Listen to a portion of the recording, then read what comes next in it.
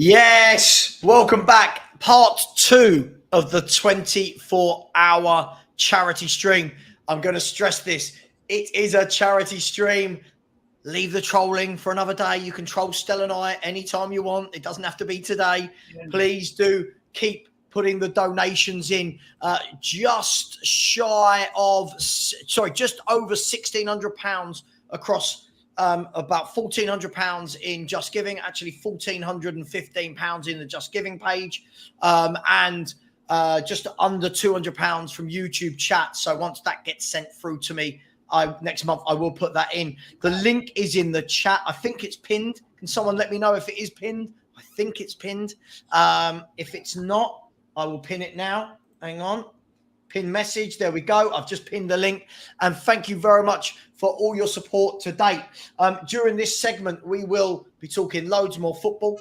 Any topics you want, we can discuss. There's 24 hours to kill.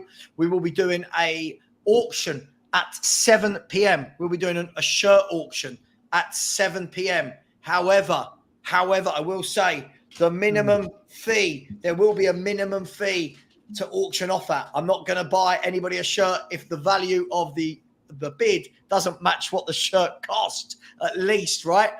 We've got to have some rules in place. Big up to Stel, who's back. Steve is back. Alan's back. The link is there. Please subscribe. Please subscribe to the guys who are on the chat. And thank you very much to whoever just put in £50. Let's have a look, see if I can find it. Oh, lots of different Spurs Rule has donated. Peter Kahagid has donated. Thank you very much. Rob Brown, 7, has donated. Anonymous, Ed M, Belgrade Wanderer, Scott M, Anonymous, and Kia Horpan, and Vesa O, Jano, and Andy from Cyprus. Big up to everyone. So far, 91 people have put in, and we are en route, but we want to get to 3,000 in the next 8 hours. Where were we, chaps? What were we discussing?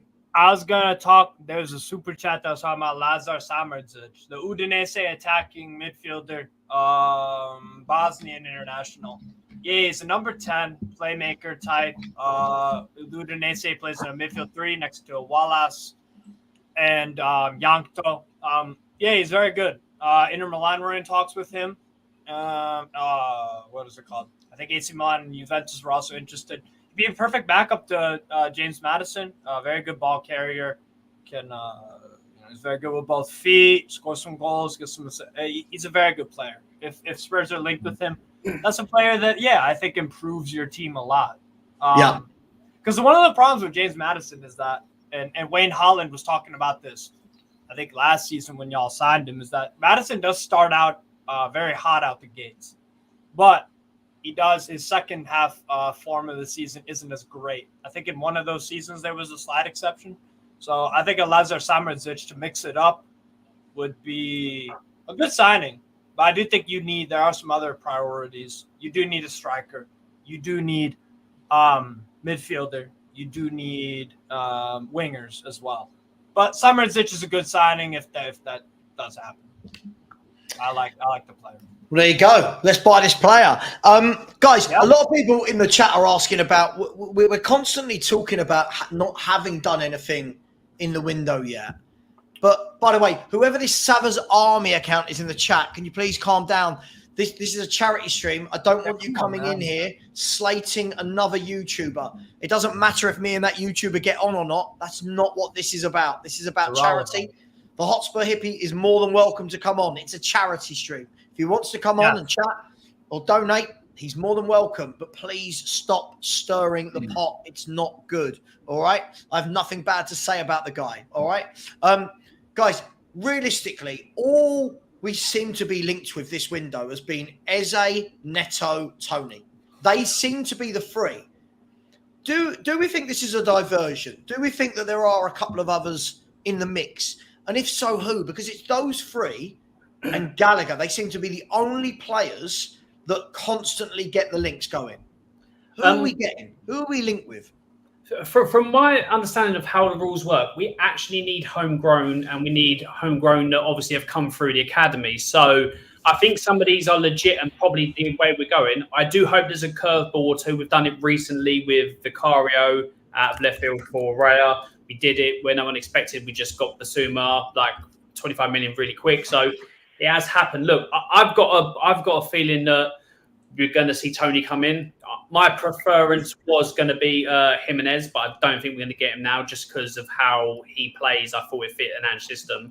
Yeah. But it's going to be Tony where, I don't deny him as a player, what he does on the pitch and what he brings to a team. But he's behind the scenes, if he can curtail that and he obviously doesn't do similar to what he's done, then it will only benefit Spurs. So I'm cool with that. You know, when you go for Eze, I think we all want him. I don't think I've met a Spurs fan that says they wouldn't take Eze, so that would be a positive. Neto. Alan, I've seen it. I've seen it. I watched a stream the other day. I won't mention who, where all 4 panelists agreed that this is what gets me. Eze doesn't fit an Ange system. Those are the sort of comments that drive me nuts. And I think that's a bit crazy. To be fair, I really do because I don't know who that was, but that's obviously their opinion. I disagree, but wow, Well, who? I'll have to ask them who would fit an Ange system then, because I thought Eze would fit quite well. But look, for me, the type of players we've been linked with, and what Steve just said about the player we've been linked with, who I don't know anything about, saying to be Lazar Samardzic. Back up. For me, that's where we go wrong as a club. You need to start buying players that are better than your 11, that improved 11, and in that way you improve the squad as well, because the players who we think do a good job at Spurs then are beefing up the squad. If we just buy backups, then we never improve the first team, and then you just have a backup that is less than that. So again, I don't know. Obviously, that's your like. I'm not going against your opinion, Steve, on the player. I'm just saying Spurs as a club, I think, need to buy better than backup or look better than backup. We need to go straight. Like we need to improve the first 11. That should be priority rather than let's get backups. And by the way, if we are having to get this homegrown and all that, although I don't want it, I'm just going to obviously rile people up here. I think the KWP links may be legit. I think we may be seeing the return of. Do you know what? I think when you look at that Kyle Walker-Peters, when you look at it and we look at who is academy homegrown, Ollie Skip, I think it's a blessing for him and a curse. I think deep down that man probably knows that that's the reason he's still at Tottenham Hotspur Football Club. I'm not being rude. He's not good enough, right? He's a decent, probably bottom half Premier League player, right? Yeah. That should probably be at Southampton, right? But he stayed because, as far as I'm aware, he's homegrown from the youth, from the academy. So is Whiteman and Austin. Those two. Yeah. And anyone else? There must be one more, right? We need 4. Oh, Niall John. Yeah. Niall John counts as homegrown from the academy. Madison? Oh, no, Madison's from Coventry, wasn't he, originally? Tyrese. Yeah, but they're not old enough, are they? They're not old enough to count. You've got to be under 21, right? Oh, my Over bad. 21. Okay. You've got to be over 20. Oh, right. Yeah, you've got to be. Yeah, because every club needs. Listen, this will be a chat for people. Spence classes as one, then, doesn't he? No, because Jed Spence wasn't through the Spurs Academy. You've got to have 8 homegrown players, and this is where it gets complicated. To have a 25-man squad in Europe, yeah, you must have 4 players in that 25-man squad that were academy trained, or if you don't, you have 1 less. So you can have 24 or 23. Skip will be one. Skip, Whiteman, Austin, Niall John, who probably won't make the squad. Yeah. So that's why everyone's saying Dane Scarlett's not old enough. It's why you need either Kyle Walker-Peters or Marcus Edwards. That's why they're being linked. Yeah. The return of KWP. Now, somebody put he's a solid player. Look, I don't deny he was a decent little player, but that's not the level Spurs need. You need quality. He's not better than the Porro. And people go, oh, maybe defensively. Okay, but Porro brings more to the team just defensively. And also, when you bring Kyle Walker-Peters in, you're bringing him inverted. Can you do in the middle what a Porro does in linking up play through the middle? We don't know. I don't believe he can. Jed Spence, people have waxed lyrical back. It's pre-season, guys. Let's just relax. When he gets to the Premier League season, we've seen what he does in the Premier League, and it's not great. Again, another one I got wrong. I thought he could have done better, but I don't think he's all of a sudden going to come good this season.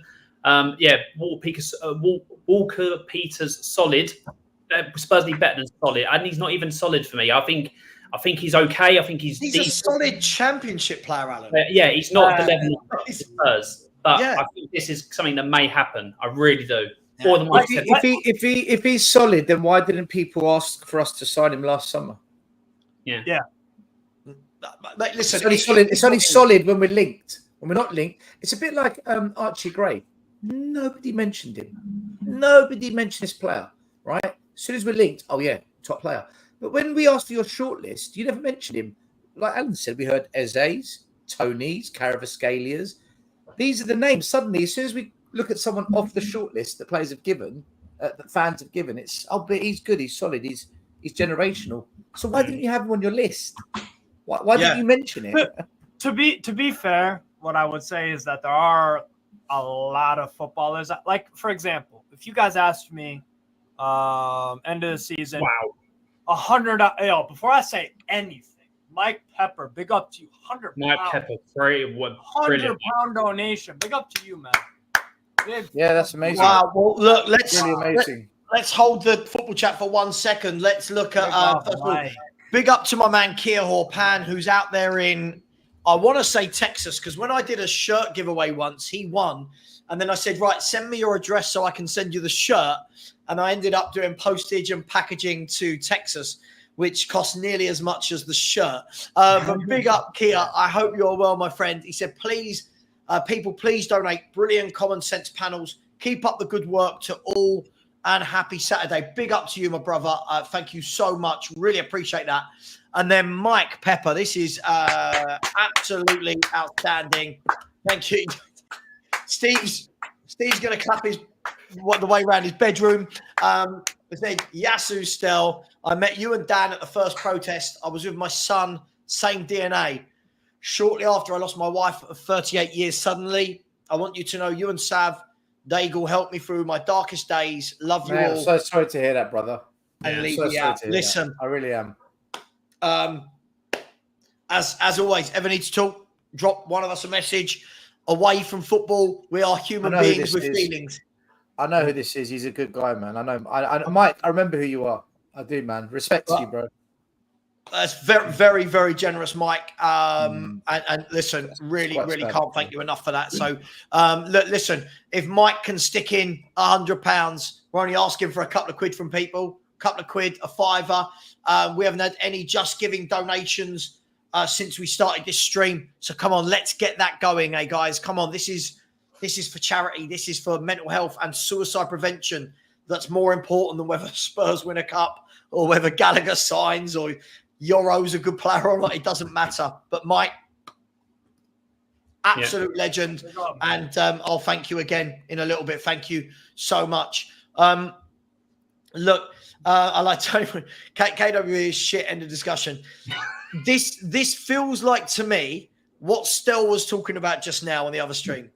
It feels like, Stel, KWP would be one of those players that if West Ham went and signed him now, or Everton, we'd all go, God, what an average signing. The moment Spurs do, we'll go, oh, actually, he offers a real good competition in an Ange system and blah, blah, blah. He's really good. He can play right and left. And that is what we will do with Kyle Walker-Peters, in my opinion. Yeah, he's average. I agree. Come on. This isn't the benchmark. The benchmark isn't if you're better than Chicken Royale. Come on. Yeah. The benchmark has to be you're better than Porro when you improve the first team. That's the benchmark. Why do we?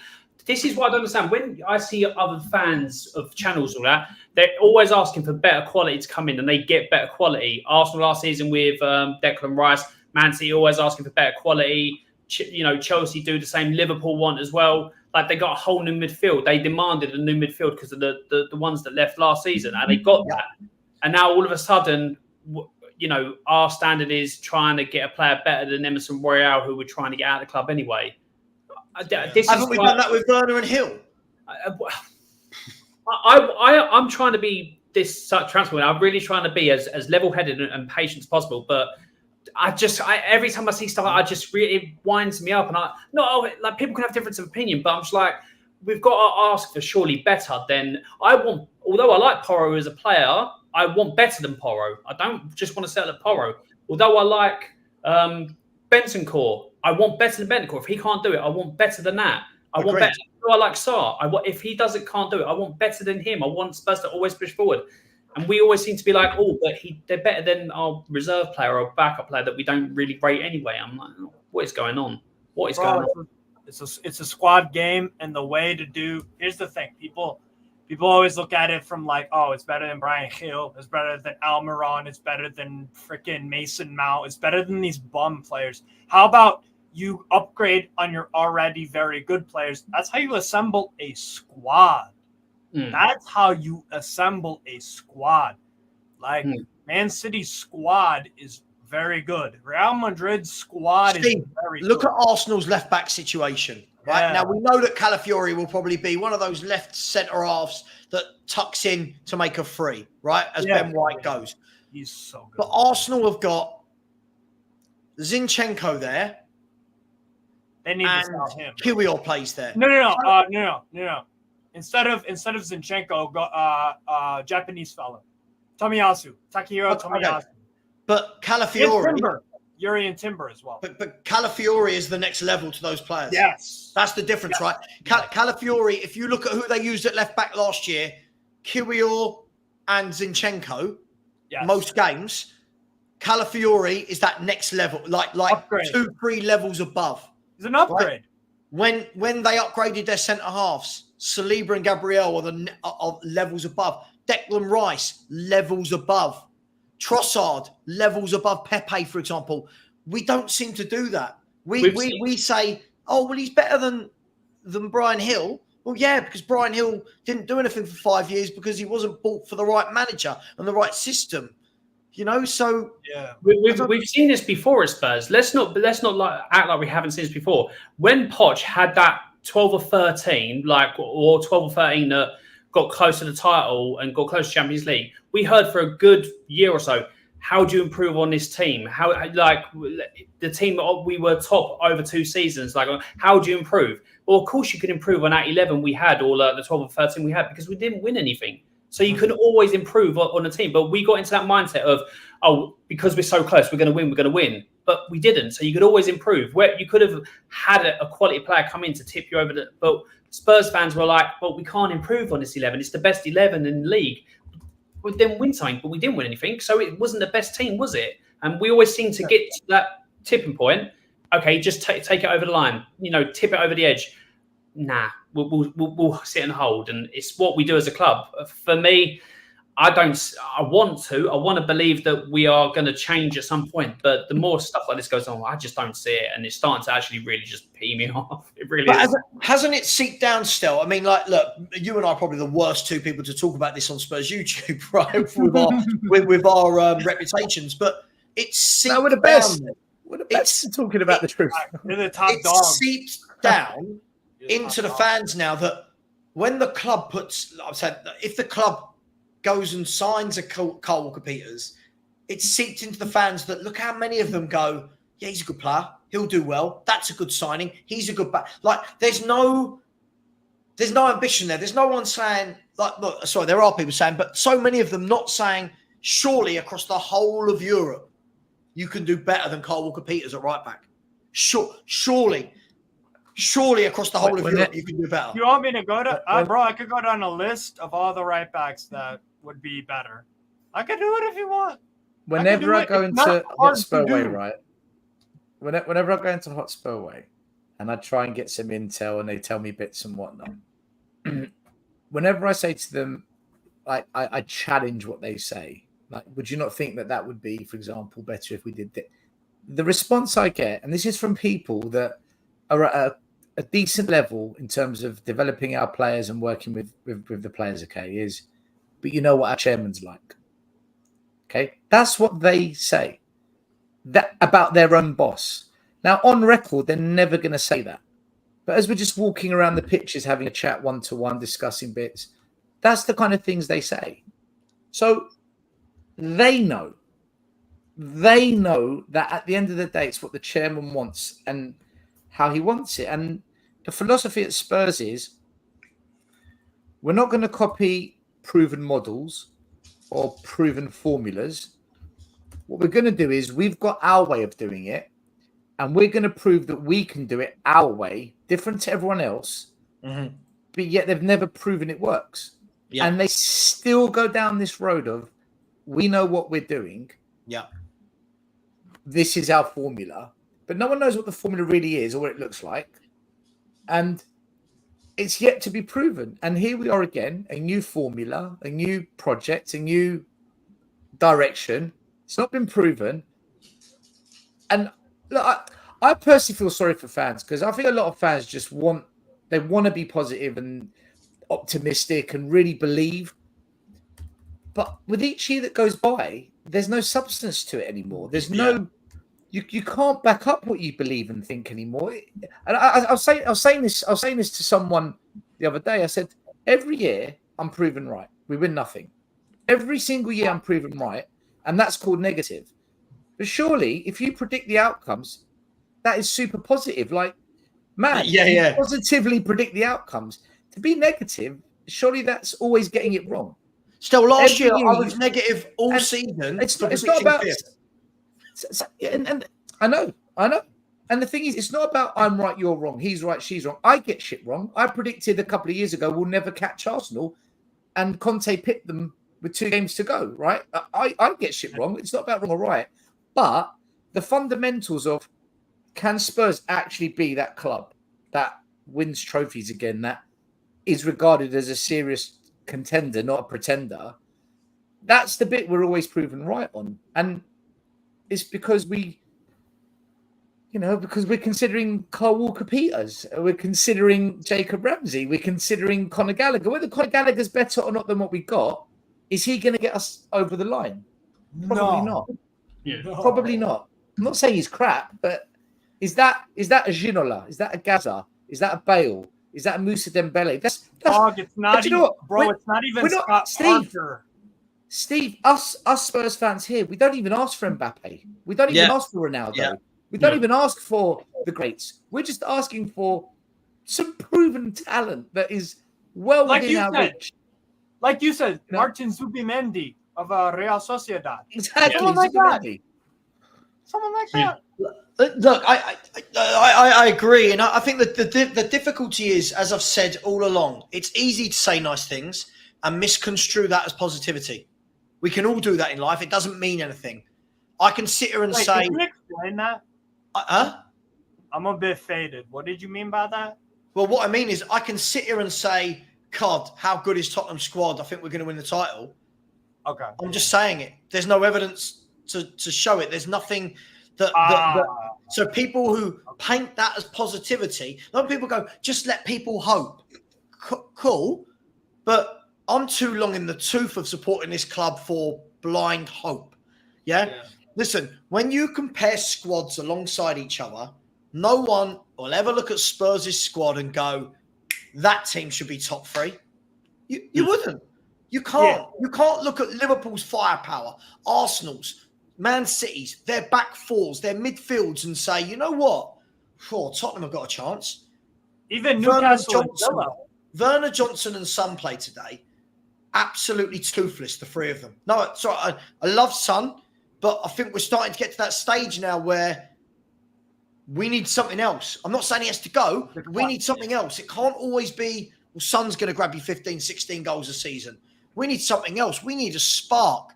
We need a player that, somebody's put in here a great point, guys. Spurs seem to score the same goal every game. Get to the byline, put it back, tap in. So we don't seem to ever shoot from distance. We don't seem to whip the ball in, have any headers. We don't, do you know what I mean? It just feels very, I don't know. Very programmed. Very robotic. And the thing is, let's say that there's, and let's say, sorry if I cut you off, Stowe. I apologize. I'm a bit out there. No, it's okay. You know what I'm saying, bro? But like, you know what? All right, so here's the thing. There's nothing wrong with that. Let's say that there's nothing wrong with that, because I know what you mean. You score a lot of those goals where it's low-driven crosses, and someone taps it in with a powerful finish or placement or whatever the hell. But if you want to achieve a Premier League title, champs, whatever, any trophy, then you got to have quality players so that Timo Werner doesn't miss one-on-ones. Instead of a Timo Werner, that's Take Kubo finishing that off easily, or Hector Koglu of Galatasaray, or someone of that ilk. A high-quality player puts the ball in the back of the net when Timo Werner didn't, and it's crazy, bro. There's nothing wrong with scoring the same kind of goal. The quality needs to be up, though, so that those obvious chances will 90% of the time go in compared to a Werner where it's 50. It's a big difference. But listen, I think half the battle with Spurs is we want to belittle other teams a lot. We really, really do. We seem to find in a generalization more joy in Chelsea having a bad year, right?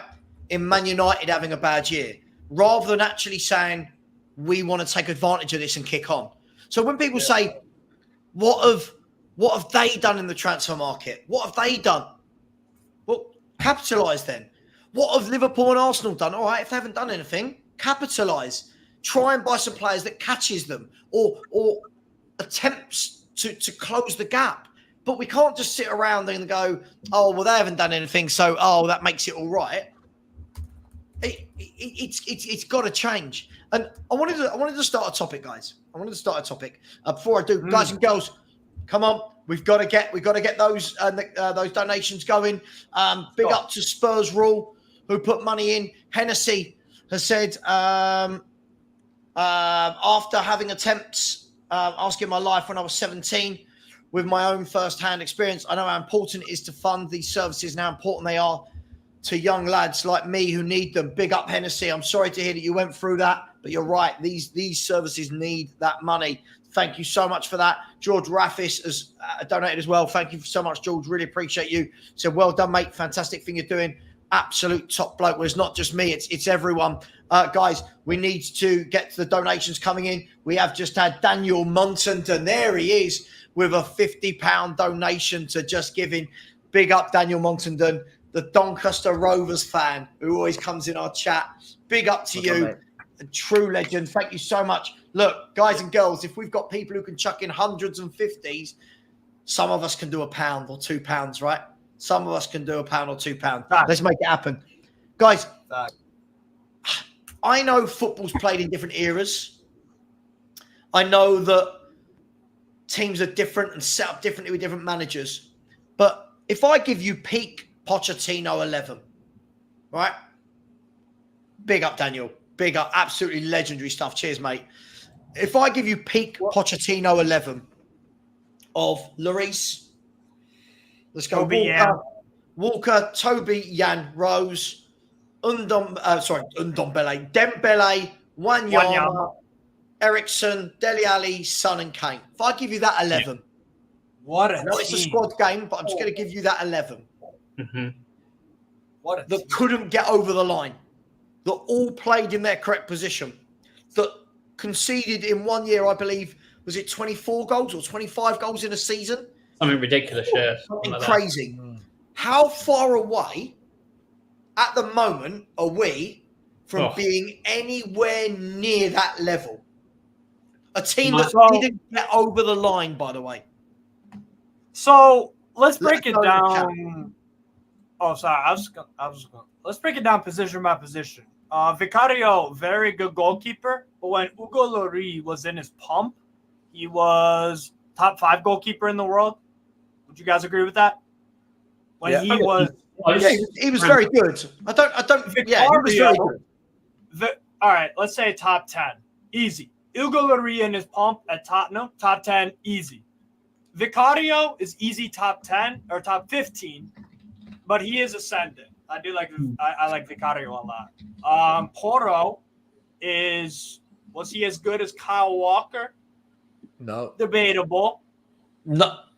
Not for me. Okay, what I would say, defensively, it's no. Well, let's go through it then, Steve, player by player, and the chat can join in. Yeah. Right? Everybody, let me know. So you guys tell me, who are you picking at this stage? Now, again, before people get too deep with it, yeah, it's just a laugh. Vicario or Lloris?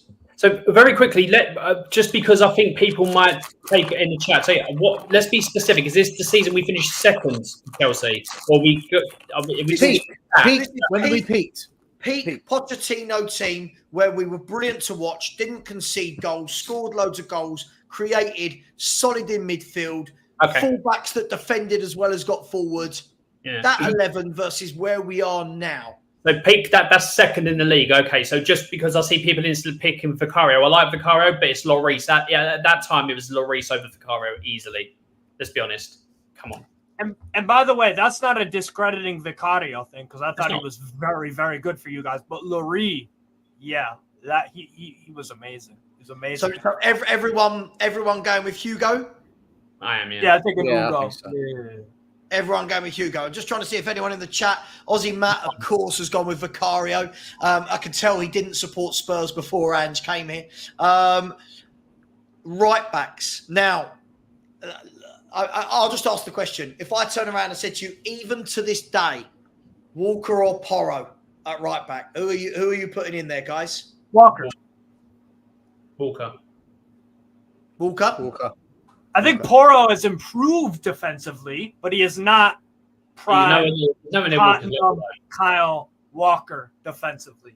There's a reason Pep spent 50 million on him, man. There's a reason. No, I agree. Walker. And that was before it was fashionable to pay £50 million for every player. I mean, let's go left back then. You've got Danny Rose versus a doggy. I know a doggy's right at the beginning of his career, but for me, sorry guys, I would take Danny Rose all day long, if I'm honest. Danny Rose, yeah. I do really. I was going to say I like a doggy, and I think he can get to a level close to that, staying injury free and actually playing and playing in the correct position for him. But as a player, like, it was Danny Rose, but like so clear. So far the keeper and the two fullbacks. Now centre-backs. Vertonghen, and let's go with rights and lefts. So at right centre-half, it would be Romero versus Alderweireld, and at left centre-half, it would be Van der Ven versus Jan Vertonghen. Let's go with the right centre-half first. Romero or Toby Alderweireld?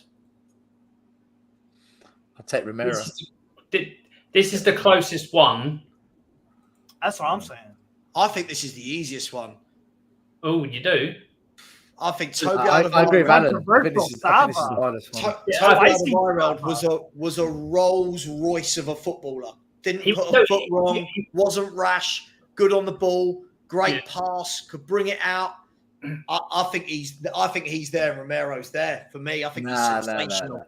So too many mistakes, too rash. He's too rash. Too many mistakes. I get that about Romero, but like, we've also got to admit the good stuff he does. And like, he's people saying that like people held Toby up to a high standard because he went long periods without conceding yellow card or giving away free kicks. But Romero has done that too. Romero has won trophy, not with Spurs, but he has won the Copa twice. You know, he has got good stats as well. I agree that sometimes he can be like, just have a moment of crazy like in the game. And I think the reason why I tip it to Toby is because he was always calmer. I tip it to Toby. For me, this is closer than I think you've given it credit for, Savva. So, but no, yes. I think it's closer than you get. But I would still tip it just to Toby. I think Romero is better on the ball. I think he's better going forward. Going forward, I think he's better. And also, I like the way Romero defends. It's slightly different. He watches and he just pokes it off of you. Like, quite often, he doesn't have to go to ground. I like his fire. I like the Latino in him. I'm not saying Toby's crap. I think Toby's one of the best defenders that's played for Spurs. But I would take Romero over Toby. That's taking nothing away from Toby. I just think Romero is a lot better than what some I, fans I, I just think being calm. I know I'm in the composed- minority with this. I know I'm in the No, minority. listen, it's fine. I just think Toby was so calm and composed that for me trumps erraticness all day long. I think Romero is one of those, when he's on his game, he's brilliant.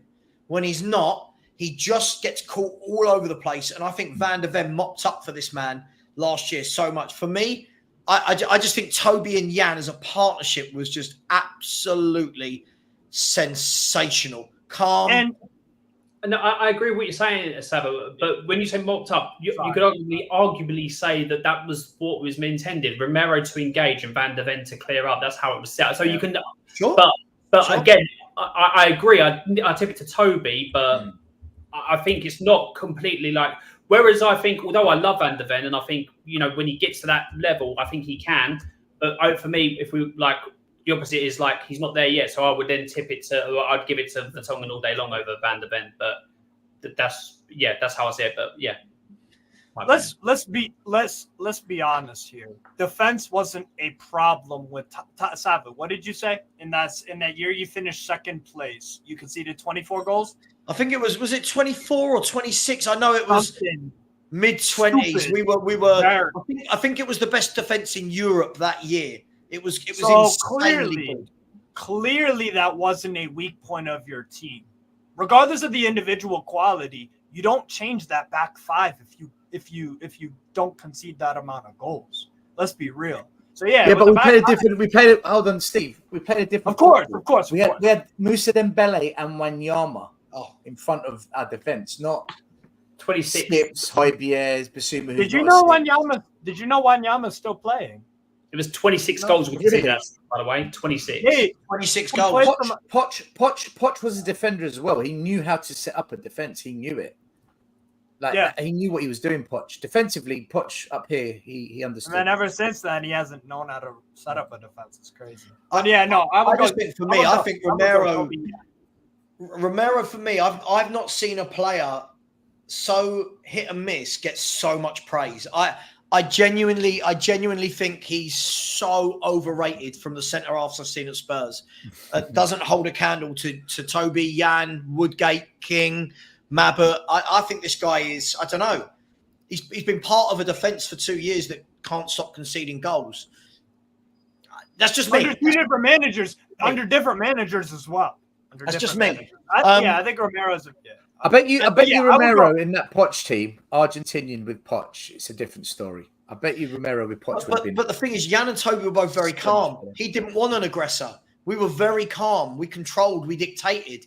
The aggression. The thing that I don't like about Romero is what other people Romero's do. actually calm, though, Savva, on the ball. It's just those rash moments he has. On the ball. He is. On the ball, yeah. But I'm talking about whenever a ball would go over the top, you knew Jan or Toby would mop it up calmly. They would never dive in. You knew that they'd nick the ball away from them.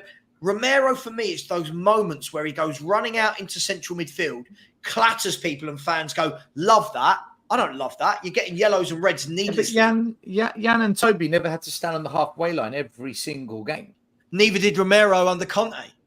We see Romero for Argentina do it, but this is the thing. Yeah, but under Conte, Romero was part of the defence that got us top four, and that was a shit team. Sure, right. But he was also part of the defence that conceded 63 goals. But Romero played next to Eric Dyer and Chicken Royale. Toby and Jan had Carl Walker. And hang on. But you've just argued your own point. First of all, he was part of a defence that got us top four, which included the likes of Royale and Davis. And then it was, but he played with Royale and Davis. Yeah, meaning if they weren't there, we could have done better than top four. Possibly. I need him to have an outstanding season. Yeah. I need to see a season from him where he's the best centre-back by a country mile. Last year, Van der Ven was. Savva, I don't think we're going to see that with Ange. I don't think with Ange we're ever going to see, no matter what defenders he brings in, the way we play defensively, it is a bit of the Wild West with us. True. No, absolutely. But listen, I think these are good talking points. I don't get me wrong. Everyone thinks I hate Romero. I don't hate Romero. I think he's very good, but I do feel like this guy can have a stinker and fans still go, oh, Romero was good today. You're like, oh, was it? Here's an interesting question to throw out there. In 4 years, if we do this again, will Van de Ven be in the discussion to be in a combined 11 team? Because I think Van de Ven, for me... Ooh. I mean, let's see how he progresses. We'll get on to that one. Yeah, I mean, we're moving on to... My worry with Van de Ven is that this style of play, his hamstrings are going to take an absolute hammering. Yeah, I know. They're going to take a hammering. And for me, I'm almost at the stage where I feel like... I think Van de Ven is a magnificent player, by the way. I'm not taking anything away from him. I'm talking, this is on the manager. I'm almost at the point where I think, would we be better off dropping 5 yards, having Dragoshin at the centre half, and having Van de Ven as that kind of left back that can invert? So it allows Porro to go and do his thing and then leaves you with Romero, Van de Ven and Dragusin as a free. That's what I would do. If I'm being brutally honest, that was what I would do. You'd get the best out of Porro, letting him go and bomb forward and play down the wide. And it means that you've then got 3 defenders for when people attack us. You got 3 of them rather than 2. I don't know if that's trying to be simplistic. No, that's perfect. Because if you have that 3 center back convo, Dragusin is aerially, he is, if you said to me, Dragusin is more than aerially dominant. He's the straight up king of it. I've been watching, like I said, at Genoa, Romania, and even when he got game time at Spurs, I can't remember a time that he lost the ball in the air. He is a force of nature in the air, Dragusin. So you get that middle center back. You get that middle center back where Dragusin is the guy that deals with everything aerially, and I mean everything. Then you have Romero, who needs to channel his aggression, and he's done a better job of it. I see him improving in this. Channel that aggression on the ground duels, and then you have Van de Ven, where if you go up the pitch, he can the recovery pace. You have recovery pace, aerial dominance, and ground duel dominance. That's a perfect 3. It's well balanced. And Steve, we'll talk about this afterwards, but this is why I cannot understand for love nor money how we are not playing wing backs. We've got the perfect players for wing backs, but we'll get to that. Look, Van de Ven versus Vertonghen, very difficult because I am talking about a peak Vertonghen versus a younger Van de Ven who I really rate. But Vertonghen for me was just... This is easy, man. I thought he was a brilliant defender. I thought he was so good. Jan Vertonghen is the best centre-back I've seen play for Spurs. I think he's better than Ledley. Not massively. Ledley was wicked. I think he's better than Sol Campbell, who was a good player, although he's a Judas. I think technically, you show me a centre-half technically better than Van de Ven. His left foot was Van de Ven or Vertonghen? No, Vertonghen. Sorry, Vertonghen. Jan Vertonghen. Sorry. Jan Vertonghen for me. And that performance of his, I'll never forget it. Away to Dortmund in the Champions League was outstanding. Oh, yeah. Listen, I love Ledley. I'll always love Ledley. In fact, no, I take it back. Ledley won the cup. Oh, no, Ledley was better. Sorry. He got us over the line. I take it back. I'm allowed to make a mistake. He's the second best. He's the second best back. That was a quick U-turn. Honestly, he's the best. On the ball. He's tackling, he's heading. Oh, what a flip flop you asked for! What a flip flop! Second best centre back I've ever seen play for Spurs in my generation. Wicked. Ledley King was before my time I watched football, but from what I remember people saying, didn't his career get a bit derailed by injuries, right? Who's that? Yeah. Ledley King. Ledley King was... I don't know why I said that. Absolute. Listen, I lost it. Ledley King, we're almost lucky in a way he got those injuries. If Ledley King was fit week in, week out, there is not a chance Ledley King stays at Spurs his entire career. Yeah. That boy was like Alan's wall. He was mustard. He was indeed. He was mustard. Can I ask you a question? To make that comment of the Vertonghen's better than Ledley, has Steve been secretly passing you drinks across? Like, yeah. He's been Sorry, are you saying Romero is better than Ledley King, Sol Campbell, or are you talking about the Jimmy? What are you? Let me know what you're saying. He is better than Vlad. The guy in the comments saying, "Do I mean Vertonghen's performance against Dortmund at home where he scored in the 3-0 win?" No, that was good. Go watch what happened away in Dortmund. For 45 minutes in the first half, we got pummeled. Vertonghen and Lloris saved us for 45 minutes. Them two saved us. Can I just quickly say, a lot of rival fans do Ledley King a disservice because of his injuries. From everything we saw of him, I'll be honest, from what I saw of Ledley King, if he had been injury-free, he would have eclipsed. He would have been a regular in the England team. He would have been one of the main starters. He would have been the same level as the people in his generation, only because of his injuries. The one that stands out is against Chelsea. He came from way behind. Robin. He had no reason to get there. Just top draw, and because of his injuries, rival fans don't have a clue what they talk about in regards to him. If he had had an injury-free season, he could have been one of the best defenders in England, like in this generation. In his generation, he was that good. He was that good. Jonathan Woodgate as well was very good, right? But he also had the injury problems. Class centre-back. Absolute class, Jonathan Woodgate. And unfortunately, another one. I remember very few times we managed to get King and Woodgate out on the pitch together, right? And I think wasn't one of them, if I'm not wrong, someone might make me wrong here, in the last time we won a trophy, I'm the winning header against Chelsea. King and Woodgate started against Chelsea in the cup. They did start. Yeah, I remember being there and being like, I just thought, if only these two could stay fit all season, we would have been brilliant. But both of them between them couldn't do a season. But I thought Woodgate was absolutely sensational as a footballer. Was he better at Newcastle or Spurs? Newcastle. I mean, he was better. He was too injured at Spurs. Anything. He was better at Leeds. Then went to Madrid and was just constantly injured. Then came back to the UK, constantly injured. He won a trophy at Spurs and he scored the winner. Yeah. Also, 654. Ryan's comment at 654. Thierry Henry even said that Ledley King was the best defender he ever played against. Which goes to show exactly what. Who remembers? I'm going to go to Jesus. Savva, before you start, I've got to go. I'll be back in 2 hours. Bye. Everyone in the chat, donate your money.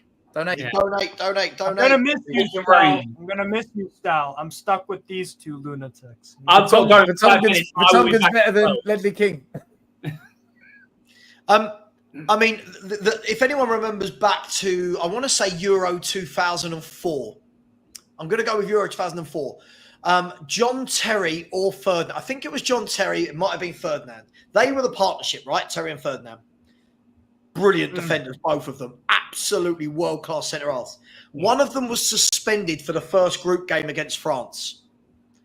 And King played and got man of the match, pocketed Thierry Henry, and then was dropped for the next game because Terry or Ferdinand, whichever one it was, came back. And you went, the guy ain't got a chance. The manager had his pairing, didn't want to change it, but Ledley, not only was he brilliant there, he was a superb number 6. Yeah. He was a brilliant defensive midfielder as well, who would be class. When people tell me now about Romero versus Ledley King, that drives me nuts. Yeah, no, Ledley King is clear. That's not even a conversation for me. Or Sol Campbell. Sorry. I know, Alan, but listen, whether we hate him or not, that was a world-class centre-half. He was. World-class. He was an absolute Judas. He really was. But he was. I can't deny it. He was quality. I can't deny it. But yeah. R.I.P. to Dean Richards. What a sad story. Yeah, Dean Richards. Yeah. So mid. Yeah, I was just gonna say. So So we've got in the combined Spurs 11 today in 15-16 so far, no Spurs player of the current squad gets in. It's a back five of Lurie, Walker, For me, Toby Yan, yep. and Rose. So midfield.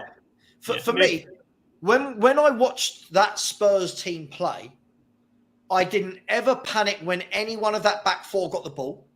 I didn't ever panic when the ball was pumped in behind because I knew they were going to clear it up.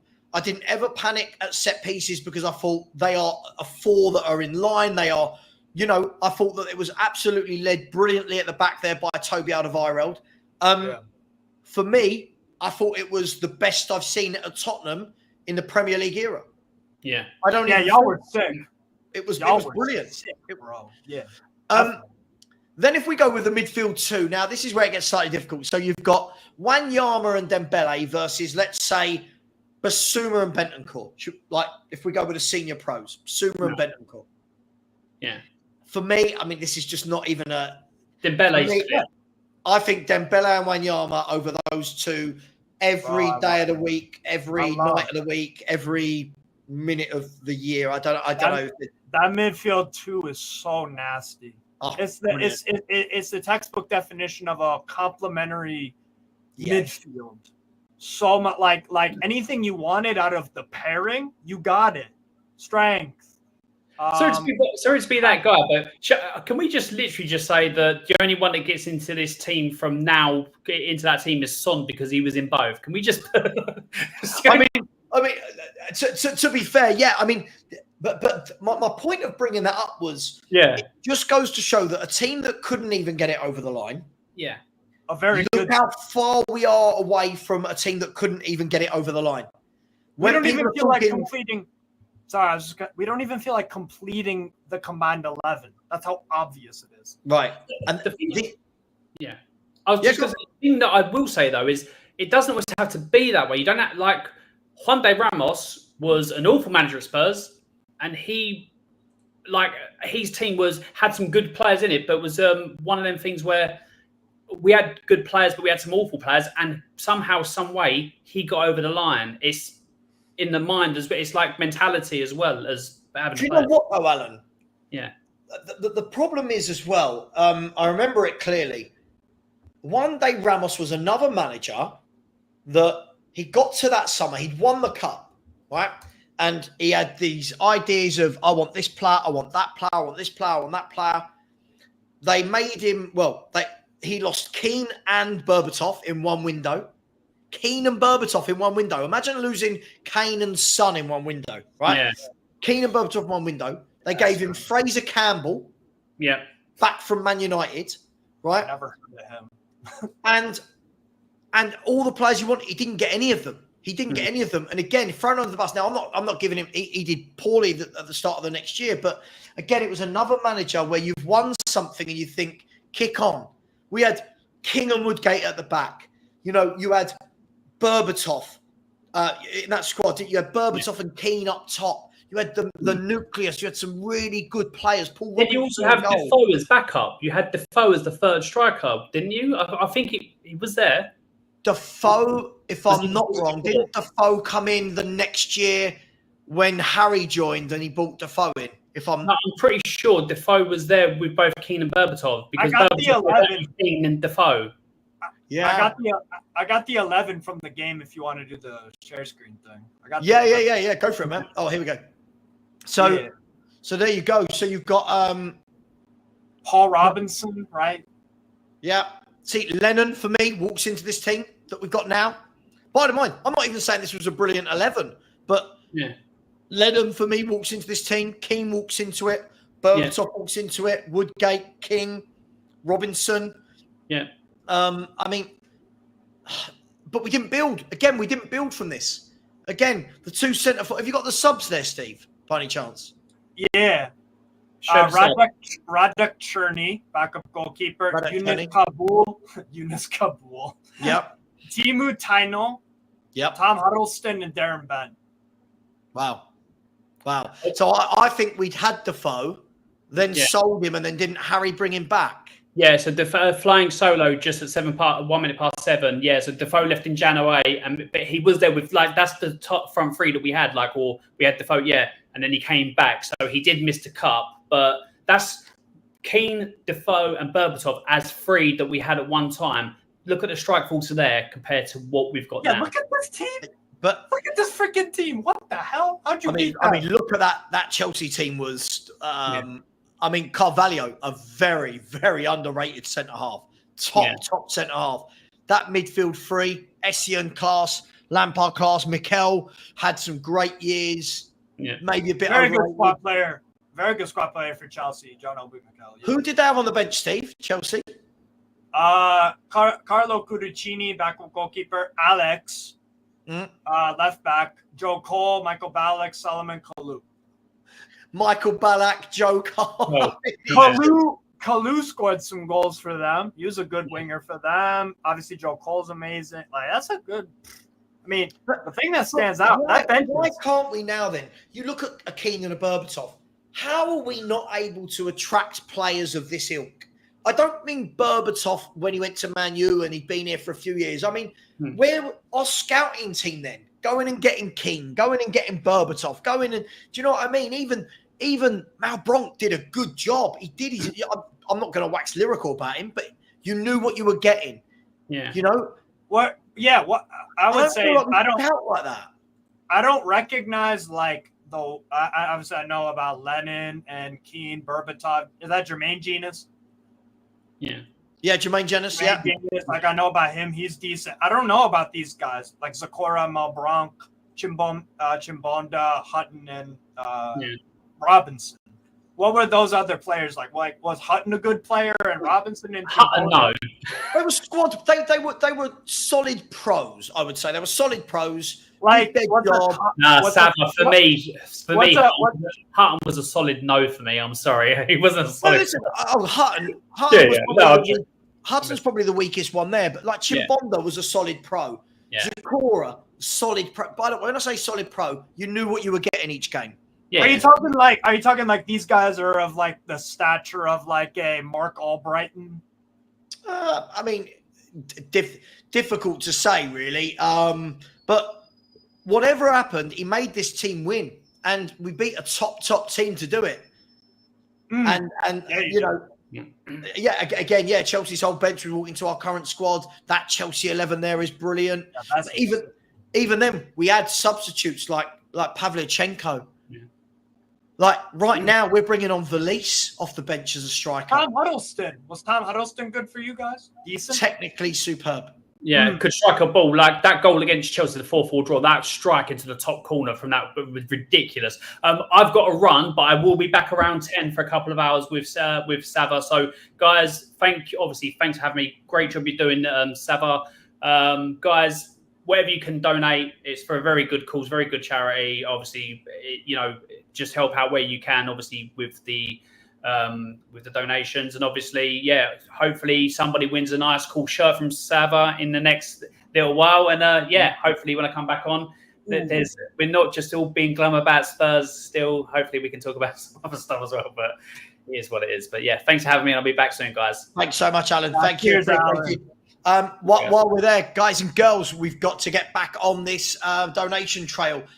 Donations have come in from Alfie Hall, who said hit 20. 100 plus shots so far. We'll keep pushing, but I've already doubled that. I thought I would get. Keep going, Savva on the panel. Much love and respect. Big up to you, Alfie. Really appreciate that, mate. Right. Simon Kerry has also put money in as well. We're at 1,579 in the Just Giving page. We've made about £320 from YouTube altogether. So we're sitting at just under £1,900. We've got to up the pace though. We need to get the Just Giving page to over £2,000. There's 204 of you in here. Let's do that, please. Otherwise, we're just idiots sitting here streaming for 24 hours of our lives, and my missus will kill me. So please do that.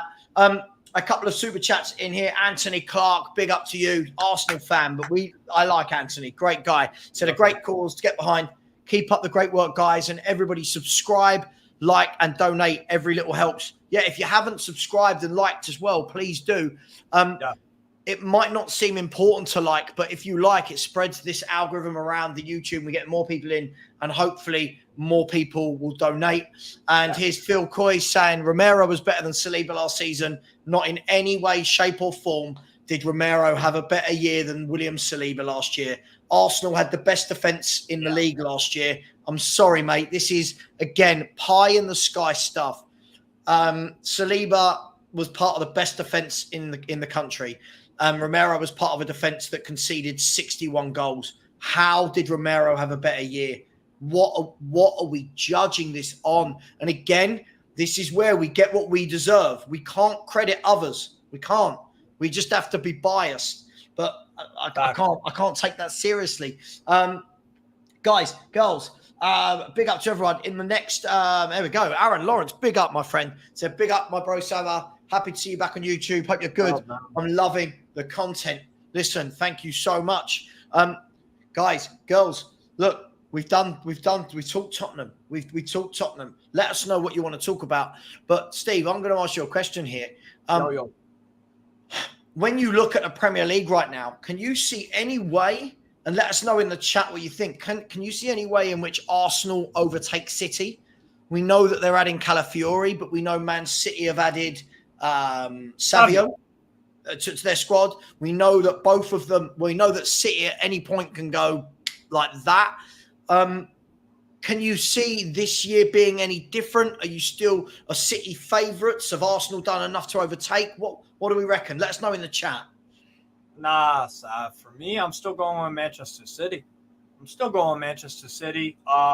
Arsenal still in that overall as a squad. The defensive depth is impressive. It definitely is impressive for Arsenal, like their depth defensively. But in midfield, I don't see it. Let's put it this way. And you can say the same about Rodri and Manchester City. That's cool.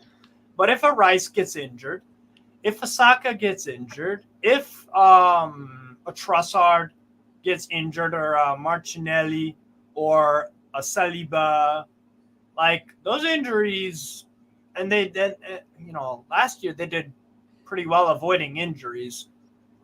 Whether that continues this year or not, whether they all stay fit kind of at the same time, that's one thing. But I just don't think as a squad quite yet have the strength overall to overtake Man City. If they added a Francisco Conceição from Porto to play backup to Saka, that's very good.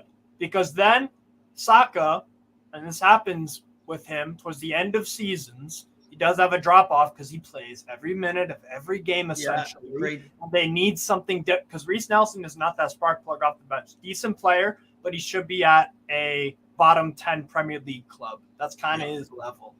Francisco Conceição would give proper competition to Saka. Pedro Neto would give proper competition to Saka. Federico Chiesa, those kind of guys. That's the upgrade that they need to make.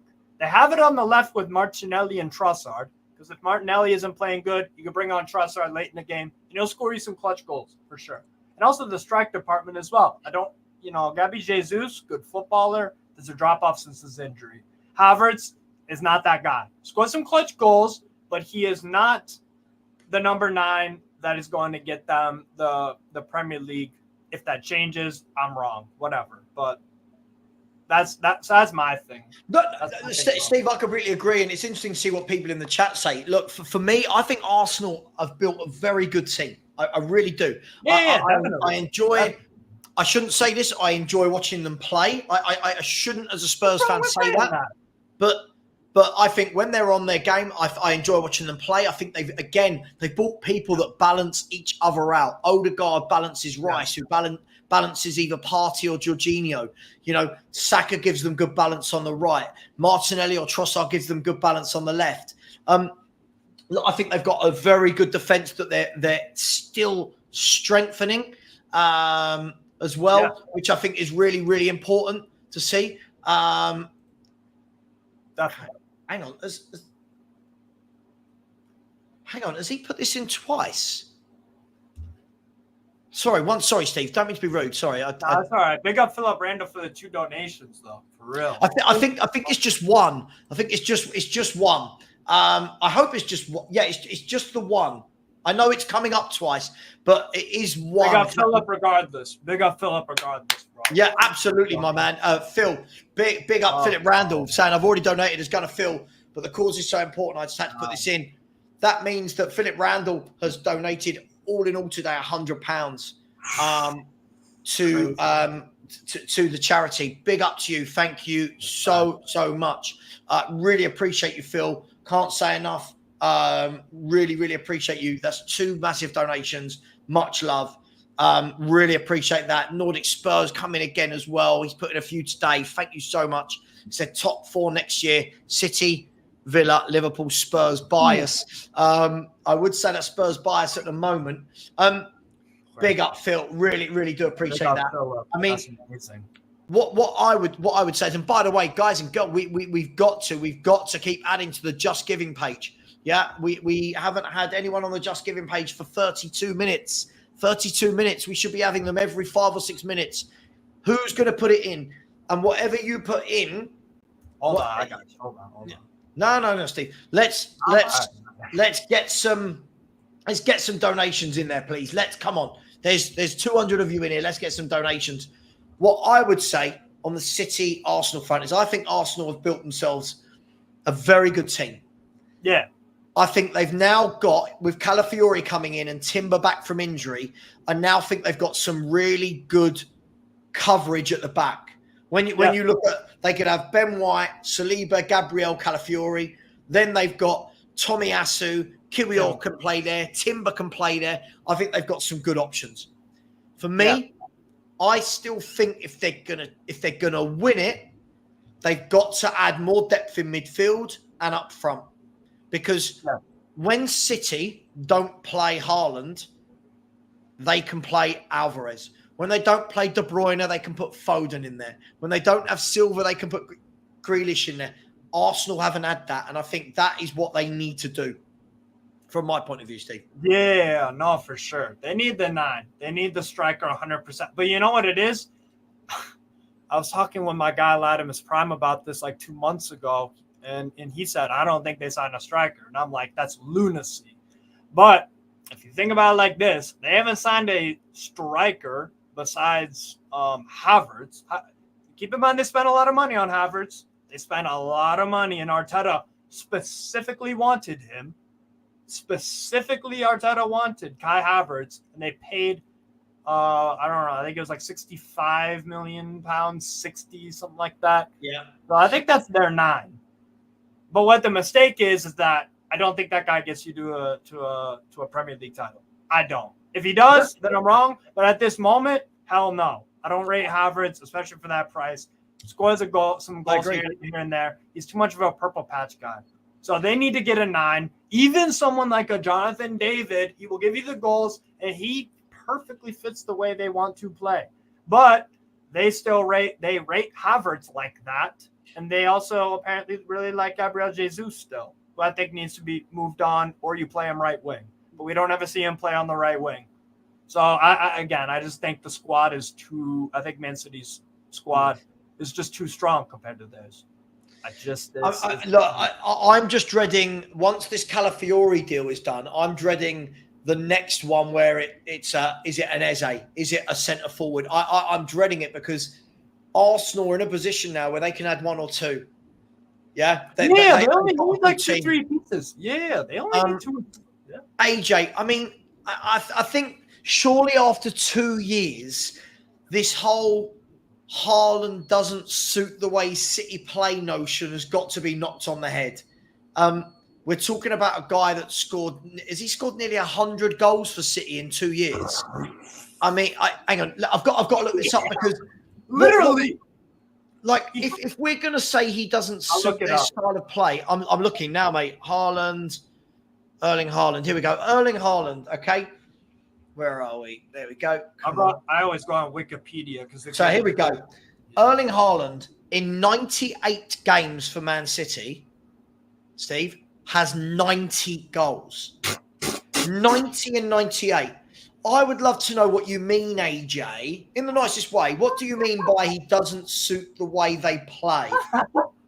90 and 98 is imagine if Spurs had a striker who scored 90 and 98, we'd be telling the world they should win the Ballon d'Or. But we're finding ways to knock how he doesn't suit their system. This guy is a goal scorer. Like, this guy is a rare commodity. He's a force of nature. He is a force of nature, bro. He occupies center backs. Bro, if I'm playing against Manchester City, I don't care if I'm Darlington or if I'm Real Madrid. I have the fear of God playing against Haaland. The absolute fear of God. Because even if you don't play well during the game sometimes, maybe that's the one thing with Man City sometimes that frustrate me a little bit. And I kind of see why people say something along the lines of he doesn't fit the way City play. Nah, how about this, bro? How about Man City? I see Haaland make runs where they should just cross it into the freaking box, and they don't. They like to Grealish will cut back and play to a Kanji or Stone. So Steve, they can't win. The year before he joined, all the criticism at Man City was they need to play with an out-and-out striker. They haven't won the UCL.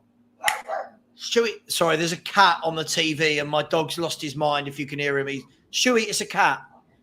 It's an injured cat. Stewie, stop. Hey, Sam, I'm gonna go bathroom real quick. Yeah, no worries. Yeah, I mean, for me, the whole before Haaland joined, everyone said that Man City weren't as good as they could be because they needed an out-and-out goal scorer. Then they get an out-and-out goal scorer who's got 90 goals in 98 games, and then the argument is he doesn't suit the way they play. Can I ask, who would be better? I'll ask you, AJ, who would suit the way that Man City play while scoring 90 goals? I'm just throwing it out there to you. Let's have a look. Yeah, absolutely. Come Gunners, keep donating. Listen, if the Gunners are donating, let's get the Spurs people donating. We are currently sitting still, people. We haven't had a donation in the Just Giving page for 37 minutes. Come on, people. This is not the time to go slow. This is the time to ramp it up. We're 9 hours in. I've got to do this for another 15 hours. We're 9 hours in. Please keep the donations coming in. We should be nearly at 2K by now. Come on, let's do it, people. Big up Aaron Lawrence saying Savva and Steve, a great combo, level-headed lads. I love it. Listen to you guys for our Savva. We desperately need someone like Neto. Watching Brennan Johnson really hurts. Aaron, you're telling me I never wanted Johnson. The problem is every time Johnson scores a tap in, everyone goes, there you go. And it's like, oh no, I need more from my winger. I want my winger to scare the crap out of the fullbacks. Yeah, I want a winger who makes them think. Where were we? Arteta has spent 700 million and still needs a striker. Well, yeah. He's trying to displace Man City. Destiny 5. Yes, of course. By the way, Ange Postecoglou's nearly spent 300 million and we're nowhere near it. Right? We are 23 points behind Arsenal, Destiny 5, and we've spent nearly 300 million under Ange. So be careful what you say, because soon this will be Spurs that have spent 700 million and are nowhere near it. So it is what it is. Machiavelli just thinks David is trash. Vindaloo says, I can't see us getting a striker after dropping 60 million on Havertz 12 months ago. Anthony said, hopefully Nelson goes to West Ham and Smith goes to Fulham. That way we can bring in Zubimendi and Neto or Eze. Lots of Arsenal fans seem to want Zubimendi. Top player. If you had a midfield three of Zubimendi, Rice and Odegaard, dare I say it, that's a beautiful three as a combo. That's scary. That's something that, or even go for there's a Valencia midfielder that I really like. It's not Pepe Lu, who is really good, but it's the other one next to him. I'm forgetting his name. Go pick up someone like that, bro. These Spanish CDMs, if you haven't noticed, they're always pretty freaking good in the Prem. These Spanish midfielders. How many amazing Spanish midfielders in the Premier League era could we name? Cesc Fabregas. Xavi Alonso. Rodri. Oh God! Now you've said it. You've given me no warning on this. Who else would go in there? David Silva. Garcia. David Silva. David Silva's another one. Yeah. Listen, the Spanish seem to produce them. They're all technically brilliant on the ball, right? Listen, as I said, I will wax lyrical in a minute. I need you to hold the fort for 1 minute because I need a wee. Yeah. Yeah, no worries. Yes, Catalan 094. Javi Guerra. Javi Guerra is the truth. He's the freaking truth. There you go. Deshaun Skyers. Thiago Alcantara. Had his injury problems at Liverpool. Amazing player. Sergio Busquets. He didn't play in the Prem, but yeah. Amazing midfielder, obviously. Andre Almeida is decent as well, Mr. AJ, for sure. I was talking about Valencia.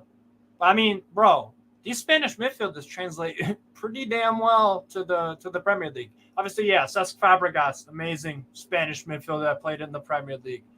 It's crazy, bro. Like, for all the Premier League proven stuff, a lot of the Spanish midfielders seem to, you know what I'm saying, seem to do very well. Obviously, Rodri. I'm trying to think. Man United, Ander Herrera. Someone said Herrera earlier. He was an awesome player for Man United. Awesome player. You know who else I'm forgetting? Santi effing Cazorla. Santi Cazorla at Arsenal. He's one of my favorite players, bro. Juan Mata. Didn't that guy score? He scored, bro. I swear on my life, Savva. Juan Mata in 13-14 had like 50 goals and assists. Stop it. Oh, yeah, that is funny. He is a good finisher, but he's not Haaland. But anyway, Savva, am I right in saying Juan Mata at Chelsea 1 year had like 45 goals and assists across the season? Juan Mata, brilliant. Superb footballer. Santi Cazorla, Rodri, Xabi Alonso. Like, look how many of these Spanish. What about the guy who actually manages Arsenal now? He was a good midfielder, right? He was a good midfielder. Mikel Arteta was a good midfielder. So Danny Ceballos. But, like, you know what I'm saying, people? You know what I'm saying? These Spanish midfielders from La Liga have made legacies at Premier League clubs over a huge span of time. Under Herrera is another one, not a legacy. He's a very good player for Man United, though. Very good player for Man United. So, like, these Spanish midfielders. You know my favorite player in world football right now. By the way, guys, girls, come on. We have literally just stopped with donation. It's just stopped on the Just Giving page. We haven't had one for 44 minutes on the Just Giving page. Thank you to the people who put in a few super chats, but the Just Giving page is really important. Please. Look, we're stuck on 1579 in the Just Giving page and have been for a very long time. Come on, guys, girls, we need some hope. We need something to get us going. Sorry, Steve. Yeah, Thiago Alcantara had his injury problems, but he was outstanding for Liverpool when they needed him to be. Absolutely outstanding. Absolutely. I mean, look, Rodri, for me, is, if you can tell me the perfect footballer in midfield, Rodri is everything. And I don't think it's going to be easy once they have to try and replace him. But I think the natural heir to that would be Zubamendi. Yeah, or Javi Guerra. Javi Guerra was a guy like him. He's quality as well. You know what I'm saying? These La Liga Spanish midfielders have translated to the Premier League for a while. David Villa, absolute baller.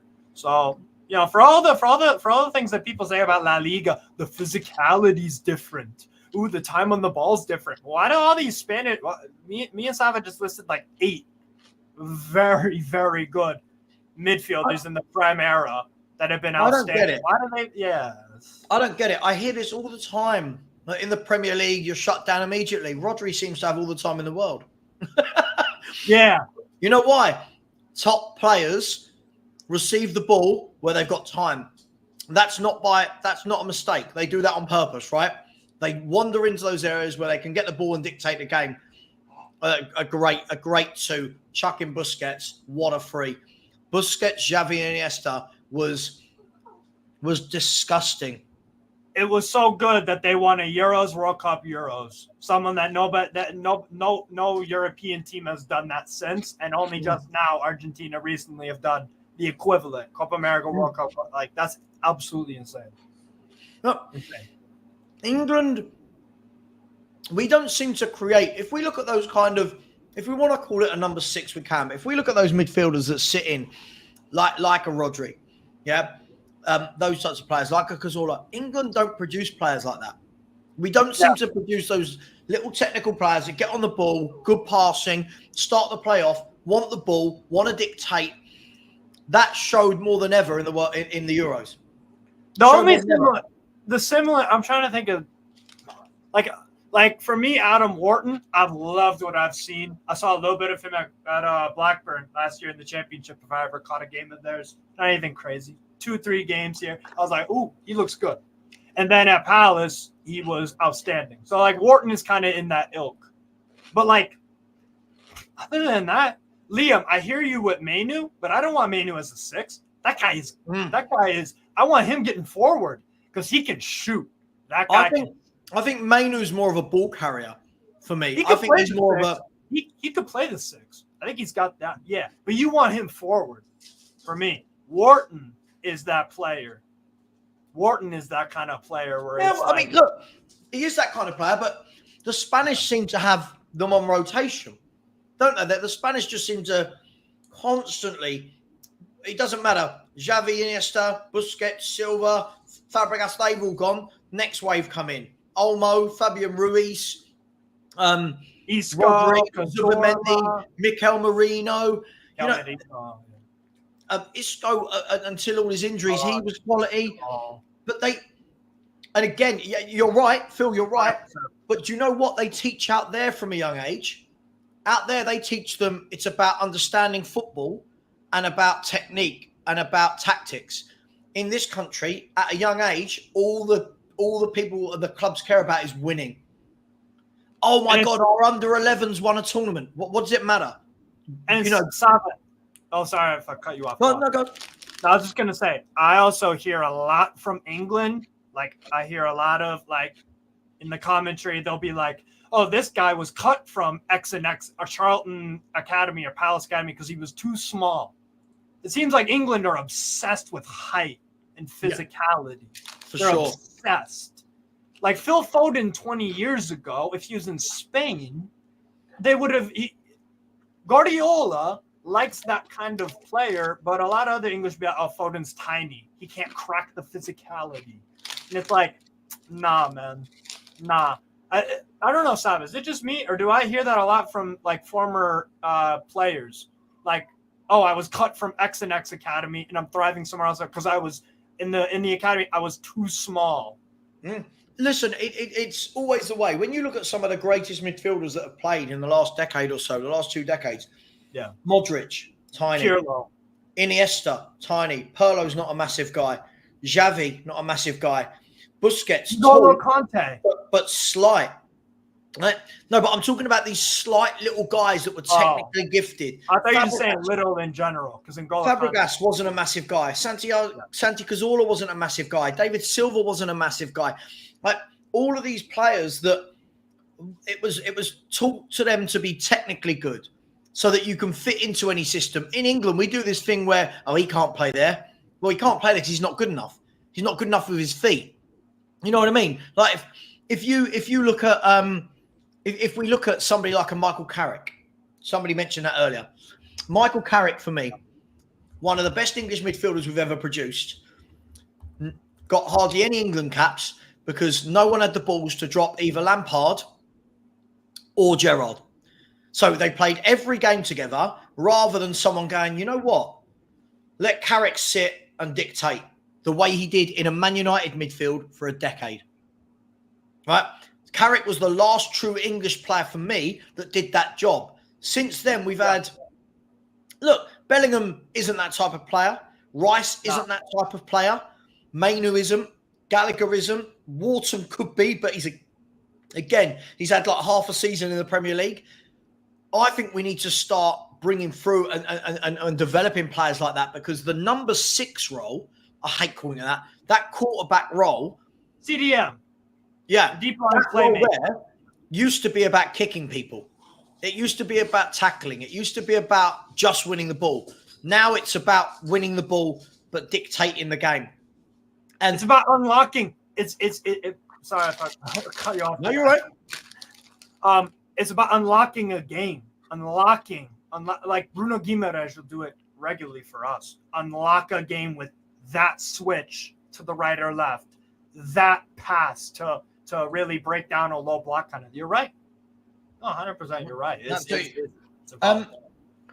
Big up to Anonymous, who's just put in £20 into the Just Giving page, who said, great calls, and La Liga is so superior to the Premier League, which is an interesting one. Listen, I agree. I think La Liga's brilliant. I think it all depends, and whoever you are, thank you so much. I think it all depends on your individual taste of football. For me, I hate football that is 100 miles per hour. Because what that means is when you're playing at 100 miles per hour and it's going back and forth, it means that neither team can put their foot on the ball and control it. What it means is there's a lot of the ball game being given away, a lot of loose passes. When you watch the Barcelona team of old, right? When you watch the Spain team of old, when you watch Man City play, these clubs don't give the football away. Bayern Munich under Pep. Bayern Munich under Pep. They keep the ball, they move it. And I think that is a much harder art than doing everything at 100 miles per hour. So, look, the whole Premier League versus La Liga is down to personal taste. I don't think there's one metric on which you can say, which you can encompass everything. But for me, I do think that English fans do get very arrogant when they're constantly going, our league's the best in the world. But when you head into European competition, they struggle quite a lot of the time against the technically better teams. Hence why going into this Euros, when I said before the tournament started, I think Spain will win it. And I'm told, oh, look at England's squad compared to Spain. England have got loads of good players on paper. Yes. England have got loads of good individuals. There's no team there. There's no ethic. They haven't got a Rodri. Like I said to my mate, give me Rodri over Bellingham all day, every day. Oh, Bellingham's brilliant. Sure. But I know that Rodri every game is going to run it for me. Yeah. Who am I having at the two? Tony. Virtually no rest, by the way. Rodri has had virtually no rest for Man City since he got there, really. He plays a hell of a lot of games for our club and country as the starter until the 90. It's crazy. So yeah, and also it's a weird comparison. Yep. It's a weird comparison comparing Bellingham, who's an advanced midfielder who you want crashing the box, compared to a CDM. So I don't know why people would make that Rodri Bellingham comparison in the first place. It's comparing apples and oranges. That's what it is. Right, let's do it, Steve. Yeah. I'm sorry, everyone, if I'm eating throughout the stream. I'm just eating like I need to eat, right? Let's do it. Everybody, let's turn our attention to the Ballon d'Or. Okay. The Ballon d'Or. Now, I think, hands down, it should be Rodri. My opinion. I think it should be Rodri. I think he is the heartbeat of the best team in the Premier League and the best team in world football at the moment in terms of Europe. Yeah. Right? Let us know in the chat, who would you make as Ballon d'Or winner and why? Don't just say a name. Tell us why. Steve, who springs to mind for you as options? Options? All right. Dani Carvajal. Lautaro Martinez. Rodri. So it's got to basically, we're saying, in that order. Not in that order. One things with their national team and their club, right? And Carvajal, by the way, I'm trying to think of a bad game he had last season for club or country. I can't name one. Carvajal. I can't. And I just think, of all the time I've been watching football since 2014, the only other right back that I've seen has an argument to be better than him, maybe two, is Philippe Lam and Dani Alves. In terms of right backs, I think Dani Carvajal has an argument to be the best right back I've seen since 2014 when I started watching football. Carvajal, he's been so consistent. He's been so consistent, Dani Carvajal. Real Madrid haven't bought a right back. Sorry, I feel like I'm cutting you off. Real Madrid have not bought a right back that has been able to displace Dani Carvajal since they bought him back from Leverkusen a decade or so ago. And look at what Real Madrid have achieved. Look how many top performances Carvajal has had. He's not the sexiest name or the sexiest player, but my word, he's so underrated. I can't really argue the Rodri Ballon d'Or thing, but if I were to say someone, I would go at Carvajal or maybe even Lautaro Martinez. I think Martinez has been outstanding for club and country as well. Archie Gray. But I don't know. What do you? That's my top three: Carvajal, Rodri, and Lautaro Martinez. I think any of them three are deserving winners. Is there, like Angus has said here, big up Angus. By the way, people or Vinny Jr. Keep donating. Listen, I'm going to show you where we're at, okay? And you guys tell me. We're 9 hours deep, right? We're over nearly 9.5 hours deep. This is where we're at. So you tell me what you think. If we're doing well, if we should be doing better, okay? There it is. Just to prove to you. You can see that. 1,596. So we're 31% of our target. Now add 300 onto that is in the YouTube payment that I need to transfer over when YouTube pays me next month. Mm-hmm. Right. So we're just under 2,000. Come on. We can do this. This Just Giving page should be at 2,000. £1, £2, £5. If everyone in here just put £2 in, we'd have nearly 400 quid in 10 minutes. Come on, people. Thank you to everyone who has donated so far. Really, really appreciate it. Vinny Jr. Lots of people still mention his name. Any merit for Vinny Jr. or the Copa America counts him out? Said it right there.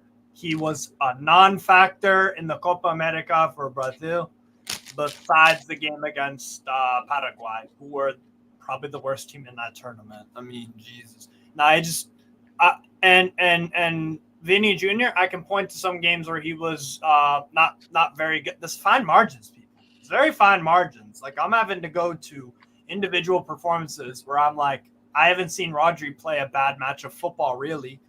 Maybe aside from the only bad performance I can name from Rodri, maybe in the chat, someone will correct me if I'm wrong. Remember when Aston Villa obliterated Man City? They only beat them 1-0, but they emphatically outplayed Man City from 1 minute to 90. That was the one game where Rodri was like, he looked like but that was Villa.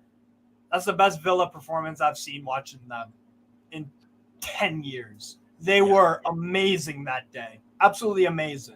Yeah. That's the only game I can think of where it was like, Rodri, you didn't play a good game. But nobody on Man City did. And they still only lost 1-0. They still only lost. So, Richard, I'm going to disagree with this. This is one of the things I hear labelled all the time, that there's no obvious winners in the Premier League.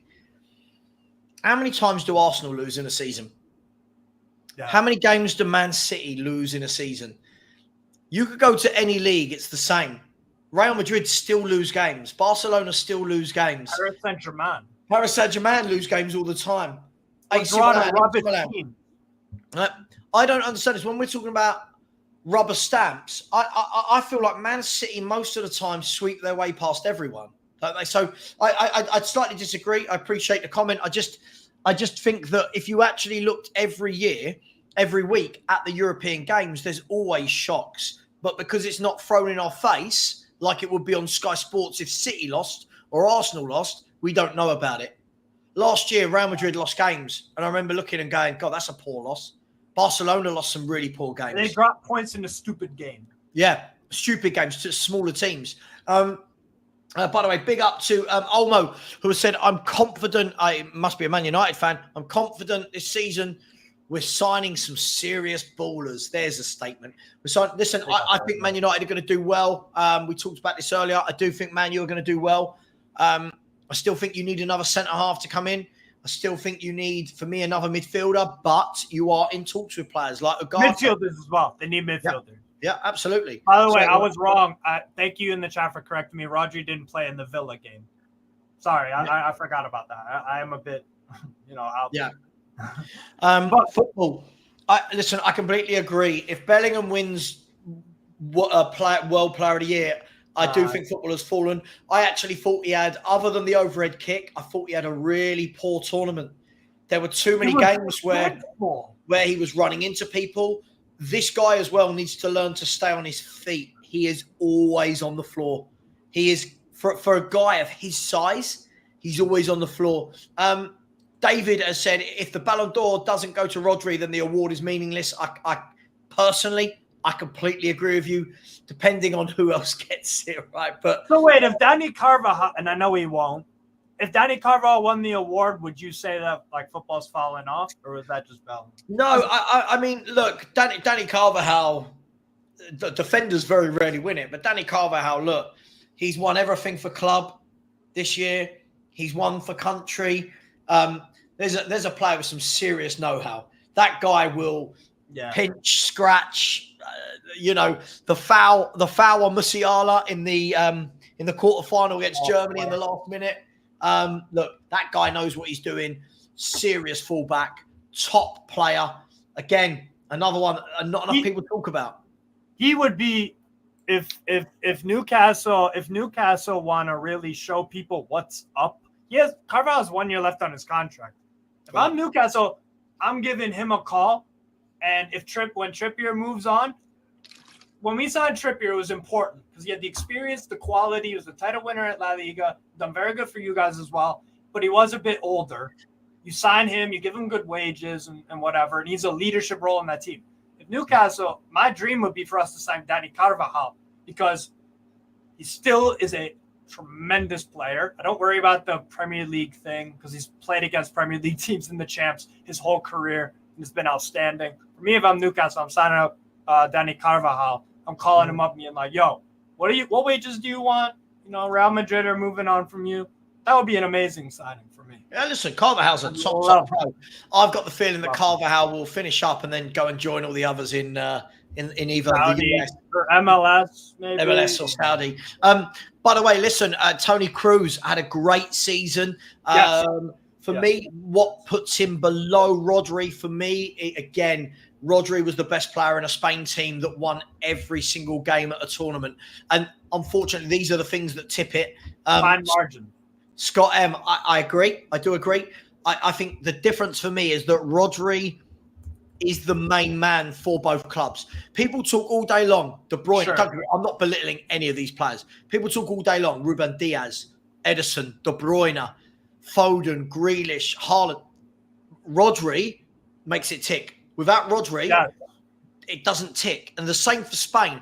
Yes, 45 minutes in the final, but overall, they showed Rodri that the distance he covers, the passes he makes, the interceptions, the interceptions. Amazing.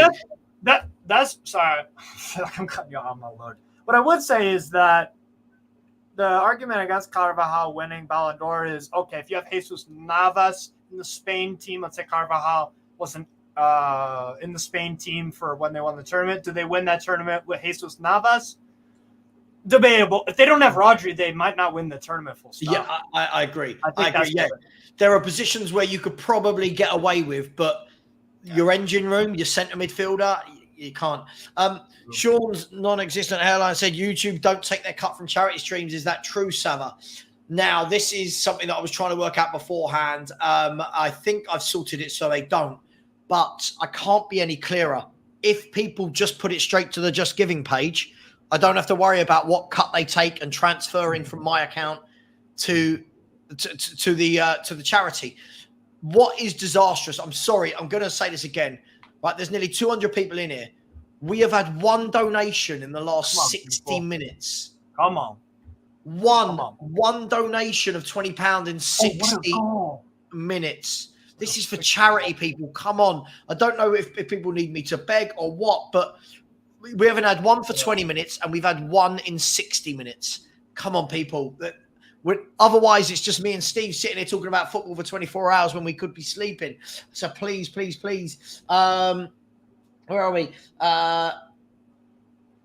Yeah, I mean, Scott, and for me, it's all about what you want from football, right? I get frustrated with the Premier League because I think that it's too hectic. I think it's too helter-skelter, too much end-to-end, which people think is good. But for me, again, that just means people giving the ball away. But listen, beauty is in the eye of the beholder. Whatever league people prefer, they prefer.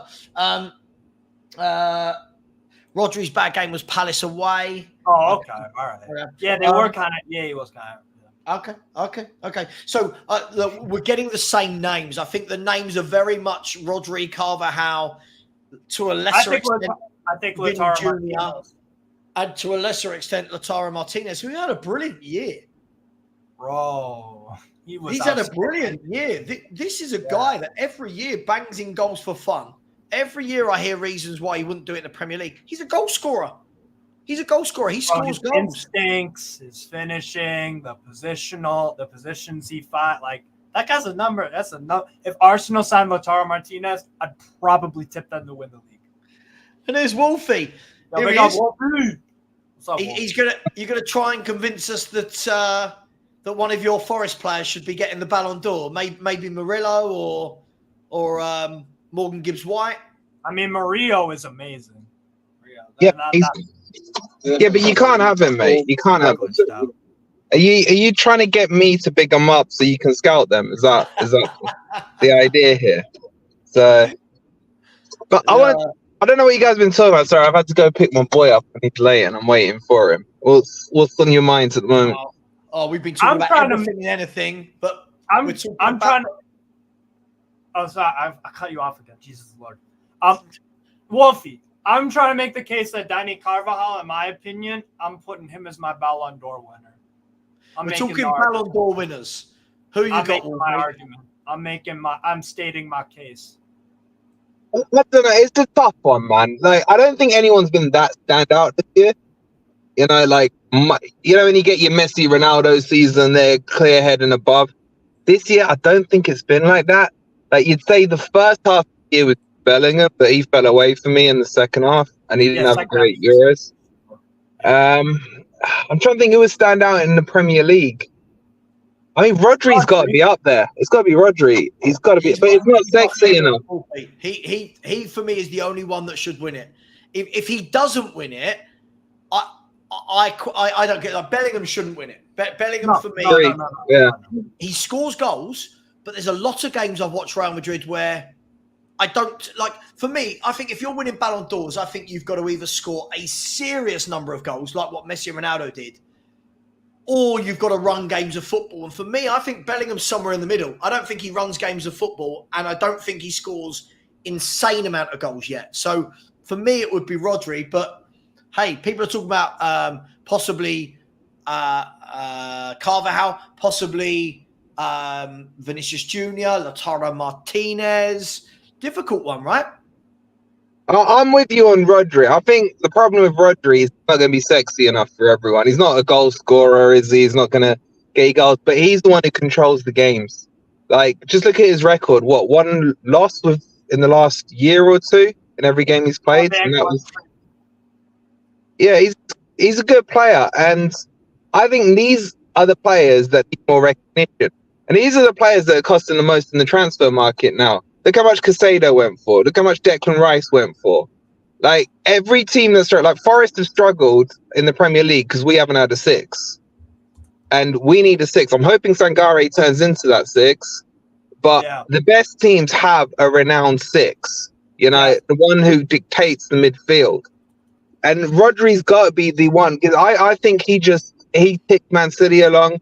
Look at Spain in the Euros with him. Everything ran through him. So he would probably get my vote, but there's no, stand out goal scorer or anything like that for me this year. Well, talking about goal scorers, and a player we've literally just been talking about, Fabrizio Romano's just announced that Lautaro Martinez has signed a new deal at Inter Milan until 2029 on $9 million a year. So if anyone wants to try and take Lautaro Martinez, you're looking at 150 plus. But you rate him, Savva? You rate him? Mate, listen, I'll ask you this, Wolfie. This is the problem. When you look across world football now, how many strikers could we count on one hand that guarantee you 25 plus a season? Guarantee you 25 a season. Chris Wood. Yes, Chris Wood, who's played for both your clubs, right? Yes. 9 million, man. We gave you 19 million, mate. But we got it returned on Boxing Day. I'll tell you that much. Bloody hell. Yes, you did with that freaking with the Benzema brace. My word. Savva, right? All from last January until Christmas Day, I was getting it in the neck from the Newcastle fans.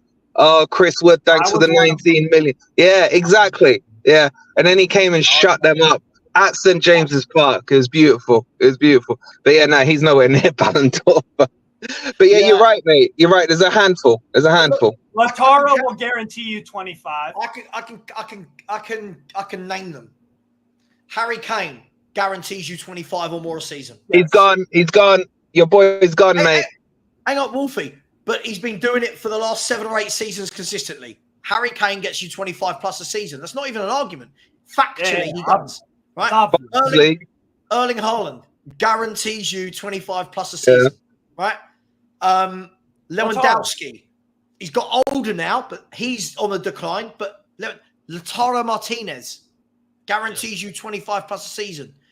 Anyone name anyone else as a centre forward that guarantees you 25 plus? Isak hit 25. He's on the road. No, but I mean, I'm not talking about, Steve, I'm not talking about they've done it once like when Osimhen did it. I'm talking about who can you go, that is guaranteed goals. Other than those 4, we could talk Mbappe, more of a wide man. We could talk Mo Salah. Who guarantees you 25 a season? I mean, that's your list, but within that list, you'd say 2 or 3 of them are in decline, aren't they? Lewandowski. Are you adding Harry Kane to this list, Wolfie? I am, mate. I am. I've never been his biggest fan. I've never been his biggest fan. How? I feel he slows play down. He comes too deep. He hasn't got the pace in the box. He's the best finisher, one of the world's best finishers. But in terms of all-round play, he's declined, and he's declined heavily. And he saw it against in the Euros. But Wolfie, he's just scored 44 goals for Bayern Munich this season. I mean, you could do that in the Farmers League, mate. No. Hang on. I won't have this disingenuous. For a Farmers League, right? For a Farmers League, didn't they have 1 in the final of the Europa? Yes. Yeah. 1 in the final of the Champions League. Yes. Sorry, 3 of the semi-finalists in one of the European competitions were all from Germany. The worst freaking Bayern München team I've had the freaking dread of supporting beat Arsenal in the quarters as well. So no, come on. To say he's declined, he didn't have the best Euros and was still the joint top goal scorer. But With 3, I mean, let's not even start on the Euros, mate. 3 goals in the Euros. That Euros was one of the most negative. You'd expect Conte, Mourinho, and Steve Cooper to have won that Euros with that style of football that everyone's. But thank God, in a way, Spain won it because it was a victory for football. Yes. Listen, Wolfie, I agree with you, but doesn't that go to my broader point that whenever I watch those games in the Euros, no one's got a bloody striker. Yeah. No one's got a striker. Everyone's kind of playing these false 9. England had Kane, right? Germany started Havertz. France couldn't make their mind up what they wanted to do and ruin themselves by trying to play Mbappe. Holland were playing like false 9s with Gakpo and Depay. You had Italy had Scamacca as their striker. There's no Portugal played a 400-year-old Cristiano Ronaldo that they really got to move on. There's no strikers. There's no. You can't call Ronaldo 400 years old and then say in the same breath, Kane isn't past it, mate. Kane is not 39 years of age. He's not 30. Whoa. Hang on. Let's do some. Hold on. Let's do some quick math. Here you go. I'm going to tell you this. Harry Kane is 30, right? Harry Kane is 30, right? Sure. And in his last 70 league games for Spurs and Bayern, he scored 67 goals. And what did those goals lead to? No, well, hang on. That's a different argument. That's part of the argument.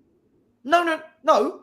We're talking about goal scorers. If you're a goal scorer, that's not the same as winning a trophy. Yeah. He has scored 67 goals in his last 70 league games. And people are knocking him. That is phenomenal. Savva, what I would say, I hear what Wolfie's trying to say. Because, look, Bayern München are my German club. I support Wolfie. I'm a multi-club sexual, all right? I got teams. We know. I like Lazio in Italy and Newcastle in England, so whatever. But Bayern München, I'm a bit worried about Kane just because, like, in the Euros and towards the end of the season for Bayern München, I noticed the guy physically, he does look a bit beat up. And the thing he's carrying an injury. He's carrying a back injury, Steve. Right. And so this is the problem, Savva. That I'm not saying that's on him. I'm saying you playing on a back injury. You don't want to mess with back injuries because that can do damage. That can do long-term irreversible damage. So I am a bit worried going into the season for Bayern in terms of Kane does look a bit beat up. I hope the back issue. Savva. I'm saying the back issue is cleared up. Hang on. Look what's happening, Steve. Look what's happening. Oh, look, he's called for backup from his Nottingham Forest mate. Here he is. I ain't called no one. Oh, I'm going to help my mate. Oh, he ain't because he loves Kane. Yeah, I was saying, no, the truth is I've come on to put right what this dickhead up there is saying. Harry Kane is a master goal scorer, always has been, always will be. The guy is phenomenal. He was shit at the Euros, but there again, the Euros. Hey? I don't get where Wolfie's coming from. You've got your Spurs goggles on. Goggles on. No Spurs fan can let him go. Wolfie. In defense of Savva, he's not one of those guys. I know, and you know Savva. No, he's not. He's not one of those. Scored 44 goals for a club that isn't mine. And what did he win? But that's a separate argument. That's a separate part of the same issue.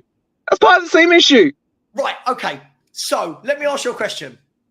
Right. I'm going to ask you a question. Okay. So Alvaro Morata just won the Euros.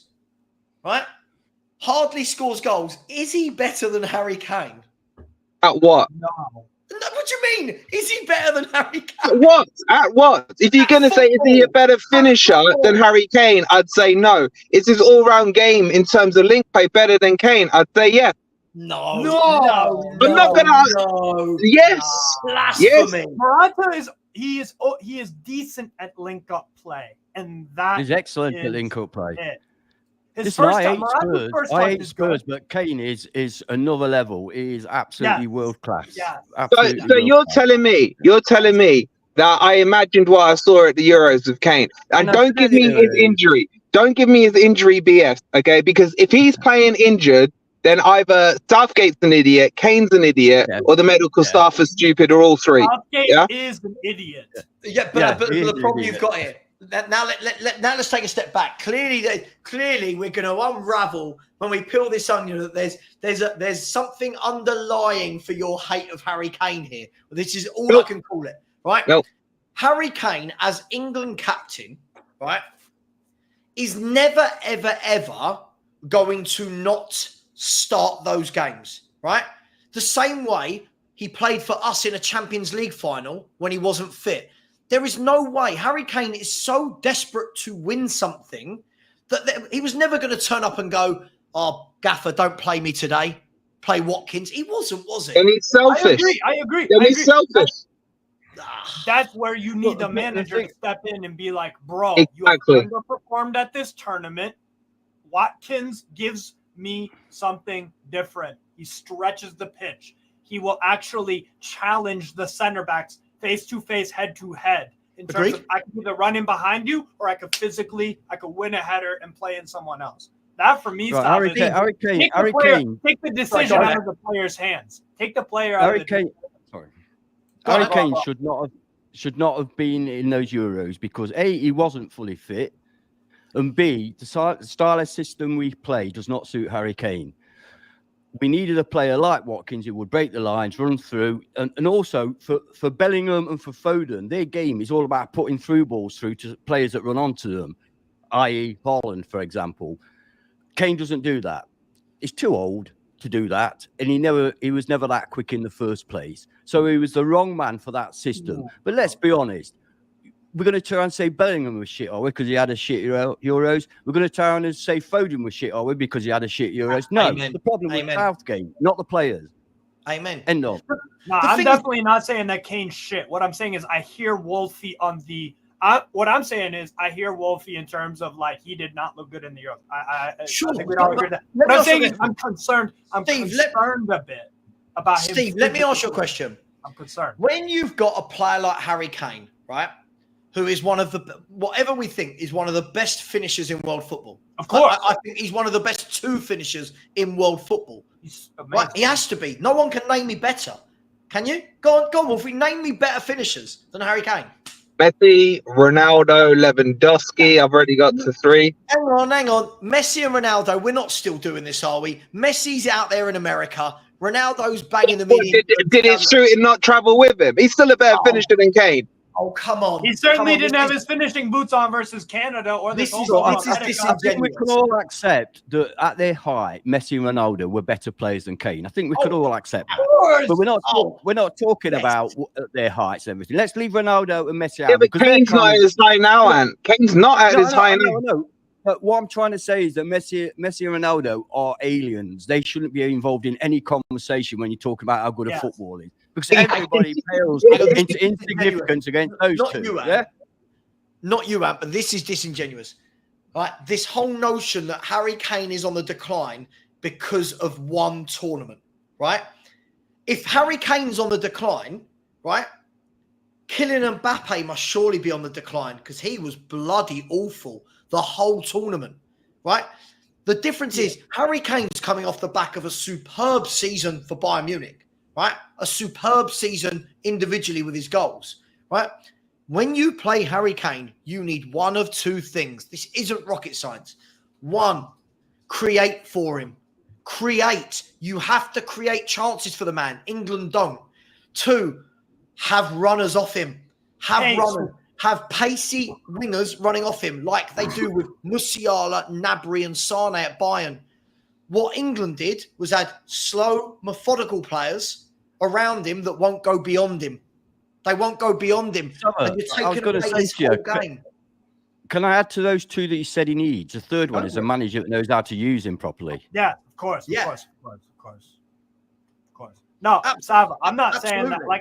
Like I said, I'm not saying Kane is in the decline. I'm saying I'm concerned about him because, and keep in mind, people, this back injury. Remember the Bayern München, Real Madrid second leg, where late in the game, Tuchel subbed him off, and I forget the other Bayern München subs, but he subbed off Kane because he was he was knackered in that game. He wasn't good. That's where this kind of started. And for me, I watch every Bayern München game. From then on, after that second leg at the Bernabeu, he looked exhausted. He looked freaking exhausted, and that continued into the Euros. And I hope it's not a physically something is very wrong kind of thing at his age. Let me ask you a question, Steve. Let me ask you a question. If I sat here now, I'd have a bet with any of you. I'll have £100. I'll have £1,000 bet with any of you. Harry Kane next season gets 35 goals plus again. Would you have that same bet that he'll win something? In all comps? Bayern Munich will win the league this year for sure. No, they will. I don't think that's they a will. for sure. Have you seen who they're buying? No. So I don't think it's a for sure thing. Okay, I don't think it's a for sure thing. I'll double the bet. I'll tell you, Steve. Let's have whatever amount you want, 500 quid, right? I don't have 500 to bet. We'll do. All right. 50 bucks. £50. £50 bet, Steve. Okay. That now I've got to caveat this bet though, because obviously if he gets a long-term injury, right? I bet you the first part of the bet, Bayern Munich win the league. The second part of the bet is Harry Kane scores 35 in all competitions or more. See, but I agree with you about the 35 in all comps. So we'll take that out. You don't think they're going to win the league? I'm on the same page. Yeah, because I think Savva. Here's the thing, and I've been looking into this, doing some research. Remember when Juventus a few years ago they won 10 in a row, Then the subsequent season, there were 4 completely different title winners after the Juve dominance ended. Yep. When Olympique Lyonnais, when their dominance ended in the mid-2000s up into the 2010s, there were 6 completely different winners of League. It was like Montpellier, Bordeaux, Lille, Marseille, and then Paris Saint-Germain kicked off. There were 6. Then put your money where your mouth is. So yes, that's why I don't think Bayern München win the league next year.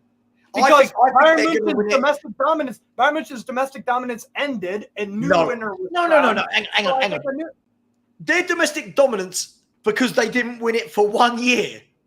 Yes, because there is evidence in the other top 5 leagues. There's evidence in the other top 5 leagues that when a serial dominant domestic dynasty, Leverkusen didn't lose a game. Are you expecting that to happen again?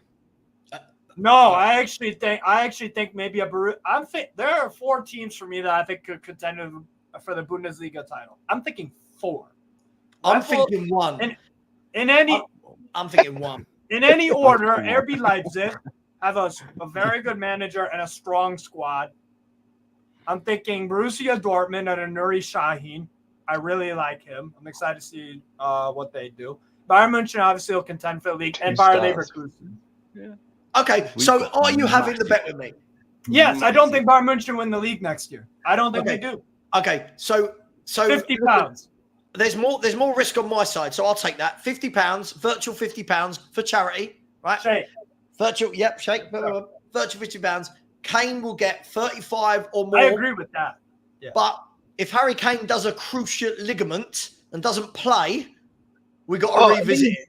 Oh, look at these little freaking small prints, man. Come on. That's fair enough. Come on. Hang on. If he doesn't play, he can't score goals, can he? If he doesn't play, it's because he's showing his age and he's more injury prone. Back your boy. Sorry, look, Wolfie, but all of this is boiling down to one tournament. He's just had a brilliant season. All I'm saying, hang on, he has a bad tournament, and all of a sudden, he's slowing down. His career's he might as well go to Saudi. Forget that, Savva. Forget that. All I'm saying, are you now telling me if I went into Ladbrokes tomorrow and said, I'm going to bet on Kane to be top scorer in the Bundesliga next season, they'll say, yes, mate. And we have a special today that if he gets injured, your bet is null and void. Void, yeah. Good job I'm not doing it with the bookies, though, right? You're saying Ladbrokes, isn't it? Yeah, but Savva, what if Savva, but what happens if one of Leverkusen get one of their key players a cruciate ligament end of the year? What happens if good point. What happens if RB Leipzig gets scoring 35 goals? Do you know what? That's not a good point, because I'm taking the risk by adding in a player with the team. Yeah, but I agree with you. He's got. Hang on, Steve. You've got 19 of the 20 teams, or whatever their league is, right? You've got, and I've got 1. I'm taking the field. And then I'm chucking in a player's individual as well. Feel free to chuck in one of RB Leipzig's player to get 35 plus. I think Luis Openda could in all comps. Openda's a very good Could player. or will? To be fair, Boniface as well had that injury that kept him out a long time. But stop justifying yourself to me. Which one? Who are you going with? I ain't picking no player. Hang on. I don't want to. Danny's coming in. I can see him in the chat. I don't want to, bro. Kane. I don't freaking want to pick no Before we carry this on, listen, as much as I love arguing and debating football, it is all friendly. And as such, this is all for charity. Please, so far, we've raised just shy of 2,000 across all platforms. But I would really like the Just Giving page to ramp up. The Just Giving page, big up to Anonymous, who just donated. Another Anonymous who just donated. Another Anonymous who did. Steve, who just donated $5. Save it, mate. You need it to pay me back next year when you lose your bet. Anonymous, who put in £20. Flying Solo, who said, been sat here watching and commenting and a load of other stuff until now. Brilliant effort from yourself and your guests. But guys, we're being greedy. We need more. We need £2, £5, £6. And at 9 o'clock, I'll change. At 9 o'clock, we're going to do a shirt auction where you can win the shirt of your choice. Okay, just in case it's not a Spurs person, The way it will work is this. If you are serious, please, no trolls. Yeah, you will put an amount in. Whoever puts the most amount in will get a shirt from me. I will buy you that shirt from the official club shop with whatever name you want on the back, and I will send it to you. But it's for charity, so not, oh, my bid is £5. I'm not going to accept it, all right? We're going to start the bidding at £50, all right? Not yet, 9 o'clock. Dan? Savva, sorry, can I have a quick... Sorry, Dan. I just want to address Destiny 5, who's obviously a Spurs fan. Yeah, so do I. Never seen an Nottingham. Well, you don't know many Nottingham Forest fans, then, do you? Because we've got plenty of bloody chess, right? I just changed it the last second because we're before the watershed. We've got plenty of bloody chess, right? Let me ask you a question, Destiny. And we're taking an arbitrary number of years now. Let's say 50 years. 50 years is quite a long time for most people. Most people watching this, we're probably not even alive. Just answer me. Between Forest and Spurs, who've won the most European Cups in the last 50 years? Oh, here we go. Hang on. League titles. Between Forest and Spurs, who've won the most Premier League titles in the last 50 years? Between Forest and Spurs, who's won the last League Cups in the last 50 years? Neither of them have won Premier League. I'll give you a fake. Yeah, not Premier League. Not Premier League. The big trophies. This little fucking club we are, right? The big trophies. Why we have chest? Why do you think we have chest? Thank you. And then Destiny, look at your emblem and then look at ours and let us know where to insert the stars. Yeah, you other fans can join in. Newcastle, you can join in as well playing this game if you like. You know, you're welcome. I'll give you a reason. We haven't won a fucking league title in 100 years, bro. So I ain't gonna. And another thing. If you go back on history, mate. If you go back on history, you're bigger than Arsenal. There's one more thing I want to say, right? Are you bigger than Man City? Particularly Spurs. When you go, no. I'm kidding. Well, you are because you've won more European championships than them. I'm playing. Right. Yeah, I thought so. When you look to Spurs, right, and we sing Champions of Europe, you'll never sing that. Will you please not reply, Champions of Europe, you've never been born? Okay. That's called these Forest fans. I love it. I've been to 2 European Cup finals. But they've got a solid point. I wasn't born. I think it's singing to me. You weren't alive, so it didn't happen. You know what? Every time we get this response, I'm standing up going, I was. I love how tribalistic we all get, but keep donating. Listen, just quickly, Dan. That's the most important thing. Dan, I have a feeling, Dan, knowing you as I do, and seeing some of your comments in the chat that the oh my God, go away, dogs. There's dogs on every advert. Sorry. Dan, I get the feeling you wanted to address the Harry Kane is in decline conversation. Look, don't mind me if I'm a bit shaky. I've only been up 20 minutes listening to that bullshit in the background. Harry Kane is probably the most complete is the most complete striker on the planet at this moment. What? He's better than Haaland. He can do right. Who can do more? Who can do more, Haaland or Kane? Haaland. What? Haaland can pass the ball, can he? Haaland can run. Haaland cannot. I didn't say who can run. I really don't. I said who is more of a complete players that are totally different types of players. More of a complete player. They're both strikers. Yes. Different types of strikers, but they're both strikers. So that one's irrelevant on that bit. Who is more complete? Who can pass from 30 yards? Well, it definitely ain't Haaland. What can Haaland do apart from run and score? He's the best at what he does, running and toe punting that ball. But overall, he can't hit the ball like Kane. He can't score with his left foot, right foot like Kane. He can't set up the goals like Kane. No, he can't. Not like Kane. He is the most complete striker in the world. Yes. Without a doubt. I don't know why we have to players are capable of doing. I don't get that. If you put up what they're capable of doing, Kane can do more than any other striker on this planet. Who would you have in the team? Can I ask you? I was going to say right now. One other point, quick, Savva. Sorry, one other point I'll put with it. Yeah, just going to what the fella said earlier. I'm trying to think of his name now. Who's the Man U player that's been there about 12 years but never plays a game? Anthony Martial. No. Phil Jones. Defender. Phil Jones. Yeah. He's better than Harry Kane as well, isn't he? Because he's won more than Harry Kane, isn't it? He's a better player. he's a What's that club. got to do with it? Well, you said he He's a hasn't better won defender. nothing, so he don't count. Accomplishments are one thing. Player So ability is not. so players aren't judged by their accomplishments. Is that what you're now saying? Some Hang players on, get Wolfie, judged by you're their. changing goalposts at every opportunity. This Yeah. started I didn't just bring up Phil Jones. Wolfie. It's an example. I can give you more. This started when I said, name me 5 players that guarantee you 25 plus a season, of which Kane is one of the only ones, to which you went, I agreed with you on that, didn't I? I agreed with you. I said he's a good finisher. I said he's a good finisher, but he has not got the all-round game. And now you're coming out saying he's the most complete striker in world football. That is a stretch and a half. Kane's all-round game is brilliant. And any... If you ever watched him at Spurs in his last 3 seasons, Jose started him doing it. He would drop deep and dictate play for us completely, and he was excellent at it. But the reason he drops deep is because he hasn't got the pace. He needs runners around him. That's it. Yeah. So he's dependent on the players around him. He's dependent. No, he's not. That's not why it started. Wolfie, So that's is not any why it started. It started, him dropping deep started when Spurs had Jose, but we didn't have a playmaker. So Kane started dropping deeper and deeper, and Son, he would feed him in.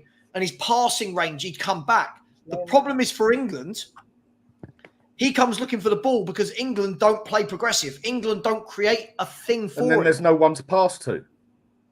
And there's no runners beyond him for him to pass I to. hear his excuses. Is everyone else at fault apart from Kane? Kane is more I think complete than international Mbappe. football is totally irrelevant when it comes to judging how good a football is. International football is slow, it's boring, it's not like league football whatsoever. I think it's irrelevant. And you get players like George Best, who I think we'd all agree was fairly decent, played for Northern Ireland, so he won nothing, so he's crap. No, that don't work. The only thing You can't jump from one comparison to the other. You can't bring a George Best who played for. No, okay. I'm just saying that's an irrelevant argument. It's a straw man completely. My stance on Kane is very simple. He can finish. He's too slow. He's aged. He's going to get more injuries, and he's won nothing. All his goals have literally meant nothing. He has a collection of golden boots. Wow, congratulations. Who's going to remember him? No one, apart from the Spurs fans who can't let him go. He's not your player anymore. Jono left Forest, and he's dead to me. Easy. Right. Who gets, say, for instance, a World Cup? Just an example, yeah? A World Cup final, and Messi scores it, and Argentina win it, yeah? Who won the World Cup? Argentina. There you go. Argentina wins the World Cup, not Messi. Hang on. Kane I think you picked a really bad example there because Messi basically won that World Cup. I know that, but what goes down on the list? The team or the player? Sure. Right. On paper, the team. And Messi wouldn't have won that on the pitch on his own against. Who got the headlines? Who got the headlines on that? Let me finish. I've got a few more points to put on it, yeah? Harry Kane has won nearly everything you can win as a player. But with the clubs he's been with, they haven't won it. When you go and score 44 goals in a bloody season, yeah, but your rest of the players don't provide what they're meant to do. I disagree. His job. I disagree, Dan. I disagree. Done his job. 44 goals he scored. I disagree. That Kane has had enough finals now, enough semi-finals now, with very good players around him, yeah? And the excuse every time for when he doesn't show up in a final is, he can't do it on his own. No one's asking him to do it on his own. The teams that got to the final with him were good enough to get to the final. Then suddenly in the final, the excuse is he didn't have the players around him. That's 5 finals now where Kane has been absolutely non-existent. Now, with England, I don't expect anything different because of the tactics. I think Southgate is... 2 of them he was injured. But sure, okay, but he played. By putting yourself out on that pitch, you played, right? Yeah. Now, the Tottenham team that got to finals with Alderweireld, Vertonghen, Ali, Son, Ericsson, Dembele, Rose, Walker, Lloris, everyone waxes lyrical about how good those players are. But yet when we get to a final, it's, but he wasn't on it. The team weren't good enough for him to score goals. Listen, the top players in the world, the best players in the world, will show up at some point. You look at, and if we look at, I know these two are, these two are the exception, right? Messi and Ronaldo are gone, right? Because they're Let's just talk about Di Maria. Di Maria's record in finals. Di Maria's record in finals. Drogba's record in finals, right? The problem is, Kane, for me, I think Kane is a wonderful goal scorer. I think he's a wonderful footballer. But the big game mentality, he's not a winner. He's not there. I'm not questioning that. The debate was who is the best striker, and Kane is more capable overall in his football than Haaland. But can I counter that again to play devil's advocate? First and foremost, how old is Erling Haaland? 23. How old is he now? About 24, isn't he? 23, right? Let's say 23, maybe nearly 24. When Harry Kane was 23, 24, all the things Kane is doing now with the dropping deep, the passing, he wasn't doing. He was just scoring goals. No. Right? Erling Haaland's been banging in goals since he was 16 years of age. Right? Well done. But no, not well done. And also, if you watch other leagues, i.e., if you watched Erling Haaland when he plays for Borussia Dortmund, this notion from English fans that all he does is score goals, that's not true. When he played in a different setup for Borussia Dortmund, his game was very much about holding the ball up, bringing others into the target game. Man. Not just that. He was dropping deep. He was linking up play. He was scoring all sorts of goals. You've got to remember, at Man City, which is where we all see him most, he doesn't have to do any of that because he's got so many top players around him doing it. I'm agreeing with that. But as all I'm saying is, and I ain't Harry Kane's biggest fan out there, but if you put all the lists of what a player is capable of, like say for instance, you was looking at a football manager example, who would be the more capable all-round football player? Right Kane now, or Haaland? Kane. There you go. End of. He's better.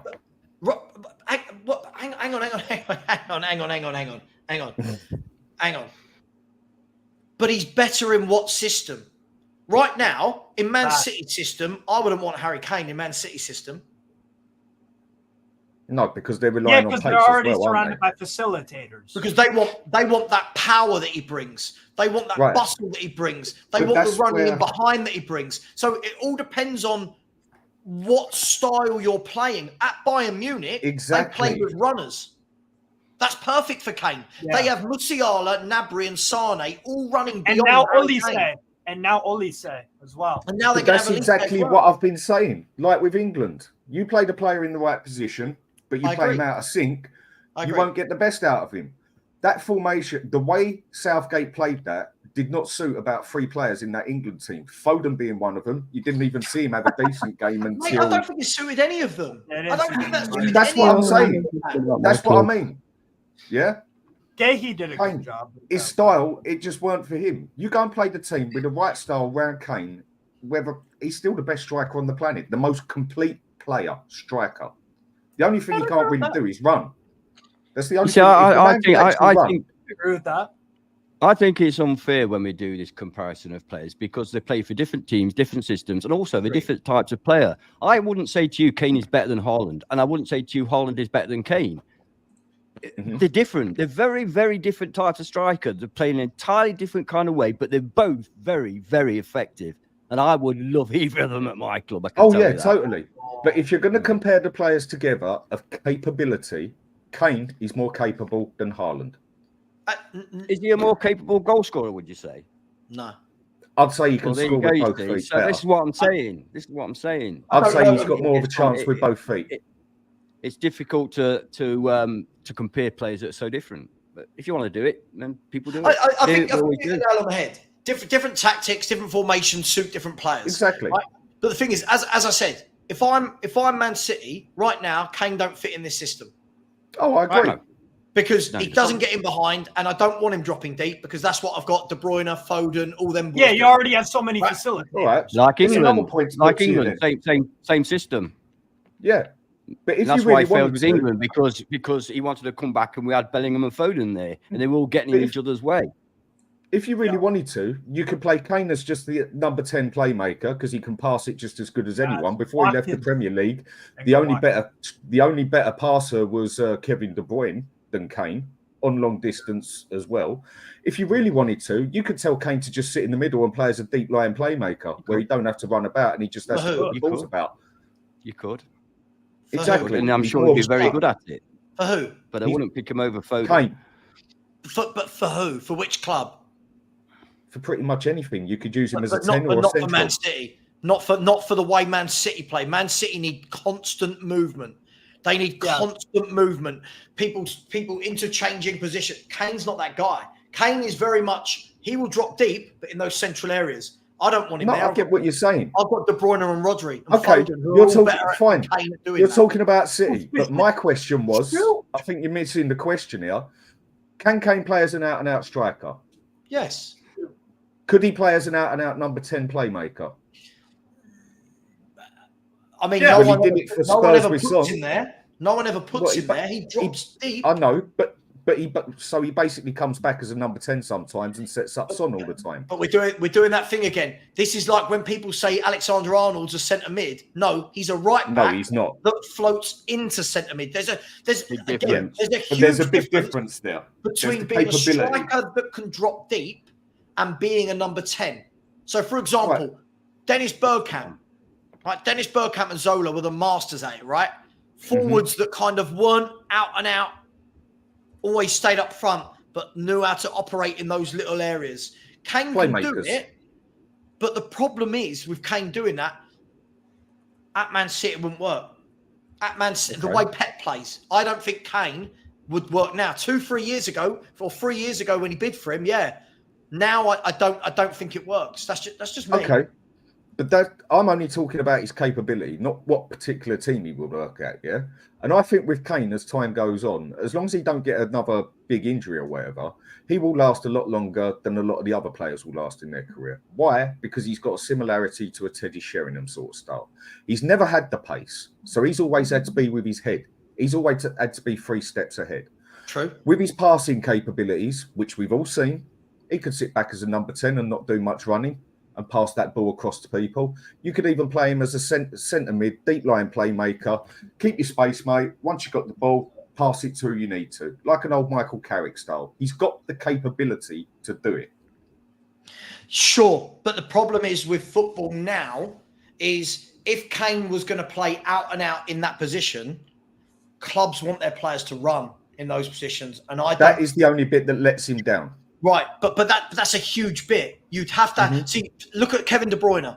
He can play in that number 10, but Kevin De Bruyne is not the quickest, but he runs. No, he's all over the park. He's a beast as well, De Bruyne. Look, I love Kane. Of course, I love Kane. He plays Spurs, but the thing is, there has to be a reason why the guy's never ever got over the line. There does. I'm not disagreeing with Wolfie on that. There has to be a reason to be in that many finals, that many semi-finals, and have produced so little. Yeah, it's worrying. I agree with that. On the finals, he just never seemed to turn up. On big games, he did, but not on the top games. Agreed. But Agreed. My whole point of this is not whether he's turned up at top games, this and that. The debate at the start was, from what I heard, is he a quality striker? Has he still got it, basically? I think, to be fair, that was one dickhead. As a complete player, I still didn't say that. Maybe not for Man City, but he's got the capability of doing everything I said. Maybe not for Man City, but he's got the capability of doing it and doing a good job. So for me, Harry Kane is one of the most complete players on the planet. Do you know what? You could probably even have him back as a defender at times because he's done a bloody good job of that enough. The only thing that lets him down is pace. I get it though, Dan. I understand why, as Spurs fans, we've seen the way he drops all the time, right? We've seen it. We get it. I think lots of fans of other clubs that watch England, support England, grow really tired of him dropping so deep. But as I kept telling them, the reason he's dropping deep is because Southgate's style of football doesn't give him service. Now, we could talk about Watkins or Tony playing in front of him. I think those two worked well. The cameos we saw from them, do you know why I think they worked well? Because they were cameos, right? If you played Watkins for 90 minutes, right, would he have been as effective? If you had played Tony for 90 minutes, would he have been effective? Now, we don't look. It's one of them. We don't know, right? Because it didn't happen. But what I would say is I agree with you on this, and this was my whole point to Wolfie originally. When I said, name me 5 goal scorers that scored 25 plus a season, he is one of only 5. Yes. Harry Kane is one of only 5.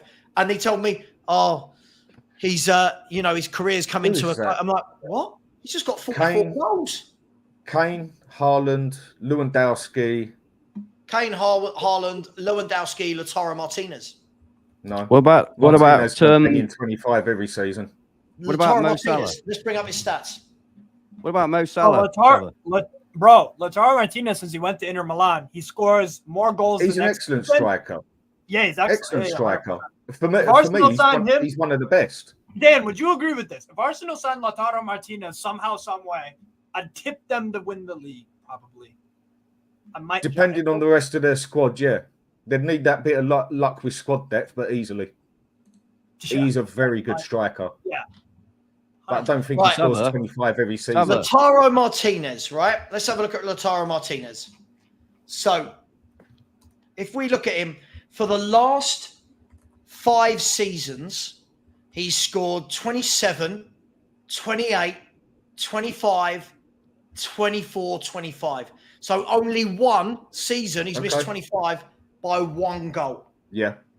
That's including all cup games and that as well, isn't it? That's what I said. Yeah. In all competitions, he is one of only... other than him... He's an excellent striker. By the way, I'm not saying he's world class or anything, but other than him, name me right now a striker you go guaranteed goals. Mo Salah. I mean, for me, Martinez should be looking at Ballon d'Or. Forward winger. Yeah, if we want to start adding wingers, we could put in an Mbappe and a Salah. But I'm talking about that guy through the middle. Kane has been one of only 4 or 5 that has done it for the last 6-7 years consistently. Osman's had a good year here or there. David's had a good year here or there. You can, sorry. Griezmann. Griezmann you had a good 8 games. But it's consistency, isn't it? It's consistency. That's what makes a quality player. But it's also turning up on a day like Drogba did, like you say, like we all say in that. And Kane never seemed to turn up on those cup finals. Well, talking about prolific players, Fabrizio Romano has just announced in the last 5 minutes that Marseille have made an official bid for Eddie Nketiah of Arsenal. Just thought I'd throw that out there. Arsenal trying to make some funds for new players. So interesting. That must mean Pierre-Emerick Aubameyang's leaving or something, which would be kind of silly. Yeah, he's gone, isn't he? Hasn't he already gone? Aubameyang's on his way to Saudi Arabia. He's on his way to Saudi Arabia. Yeah. He's gone to Saudi. So you're going to have Eddie Nketiah and Mason Greenwood? Yeah, and also you got, Harrod. Wait, that Mason Greenwood, mate, I'd love Spurs to get hold of him. Quality player. As a footballer, yeah. Yeah, that would have been so controversial. I wouldn't want him at Forest because of what he is. But that's just, that's down to the individual, isn't it? But what is he? What is he? Not guilty. He's a fucking rapist. I mean, he's he beat his girlfriend up and threatened to rape her, and I know that. You know why? This is not hearsay. I heard it. Okay, but all right. Look, I heard it. I don't want something like that in my team. That's just me. Everybody's entitled to their own feelings about it. Look, either way, it would have been controversial. Let's be fair. It doesn't matter. Yeah. It would have been controversial. He's gone to Marseille for 25 million. That tells you all you need to know. Best thing for him was to go. I think you're right, Anne. I think the reason he has gone to Marseille is I don't think anyone will touch him with a barge pole. Publicity-wise, they will get absolutely ruined. PR-wise, marketing would be a nightmare. They'd lose sponsorships. Yeah, you're right. The women's teams would just be... But listen, it's fellow players in that dressing room. They're not all going to be okay with what he did. Yep. You know what I mean? Because they've got wives and girlfriends as well. I've just always had the attitude of innocent until proven guilty because that's the law. And also, and if they would have thought, and if the police would have had that much evidence, the police in this country are corrupt. Over it. No. The police and the judicial system in this country is corrupt. Trust me, mate. If he was a bloke working on the bins, do you think he'd have been let off? No chance. No chance. Well, let's not. Hang on, I'm very strong about this. There's a difference between something being alleged and me hearing it with my own tabbles. That's not alleged, mate. I heard it. That's not alleged. Anyway, let's move on from Mason Greenwood. The only reason I'm keeping quiet, mate, is because you need to move on from this one. Move on from it. Leave it. What I like about that guy, because he will not sue me because he's guilty. Okay? Look, guilty. Greenwood, you're guilty. Mate, I'm only not going to argue with you because it's not the time and the place. Leave it. You're right. Right. This is my opinion, by the way. Right, this is a charity, guys. This is a charity stream. I don't want to talk about Mason Greenwood and what he did. I was just saying that he has signed for Marseille, and Eddie Nketiah could be his teammate. Guys and girls, probably a good point to say. Listen, please keep the donations coming from the Just Giving page. Ethan Bates has just put in £40. Big up to you, Ethan. Other than that, he's the only person that has in the last 45 minutes, guys, girls, 24 hours. I can't begin to tell you how long it is sitting in front of a screen with 2 lights on me, not going to sleep. Please donate. There's over 200 people in here. Smash the like button. Add a couple of quid. It could be £1. It could be £3, £10, whatever. And then at 9 o'clock, we're going to do the auction. So if you want to be around for the auction, please be in here at 9 p.m. But come on, let's start getting the donations rolling in a bit more. Look, let's move on from goal scorers. I think we realised that that's probably why the Euros was the way it was. That's probably why the top goal scorers at the Euros all ended on 3. The days of a Lineker banging in 6 goals in a tournament, or a Shearer, or a Miroslav Klose. They're gone, unfortunately. This is, for me, I think it's a real concern. I think it's a real concern that football has gone that way. And I really hope that it comes back at some point in terms of the day of the centre forward. But let's move on from that. In terms of Champions League this year, right? We've got the big 3 are up there. Would you say Arsenal, Liverpool, and City? Are we saying they're all absolutely nailed on again, or do you think there's a slight question mark, probably more against Liverpool because of the unknown aspect of Arne's slot? Who's he going to buy? What's his tactics going to be? How quickly are they going to buy into it? What do you all think? Arsenal and City nailed on for top 4? Yeah. And I think Liverpool too. I'm putting Liverpool in my top 3 as well because I still think their squad is still amongst the best 3, and I'm pretty confident in Arne Slot. I'm pretty sure in the way he'll.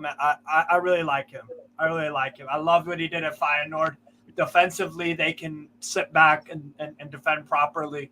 And I've been watching them for years, so I'm not really concerned about the jump up for Slot. I think he'll do really well. I think they win maybe a cup or something this year. Maybe they do a deep. You know what it is? I'm tipping them Liverpool to probably get semifinals at least, a Champions League. I'm tipping them to at least get semifinals. Interesting. I mean, because so just real quick, I'm saying that because not only do Liverpool have that European pedigree, not only do they still do have a lot of players at Liverpool that have either won Champions Leagues or played champs and have done well. Not only do they have those 2 things on their side, they have the manager as well, that in his first year at Feyenoord, he did take them to a Conference League final and Europa League semifinal. So he does have 6, and that's with Feyenoord as well, in a European Cup. So I do think that can translate to Liverpool. So I'm saying Liverpool will at least make semifinals, the champs. Liverpool, unknown quantity with Slot, but the squad they've still got a top squad and whatever they add to it, right? So far they haven't lost Salah, they haven't lost Van Dijk. Those kids are going to be another year older. What do we make of Liverpool? Yeah, they've obviously got a really top quality squad, but I think that Klopp's influence shouldn't be underestimated. I think that he was a massive part of their success over the past few years, and I think last season a lot of what they achieved was down to Klopp. Bearing in mind they changed that midfield, it could have easily gone wrong, but it didn't. They did well. And for me, they're the 3rd best team in the league. Mm-hmm. I do think it will be Arsenal and City battling it out. I wouldn't like to put money on which way that goes, especially with the charges hanging over and all that business. Well, that's I've actually got that as a topic soon. Yeah. But yeah. So with all that, I wouldn't like to put one on either of those two, but I think Liverpool are probably the third best team. I don't think they're going to do particularly great in Europe. That's just a feeling I have. I mean, obviously they've got a fantastic sort of heritage in the Champions League, but that doesn't always, mean you're going to be successful. So I think that they'll do well in the league, probably come third, and probably get through to quarterfinals of the Champions League. But again, once you get to the quarterfinals, it depends who you draw, doesn't it? Yeah, of course. You could draw Rosenborg or you could draw Real Madrid. So it's hard to say. The interesting thing is, Dan, if you look at this, I'm just looking at the table from last year.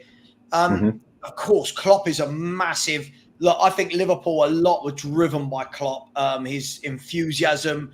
I'm a big believer that was their heartbeat. Yeah, I think teams mirror their manager, right? City mirror Pep. Yeah, if you look, Klopp mirrored Liverpool, but they were 16 points away from fifth, which was obviously the difference between Champions League or not. 16 points. Is he 16 points good? Can they get stronger? Do you see them closing in? No, I'm going to be devil's advocate here, and I think Liverpool are going to slip up. Okay. Reason being, their heartbeat for me is not on the pitch. Their heartbeat is their manager, through and through. I understand the manager is a massive part of any team, but for them, their heartbeat is their manager, out and out. I reckon they're going to lose about 2 or 3 players. I think Trent's going to go. I think, really? Wow. I think Trent's going to go. I think Virgil van Dijk's off, and I reckon they can lose their goalkeeper as well. What, this window? Yes. Hang on, you think this window Liverpool will let Trent, Van Dijk, did you say, and maybe not so much the goalkeeper, but it's one that wouldn't surprise me. Trent's only got a year left on his contract, and if he ain't going to sign, they're going to sell him for the money. Virgil van Dijk. I agree with him. I just can't imagine they'd let their goalie and half their defence go in one. No, goalie maybe not, but it's one that wouldn't surprise me. Sure. Because he's done it all at Liverpool now. He's lost his man, as in Klopp, which they all loved, and it wouldn't surprise me if he wanted to go do something elsewhere. Virgil van Dijk, for me, basically said that he's done. He's had it with international, but he also mentioned club as well that he needs to make decisions on. And he didn't have to say the word club, because all they was talking about was manager. All they was talking about was international team. But he also mentioned club, didn't he? So I think he's going to go as well. And why they can still get 40 million for him, I can see them doing it, because he is about 33 now. Still a great defender, but not what he was 2 years ago. Yeah? Yeah, he's 33. Yeah. Holy. If I'm If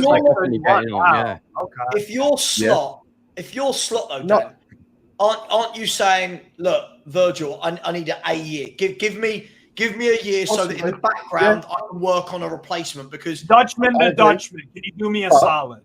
But if Virgil van Dijk says I want to go, baked potato. See you later. Sure, but he's under contract, right?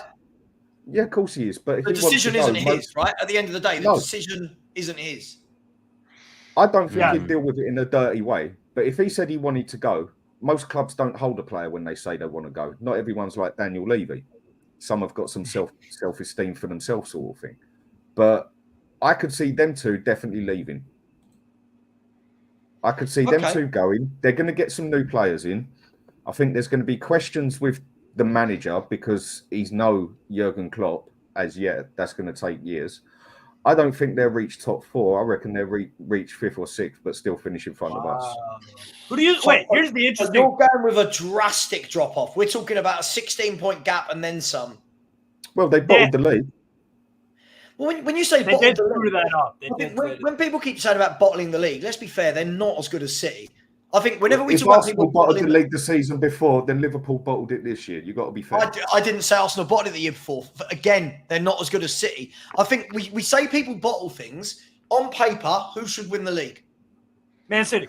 Man City. I hate that. I really hate it when people say teams bottled stuff. I'm sorry if anybody says that regularly, but I don't think they do. No, I don't think they do either. I think Arsenal came out the blocks the season before. They were brilliant. But as the season went on, they had an 11. And as the season went on to January, February, you knew It's players like get shut. tired, players get injured, get injuries. City, they're the complete opposite. City come out the blocks at their own pace and then they get to January and go, oh, should we win every game now and win the league? And yet every year they'll get doubted, but that's what they do. Right. What I would say is, I don't think Arsenal bottled the league either year. I don't think they're as good as City. I just don't think they're as good as City. So Savva and the gentleman. Sorry, Dan. I was just gonna say this real quick. Savva and the gentleman. Yeah, and Dan. And. All right. Ant, as in A-N-T. As in the little insect. That's me. Thanks, Savva. Yeah. I was going to say that's really rude. My bad, Ant. I'm so sorry. My apologies. No. Okay, so if you don't agree with the bottling, would you agree with this? Arsenal had a very, very they were in an advantageous position. Yeah. Where it looked like they were going to win it, and they fluffed their lines for sure. But, Do you think Arsenal the year before last, Arsenal were in a very advantageous position that they didn't capitalize on? And the games they lost, I feel that was because of inexperience, because of injuries, because of Manchester City being an absolute machine. Right. But they were in an advantageous position. Arsenal wouldn't have bottled the league, would they? Whoa. Hang on. One at a time. My bad. Right. And okay, Steve, you've asked him the question. Yes, they were in an advantageous position. Why didn't they bottle it, or did they bottle it? Yeah, because I don't think they bottled it. I think it's because, as you've said, they weren't as good they're not as good as Manchester City. They started to run out of steam. Their legs went. They did have vital injuries. I know we all know all teams have them, but it has an effect on a team's football. Yeah, if they have an injury or two. Yeah, and I just don't think that they could last the pace. I don't think it was bottling. I don't think they shit themselves or anything. I just don't think they could last the pace. And meanwhile, you've got Manchester City, this absolute juggernaut that we all know, just rolling on, win. If that was a normal side chasing them and not Manchester City, for example, Liverpool chasing them, Man U chasing them, Tottenham chasing them, they wouldn't have had that relentless winning mentality that City have got. So you've got to give more credit, in my opinion, to Manchester City and being able to grind those results out and keep going, rather than bottling it. I don't think they. Do you know what I always say? Right, and this is from the year that Arsenal bottled it. I said from day one, right? Arsenal were a very good team, but they don't have the key ingredients. They didn't have the squad depth. They didn't have the experience. They didn't have the know-how. And they couldn't cope with certain injuries. And the manager as well. As they got, what? Manager as well. Arteta's not better than Pep. Again, they didn't have the know-how, whether that was the players or the manager. The problem is, when you get deep into a season, right? When you get into the Februaries, players are knackered. Man City, theirs is a marathon, not a sprint. Arsenal sprinted out. You could see their players from January, February. They were winning games, but it was laboured. The football wasn't there anymore. The legs were going. They couldn't swap in and out. Man City can say, we've got Champions League at the midweek, at the weekend, right? You five come and sit here. You five have a break. Arsenal couldn't do that. They've also got Pep. Pep knows how to win. Pep is a genius at winning. Yeah. This is why I think when you take a season over a time, yes, they were in an advantageous position, but they were in a they were in a disadvantage in the fact that they didn't have the depth to cope. Saliba went out, and they're bringing in Kiwior, right? And Holding. No, Holding, right. City go, Diaz is injured. All right, Ake, you come play centre half. Diaz. These are the margins that are the difference between getting over the line and when we call it bottling. I just think everything is now classed as bottling whenever anyone loses. I feel like I'll give you a reason. I would say when you're 2-0 up against West Ham. Oh yeah, sorry. Go on, Dan. My bad. Go on. When you're 2-0 up against West Ham and you're pretty much cleaning through it, and all of a sudden it goes to 2-2, you've done something wrong. They bottled it with the pressure.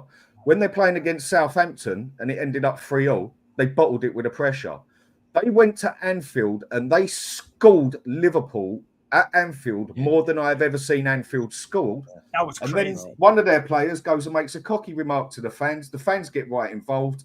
Arsenal knew the pressure on their back. They bottled it again. Right, 3 games they bottled it. If they'd have won those 3 games, they'd have won the league. Yep. If buts and maybes, right? If they'd won those 3 games, the problem was, I said it at the time. Did everyone just expect Arsenal to not drop any games throughout that season? It was. But not them 2 games with West Ham and Southampton. Yeah, no. But common sense tells you at some point, if you keep playing the same 11, they are going to be absolutely shattered, right? Losing Saliba busted them big time. I'll give it sure, that. But those 2 games, they should have had them clearly. And okay, they bottled the actual but then what's game. to say that those 2 games, they won those 2 games, they might not have lost after that, right? You've got there's a they difference. did bottle them 2 games. Even Man City lose I games. don't like the word bottle in football. I think it's silly. If I'm brutally honest, Maybe you don't, but people do bottle things in life. What's the people term? do get nervous. It depends what phrase you want to use. were they good enough to win a league title? Let's ask that. Were they good enough? Yes. No. Why? Why were they good enough? They had the player capability of doing it. They didn't have the depth. I agree with that. But depth is part of it. You can't say that they had the player capability but no depth. Man City are rotating players in and out all season. This is the thing. Football doesn't end. Like we should have learned it last season. People talking about winning a title or a title race after 10 games.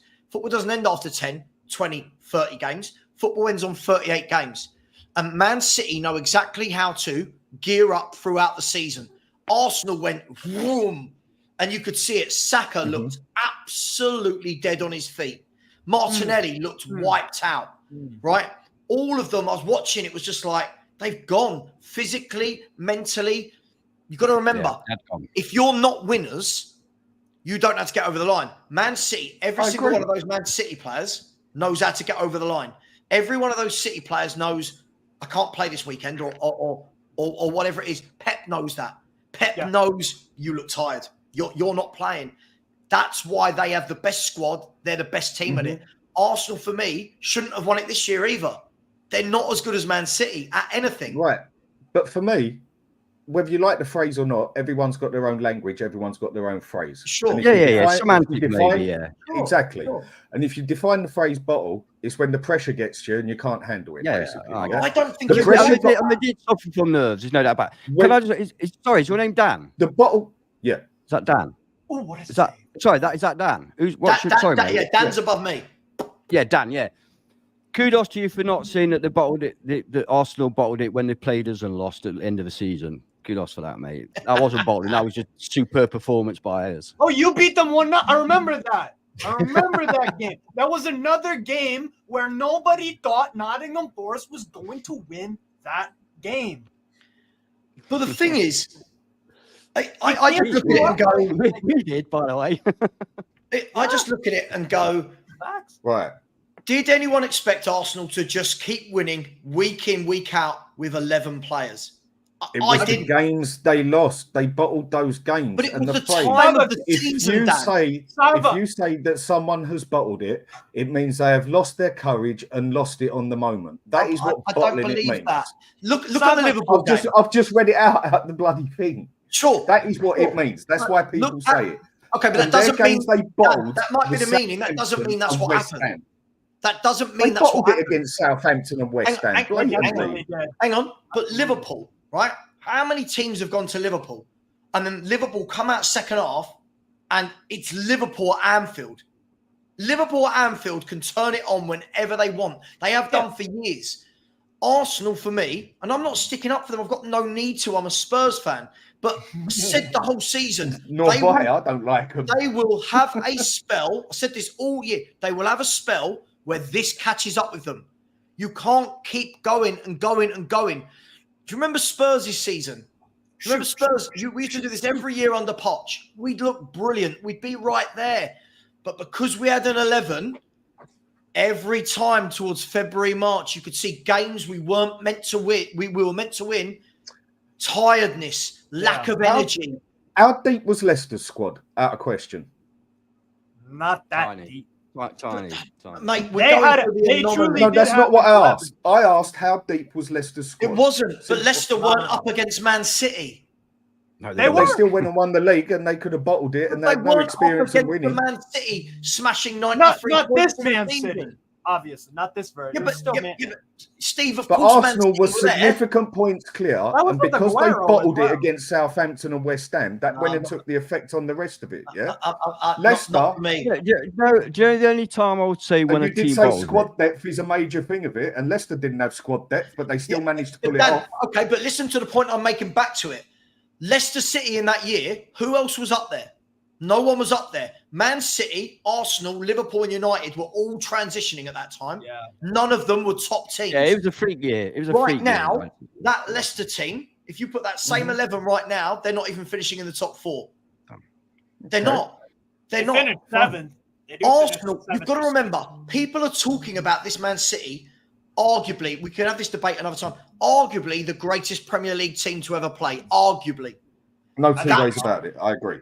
Okay, but so that's what Arsenal are up against. They're not up against Leicester City. No. Are up against who? Arsenal had finished already anywhere done near most of their job. Arsenal was Spurs. significantly clear of them. Yeah, they were significantly clear. Okay, we all know How what many City points do. clear were They don't even. City don't even turn up until it comes to about them. February. How many March. points clear were they? About 8 or 9, wasn't it? At one 8 point. points clear. How many games in Right, hand? but hang on, but City had a game in hand City at had that two. point. City had 2 games in hand. Yeah, two games. Okay. Like, this is why this whole they were massively clear. City always had 2 games in hand on them. Fine. And But even the with those title 2 games changed in when hand, City beat Arsenal. Arsenal didn't lose it because of West Ham. no, City that's beat what Arsenal. finished it. It was already basically done, and we all knew City was going to cook them because they'd already bottled it and was broken they're in the head better. after what happened City were with gonna do it 'cause they're Southampton and better. West Ham. Right. Dan, are you a Spurs fan? Look, I am, but listen. No, I'm just realistic, mate. That's all I am. No, but are you? No, I'm asking Arsenal genuinely. Are you beat Man Spurs City fan? this year, didn't they? You've got to remember, Yeah, right? yeah. They're not Arsenal, unbeatable. Arsenal had 8, Yeah, but they are in a one-off to decide the title. Yes, they are. No one beats them at that, right? Arsenal had an 8-point gap. City had 2 games in hand and still had to play Arsenal twice. And Arsenal were too clear on 2 major games, very clear, which they should have won easily, Sure. and they bottled it. Sure, but Dan, do the math. I'm putting the answer in front of you. They had an 8-point gap. City had 2 games in hand and 2 games against Arsenal. City won their 2 games in hand and beat Arsenal twice. So it wouldn't have mattered. City. So you could say if they beat West Ham, if they beat City, won their 2 games in hand and beat Arsenal twice. So they would have had more points than Arsenal anyway. The game they had to win the league wasn't Southampton or West Ham. They If had you to want to beat. get like, okay, fine, but had if you to want to get beat- like that, if Arsenal Like wouldn't what? have bottled their Factual? 2, yeah, but you can also say if Arsenal wouldn't have bottled the 2 games, silly games they should have destroyed, which they Sure. were through the game, and then they can have- conceded, They and then still you would just have lost see the all of league. a sudden, who says They they still would have to lost the City? league. You Yes. don't know. But Dan, I'm putting the facts in front of you. I know, They had but an I'm 8 saying point- from a mentality side, I think them 2 games is where their season fell to pieces, where they Sure. bottled it. But If they had they'd to have play kept it Man straight City with them twice, 2. and Man City beat them twice. And Man City won their games in hand. So in essence, it was never actually. 12. That'd be 12 points. Win They versus Arsenal. never- Win versus Arsenal. This is the And then thing. the 2 If you games look at in it like hand, that, they win, never had the four, title in their own 5. hands. City had the game in hands, plus had to play Arsenal. Arsenal were never going to beat Man City. Man City were on fire at that time. Okay. So do you think Arsenal bottled them 2 games, or do you think it was just the other teams played it? I just think every time a team Keep in loses mind a in the game, Southampton. they Keep in bottled mind. it. It's just crazy. Well, Teams can lose games. You do get crazy results I'm not throughout the saying they season. don't, but you always can do. bottle something. Like they say, when you lose your courage or you get scared of the moment, you've bottled it. If you go on the dictionary, that's what it says. And they bottled those 2 games against Southampton and West Ham, and that I just destroyed don't their think they season were good and enough to obviously- win every No, wait, game. Sava, could I ask you a question? Do you think Sure. bottling exists in? Do you think bottling exists in sports? I'm not muting this. Like for example, Wigan Athletic. For example, Wigan Athletic beating Man City in the FA Cup final a decade or so ago. Did Man City bottle that game? Because they clearly had the better team. They're clearly the bookie I don't favorite. think it's They were about clearly- bottling because but It's not always about Is that a that, but bottle job? sometimes they Losing do. an FA Cup final to Wigan that got but relegated. that doesn't mean they bottled it. Wigan had these things happen. Fluke results happen. Yeah, Bottling happens all the time.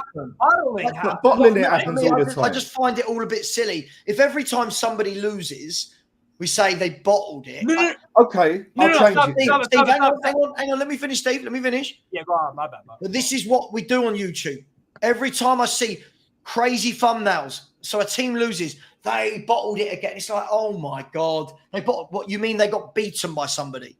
Oh, Okay, they I'll bottled change it. it. No, they lost the game. They didn't just lose a game against Southampton or West Ham, like with the draw and whatever they got.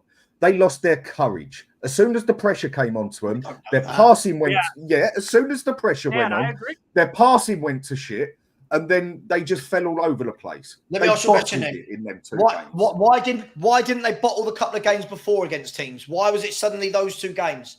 Nothing to do with tiredness. Because they was winning the game easy. Then the goal went against them. The momentum went on them, and then it all of a sudden realised, oh, hang on a minute, if we screw this up, that's football. That's football. But you can bottle it. Sometimes you can be comfortable. Someone could just get a fluke goal. That's not bottling. Look at games Look at games we've lost where we definitely should have won. Doesn't always mean we bottled it. Sometimes teams have a crazy sometimes and sometimes there's luck, and then other times someone bottles it. So in your mind, Arsenal should have just kept winning every game till the end of the season. In my mind, they should not have lost them 2 games, and I think there would have been a difference if there would have been them 2 games. Yeah, but guys, throughout the season, you always get strange results with every club. Of course you do. Sometimes we can lose, even us, we can lose to Luton and beat Liverpool. Right. You know, these things happen. But you know what? It's just the way football is. What makes it fantastic. I agree with that. And you know what it is? And you know what it is for me and Dan and our opinions, when that happens, when the underdog beats the favorite, and depending on the circumstance of the game, you can bottle it. That's fair enough, man. I don't have a problem with people thinking that. Like seriously, I'm going back to that Wigan and Man City. We can pick a bunch of upsets in the cup or league or whatever. Like, what would you call Wigan beating Man City then if it's not a bottle? Surely, I call it it's a bad result. But I would say it's a bad result from the City. It's a bad result, yeah. And it doesn't always have to be that they bottled it. It doesn't always have to be. Would you say Man City versus Real Madrid? What happened there? Man City versus Real Madrid in the Champions League. Huh? Man City lost to Man U in the FA Cup final. What the effing hell happened there? I don't think that's called bottling it. I don't think that's bottle. It is enough of that. That one was called complacency. And they were complacent. They didn't. I agree. But yeah. That Man United totally team was dreadful the entire year. It happens. You can lose a game through bad luck. You can win a game through pure luck, where you just get that one long shot and it goes in the back of the net, even though you've been mullered the whole game. You can lose a game because you've played terrible. You can lose a game when you play your best. And you can also lose a game because you bottled it to the pressure. All of it happens. Right. Wait, so I have a question because I'm from UK. Y'all are sorry, I'm not from freaking. I'm from America. We knew what you meant. I'm from the US. Y'all are from the UK. And so when you guys use the word bottle in your life, what's an example outside of sports where you say bottle? Or I drink from this bottle. Okay. So you don't use the term bottle for anything? I don't use the term I'll give you an example. Do you know why? Because it's people pretending they know what happened. They don't know. You don't know what happened in that game injury-wise. I'm not talking about game. I'm talking Savva. I'm talking about culturally. When people I'll give you an example with that one, Steve. I'll give you an example with that one. You go with your mate down the pub. He starts trying it on with his girl a bit, buys her a drink, start having a chat. Yeah. So you're like, go on, mate, try it on. Give her a kiss on the cheek or so. You know, ask her for a number. Ask her out for a number. And then all of a sudden your mate sits there and goes, he bottles it. No, and disappears out of the pub. That is someone bottling it as well. So Savva and Ant, would you agree with that? That's a proper way to use bottle in that context. I mean, but we're talking about a very different. Courage. Yes, Savva. I'm sorry. Courage. That's the whole point. That's why I asked the question. I wanted to understand what bottle. So, for example, if I had said to anyone at the beginning of that season with Arsenal's squad that they were going to get 50 points in the first 19 game and 50 in the second half, everyone would go, shut up. That is super unrealistic. That is stupid. But that's what we're asking to happen. That's what we're saying. What do you mean, so what? It's not They realistic. bottled those games again. They overperformed, is what you're saying. They overperformed. Yeah, this is okay, fine. But when they you're saying blatantly bottled the games agree against with that. Southampton and West Ham. Blatantly. I just don't I think it's a childish terminology for sport. I do. I think it's silly. I think That's it's your really, opinion. That's Nothing really more, silly. nothing less. That's what I'm trying to get at, Savva. That year, let me ask you a question, right? That year, every Spurs fan I spoke to, every Spurs fan coming in, Alex, you were on streams with me. Every Spurs fan were coming in the chat beginning of that season. Arsenal won't even make top 4. Spurs will get in the top 4 this year. Arsenal won't get it, right? Every single fan. Arsenal then go and blow that out of the water, right? And then, because they don't win a league title, that when people said they weren't even going to make top 4, they bottled it. Rather than actually looking at what happened was they massively overachieved. That team wasn't good enough to win a league. That team wasn't good enough to beat Man City. Then they was in the position where they could do it. They was in the position where they could. Yeah, and they had a good chance. But there were games in hand, and they had to play City twice. There's still huge. You're not. You keep leaving it out. I don't think it was. I'm getting that, but I'm saying they bottled it in 2 games against Southampton and West Ham, where they could have had more pressure. Okay, we'll go with your theory. They should have just won every game the second half of the season. They had to. I'm not saying that. No. But you are saying that. No. I'm saying those 2 games they shouldn't have bottled it. You're saying there was no error to lose a single game then. No, I said them 2 games they shouldn't have bottled it. Okay, so they should have bottled those 2. But what about the 2 after? Then it was okay to lose those. Because they'd already fallen to pieces over them 2 games. No, hang on. That doesn't answer the question. So if they had won those 2 games, right, the 2 games afterwards, you're telling me now from that position, they've just got to win every game. That's how you win a league. Right, and they weren't good enough to do that. They didn't have the know-how, the experience, or the squad depth. It's really simple to see why City keep winning the league. They've got the depth. City have got the depth. Arsenal don't know how.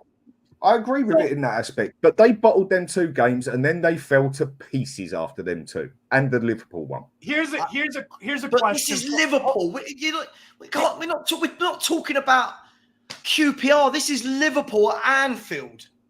Yeah, most people would consider a very good result. It is a good result. So okay, exactly. here's an interesting. All the way at Anfield isn't bottling it.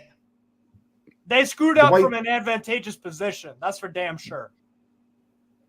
Yes, but there was still games in hand. And they had to play City twice. So there was never a true 8-point gap, Steve. This is why I'm saying.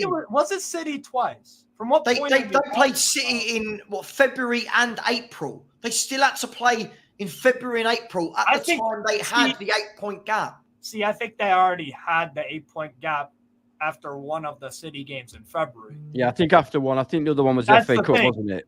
They went up to the FA Cup and lost 1-0. Whatever way, they still had to play Man City at Man City. They weren't going to win it. Yeah, they did. Right? And City had 2 games in hand. They weren't going to beat Man City. They weren't. So here's a question. What if we swapped the clubs and let's say Man City, me and Dan are saying, what if Man City you basically swap the badges? If Man City drew 3-3 with Southampton at home, then yes, Man City have got no excuse, Steve. This is the difference. Man City have got no excuse. So you would say they bottled it if they did what Arsenal did. I don't use the word bottle anyway, right? But Steve, but you know what it means. They lost their courage.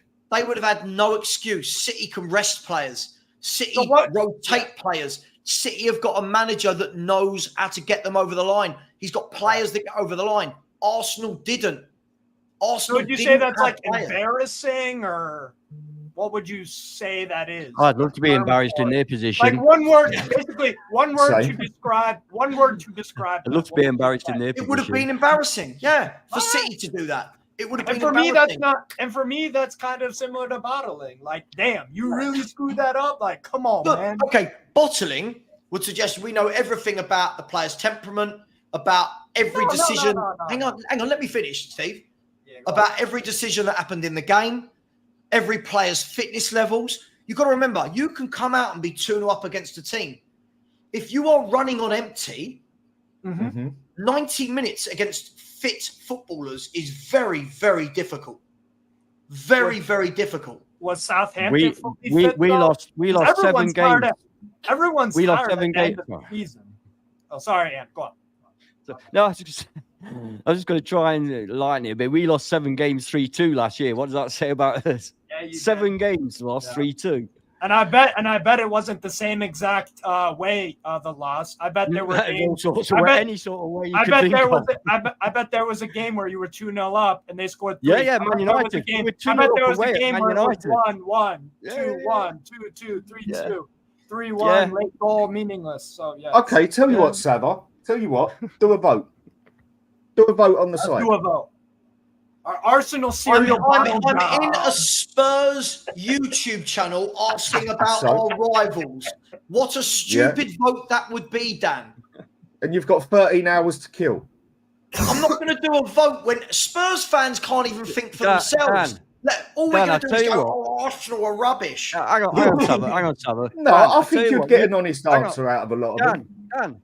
Dan, you come on our channel and we'll do a poll on our channel. Are Forest bigger than Spurs? Yeah, all day long. All day long. Do you know what? Do you know what I'll answer to that? You obviously don't know me very well. I'll tell you that you've got on the same right to sit on the table as City, as Chelsea, as Man U, as Aston Villa. Arsenal haven't got that privilege because they ain't done the big boys thing of win the Champions League. They have to sit on the table with us. They haven't won anything that we haven't won. They've just won. They've just won more of it. If you want to go by different cups that have been won, Forest have got a better history. They've won more cups. You won that major cup that puts you up there once you've won the league. No, they won 2 European Cups. 2 back to back. Yeah, I know. Don't shortchange them. No, I didn't. I said they've won. And we never the mention cup. it, you know. We never mention it. But my point is, it's not like to you be have on that 2 top stars on your table, back or anything. to be on that top table, you have to win leagues, and then you're never on that top table until you win that Champions Cup, Champions League. That's why City was so desperate to do it. Yeah. Aston Villa done it. Liverpool done it. Chelsea done it. Yeah. Forest done it. City done it. It's the one thing that Arsenal have never accomplished that stops them sitting on the same table as them. As all they've done over Spurs really is win the same cups, but a lot more of it. They haven't won nothing we haven't won, but they've just been better on winning it. You've actually won that Champions Cup. You can sit there with Man U. Aston Villa done it. Celtic done it. Every other team that has been in that Champions League, every other team that has been in that Champions League more than 20 times and is ranked in one of the top 5 leagues has won that Champions League, except for Arsenal. I'll tell you what else as well. Man U, three European Cups in all that time when you think about it, when you think of how they dominated English football for 20 odd years. And they've only won it once more than us. I mean, I think Fergie was a flop. Discuss. Damn. In Europe? No, but do you get the point on what I'm saying with you? Well, for who me, did they lose to who did they lose to in Europe? That also matters, I think. And if you look at it, also with Arsenal, in 24, was it 23, 24 straight years? Group stage, yeah. One Champions League final. One. Yeah. Spurs, 7 years on the trot, 1 Champions League final. Ooh. Us, 2 years on the trot, 2 wins. Yeah, you're undefeated, man. Exactly. And if anything, Spurs have actually got a better European record than Arsenal. We've actually won more than them in Europe. That's a fact. Y'all have won more. Yeah. Again, Arsenal haven't won anything that we haven't. To win that. They've just won more of it. So you sit on that big table with a big. Sorry, I was just getting a new bottle. I have a. Speaking of new bottle. Speaking of new bottle. 2 bottles, sir. So there you go, mate. You now know my opinion. I'll quite happily come on your show and debate that. Yeah, you're a gent. Speaking of new bottle, I have a new bottle question. Did Ajax bottle the Champions League semifinal versus Spurs? Did they bottle it? Yes or no? Alex, actually, you haven't spoken. I would have said yes. It's crazy. Alex, did Ajax bottle it versus Spurs?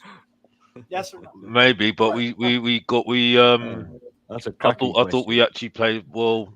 We got lucky, to be fair, didn't we? So, but we played. Oh, we got lucky. we did get The lucky. first leg was at your ground, and I think they outplayed you most. They outplayed us. They definitely 100%. outplayed us. They totally cooked us at our place. Yeah, And really, we should have been out. They should have been out of sight. They should have been out of sight. They win 2-0 at your ground first leg. But Steve, I really don't want to reminisce with that anyway, because that reminds me of when I'm just trying to gauge. I find it really difficult to reminisce that time. I'm just trying to gauge the bottle thing. It's interesting. The thing is, I don't care A lot of whether people are you- saying yes in the chat. things happen. Like, Yeah. we could say Ajax bottled it, or you could say that, I mean, it was a freak hat trick from Mora. That's never going to happen again in his career. That's not something that happens all the time, is it? Do you know what I mean? So I think that's the only reason I don't use the word bottle. These things Okay, happen. let me put it different for you, Savva, then. Let me put it God, different. we're doing it again. You don't want to use the phrase bottle it. Okay, I get that. Some people don't like certain words. It's 2024. There's a lot of that about. So what I'll say to you on that one, do you think that a team can lose a game because they actually folded under pressure? Of course. So they Well, bottled it. what would be an example? No. But that's your version of bottling, No. not my. So no. someone can bottle it. So someone No, can that's, bottle it. but folding under pressure can be a number of different reasons: tiredness, fatigue. The other team steps up their effort. There's a number of different things that happen. I see it too much on the internet. These stupid buzzwords to describe football.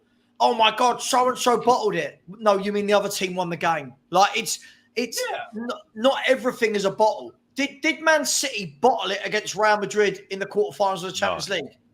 Because they lost the penalty shootout. What? Why? I'll tell you one who They did went bottle on it. top. No, I don't think Why didn't they win?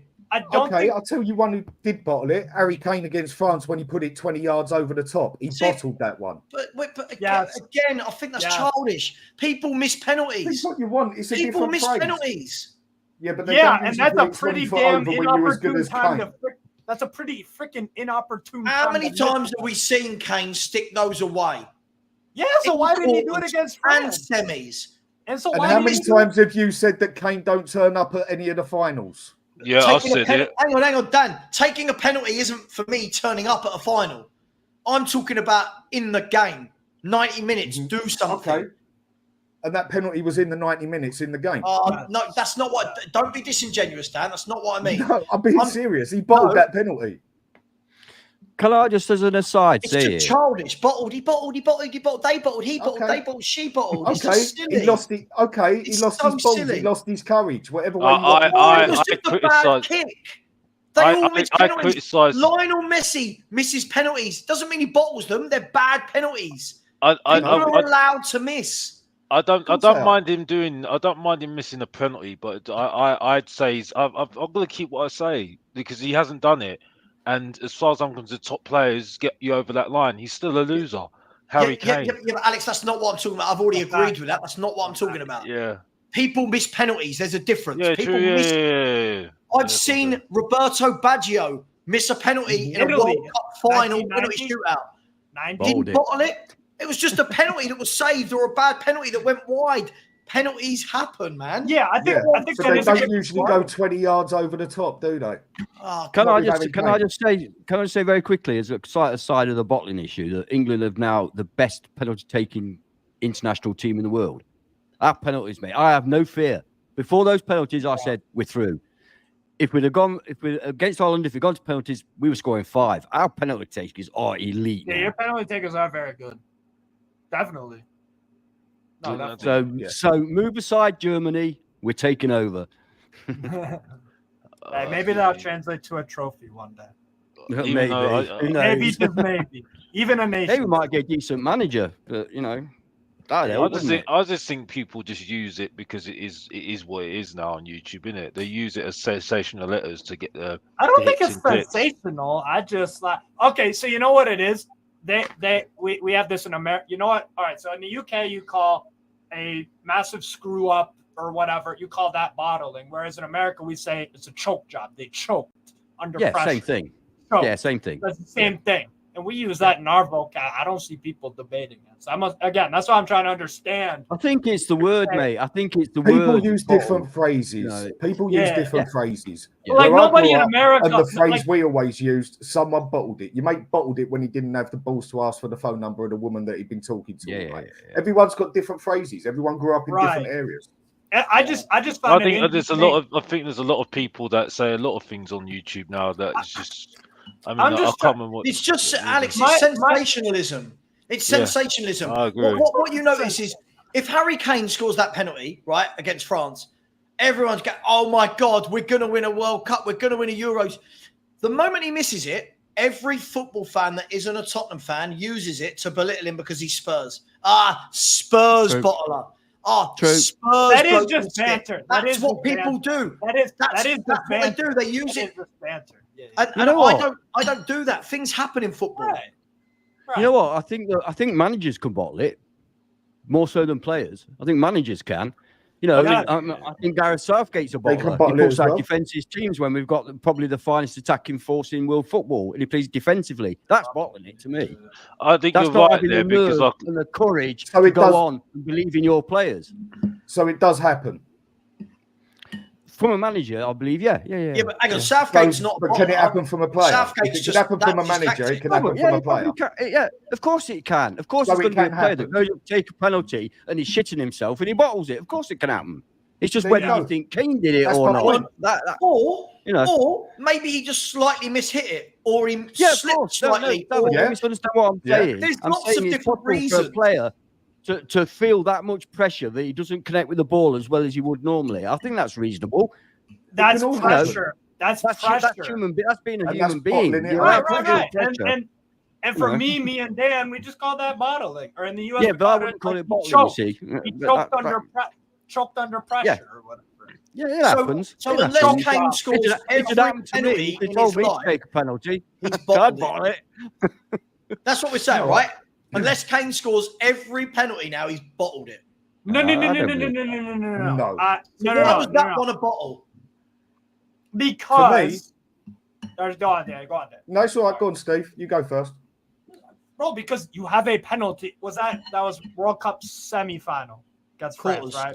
I've seen Messi miss some shocking penalties. Yeah, exactly. I've seen him put the ball miles wide. And no one's going to tell me that Messi bottles it.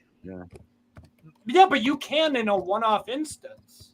Real Madrid fans probably did. You can fail to put away a penalty when it's a big game and you're favored to score, because that's what a penalty is. A penalty, and they're making the rules over the years as well. Goalkeeper has to have a foot on the line. He can't be doing antics. So they literally have changed the rules in football so that it favors the goal scorer even more over the years. Steve, let me ask you a question. So Harry Kane takes that penalty, keeper dives the right side and saves it, right? For example. So if it's a really good penalty, go be better save. But he still missed, so he's still bottled, right? Well, because people would have said it either way. Like he did. Let's not pretend. People would have said it either way. Even if the keeper had made an outstanding save, people would say bottle it. Some people would. I wouldn't on that one, I've just defended Harry Kane all the way here, But now I'm going to the other side. When he took that second penalty, I think he bottled it. If you completely miss the net on a penalty in a World Cup semi-final, by about 10 yards over the top. I think we're right. I think terminology is a big thing. I think if you said, I think that the pressure got to him on that occasion and it affected the way he took the penalty, I don't think people would be triggered as much as if you just say you bottled it. Have you heard what Kane said, though, Anne? Have you heard what Kane has said about this penalty? Nah, I don't. What, the France one? Kane, about the France one. Kane just said, look, he said, it's one of those things. I didn't hit it as sweetly as I normally would. He said, I didn't feel the pressure. I just didn't hit it as sweet as I would. Lay off. Yeah, and Harry Kane's going to come on there and say, I screwed it up because I bottled it, innit he? Of course, really? Or maybe, Dan, you're just wrong. And he didn't bottle it. He just didn't hit it as sweetly as normal. And maybe you're just wrong because you don't know what went through his either. It's opinion. But Dan, you know, I sometimes mostly agree with you, But to be honest with you, just listen to Savva, what you said there about Kane saying it. That's a striker that's got a little bit of know-how to saying, well, I know what I can do. I know what I'm doing anyway. If I still miss this penalty, I'm still going to score another goal in it. And is Alex, is Kane going to turn up and say, "Yeah, I missed the penalty. The pressure." No, he's not. He's not going to do that. No, he's not. He's not going to do that. No. I don't know for a fact if he bottled it because of the pressure. But Savva doesn't know for a fact that he didn't bottle it because of the pressure. Which is why I don't use the word, because you don't know. That's your choice. But Dan, you can't tell me I'm wrong, and I can't tell you you're wrong. Yeah. You're right. You're right. You're both right. Because I don't know definitely, I don't try and pretend I do. You're pretending you know. No, I'm giving my opinion of what happens. It's an opinion. No, you're pretending you know. No, I'm saying I think fans always he bottled it. I'm saying you think because you know Harry Kane?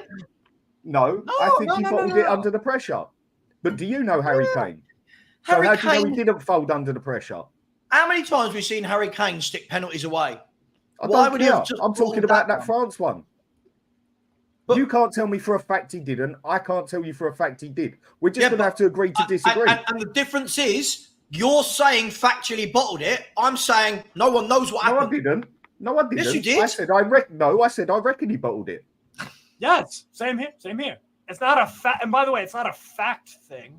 It's not. I just think we've got to this stage in YouTube, in football opinions, where everyone's got to have a villain. Everyone's got to be blamed for something because it's not sensational. If not, England didn't get knocked out of that game because Kane missed a penalty. England got knocked out of that game because Gareth Southgate had all these attackers on the bench, and even when losing, didn't bring any of them on. Right? Southgate's tactics meant we lose those games, but it's easier to blame the one player. Some people might say he had a lot of bottle to step up and take a penalty in that situation. No, he did. I agree with that. Right? He did. That takes bottle. So that's not losing the bottle. He had the bottle. But I am allowed my opinion, and you cannot prove me wrong. Same as I can't prove you wrong. We'll have to agree to disagree. And Savva, it's just so childish. He bottled. But that's your opinion. You're allowed your opinion, and I'm allowed mine. Everyone who loses, they bottled it. No, not everyone. No one ever said that. It's like we're 18. No one said that. We're trying to blame everyone for everything. No one has blamed everyone for everything. Just certain situations. Okay, I'll say it nicely then. I think Harry Kane lost his courage and folded under pressure. Is that better? He screwed up. I don't think that's saying it nicely. That's you don't know. That's the definition out of your dictionary. That's what that is. No, that's the definition out of the dictionary. He royally effed up. He royally effed up and didn't. Every time someone loses or misses a penalty this season, it's bottling, according to Dan. I'm taking that. No, I never said that. Yep. No, I said you can bottle it under certain circumstances, and I think he did. Oh, so we get to pick and choose what's a bottle and what's not. Sometimes people bottle it mentally. Sometimes they just do genuinely. This is what I mean. So you will never be proven wrong because you can pick and choose which one you think is a bottle versus a bad miss. Okay, yeah, but you will never be proven right because you can't state otherwise. I'm not saying either way. That's the difference. I'm not going, I bottled that. He couldn't handle the pressure. There's nothing to suggest Kane. That is your opinion. Nothing more, nothing less. And mine is valid just as much as yours. Agree to disagree on this one. Yeah, like Yeah, I just think I just think it's childish. It's internet talk. It's silly. Okay. It's something I've used as a phrase since I was 14, so that's another thing. To be fair, that different parts of the country will use different things, and I think that's why down south they probably say bottle a lot more than they do up here. That's just cultural. That's why I asked. Because that's a great point. And that's the same thing in the U.S. People in the East Coast of America, in the West Coast, completely different terms for things. So never mind country to country. We speak English, both our countries predominantly, but like terms are way different. That's why in Southeast London, where I grew up, the phrase "bottled" has always been used. Whether it's by 14-year-olds or 40-year-olds. Where I come from, it's not a word that's used. What's literally, like the equivalent? In my adult world, it's not used either for people missing. Go. I heard nearly the whole pub saying it, and that was an adult pub. You were in a pub. I can only imagine how mature it must have been in a pub full of people drunk, because nothing Have you heard the things that get said in a pub? Football people just go, kick him. Yeah. Like, No, it's Savva. But not everybody does it. Savva, Not that's everybody the does G- it. that's- Not Where were you everybody was drinking? pissed. Where were you drinking? Ben Ragged. Yes, exactly. The Bear and Ragged. Exactly. Yeah. Not What's the everyone was Bear and right. Ragged? They Is had that the families in Hooters? there. Wait, Exactly. is that the Hooters equivalent in the UK? What are we No, saying? it most definitely is not the Hooters equivalent. No. We've got Hooters in the UK. It's I in know. What's it Nottingham. called? to it. What's it I've been called? to it a few times. It's called Hooters. What's it called? I Oh, okay. was going to go in, but I missed the Alright. door and bottled it. Well, then You watch know- where you're going next time. You know what pisses me off? America be importing too many damn businesses that make us unique. The thing that made America cool to to people in the UK was that only we had damn Hooters. Hooters is our damn thing. It's about a 5-minute walk from our football stadium. Hooters. Damn. All right. Been there years, mate. Years. Just quickly, guys. Bear 1 second. Right. Listen, as fun as all these conversations are, and I'm sure we'll get into many more. There are 200 of you in here.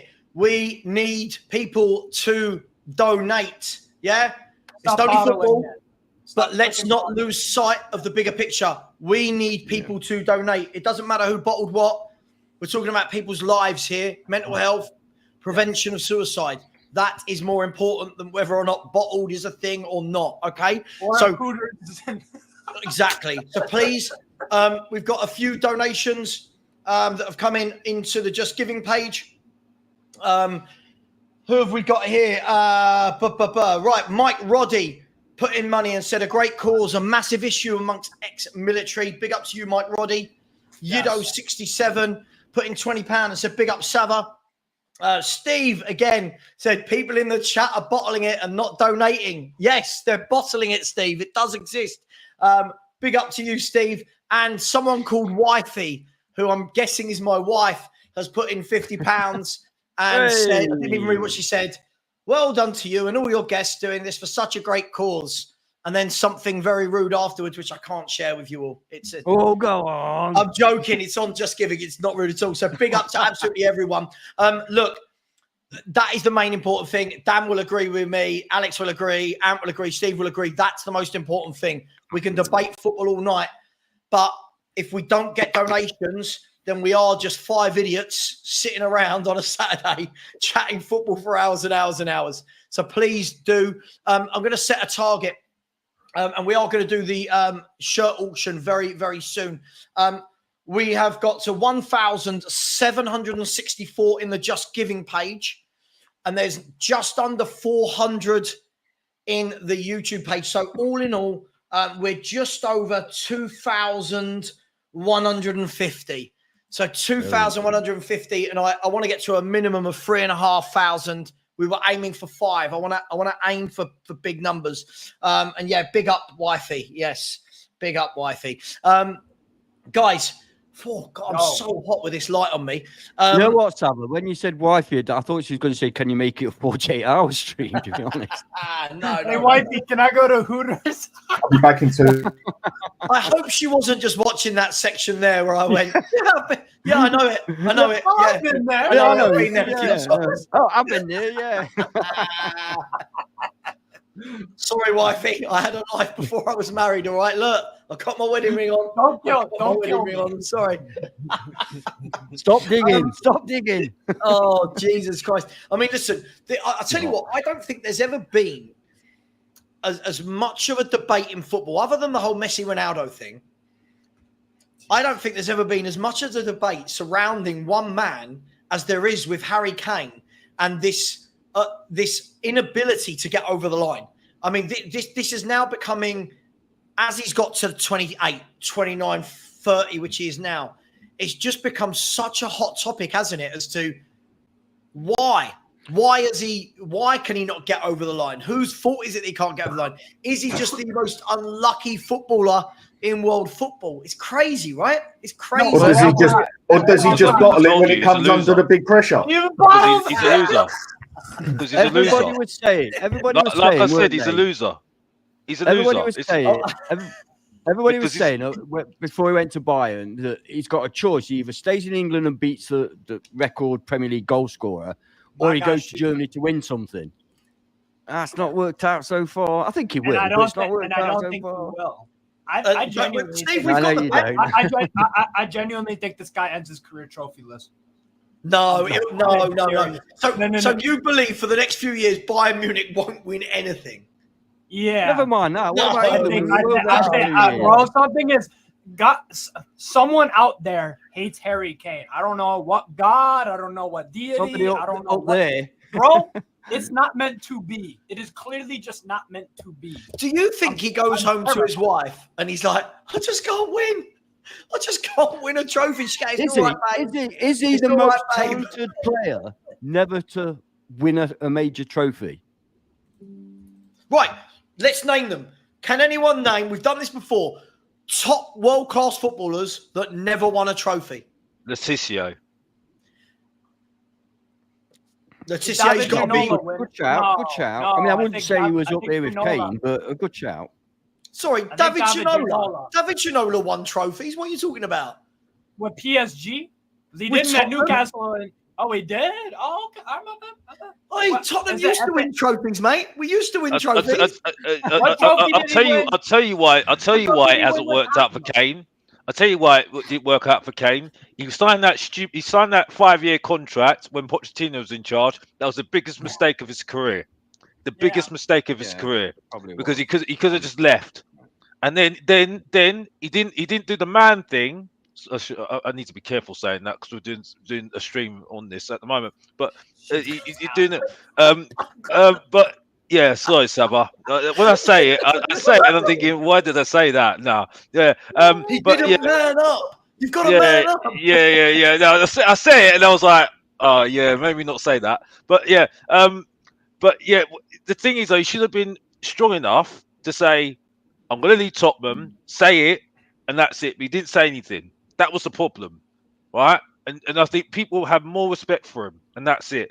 And thirdly, he hasn't done it in finals or semi-finals. And regardless whether it's not on him, if he's the top player, you can help your team guide you over that line. And that's what top players do. I'm sorry, there's no excuses. And he's had lots of opportunities, even with England. I'm sorry. You can blame Southgate, yes. But you also got to look at yourself, because top players get you over that line. Yeah? There's a reason why Jamie Vardy is more decorated than him. Yeah? Because he's won 2 trophies and he's been influential in both of them. So I'm sorry, truth hurts, and that's it. That's what I've got to say. Let's do this. I remember this coming out a while back, right? You remember? Said, whose career to date, whose career would you rather have had? Would it be Jamie Vardy, FA Cup and League winner, or Harry Kane, all the golden boots in the world, all this, but no trophies? If I was going to tell my grandchildren about it, Jamie Vardy. Because I think I'd still go for Kane, because he is world class. You know what I mean? Oh, no two ways about it. But as all he's going to be able to brag to his grandchildren, I say us all very lightly, yeah. But yeah, I won the golden boots. I won this. I won that. I won that. What, did you win an FA Cup? No. Did you win the league? No. Did you win anything? No. I'd rather be Jamie Vardy in that aspect, just because I can brag off I won a cup. But again, Harry Kane is a world-class striker. I'm not debating that. But he will never, ever, ever get the credit he is due until he wins something. And that's just a fact, whether we like it or not. I was just sticking up for him. I do debate this whole thing about world-class, though, because he hasn't got us over that line. I love Alex so much. Anybody over the line. I'm sorry, I've got to be harsh. He's a loser. Right. Yeah, I'm sorry, I've got to be harsh. It's like, Alex, okay, maybe elite then. Maybe elite. Okay, what if Bayern do a treble? What if Bayern do a treble this year? Then I'll be a very happy man, Sam. Yeah. I'll be a very freaking happy But what if Bayern do a treble this year? Does all this noise then about him not winning trophies go away? Yes. Of course it does. Yes. Then he's won stuff. stuff. Wait 12 months, he's going to win. Until we say... I think he will. Yeah. Until we say, yeah, but he didn't do it in England. So he'll have still done it somewhere. Yeah, but you still. But the other thing we can't do. I'm saying, from a non-Spurs point of view, that will be the rhetoric. They didn't do it in England, though. Oh, that's what it will be. Because that's when someone starts picking at things, yeah. But the other situation we're in here is I can't say for a fact that he will win something, nor can Savva. We can only give opinion on this one, like we have on other stuff just now. I personally think he will win something at Munich. If he don't, then the man has got to be cursed. Yeah, he's got to be. He's got to be cursed. But no one knows for a fact what is going to happen. But I personally think he will win something at Munich. If he don't, the man got cursed back in 16th century or something. I don't know whatever he done in his life, but something happened and someone got a little dough and started pricking it up and that. Have you seen the Last Kingdom? Bayern Munich are in the shit, aren't they? If he doesn't win anything in the next 2 or 3 years, assuming he stays there, then Bayern are in trouble. So he's got to win something. Well, I wouldn't say they're in trouble. If they don't win anything for 3 years, Bayern. But if he's scoring 44 goals a season, it's not him that done anything wrong. He done his job. The rest of the team played crap. That's why I say Bayern are in trouble if they don't win anything for the next 3 or 4 years. Bayern are in trouble, not. No, Bayern have got more money than the entire German league. I'm not talking about money. I'm not talking about money. If Vincent Kompany didn't win anything for 4 years, if Bayern Munich have signed Paulinho to fix the number 6, Elise to add to what they've already got, apparently they're getting Jonathan Tah from Bayer Leverkusen. They're getting either one of Doué or Xavi Simons, right? Add that to what they've already got: the Nabries, the Sarnes, the Musialas, the Kimmich, the Lamers, the Pavloviches. If he doesn't win it this year, if he doesn't win all of them, if he doesn't win something this year, he's got to get sacked immediately. He's got Savva, I think you're overrating Bayern München and players like Serge Gnabry, who can't stay fit and hasn't delivered much since. I've just named the whole squad. What do you mean about Serge? I still don't rate our squad fully. I like what Bayern München have done. Oh my lord! I gotta bro. I'm a fucking Bayern fan. You know this. Come on, man. Steve. The difference Behave yourself. Behave yourself. The difference was that season, yeah. Personally, opinion, you go player for player, Munich got a better team than Leverkusen. No. The difference what Leverkusen did is they got every player in their perfect position playing to their perfect sync. That's the difference. Yeah. When you go and do that, you can make a good team into an extremely good team. You can have an extremely good team, like say England, but you start playing them out of sync to play not to their favourite, they can look bang average. Yes. Leverkusen got it bang on last season. Every player right to every style, they smashed it. And they've strengthened. Can I ask you a question? By the way, they have strengthened this window. Yeah, I'm not denying that. They have. Martin Terrier from Stade Rennais. No, hang on. Leverkusen have strengthened, he's saying? Yeah. 100% this window, and they haven't lost anyone. They have not lost anyone. Okay, but a season like, I don't know if Dan agree with me or not on this. I completely agree with what Dan just said there. Everything went right for Leverkusen last year, apart from the final against Atalanta. Yeah. For me, the chances of that season repeating itself and Bayern being as bad as they were, I can't see both of those things happening. For me, I think Bayern are going to come out with a new ethos under Kompany, right? Mm-hmm. Yeah. Right. I think Harry Kane will score goals. Yes. When you look at Elise, Musiala, Sane, Tell is still there. Sane, no. For me, no. Savva, this guy started out the first 2 months of last season that went completely missing the rest of it. Okay, but what are you missing about Sane? Tell me what you're missing about Sane. Bro, his form is dreadful. He was not okay. But let me tell you what you're missing about Sane. Who's his old teammate? Kompany. Right. Kompany has already come out and said that he's contacted Sane, told him he wants him to stay. He will put his arm around him and say, I believe in you. And the difference that can make, you know Sane's talent, but I'm not saying he isn't.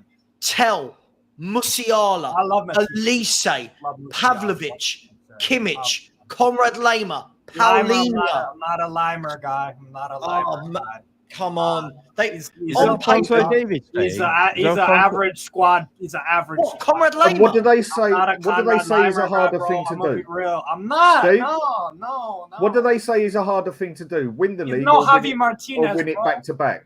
Huh? What's harder to do? Win your first league or win the second one back to I back? never say. Here's the crazy thing. I'm asking you a said- question. Well, I'll answer your question, then I'll say what. So, sorry. Ask it to me again. My apologies. Go on. What is harder to do? Win that first league or back it up with the second one the following season? What is harder to do? First league to repeat, because that means you win 2 leagues compared to 1. That's harder. Yeah, but they always say the repeat is double as hard as winning. Yeah. Just like actual Napoli. first Just league. like Napoli this season. Just like Liverpool went and smashed the league and then completely folded the following season. They're 5th. No, but here's the crazy. I never even said Leverkusen will win in the league next year. Listen, I just can't see past it. Let's see if we can find some odds. Hang on 1 second. Bundesliga odds 24-25 season. Savva, the Bundesliga this year is going to be the most exciting league in Europe. Listen, I like the Bundesliga. Oh, no, I'm not saying you don't. When people call it the Farmers League, I know you, Savva. I think it's really good. Listen, and you look at the players Spurs have been linked with, right? We all go, Farmers League. We got Van der Ven from Germany. We were after, who's the other centre-half we didn't get? Nkapie? Tapsoba. Germany. Excellent. Germany. People are talking about Boniface. People talking about Wirtz. There are top players all across the German league. Oh, yeah, I know. Savva, me and you are fine. Savva, what I'm saying is, I think you will be Savva. What I'm saying, Savva, what I'm saying is that I think you are going to be surprised how competitive the title is in the Bundesliga this upcoming season. I think you're going to be surprised, or maybe Bayern walk it. I hope Bayern walk it. I hope, but I'm saying I think they could be. And Savva, I'll pull up the league winners of the Serie A and all that. Remember, like I said, the example I cited earlier. Recently, Juventus, they won the league 10 straight years throughout the 2010s, and yeah, they're favorites. I get that. I think Leverkusen should be. Bayern Munich are 1-2. Hang on, Bayern Munich are 1-2 on to win it. Leverkusen at 5-2, and then Dortmund at 10s. The difference is Steve. I disagree with those odds. Steve, the difference is, I think Leverkusen are going to hold it nearly all the way, yeah? But the difference is, Leverkusen can't get better. Munich can't get worse. They're only going to get better. I just by don't Munich think standards. By Munich standards. And at the same time, Dortmund will not be 5th this season. They were poor domestically. They were very poor. Sure. And also, Stuttgart. And they finished second. Yeah, Stuttgart. But they've got no consistency in their history whatsoever. I mean, they did win a Bundesliga title in 2009. Stuttgart with Gomez. By the way, you know when we say Leverkusen and then got relegated the following season. Steve, we're saying Leverkusen haven't lost anyone. Jonathan Tah looks like he's going somewhere. Okay. Yeah. Right. I listen. I think the problem is we see things like this all the time. We see the anomaly when someone who wasn't meant to win things wins things. Right. And I love those stories. I do. I think they're great. The problem is, no matter how well Bayer Leverkusen have done, the moment big clubs, I'm not saying you know what I mean. The moment the big clubs come in and go, Wirtz, Tapsoba, right? Boniface, Jonathan Tah, Nkapie, Grimaldo, right? Frimpong. This is the problem. Those players will probably look at it and go, can we repeat what we've just done there? The chances of that versus moving to Bayern or Real Madrid or Man City is. I don't listen. No, but Savva, here's the thing. What I would say is, like that. No, but this wasn't a Leicester winning the Premier League one. It wasn't that miraculous. Oh no, technically it was. What had Leverkusen won before that? They had won a DFB Pokal in '93. In their whole history. And a UEFA Cup in '88. Were you born in 1993? So technically, I was born in 2001. Leicester had won more than that. It's Yes. Yeah. Leverkusen were one of the most unexpected teams. They're one of the most. They've hardly won anything bar last season. They had 2 trophies. Even Schalke, Schalke 4 have won more than them. If I remember right. Schalke are the 4th most decorated team. Because Schalke and Dortmund is just like Spurs and Arsenal. And even worse. Even fucking. No, I wouldn't say worse. I've been there a couple of times. It ain't worse. I mean, like it's on the same level at least. But they do hate each other. Oh yeah. It's one of the best derbies. But look at Wolfsburg. Wolfsburg won the league and then got relegated the next season. Yeah, they've been shit for a while, bro. No, but what I'm saying is they've won a league and then got relegated the following season. Right, and I'm not saying you're saying that Leverkusen get relegated. What I'm saying is that Leverkusen have not lost anyone yet. Manager included, sporting director included, anyone. Mm-hmm. Nobody from Bayer Leverkusen last season has left. They might lose a player, but I reckon the majority of that team is going to stay there to see what they can do in the Champions League to follow up the season where they've got a big link with the manager. Yes. And also, I reckon they might lose a player. Yes. And the thing is, if they just lose that one player, Jonathan Tah, he wasn't their standout center back of last season. No. If you were to pick a center back on that Leverkusen team that played X amount of significant minutes out of the bunch, and you said to a Leverkusen fan, or if you said it to Alonso, their sporting director, if you're going to lose one of Hincapié, Tah, Tabsoba, the other one, there's another 2 in there. Josip Stanisic and Stanisic actually went back to Bayern, to be fair, so they did lose him. If you were to say you're going to lose one of them, you're picking Tah out of that. It looks like they're going to keep Tabsoba. It's looking like they're going to keep Hincapié. So they're losing Tah, who wasn't their standout center back. But the thing is, that's how it starts. You lose one piece of the puzzle. Yeah. But they're strengthening Savva. They said, Savva, do you remember the midfielder in Girona last year, Alex Garcia? He's one of their best players. He went to Leverkusen. That's strengthening. I don't doubt it. By the way, I'm not saying I think Leverkusen are suddenly going to fall off a cliff and get relegated. Right. I just think I know you're not. How long do you keep a giant like Bayern Munich quiet? Exactly. Well, but Savva, didn't people say the same thing once Juventus, their 10 in a row ended? Yeah, but Juventus are shrouded in controversy. Bayern Munich are not. Bayern Munich this window. No, hang on. Bayern Munich this window. Bayern Munich are one of the cleanest clubs on the planet. Bayern Munich have gone out and they're signing. So are Juventus, though. No, they're not. Juventus have been relegated because they were stitching up games, for God's sake. Juventus are one of the biggest clubs in the world. I didn't say nothing about big. I said clean. Oh. Well, of course. With the Agnellis and all this, of course. But, okay. But Munich are one of the cleanest clubs in the world. Dan, you watch Serie A just like me. And Savvanes, I'm not sure if the other 2 fellas, Anton and Alex. Dan, be honest. When Juventus lost the league, when Inter Milan with Conte broke up that domestic dominance of the 10 in a row, did you think you were like, Juve will bounce back next season and win it? They were the favorites. They were the favorites. But personally, I thought Inter had the better team. Right, but did Bayer Leverkusen not have the better team last season? Not player for player, I wouldn't say so, but they played better as a team. This is what I said earlier. And the manager got the formation right. They got every player in the right position. They played every player to his full capability instead of trying to play him inverted when they're overlapping, whatever. Right. They just got it 100% right. Right. And I don't think they will do what they did last season when they only lost 1 game and drew like 7. I don't think they'll do The other problem is, Steve, Yeah. When you look at the Italian league, yeah, there's about 3-4 leagues in there, teams in there that do have some power in the league. At one stage, Juventus were the biggest.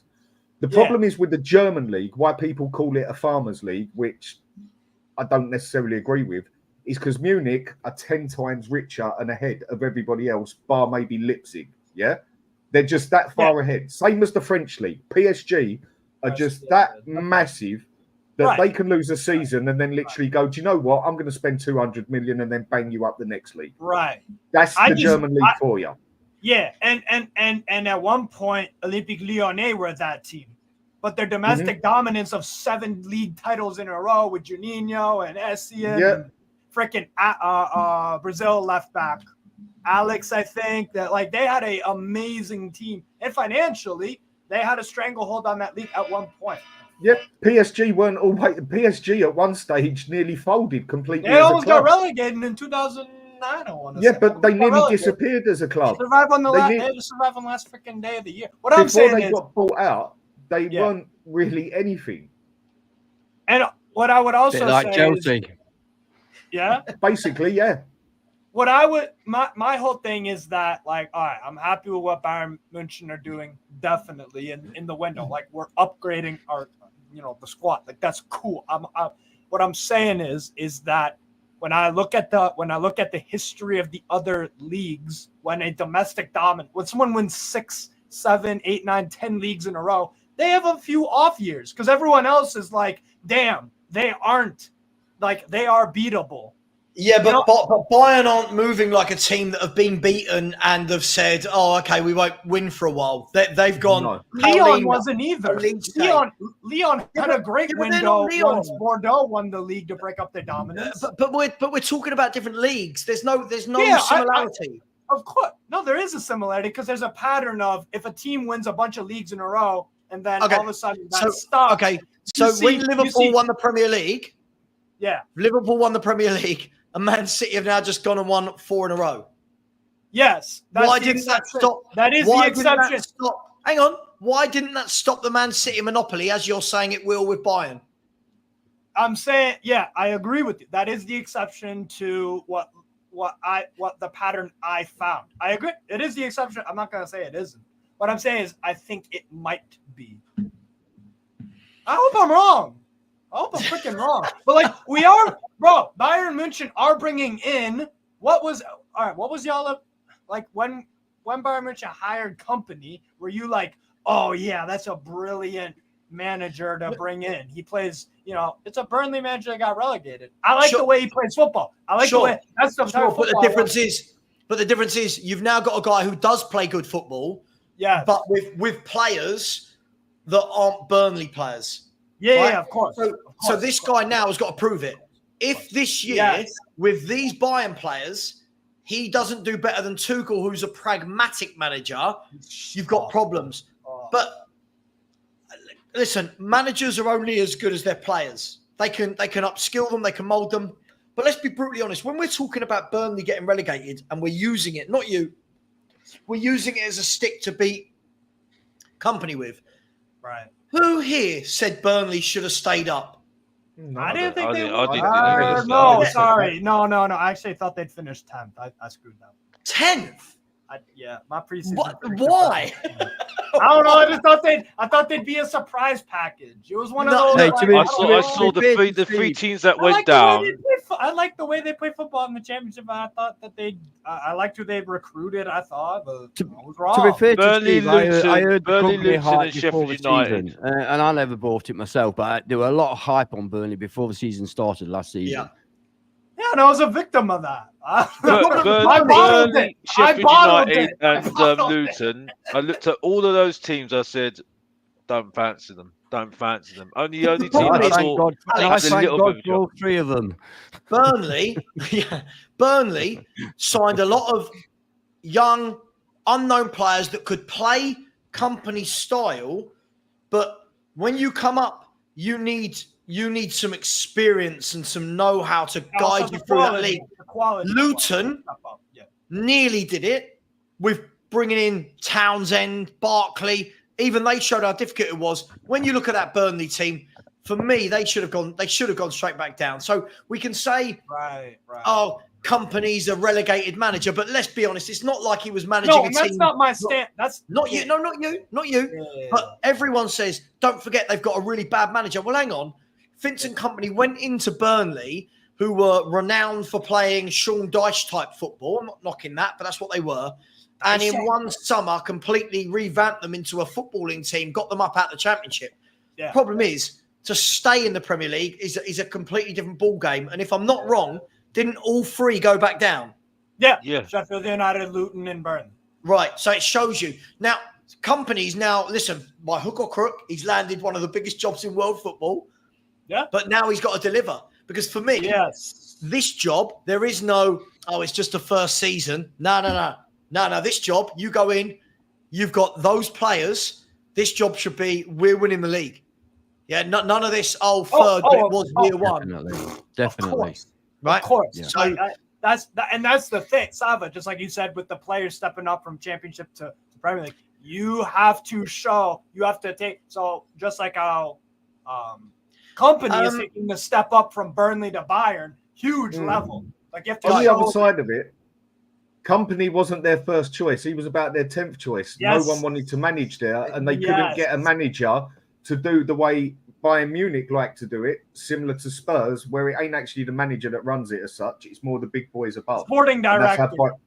Bayern Munich have always been, the club runs it more than the coach as such. They've always been like the thing is, it's one of those things, Dan, where because he was 10th choice manager, it just has that kind of fairy tale bit about it. For me, I'm saying fairy tale. He's got the squad. There are no fairy tales at Bayern München, though. Hang on, There's no fairy tales. Steve, hang on. But they're backing him. That's the difference. Yeah. They've gone in and bought a world-class holding player.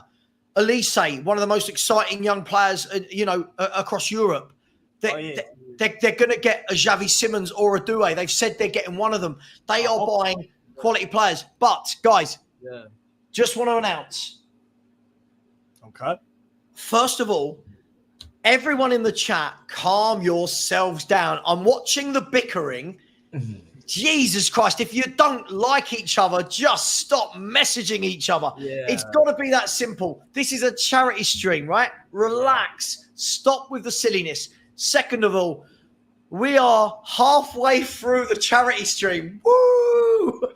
We're halfway through. 12 hours in. Baby. Wow. 12 hours in. Scores on the door. We currently have, in the Just Giving page, we currently have 1,784. Across the YouTube money that's been generated, which for anyone that doesn't know, which means I've got to wait for that to be paid to me a month in arrears. Then when it is, I will transfer it to Andy's Man Club. You've got to trust me on that one. It's not something I would... No, that is how it works. That is how it works. You've got to get over 60 quid before they even give it to you. Yeah. We've made over 60. We'll be all right.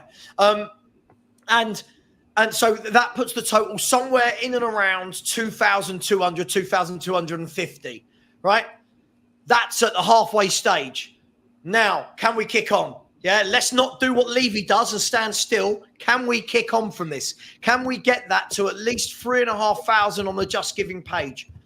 But now, as I promised, we are going to do, this is going to be a nightmare, but it worked last time. If anyone remembers, Steve, you might remember, we're going to do a shirt auction. Ooh. This will be one of two auctions. It's very, very simple. People in the chat, I know you don't like using these. Listen, this is really simple.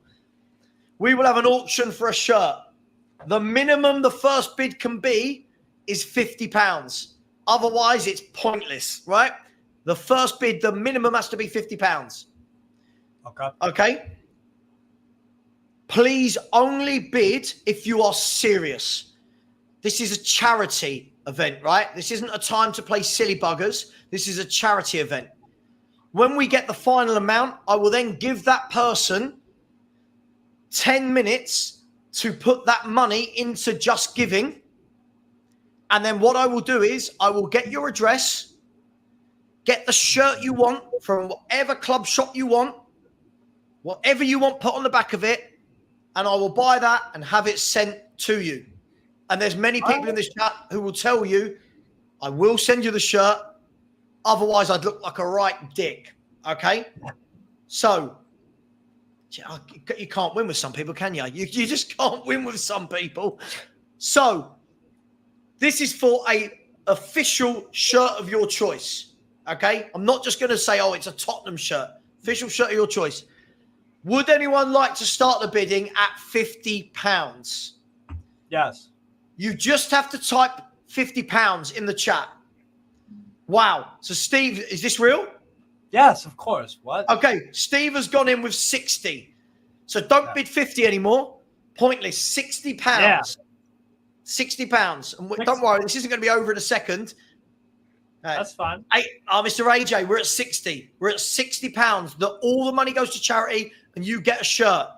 Hey, Terry Eugene, O'Shea, you did it. Terry O'Shea has come in at £80. By the way, last time, I think, do you remember, was it Blaine Dev? I think put in like £400. It was mental. Yeah. Mental. Right. £85. £85. Terry O'Shea has come in at £90. Right. I should be what are they called? What do those people do? Chris has come. Hang Auctioneer, mate. 92. Chris Brass with 100. Is he a Forest fan? Is that the City ground I can see there? Well, it might be. Terry O'Shea with 101. Steve with 105. How exciting is this? This is better than watching Spurs. 106 from Zortex.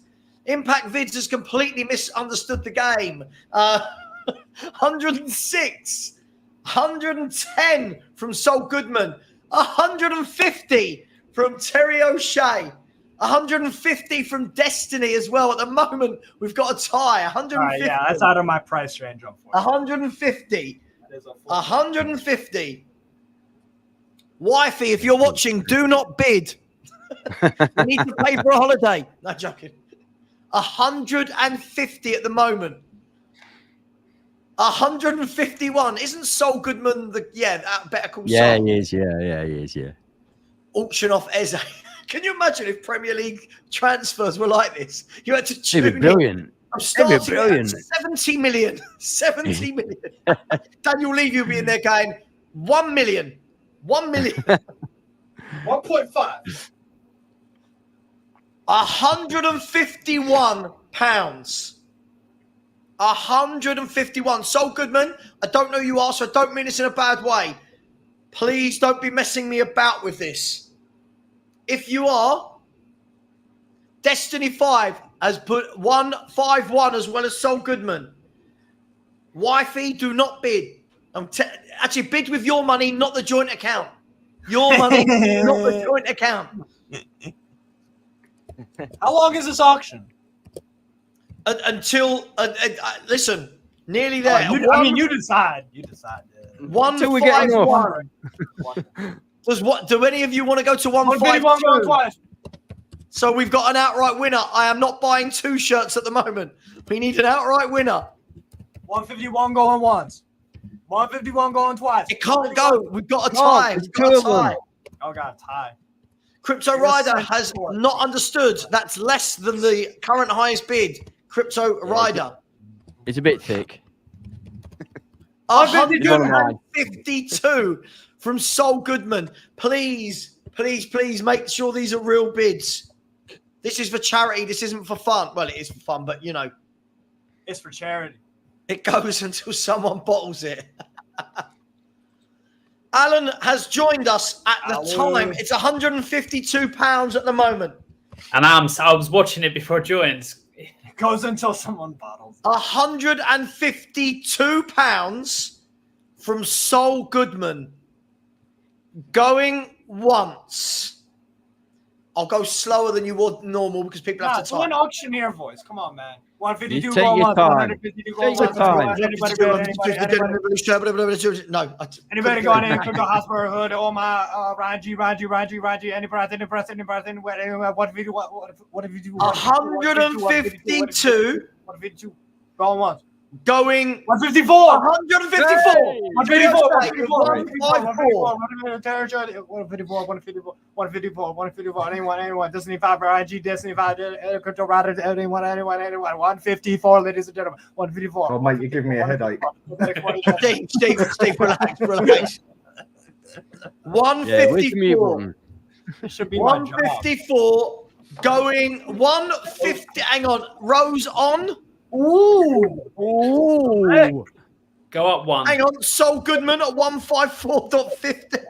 That's the biggest one so far. 154.50. What's this? Anyone give us one shirt auction? 51. I thought it'd be how many years until Spurs next win a trophy. Hey, here we go. Oh, we're all friends here. Oh, I Come love back, this. come back. He scraped relegation by a couple of games, and they're getting all large. We're cocky, mate. We're 154.50 cocky. going once.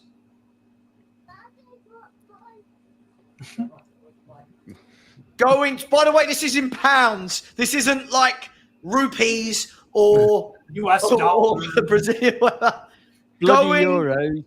IOUs. twice.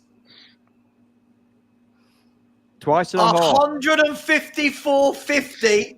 If I've got no more bids to Sol Goodman, who has 10 minutes. Sol has 10 minutes to put the money into the Just Giving, or we start this bad boy all over again. £154.50. Going once, going twice. Sold to Sol Goodman. Well done, Sol Goodman. Thank you very much. Sol Goodman, the link is in the chat, right? The link is here. You've got 10 minutes. All you need to do is when you put it in the Just Giving, just write shirt winner. That's all you've got to do is write shirt winner. And don't donate it anonymously, Savva. Huh? Yes, don't donate anonymously. Fact, Sol. Yeah.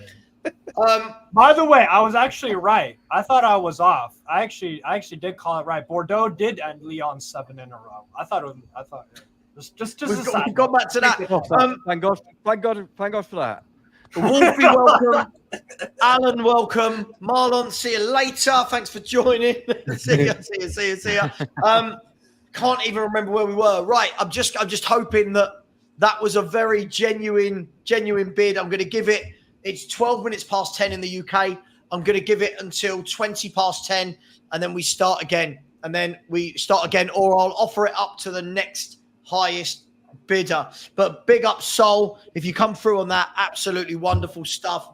Guys, I'm knackered now. Absolutely knackered with second half is kicking off now. Where were we? I can't even remember what we were talking about. The Bayern domestic dominance theory. Are you lot still talking German football, man? Can we talk about proper football? What do you mean proper football? What do you mean proper football? Oh, come on, man. Seriously. You've just got off Harry Kane, mate. 4 hours on Harry Kane. What? After I triggered you lot off, it's been an hour. I've been to Milton Keynes and back. And you still...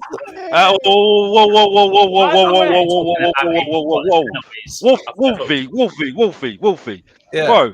Bro. You don't trigger anybody, bro. Only Mr. Box Office does that. That's it, bro, man. Honestly, bro. Sit back down, bro, and listen to the master, bro, man. Honestly, bloody hell. Savva, where do you get these people from, bro? Where do you get these people from, bro? What's going on? What's going on, bro? So you agree with me? Harry Kane's past it then, yeah? Bro, you're on news talking about we got past that one over an hour ago. It's on news, bro. Yeah, you're not no controversial with that one because Mr. Box Office was telling these guys that he's a loser 2 years ago, bro. Thank you. Know what I mean? Thank you. A man who knows his football. I'll applaud that. Start again. Let me, Marlon, big up. Alan, big up. Wolfie, big up. Let me start off a controversial one then. We've done Ballon d'Or. We've done the Ballon d'Or. I want to know, and I'm going to see up ridiculous, see if everyone in the chat and on the panel can agree on a 1 to 11 of the best Premier League team. The best Premier League team, 1 to 11 of all time, or all time or now. Premier League. Can you? I mean, do you want to do now or all time? All time. Stan Collymore up front. Say effing Given in goal. Let me guess. Mark Crossley, Stan Collymore, Brian Collymore, yes. Brian Roy, Lars Bohinen, Steve Guzovic, man, in goal. Stuart Pearce, Psycho. You'll all agree on Psycho, surely. Hustle, man. We're still waiting for the money to go in. If not, I'm going to offer it to the next person. Do you want to do this? Do you want to do current or do you want to do Premier League of all time? Might as well do both. I think it has to be current. Otherwise, have we got the time, Alan? I've got a couple of hours in me. I've got 12. If you do Premier League of all time, there is just never going to be any sort of agreement towards the end. Fine, let's do a different league then. La Liga. Stop going to the Farmers Leagues, man. You're a Farmers League. I don't know whether to find this worrying or nice. Savva, when are we going to meet for a drink? I really love you. Quite handsome man. You look better looking than Lee Gunner. Milkshake man. Savva, I know you live in Dartford. I can assure you I don't. Please send me your postcode. Savva, Yes. Savva. You know what I want to do on the internet? You know what I really want to do on the internet? Is post my address. Stelios is backstage. Wait, Savva, on that, just Savva, bring that back up, right? Stella's backstage. His name is Saif Ridha, yeah, which is like the most Arab name, which basically more likely than not means he's Muslim, yeah, like me, so I can say it. So if he's meeting you up for a drink, like in itself, that's your first alarm bell, mate. So. Red flag. Red flag. Red flag, yeah. So wait, if we can't agree on a Prem all-time 11, if we're gonna go, let's just do La Liga then. No. La We'll do. Liga's gonna be an interesting one. We haven't started arguing yet, and you're saying we haven't agreed. I mean, come on. Mate, We're not even arguing about what the bloody topic is going to be, let alone what the 11 would be. Like, this is mental. Let's do current. Let's do current. 3 minutes. 1 point quick. 1 point, yeah. And anyone who says if we're going to pick players of all time, Serie A Farmers League, Serie A has had better players in it than the Premier League has ever. They've won a hell of a lot more European Cups than England has. Hang on. Hell of a lot more. Surely we can't open it up to the entire world of all players. Look, No, I'm not saying that. I'm just saying Tell you what that we we can't do. say Serie A's been Farmers League all over the years. It has genuinely had better players in it. Than Serie A's had the best players cut by. Yeah, a million miles. No, La Right. Liga has an argument. Hang on, please, 1 sec. We have got 2.5 minutes. Hang on, guys, 1 sec. 2.5 minutes. Soul Man has gone very quiet in the chat. I have to do And we've got 2.5 minutes. If it gets to 20 past, I will offer it to the next person and see what they say. Or before we do it again, if someone has messed me about on a charity stream, that is not good. That's Low, That's man. low. Low. That's a low blow. So we've got 2 minutes. Guys, let's keep this simple. Because just to select from a small pool of players, the best Premier League 11 of all time. Yeah. That small pool of players. And we're going to keep this simple. We're going to play, in Mike Bassett, we're going to play a 4-4-2. All right? 4-4-2. None of this inverted. I don't want any. He's a 6 and 8 and a. Nah. Inverted fullbacks and all that. Are we ignoring I that? have an interesting idea for this. How about you can only pick a club once? So example, Yes. only one Man Yes. United player can go with. Yes. Not. It's just. Well, let's do fantasy league rules too. You can have 2 from one club. All right, cool. Yeah. That's an interesting idea. So you can only pick 2 Man United players. You can only pick 2 top. I'm not picking any. I hate it. Yeah, fuck Man United. Franz Carr. Kuva, so many people in here won't even know who Franz Yes. Carr was. They were getting I there. remember Franz He Carr. sounds like a shitty player. That's all. Hey. Not right. Okay. Should we see if we can do it then? Where you only a team can only be represented once. Yeah, we do one. Sure. Okay, go on. Yeah, go on. Once. See, I have some good ideas sometimes. I don't even know how this will work. So chuck out some ideas. Who are the best goalkeepers, and then we'll whittle it down. Check and Schmeichel. Check Alex, Schmeichel, anyone Seaman. else? Seaman. I love Ian Walker. I love Ian Walker. Joking. Allison. Peter Shilton. Peter. He wasn't Stop Premier being League. Is it so Premier Nottingham League or all Forest. time? Premier League. It's Premier Mark League. Crosley. Wait, is this since No one 92? wouldn't get in. He wouldn't get in. It's Premier League. Is it since 92? Because Shilton's. Yes. Allison has an argument. Shilton's better. Nah. Yeah, David Shilton. Seaman. David Seaman. Why is everyone Right, Seaman got lobbed by Ronaldinho. He can't get in. Why are you Alisson. disrespecting And by them? Rooney. Hang on. So far, the sensible ones in the mix are Czech, Schmeichel, Seaman, Allison, I'd throw. Allison. Allison. I'd say Mate, Alisson's Neville better than Seaman was. Neville Southall was immense. Guys, we've got to think smart about this because we're naming only the top teams. So we Van do der not Sar, save Man United and Van der Sar. Arsenal for later on, or Chelsea or for later on. Do you not want to Well, make there's exactly. only 2 players for Chelsea anyway. Stay Terry and Gibbons. Jack. That's what I mean. No one else. Shea Gibbon, baby. Shea Gibbon. Alan, are Don't you blow asking your load on 9 the big boys too YouTubers to soon all is be what you're saying. sensible and think about the Shea future? Gibbon, Is that baby. what- Shaka Hislop. We look like the Brady Bunch in our little boxes, so we might as well do something. But if It's you're like going to celebrity squares, isn't it? It's like, You can't just put one player from a team in there because then you're just not being realistic. Okay, wait. Should we do it the other way around? Should we pick one player from each team, and then we can fit him in? Because if we say all agree on check, that's a lot of freaking teams. But I just said it. Neville Southall. He won the FA Cup as well. He's too fat. Just quickly, I'm going to start the bidding at 100 because that person has completely wasted my time. Sorry, everybody. £100 we'll start at. Unless anybody who had a big bid before wants to come back in with that bid. £100. We're starting the shirt auction again. Sorry, panel. Last time it went very smoothly. This time, if anyone sees that account, we just block them for complete. Van der Sar, Pyramid saying Van der Sar. That works. We can put him in as Fulham. Hang on. I like the way you think. Easy. £100. Crypto Rider with £10.50. Thank you very much for £10.50. Showing the forest side of it, Crypto. We're the cheapskates. Love it.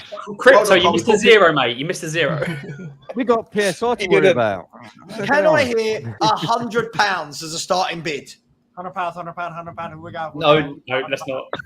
We just had like 5 or 6 people that were at 100 plus. 12. I mean, Mr. AJ, I feel like we're not getting. Maybe we gotta do the auction at different time. Terry can have it if he wants to come back in. Terry can have it. Terry can have it if he wants to come back in with that bid. You actually mean it? He's not serious. When the pubs have He's shut, not we'll get serious. loads more money then. Crypto Rider is not serious, bro. He's not serious. No, James Crypto Flower, Rider is not serious. It is for whatever shirt anybody wants from their official club shop. I will order it, have whatever name you want on the back, and I will send it to you. Why isn't the Botafogo game on? Mr. AJ is just taking this as a joke. I don't know why he's saying that, man. Savva, maybe Guys, genuinely come we on, should please do it keep at it. Can we keep it sensible? We're trying to raise money for a charity here. I said after I've already said it. It is. I can't believe this. This was going so smoothly. This was going absolutely wonderfully. No, Savva, We had 3 or 4 What is he people over asking that 150 for? quid. Where have they gone? They were called Where are trollers. you people? Savva, that's what I'm saying.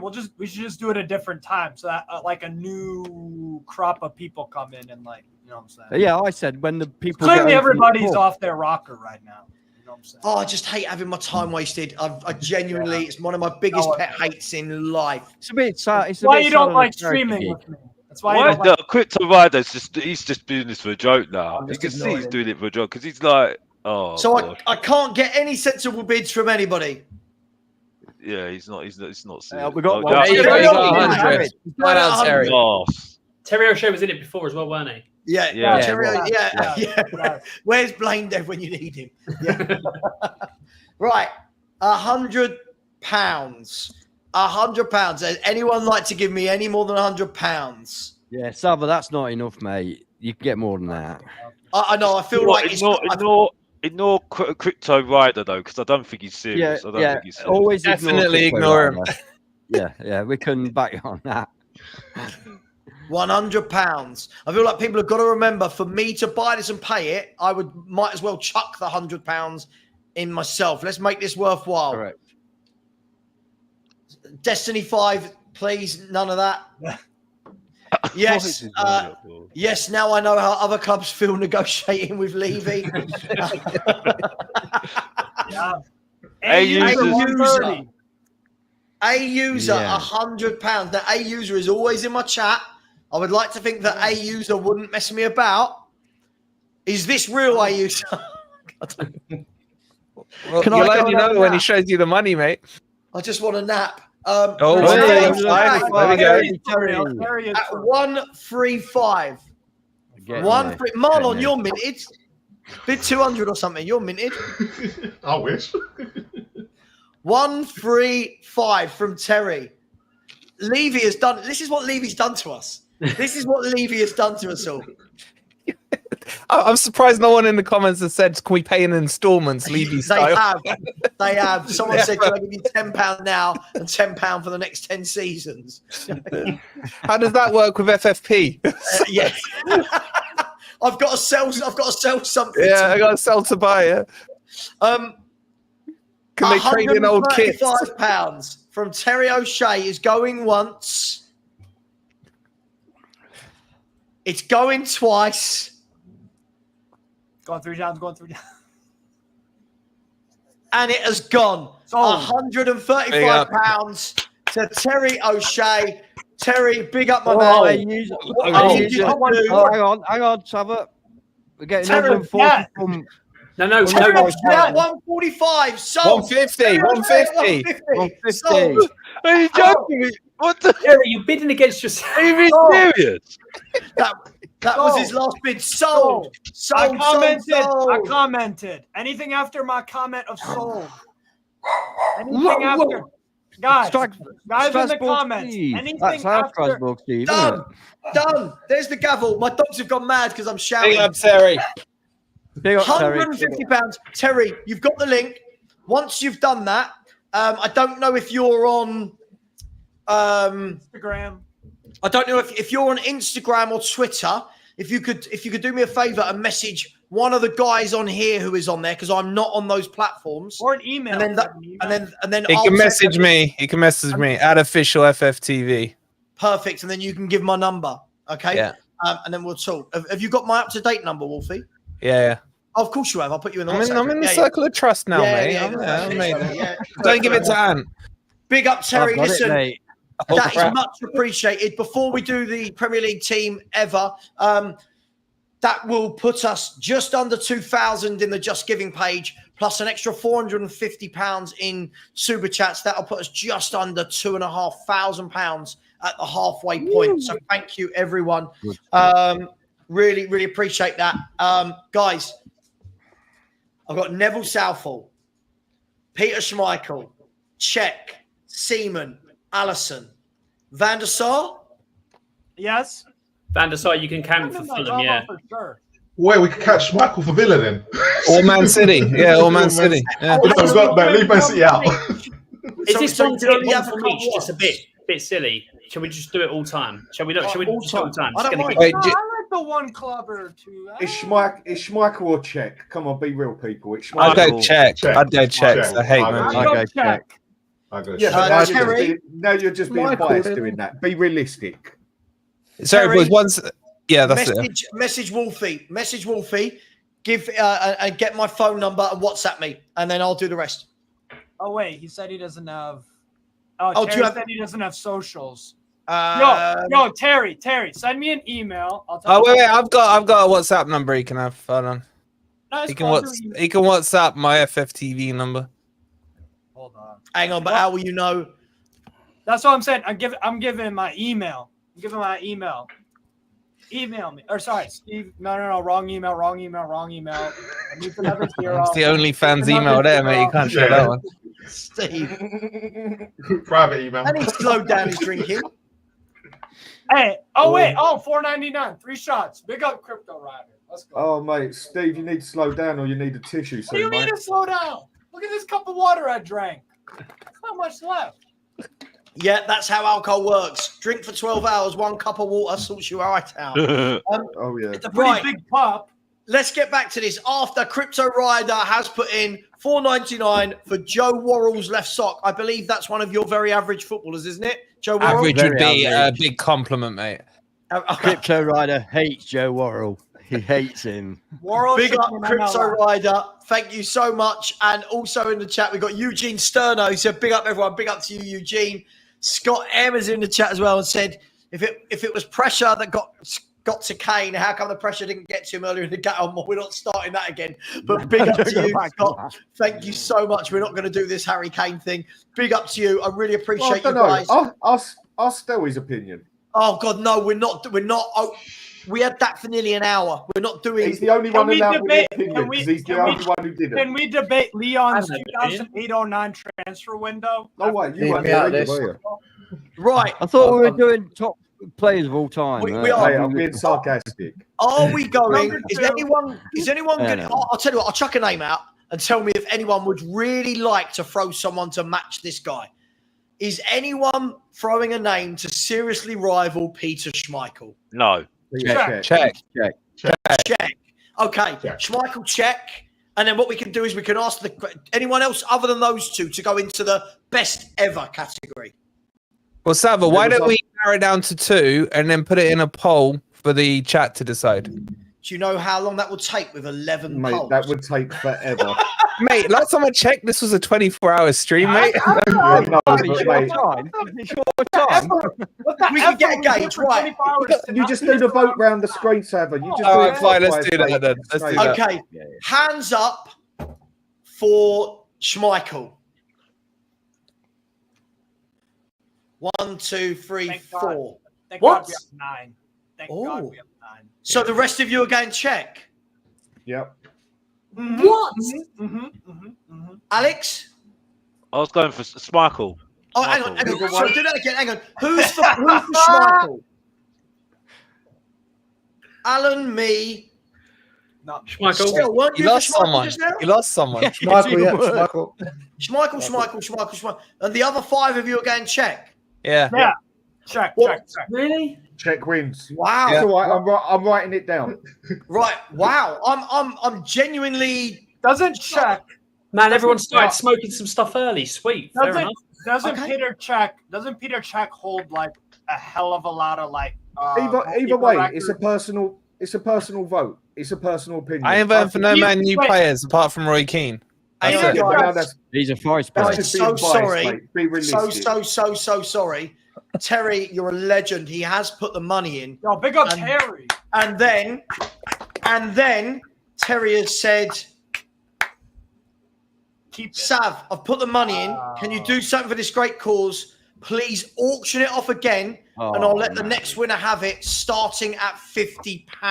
No, Oh, Savva, fair play, starting man. at 75 from me. No, No, hang- No, you do get the fella's Steve ass. has gone. Bid 75. Steve has gone at Terry. First of all, you're a living legend. Oh, That big is up Terry. That's amazing. amazing. Yeah. Bro. Big up, mate. And you can decide whether we pick Schmeichel or Czech. Just kidding. That's amazing. 75. We're starting the bidding at 75, which is Steve, who's drunk, but I will take his money. No. I can show you my account, bro. You What believe you- it?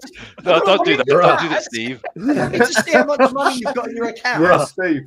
Yeah, I have enough. Don't I have enough. do Don't. it, mate. What do you mean? 75. 75. No. Can I hit 80? Can I hit 80? I don't want to send a shirt all the way to America. Can I hit 80?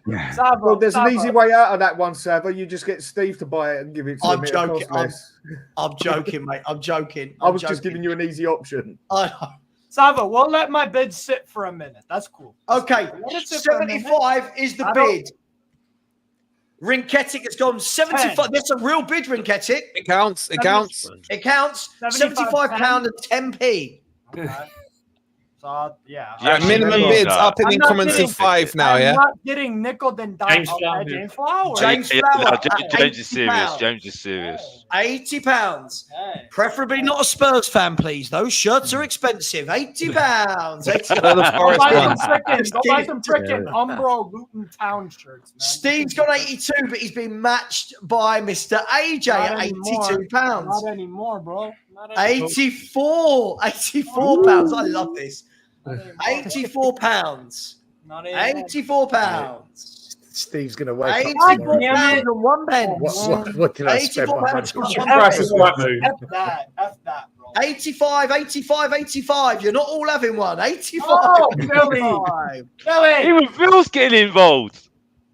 90 Yeah. from Strasbourg Steve.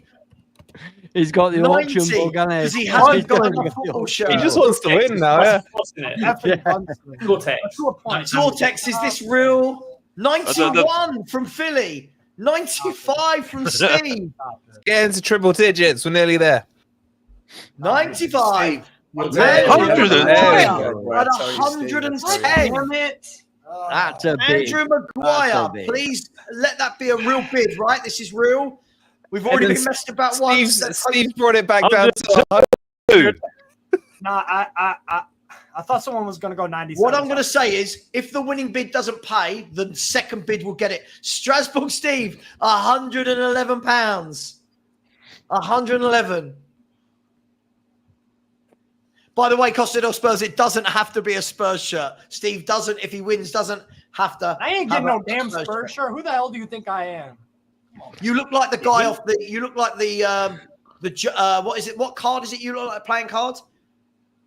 The king of which king do you look like? Are you the drunk one or am I? What the? Definitely not me, mate. Definitely not me. £111, £120 from Linda Ferguson. That's how my. No, I'm not getting a Conrad Limer. Oh my lord. £120. If I messed about, it will default back to you, Steve. Oh, Yeah, pressure. I'm cool with that. 123. No, I'm being. Lord Farquaad, is that it? Is that who you're talking about? That's not my effing price range. Yeah, I do look like Lord Farquaad. Terry, joke. Oh my god. 123. If it's not real, we'll go back to the next one. 123. And then if that's not real, go to the next one. Going once. Oh. Mapping. Is this serious? Is this actually serious? For real, yeah. Got a profile picture's gotta be legit. Yeah, it does. Zortex has matched it. I just never know what's real. Mapping and Zortex at 144. One of you've got to go 145. It's only £1. Or 144.01. Yeah, well, that happened to Arsenal for Suarez and they didn't do it. Yeah, they bottled it. They bottled it. 144. Well done, Crypto Rider. Good maths. Good maths. What is like it. Wait. What is 12 times 12? What's 12 times 12? Is it one? It's 144, bro. 144. Oh, I didn't get that. Okay. We need a 145 from either. I need an advancement. I need an advancement. Somebody, bro. 144. Come on, it's got to go 145. Wait, Savva, do you have PayPal? Savva, do you have PayPal? I have PayPal. All right, cool. Fuck this. I'm using some PayPal credit. Steve, have you got the money? 148. Transport Steve, have you got the money? Yes. Are you sure? 148. Credit card. Mate, you don't have to stick it on your credit card if you haven't got the money. Dog. Listen. I have a $7,166 credit limit, and I'm at $100 in the credit. I think I can afford 148. You can afford 200, mate. My credit score ain't affected if I spend 148 of $7,000. £1, Josh Onama. Do you As remember long that? as you spend it and pay it off your credit card. Yes, I have a good 148 going once. I have a good credit score, bro. Savva, you don't need to share everything. You don't have to share everything about your finances. I didn't share a bro. specific number. I ain't. Wait, what's the bid right now? 148 from our very own Steve. Going once. That's what you lot should have paid for Jono, mate. I wish that's what we had paid for Jono. 148 going twice. This is in pounds. Yeah, I'm it is aware, British Crypto. sterling, by the way, not Crypto dollars. Rider, I'm aware. It's in pounds. And sold to Steve. Hey, big up, Steve. Steve. No, sold already, Zortex. It's sold already. Sorry, this was bid was just a bit too late. 148. Put your PayPal in the private chat, and I got you. Sorry, hang on. So I've got to send you my PayPal so you can send me money so I can put it into the thingy. Yeah. Yeah, is that what you're saying? Yeah. Okay, I'll send you my PayPal. Wait, what about the free? Stop. If there's any fees, I got you. If there's any fees. 3.4%, baby. 3.4%. Now send it as friends and family. Friends and family. Yeah, PayPal won't cost anything sending it abroad. How do I send you my details? It's just your email address, Savva. It's usually just your email And your address. phone, If your email's number. linked with your PayPal credit, yeah. All right, Email and phone Steve, number. I'll put it in the private chat. Okay. And then we can finally. Please don't hand this out to anyone. Philip says Why would we've I missed a hand that? £149 bid. Yeah, no, it was after the cutoff. It was after the cutoff. Was it? Okay. Yeah. And Savva, you want to hand it out, Sorry, mate. Steve, I Let didn't him have think that. Damn right I get my shirts. I've already got Mate, 192. In the past, I've received death threats. I don't want my email now being public. No, stop. I won't. Yeah. VAR. Everyone's asking for VAR. VAR in the chat. Semi-automated. My VAR. Semi-automated. Right. So Marlon has gone, by the way. You know what this But it means? was already Craig? voted. No, No, because we can't do that moving forward. There can't be a majority. he voted. He voted. No. Voted. Wait, who did he vote? Who did he vote? No, because he's not. No, then he voted. Yeah. No, he didn't. That makes it check. 4-4, doesn't it? No, you're go being cheap check here, them. mate. That's being cheap. He voted. His vote still counts. It counts. Yeah, He got subbed off. He got subbed off. Come on, Still played. Savva. Come on. It wasn't clear and obvious, look. Okay, So, Petr is the Cech, goalkeeper. better than Peter Schmeichel. Cool. Checking. We're playing 4-4-2. Wait, Right Savva, are you saying Czech is a Chelsea player or an Arsenal player? Just Okay. overall. I mean, just Overall. check. Like, I mean, are we going to go this detailed with it? No, Like, are we doing know that what I mean? one per team rule, or did we No, scrap no, that? no. Alright, okay, Just cool. whoever. Okay. Because Right. otherwise it'll be lies. Yeah. So, right backs. There's I'll chuck Little. a few, see if you want to add. I'm going to go Walker, You got Neville. Neville, Lauren. Trent. There's Little. Trent. Yeah, Trent, I lay know, off. but Trent. he's a good No. right back Trent. in one respect. No, he's not. Ugh. Lee Dixon. Lee Dixon, Lee yeah. Dixon. Dennis no way. Irwin. The answer, He was the left answer's back. Walker. Irwin was left Walker, back. isn't it? So there's not really much discussion. The answer's Walker, obviously. Well, it depends how you want to play. If you want a defensive right back, then Neville was better than Walker. Oh, Neville's a twat, though. Neville's a twat. We can't have him in. So, no, I you can't just say got a Neville's problem a with better Man right United. You got to You're think gonna be about the realistic. team's morale, the team's cohesion, and all that. You know. Carl Walker Peters. You got No. Zabaleta, Ivanovic. Others. Stephen Carr, my lord. Stephen Oh my Carr. God! Wasn't he Irish? Was he the Irish dude with the curtains? Lord. Yeah. Stephen Carr. What a player. I did not realize how much 150 pounds was. I have enough, but god damn. Yeah, what is that? Damn, bro. What is that? About $185? No, 202. Oh, wow. What about Jed Spence? I Jed have enough, Spence. but, like, god Jed Spence. Yeah. Alan No, Hutton. damn, realistically, right back, he's out of Neville and Walker God for me. I'm going Walker It's then. I'm going Walker. in that. If you had to pick a right back, you'd pick Walker. I mean, his Right. recovery pace is. It depends what I wanted them to seriously- do. Zabaleta. Any takers for Zabaleta to be considered? Nah, his birthmark used to annoy me. His Ivanovic? birthmark used to annoy me. Honestly, it was What? just the most annoying Did anyone birthmark. say What Neville? a This is why I have sentence to. that This is why I is. have to work with. By the way, I don't know. He's crappy. Wait, what- Why? Because his what- nose is funny. Yeah. Kyle Walker. Kyle Walker? So okay, let me just before I if I say Carl Walker, has anyone got anybody to put against him that they feel very strongly is better than Carl Walker? There's Little. Oh, you said Kyle Walker? Oh, damn. Okay. Nottingham Forest players will not appear in this list once for your What are we information. doing here then, man? Excuse me. Go I on. think one might. His name's Stan Leave it Collymore. to but I'm me. going to give it away. Three. Dan Collymore. Three.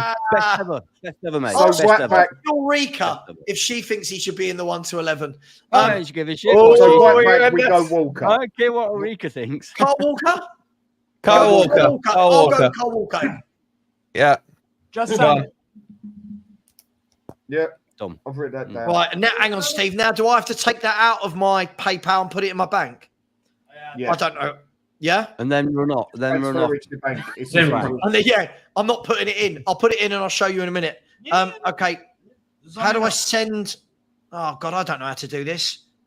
How do So I all you send is money? transfer it over to your card. Yeah, should I have it don't written in use front this. of you. No. Hey, Savva. All you got to do is draw it out into your account. You can leave it there. I don't know how to do that. Savva, you can press withdraw on there and Yeah, take to it your into card. your account. Yeah. Yeah. Am I being thick? Where can I find withdraw? The word that starts Have with you got W. your- Have you got your debit card on there? Yeah. Then you just transfer it straight to that. Oh, Where? And don't do it That's as what business. Hold I'm on, asking. let me talk you through it. Here you go. Thank you. So I don't use it's like this. teaching a virgin how to have sex. Jesus So Christ. if you go, you're in my PayPal, yeah, the account overview bit. You just stick it in I'm the on hole, this. You know, right? No, don't show it. No, it's all right. No one can see that. Go on. I'm on that. Okay, can you see on the left? It'll say like PayPal balance and stuff, where it says transfer money. I can see to a PayPal account, to a bank account. Send Yeah, the go pay, to a right? bank Yeah. account then. Ringcat Okay. explored agenda. I'm completely 1,000% sober. Why would you ever accuse me of being drunk? Come on, man. 1 second. Are you doing it on the app, not on your phone? Oh, not on the computer? Hang on. No, doing it on the app's even easier. Minor Figueroa, bro. Jesus Lord. Sorry. Hold the line, callers. Bank deposit, debit card deposit. This is the level of our entertainment right now, isn't it? Yeah, make sure to donate. Make sure Welcome to to donate. YouTube and welcome to the PayPal tutorial. Look at old man Savva struggling with technology. Hold the line. You guys talk amongst yourself as to who's better than Kyle Walker. Wait, where's he gone? I think we've all agreed. I think we've all agreed that Kai Walker. Yeah, is should we go the left man. back now? Yeah. Should we go left back? Okay, left back. There's only one answer for left back. Should we and go that's Stuart Ashley Pearce. Cole. then? Stuart Pearce. Oh, shut up, Stuart Joe Pearce. Cole. Ashley Cole. Or No way. Ashley No, Cole. I'm not even joking on this one. Stuart Pearce. Cole. Not a chance. Cole. Good player. Stuart but Ashley Pearce Cole scored was 10 times. 18 league goals in the Premier League in one season from left back. I'll give, Exactly. I'll give him a Blue Peter badge for charity if you want. He weren't even half the player that Ashley Cole was. Wait, Savva, No, did you you're get the right. Ashley money? Cole. To be fair, Ashley No Cole. way. It is. No way. Okay, cool. All right.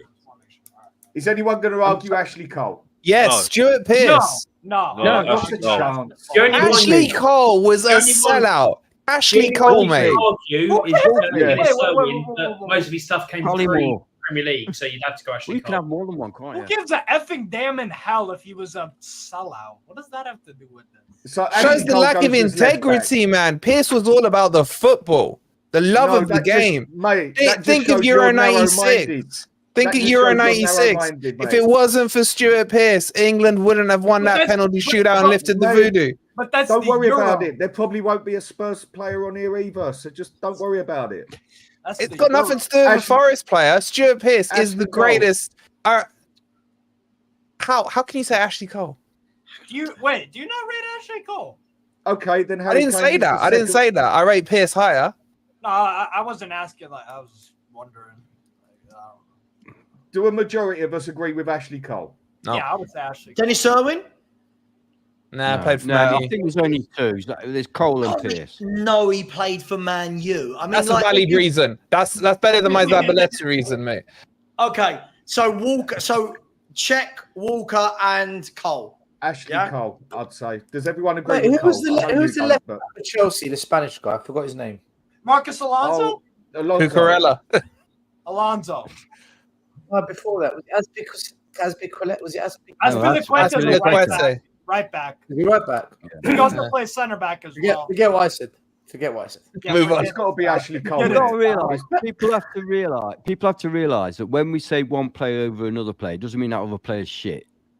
Yeah, because No, it people don't. think in the modern day, in this day and age on YouTube, if you say I think that Pearce is better than Ashley Cole, He is. people think, oh, you're saying Ashley Cole shit then, are you? No, No, Stuart Pearce was a good player, but Ashley Cole was a lot No, better. Stuart Pearce was a great player, not a Wait. good player. Okay. Here's the question. How many? What is it? PFA Team of the Year, Premier League Team. How many times did Ashley Cole get into that compared to Pierce? Pearce Maybe got that's into a number? every season. yeah, Pearce had about 70, and he was only in the Premier League for 5 years, but he still got in 70 times. That's how good he was. Exactly. So everybody's looking confused. Mm.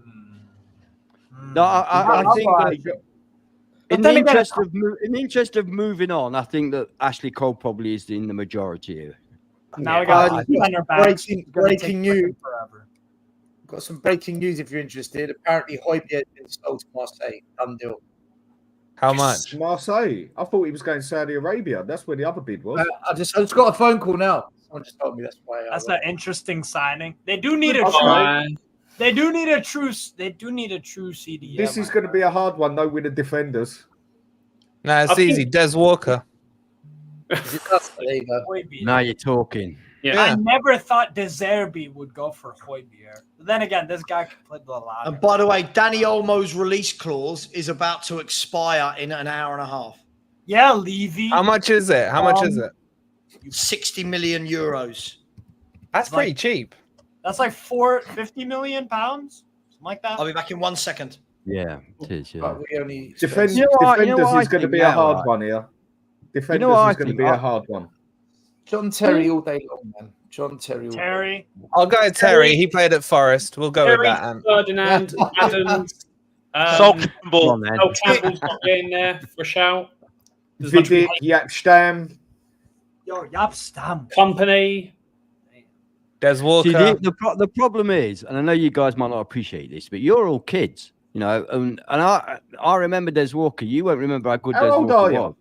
I remember Des Walker. What are you talking about? Yeah, Styles old. Then why are you not putting his name Yeah. forward if you remember him? How old actually are you? So what do you mean I wouldn't remember Des Walker? If we're all kids, how old are you? Well, Put him on the spot now. By the way, I ain't a kid, by the way. No, Bloody come hell. on, if we're all kids, how old are you? Never you mind how old I am. Just Well, then because don't very label us old as that and- much younger. Just I've already because told you. I've I'm already not a told kid you. because I don't need to talk about XG like some of these kids do. Talk about stats. God's sake. I actually watch my players. Actually tell them that they're good Eye players. Not test, talk eye about test, stats. baby. Spot on. Yeah. Spot on, mate. Spot on. Mario. I would go with Terry and I don't know, Ferdinand. No way, Terry and- Ferdinand. Terry and Overrated. Vidic. Overrated, Terry and Ferdinand. Vidic. Sorry. Did who just whispered Ferdinand me. was overrated? Me. Not No, I me. didn't whisper it. I said it Not quite me. loudly. Overrated top. Absolutely Rio overrated. Ferdinand.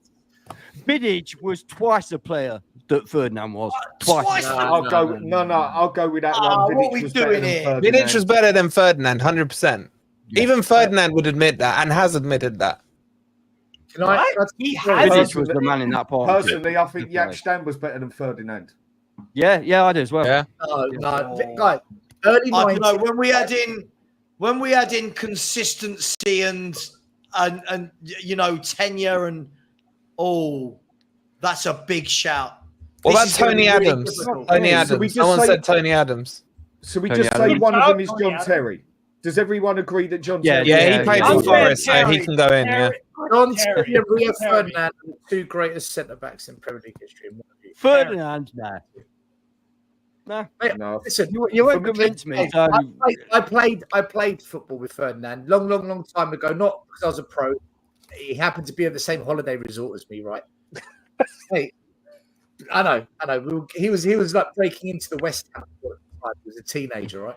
He Played was for West Ham. mint, mate. He do was you think we've got a player called Murillo, right? He will play for Real Madrid. I assure you. Mark it down now. He will play for Real Madrid. He has, yeah. He's 20. He's Yeah, 21 years old. I'm gonna be married in 2 years. Hang on. Bloody Don't you hell. think that he might be quite good against you? You sound like a Spurs fan talking about Brennan Johnson. You do. No. Yeah. No, Mario is quality. No, still, He Archie is- Gray's world class already, mate. unbelievable. His range of passing, his control of the ball, his pace, his interceptions. He is the next big Archie Gray's thing. better. Right. What is it with these Forest fans, man? Are they comedians or something like that? I've never heard such absolute awful in my life. Are you joking me? Are you joking me? No. Does everyone agree John No, Terry is we one can of them? wait.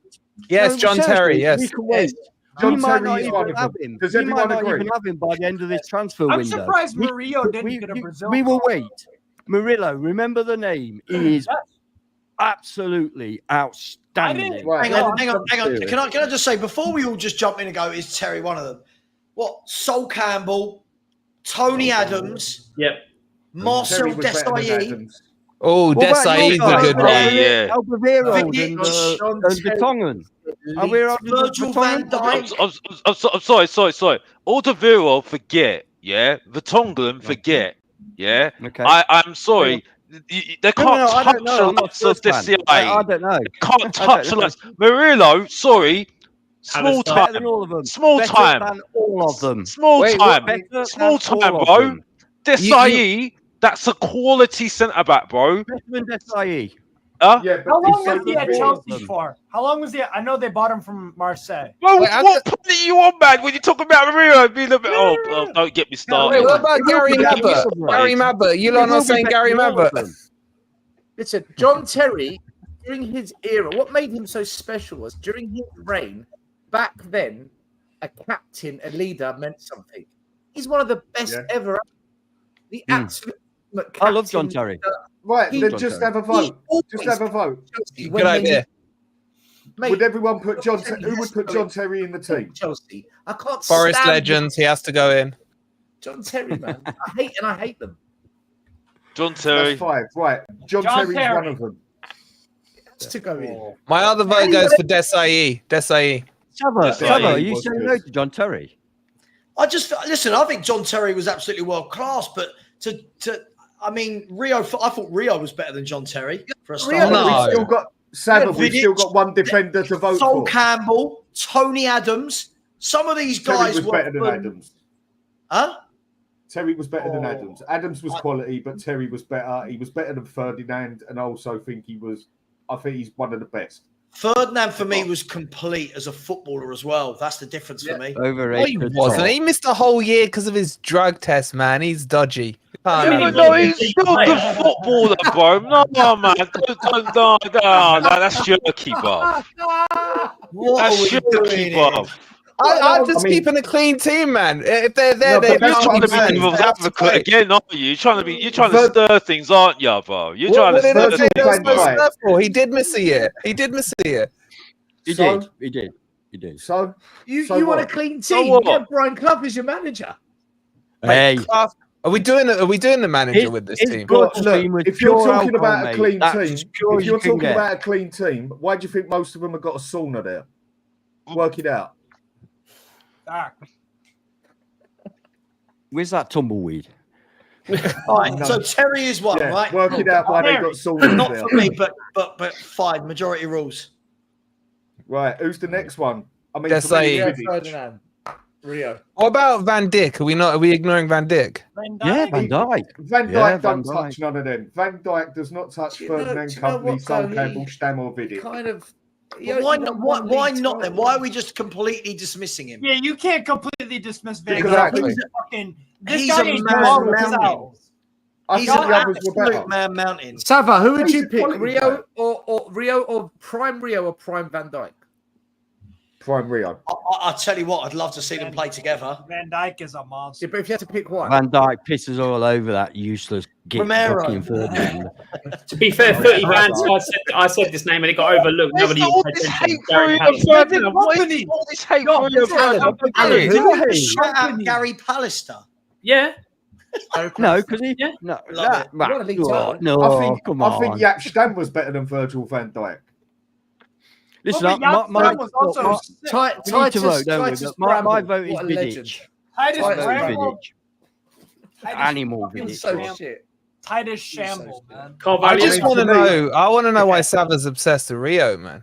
That guy's I terrible. don't No, think He's he's a good Obsessed. player. It's class. Mate, I agree. Rubbish. Rio was class. I think Rio should be in there. Yeah, but Savva's like. You'd think Rio played for Spurs the way he's going on. Right? Okay, easy way You'll to do it notice, then. you keep doing this, Wolfie. I'm not biased to Spurs. No, it's not. To be fair, no. it's not. If you want, I'll give you his number. I'll give you Rio's number if you're that big a fanboy, man. Yeah, got Rio's number. Not about being a Yeah, fanboy. The man was. For real. He was absolute. He was a Rolls Royce. He was an. Shall I call him and ask him? There's Who's no better, him or back playing Desai? now. Shall I call him? Shall I There's call him no and back ask Yeah, him? you're bluffing. You are bluffing. Ask him. Ask What? No, I'm not no. bluffing. No, there's no bluffing. Ask I him. don't Him or want his Vidic. phone number. No, why would I want his phone number? No, I said, shall I call him and ask him who is better, him, You're Stam, or bluffing. Desai? Vidic. You're bluffing. Vidic. I'm not bluffing. I mean, Put Fer- Vidic in there. Alex Ferguson. not I'll tell you. admits it. The biggest mistake he ever made in his career was getting rid of Jaap Stam. Even Ferguson admits it in his autobiography. He did. Yeah, he did admit it. Yeah. You know who I'll I'm tell gonna. you- You know who I'm gonna vote for? Because I actually watched him. I didn't watch like Vidic. I've been only watching since 2014. I'll go Vincent Kompany. That'll be my vote. Oh, No, for me, right. I'll just ask along then. For me, it's Vidic. Wait, there's one more Vidic. defender we haven't mentioned, by the way. Vidic And was he good, and and he Vidic was. got done by pace far too easily. Torres used to tear him apart every single True, time. No. true. There's True. one, there Wait, is one hey, more centre Vidic back. was Well, No, they're no saying, one they're said saying that. to you in the There's chat, one more. He's not ring even him, close. ring him, ring him, Come on. ring him, ring him. Wait, What's that? there's one 11 centre back. o'clock. He'll probably who block me if I is- ring him. Sal, who is it? Nobody wanted to play against him, and Try he was a texting winner. him. Try texting him. Martin Keown. Yeah, good player. Nah, But he's not defender. quite at that level, is he? He's a Very fantastic player, but not Very good quite. No, he won defender, but he everything. doesn't come He won into the them. lot. If we Yeah, can't yeah, have Des yeah. Walker, we can't put Keown in there. I'm sorry. Oh, Ledley, No, Ledley. no, no. I know, fair enough. No, that's Oi. fair. Now, Ledley King, fair there enough. was a player. Yeah, an only- That injured was player. another good one. If only. Carvalho was another good Yeah. one. I already Yeah, said it it. was No one brilliant. listened. So No, no. we can't have him. Speak I louder. heard you, Alan. I heard you. There you go. But- Paul McGrath. Oh my lord. I think it's Paul McGrath. is he part of the Premier League? Was he part of the Premier Yeah, League? he was good as well. McGraw was What good. do you have? Villa, I think. Yeah, he's at Well, Man U we're and going to Villa. have to find a way to get round this one way or another. I've said Vidic. I said said Ferdinand. No, Vidic, no. He got done by pace tweet. No. Well, either way, but it's opinion. There's No, two no, no, opinions no, at Still the trying to moment. work out PayPal. He law. can't Guys, if we're being honest, Vidic doesn't compare to three names for me. He doesn't compare to Rio Ferdinand. He doesn't compare to Tony Better Adams. than. He doesn't compare to Sol Campbell. It's got to be one of them three for me. You know what, They're mate? better than Vidic. They're You all know better than what? Vidic. Forget Jack- the Vidic Jack bit. I Stan think was better than all of them. Sol Campbell was an absolute I hate animal. Sol good. Campbell. I can't vote for He's Sol got to be in Campbell. there. He's got to be up there. Start letting pride in the way. How ironic. So, No, 'cause so Rio- are we Rio going to changed do a my vote? mind Let's on do a with vote. Sol Let's Campbell. just do a Sol vote. Campbell won nothing in Europe. Rio did win trophies in Europe. Yeah, let's do a but vote. we're Let's doing do a Premier vote. League. We're After doing the the vote, team he was Alex, in. we've got to level it down to two players. Doing Yeah, Premier let's just vote. Let's vote. Yeah, but I'm we've got to going- level it down to two players. I'm going vote. company. That's my Okay, so we'll just okay. So I think it's what is the consensus for two players only now? Well, no, we've got Ferdinand. John Terry, Ferdinand so has who's to the be other in one? there. Sol Campbell, Yapstam, Vidic, Company. Well, let's do a vote. Let's do a vote. SAE. Rio Ferdinand. Rio Ferdinand, hands up. Let's do a vote. Rio, 1. If I Two. had to pick between. No, no, no, You Steve. vote for Keep Rio your or hand not? down. Savva, are you voting for Rio or not? Yeah, class act. 1, 2. Oh, Damn that's boy. 3. Right, so That's 3 for Rio. The other one was who was it? Vidic? No. Sol Campbell. Campbell. Sol does Campbell. anyone Yeah, vote I go Sol Sol Campbell? Campbell. I go 1, Sol Campbell. Yeah. 2. Alex, is your hand up or not? No, I went for Rio then. 2 for Sol That's two. Campbell. Right. For So me, who's it's Vidic or- But I'm clearly losing. for me, it's Vidic or Yapstam. Going Vidic There's then. any- I go for Vidic as well. Anybody Right, but there's 2 for Ferdinand. that. I think Rio wins it then by 1 vote. Yeah, looks like it. Wait, I didn't vote. I vote Vidic. If it's Ah, Vidic then. Ah. Actually, That's I'll go what I voted Vidic. for. If I had to pick Yeah, Vidic. Vidic, Go on, and Wolfie, put your hand up. Vidic. Oh my God, are we Vidic, doing this again? That's it. Four. We've done it. No Right, Ferdinand. Steve, when you vote, you Democracy. can't vote for 3 different players. You get 1 vote. what the effing hell are you That's talking how this about? process works. What are you No, talking he was about? narrowing it down. He was narrowing it down. all right. No, We you move won't. on to the more fun positions, man. We're stuck When, here when on you go to the defenders. elections in America, you Wait, can't who vote just for voted for everyone. Vidic? You got to pick one. Me. The guy in the top right. Guy in the top right. You vote for Sol Campbell like I did. Keep your hand down. Yeah, you did vote for Campbell. Yeah, You no, I did changed my actually, mind. mate. I'm allowed to No, change no, my you can't do mind. it. It's democracy. No, I am. You can't. I No. forgot about Vidic. Get that I hand forgot down. about Vidic. I forgot. No, No, Alan, I forgot about disagree. Vidic. When you've made your vote, as long as you don't slot it in, you're allowed to rip it and do it again. No, he slid it Yeah, in. yeah, thank you. Yeah, Mate, yeah. you- Yeah. But you did vote Vidic. Sol Campbell, but I'm going Vidic. Vidic. Yeah. It's not. All right, agreed. What are we doing when I Vidic actually is don't best care of who all wins time? now. Come I on, actually I don't know, care I who know. you pick. Just give it to someone. My God. Give Only... it- yeah, Vidic. Well, Vidic no. is the winner. Moving on. Okay, to Vidic midfield. gets Hang on. it. Oh, It's boy. out of 4-4-2. It's On the 3 all. right. It's out of now. You can do one more vote. It's now out of Ferdinand and Vidic. Oh, I do no, put because that, he voted Vidic and as whoever well. wins, I don't care. Just move on. Yeah. This Let's is just getting go with Yeah, I don't Vidic. care. Let's I just go with Vidic. Vidic. Vidic. Vidic. Steve Vidic. Vidic. Dan Vidic. That's 4 Vidicers. Okay, and the other four are Rio Ferdinand and what? We've But- got yeah, but you don't count. That You is don't true. count. No. We've got to move on. Let's just go We did, Vidic. All right, on the we did right, John on the Terry, and I think we did Rio Ferdinand. No, who was it? Was it Vidic? Vidic and Terry. Vidic and Terry. That's That's good enough. That's good enough. That's good I've learned a lot about people's footballing opinion if they think Vidic is in this best team of all time. Is our expert opinion that Vidic was better than Rio at Man United? Is this what we're saying? Yeah. Yeah. Yes. I think he was a better defender. I think he was a better defender. I didn't watch either. Not just by a little bit, massively better. Rio would agree. Rio would agree. Massively better, and then you released Fernando Torres, and then all of a sudden he was like, "What do I do?" No, come Yeah, on. and guess what? Ferdinand definitely had a striker he didn't like coming up against. Who? Yeah, I know. What are you talking about? Ridiculous thing to All say. right. There's always a Ridiculous Van thing to say. Dyke don't like playing. R9. He hated coming up against Who was the R9. striker that Ferdinand got torn apart by? Who was the striker? R9. He got torn about by loads of players. Like, You shit hold on. on, Just by hold Messi. Hold on. So Rio someone was was not R9 but based on one performance, but everyone, as soon as I said, No, based on what Rio Ferdinand said. Hold on. Based on what Rio said. Hold on. As soon as I said You that also Torres named used to him- tear Vidic apart, everyone went, yeah, everyone agreed in unison because they knew he was rubbish against pace. He really was. Okay, but I am telling you, Rio Ferdinand from the horse's mouth says he was shit scared of R9. Okay, which most people were, but Vidic couldn't Who tell wasn't? who he was afraid of because every time he came against Torres, he couldn't see him half the time because he was spinning in circles going, where the fuck is Torres? Because Torres kept Can I Yes, and remind how you- many can- centre can- backs hang on, did Can I Torres remind do you that how to? many central defenders in that season that Torres had, he ripped to shreds? Exactly. So that season, Torres was It's not like unreal. you named a rubbish. And Torres- how many Torres knew one. defenders? How many Torres defenders were Torres scared of wasn't R9? rubbish. Only every defender on the planet. So Exactly. Rio I'm making being the scared same of argument R9. back. Torres Exactly. wasn't a rubbish. Vidic was nowhere near in the best two centre backs in Premier League history. That's your opinion, mate. You're entitled to it, and we're entitled to ours. Yeah, and You can't say we're wrong because it's an opinion. and it's fair Okay. enough. And I can argue the other, So where other do we side go? of it.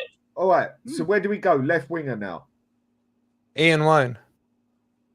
Ryan Giggs. Ryan Giggs. No, you know who I will say. No. Oh, Has to be right, Ryan no, Giggs. David Ginola. David I'm going Ginola. for we. Or Gareth I'm out Bale. for we. Yeah, we got to get Ryan Spurs. Giggs. Oh my God. Hold on. No, I'm out for we. See you in a few hold on. seconds. I'm still trying to transfer this money. I'm sorry, Sav. I'm Poor sorry. old Savva. I can see he's I concentrating. can't get it to work, and I'm so upset that I agreed to take this by PayPal. No, I'm sorry, Sav. I'm sorry. It's the easiest one to do. It's not working. It keeps saying my bank won't accept it. So I need to. All right, I'll tell you what. I need to send it to someone else's bank, and then they can put the money in. Sort this one out tomorrow. It'd be easier than doing it. No, all no, now. because it needs We to all go know you're. for the time tonight. Savva, you can buy me a shirt at any time. There's no pressure. No pressure. Steve, Yo. can you just donate directly to the Just Giving page? I don't got $200. No. If Savva refunds you, sends it back to you, then you can send it straight to Just Oh, Giving. yeah. no? If you refund, Yeah, why didn't you do that in the first place? Why the fuck didn't you do that in the first Hang on. place? So Because if I send it back to Steve's PayPal, is that what we're Yeah. saying? Yeah.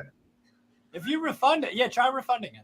If I wasn't 13 hours in, I'd be really finding that funny. Big up, Iggy. You've joined Big up, just mate. at the right time. As Right. no one can So come agree on. on who the best centre back in the Premier League Well, is. we've done it. We've done it. No, We we were agree. fucking around.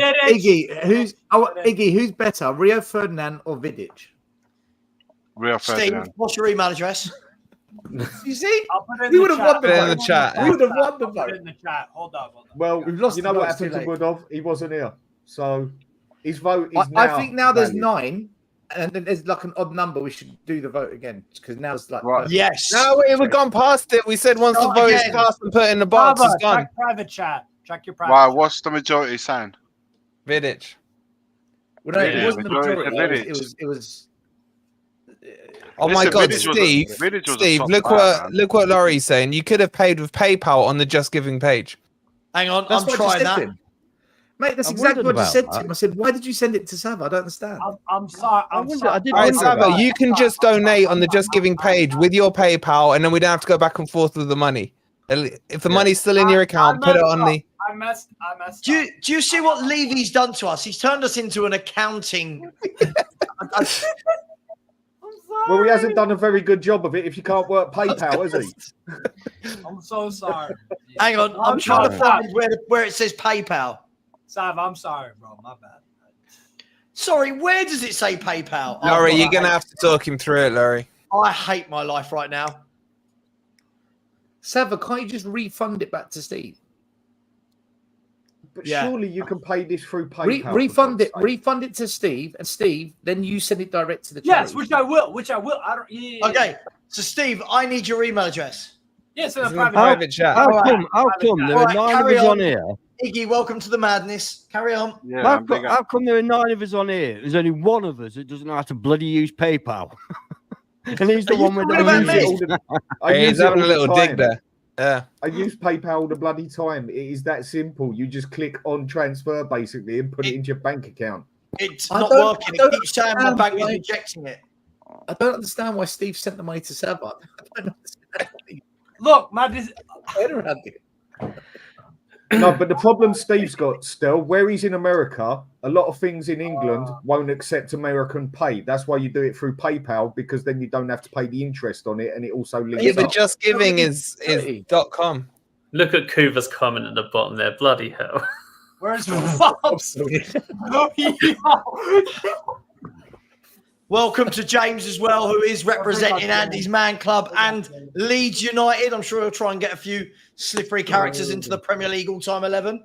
Oh, Right. I bought a TV. Had to refund it because it had no leads in it because I wanted to watch Premier League. How many times has that gone round? How many times has that gone round? That joke has got to be the oldest joke in the world. I know, man. It just comes up every year. Right. So left winger for me, it's Giggs. Giggs or Bale. Bale, not Giggs. Bale. You're only saying it because it's Man U. Stop being narrow. I'm also saying it because he wasn't very, faithful to his missus and what have you. It's about footballing ability, not Who what cares? Who cares who he's shagging off the pitch? You became one of the most successful footballers of all time. Bale was better than Giggs. Bale was better than Giggs. Him and his longevity, winning. Bale went on to Real Madrid and won 5 European Cups. What's your criteria for this? Bale won trophies outside of but now I'm stuck in the middle. Why do people care about issues between couples? That's their problem. Because it's a reason to not like him, apart from me saying I hate Man U, right? That's why. You do. Oh, shut up. You said money properly. As a Leeds fan, even I will say that Giggs is better than Bale.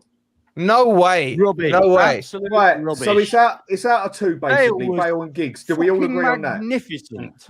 Do we all agree on that? What about? I've got one for you. Georgie King-Clancy. Who remembers him? Man City. Quality player. Juninho. Remember when he played for Middlesbrough? He was brilliant. Are we ignoring these players? Mate, Mark Overmars was pretty special as well. Perez. Mark Overmars, Perez. Perez was for me, it's Giggs. I've changed my mind. I'm going Gareth Bale. You know what? Good man. It's 10 times harder than doing it at a brilliant. Wait, but whoa. Gareth Bale played for like how many years did Bale play at Spurs? 3 years? 2-3 years. That's not enough. So we're giving it on players that last the club exactly. Is that how we decide whether we're going to put Wes Brown? Let's get Wes Brown in defence because he played how many games at Man U? Because then Ronaldo won't come into it either. If it goes like that, the amount of years you played in there, then Ronaldo don't come into it either. So does everyone agree it's out of Giggs and Bale? Well, why can't we put Ronaldo left wing? He started left wing for Man U. That's true. That's true. No. What do you mean, no? He played on the right. He played on the right. No, he started left with them. He started left. Yeah, and then played the majority of the games on the right. It doesn't matter. He qualified himself to be talked about in this position, so we don't have to get Giggs in. Yeah, but Ronaldo can be placed elsewhere. If a player plays 1 or 2 games in a certain position and plays the rest for that, he clarifies that. Exactly. Yeah, under those criteria, you may as well throw Joe Cole in. I just happen to think that Bale is a better footballer than Ryan Giggs.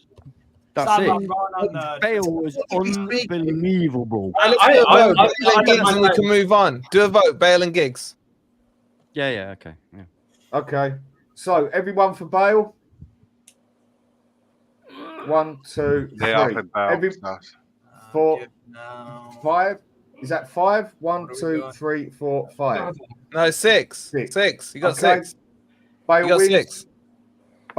Bale wins. Bale wins. That's what I just said. Bale wins. We don't even have to vote gigs. Exactly. All right, that was easy enough. Okay, we're getting democratic here. We did that. That's why I'm trying to. That's why I'm trying to bring it down to 2. Right wing. You can put Ronaldo on that side. Ronaldo can go on there. It's over. Game over. He's gonna. Are we talking about the best players that have played in the Premier League, or Premier League? What I'm trying to say is, obviously, Ronaldo did a lot more after he left the Premier League. But so did Bale. Or are we judging him just on his time in the Premier League, or on his whether he's a better player overall? I think they've just had to have played it. Is that what we're doing? Yeah. They just don't want the Man United player routes. No, for me personally, it is a Man U player, David Beckham. Nah. You'd have to. David Beckham couldn't even beat a man. He couldn't even beat a man. Shut up, man. No one could cross the He ball. couldn't beat a man. He's a winger and he couldn't beat a man. No, he couldn't, could he? Seriously, he couldn't beat a man. It's true. His crossing was amazing, but he did it from way out. He never beat a player. And it still was on target. If the pass I would say, what does it matter? I agree with the chat. I would say Salah has done more in the Premier League. Yeah, Salah has. Than Ronaldo. Salah is ahead of Ronaldo. Yeah, Salah. Yeah, Salah. Yeah. Hang on. So are we now doing? We're not doing the best player. We're now doing who done more. It's changed. We'll just go with it, Savva. Just go with it, man. We'll change it again in a minute. It's fine. I think I've sent money to Steve and tried to withdraw to myself, so I'm going to remove myself for 5 minutes. Steve, I'm working on it right now. Okay, right, cool. All right. Promise. What a nightmare. I'm sorry. If you're going to talk about, all right, so we're doing a Salah. What are we doing here? Salah, Ronaldo, Salah Beckham. Where are we? I am not having Mo Salah. I can't. Oh, you go sort your money out, mate. You can't just recuse yourself and then come back in. I think you're Shavon. I can do that. Yes. You know, Ginola didn't even get a mention. Savva, do me a favor. Take that comment off the screen. Take that comment off the screen. You guys are so small, it's hurting my eyes. Thank you. Iggy, the fact that Ginola was overlooked for people like Georgie Kinkladze hurt my heart. I put Ginola's name in there, Savva. I put it in there. Ginola was quality, but he weren't better than Giggs. He was. He kept Spurs up single-handedly that year. He wasn't better than Salah. You're just narrow-minded because you don't like Man U. Simple as that. If I have to, I don't like Spurs, but I'll admit to Ginola. Who was saying right? Who was saying right? Wait. This morning, earlier this morning, you were twerking for Tottenham this morning. This afternoon, you're twerking for us. Who you mistaking me for, man? Twerking for Tottenham? I don't even know what you're talking about, bro. Guys. God, my brother's team. I'm going to twerk for my brother's team. You can do one, man. Bloody hell. Guys, mate, whatever you get, we've not included Freddie Ljungberg. Is he in this or not? Say again? Freddie Ljungberg. Nah. So hang on, we've got Bale on the left, right? Yeah. What about Eden Hazard? The right wing. Yeah, good shout. Good shout. He was good. Eden. Was he more of a cam? Well, you say he's a winger cam? No, he played on the right hand side. He did. He wasn't. I'd go Salah. Yeah, I'd go Salah. No, I think David Ginola. Savva, check the Just Giving, please. Ginola got even on the right. He didn't score as many goals as Salah, did he? No, but look, if we're going to be honest, it's got to be Ronaldo. Nothing's nice to be Ronaldo. Oh, my credit score went up. Let's go, baby.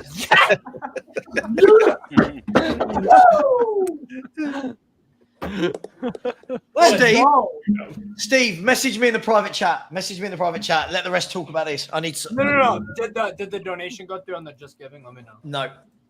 What the F? I just want to cry. This is the longest charity donation in the history of donations. You know what I mean? I truly believe like this. This is what it is like if Spurs try and sign a player. I was just about to say the same thing. You sure you didn't receive the money? No, sorry, Yes, Daniel. I We did. received it. Yes. Are you sure? Look at my PayPal balance, bro. I sent it You know, by that's carrier a good pigeon. call as well. You know. What John Fitzpatrick's just said is a Try good call the as well. fax machine. I thought Robin was me a send class you the player as well. He was good. Yeah, I'll give Robin was decent. But he was too predictable. He was too He was predictable. my first thought was Robin. He's not Ronaldo, though, is he? No, He wants to cut in to shoot. He's always going to cut in. Yeah, it's like Callum pretty from the good, wasn't door. he? You know what he's going to do. Wolfie, wasn't he Simple pretty vote good then. at- Who votes for Ronaldo? I'm voting John Barnes. He was What pretty are good. the Barnes choices, is a mate? good What shout. are the choices? Well, he did play the Premier League. Not much, just True. a little bit. I don't think he was a So winger anymore. how many voted for Ronaldo? What are the options? Ronaldo versus. What are the options? No, I'm just saying who's voting for Ronaldo, because if there's 6 people doing it, then it's game over. Yes. So Ronaldo, Ronaldo.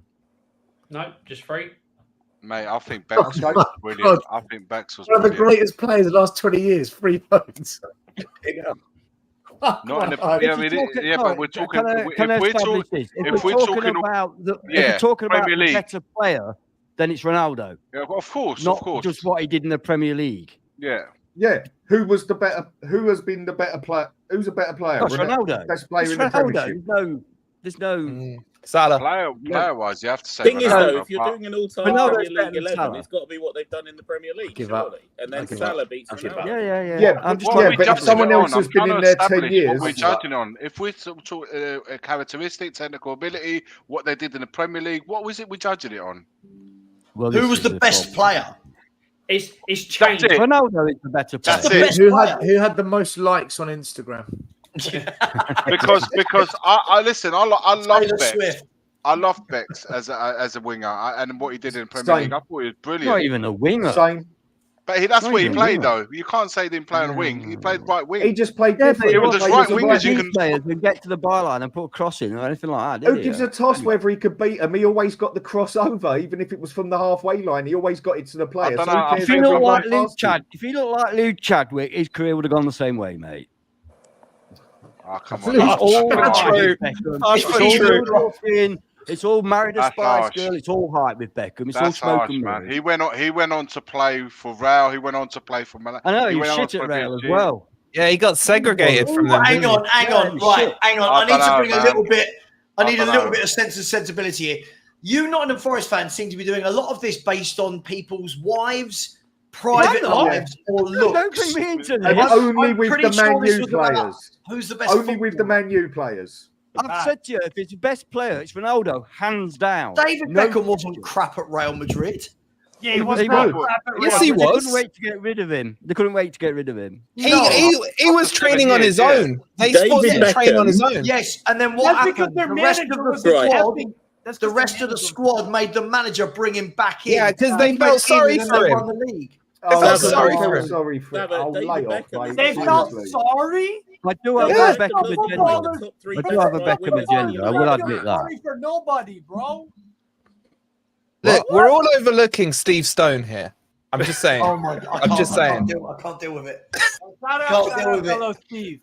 Hey, what Steve about Stone, Ian Wone. Let's just get them all in. McManaman? Riyad Mahrez. There's one for you. McManaman's on the left.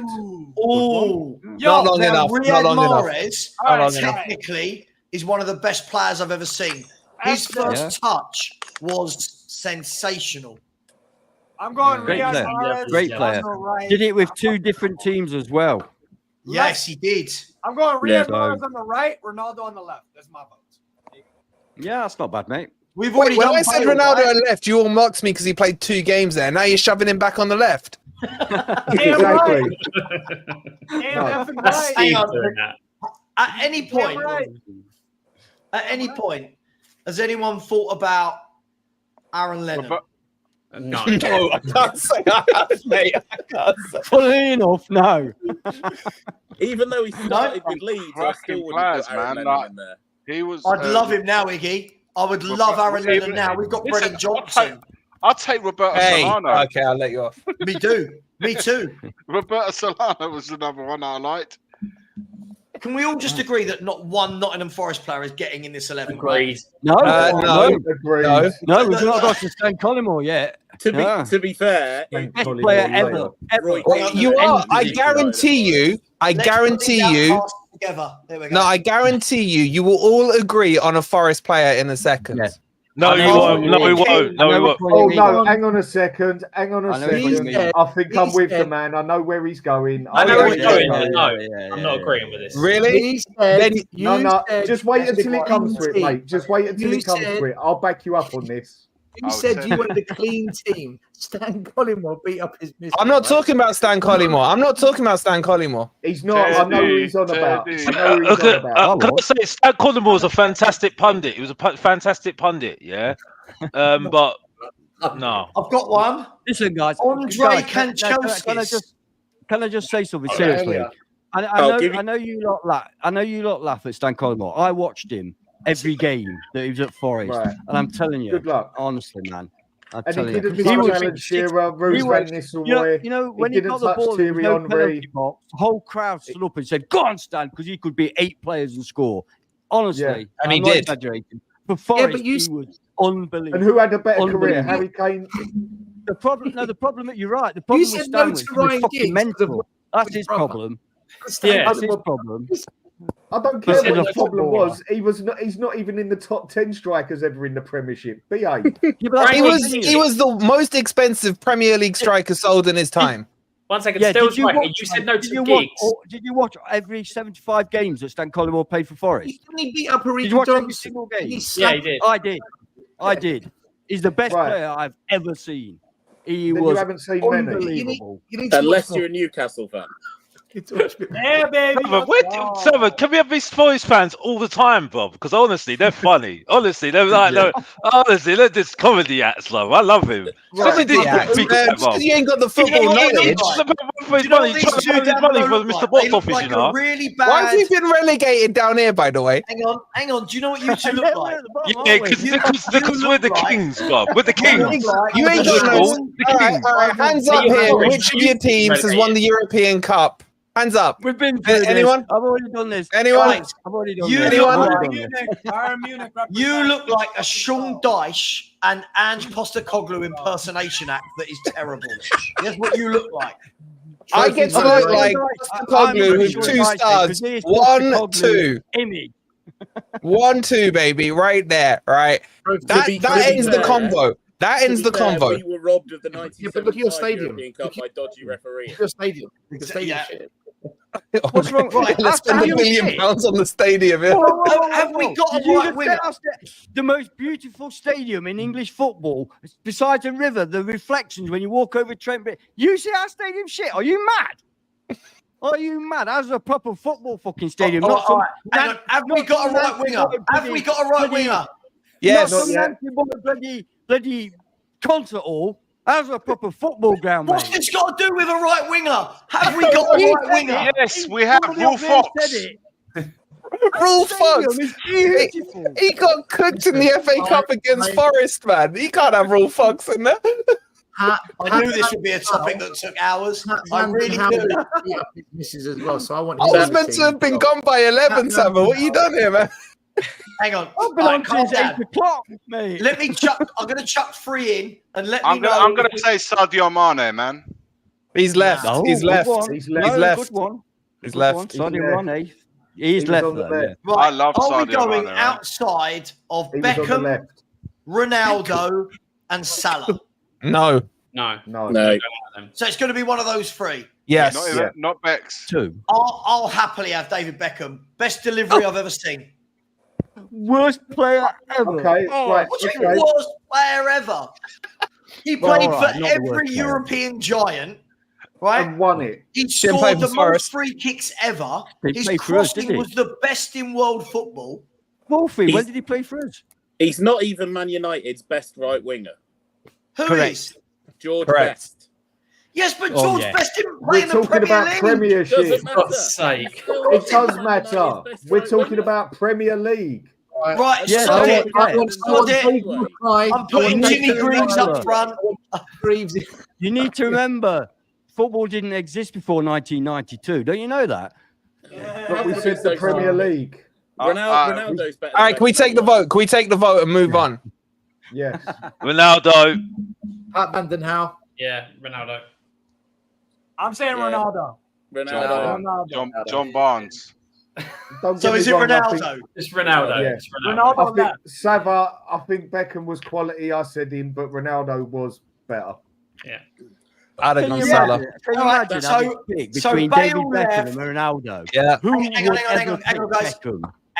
Hang on. So the 11 so far is Peter Cech in goal, Carl Walker, Vidic, Terry, Cole, Walker, Bale, Holy Ronaldo. shit, Vidic and ahead of Ronaldo. Ferdinand. Fuck Just yeah. before we move on to centre mids, can I just say big up to everyone who has donated so far. We've stalled a tiny bit on the donations since Terry put in for the shirts. Guys, there's over 225 of you in here. Come on, let's have a real big push now. We're deep into the second half. Let's have a real big push. And let's get a few more donations in there. In terms of donations in the chat, K33F11. Keith, yeah. One of Just ours. found this was on. Can't Nice stay. one, It's £2. Thanks very much, Keith. We really appreciate that. And Terry O'Shea, who's given so much today already, has said Fabrizio Romano just announced PEH is off.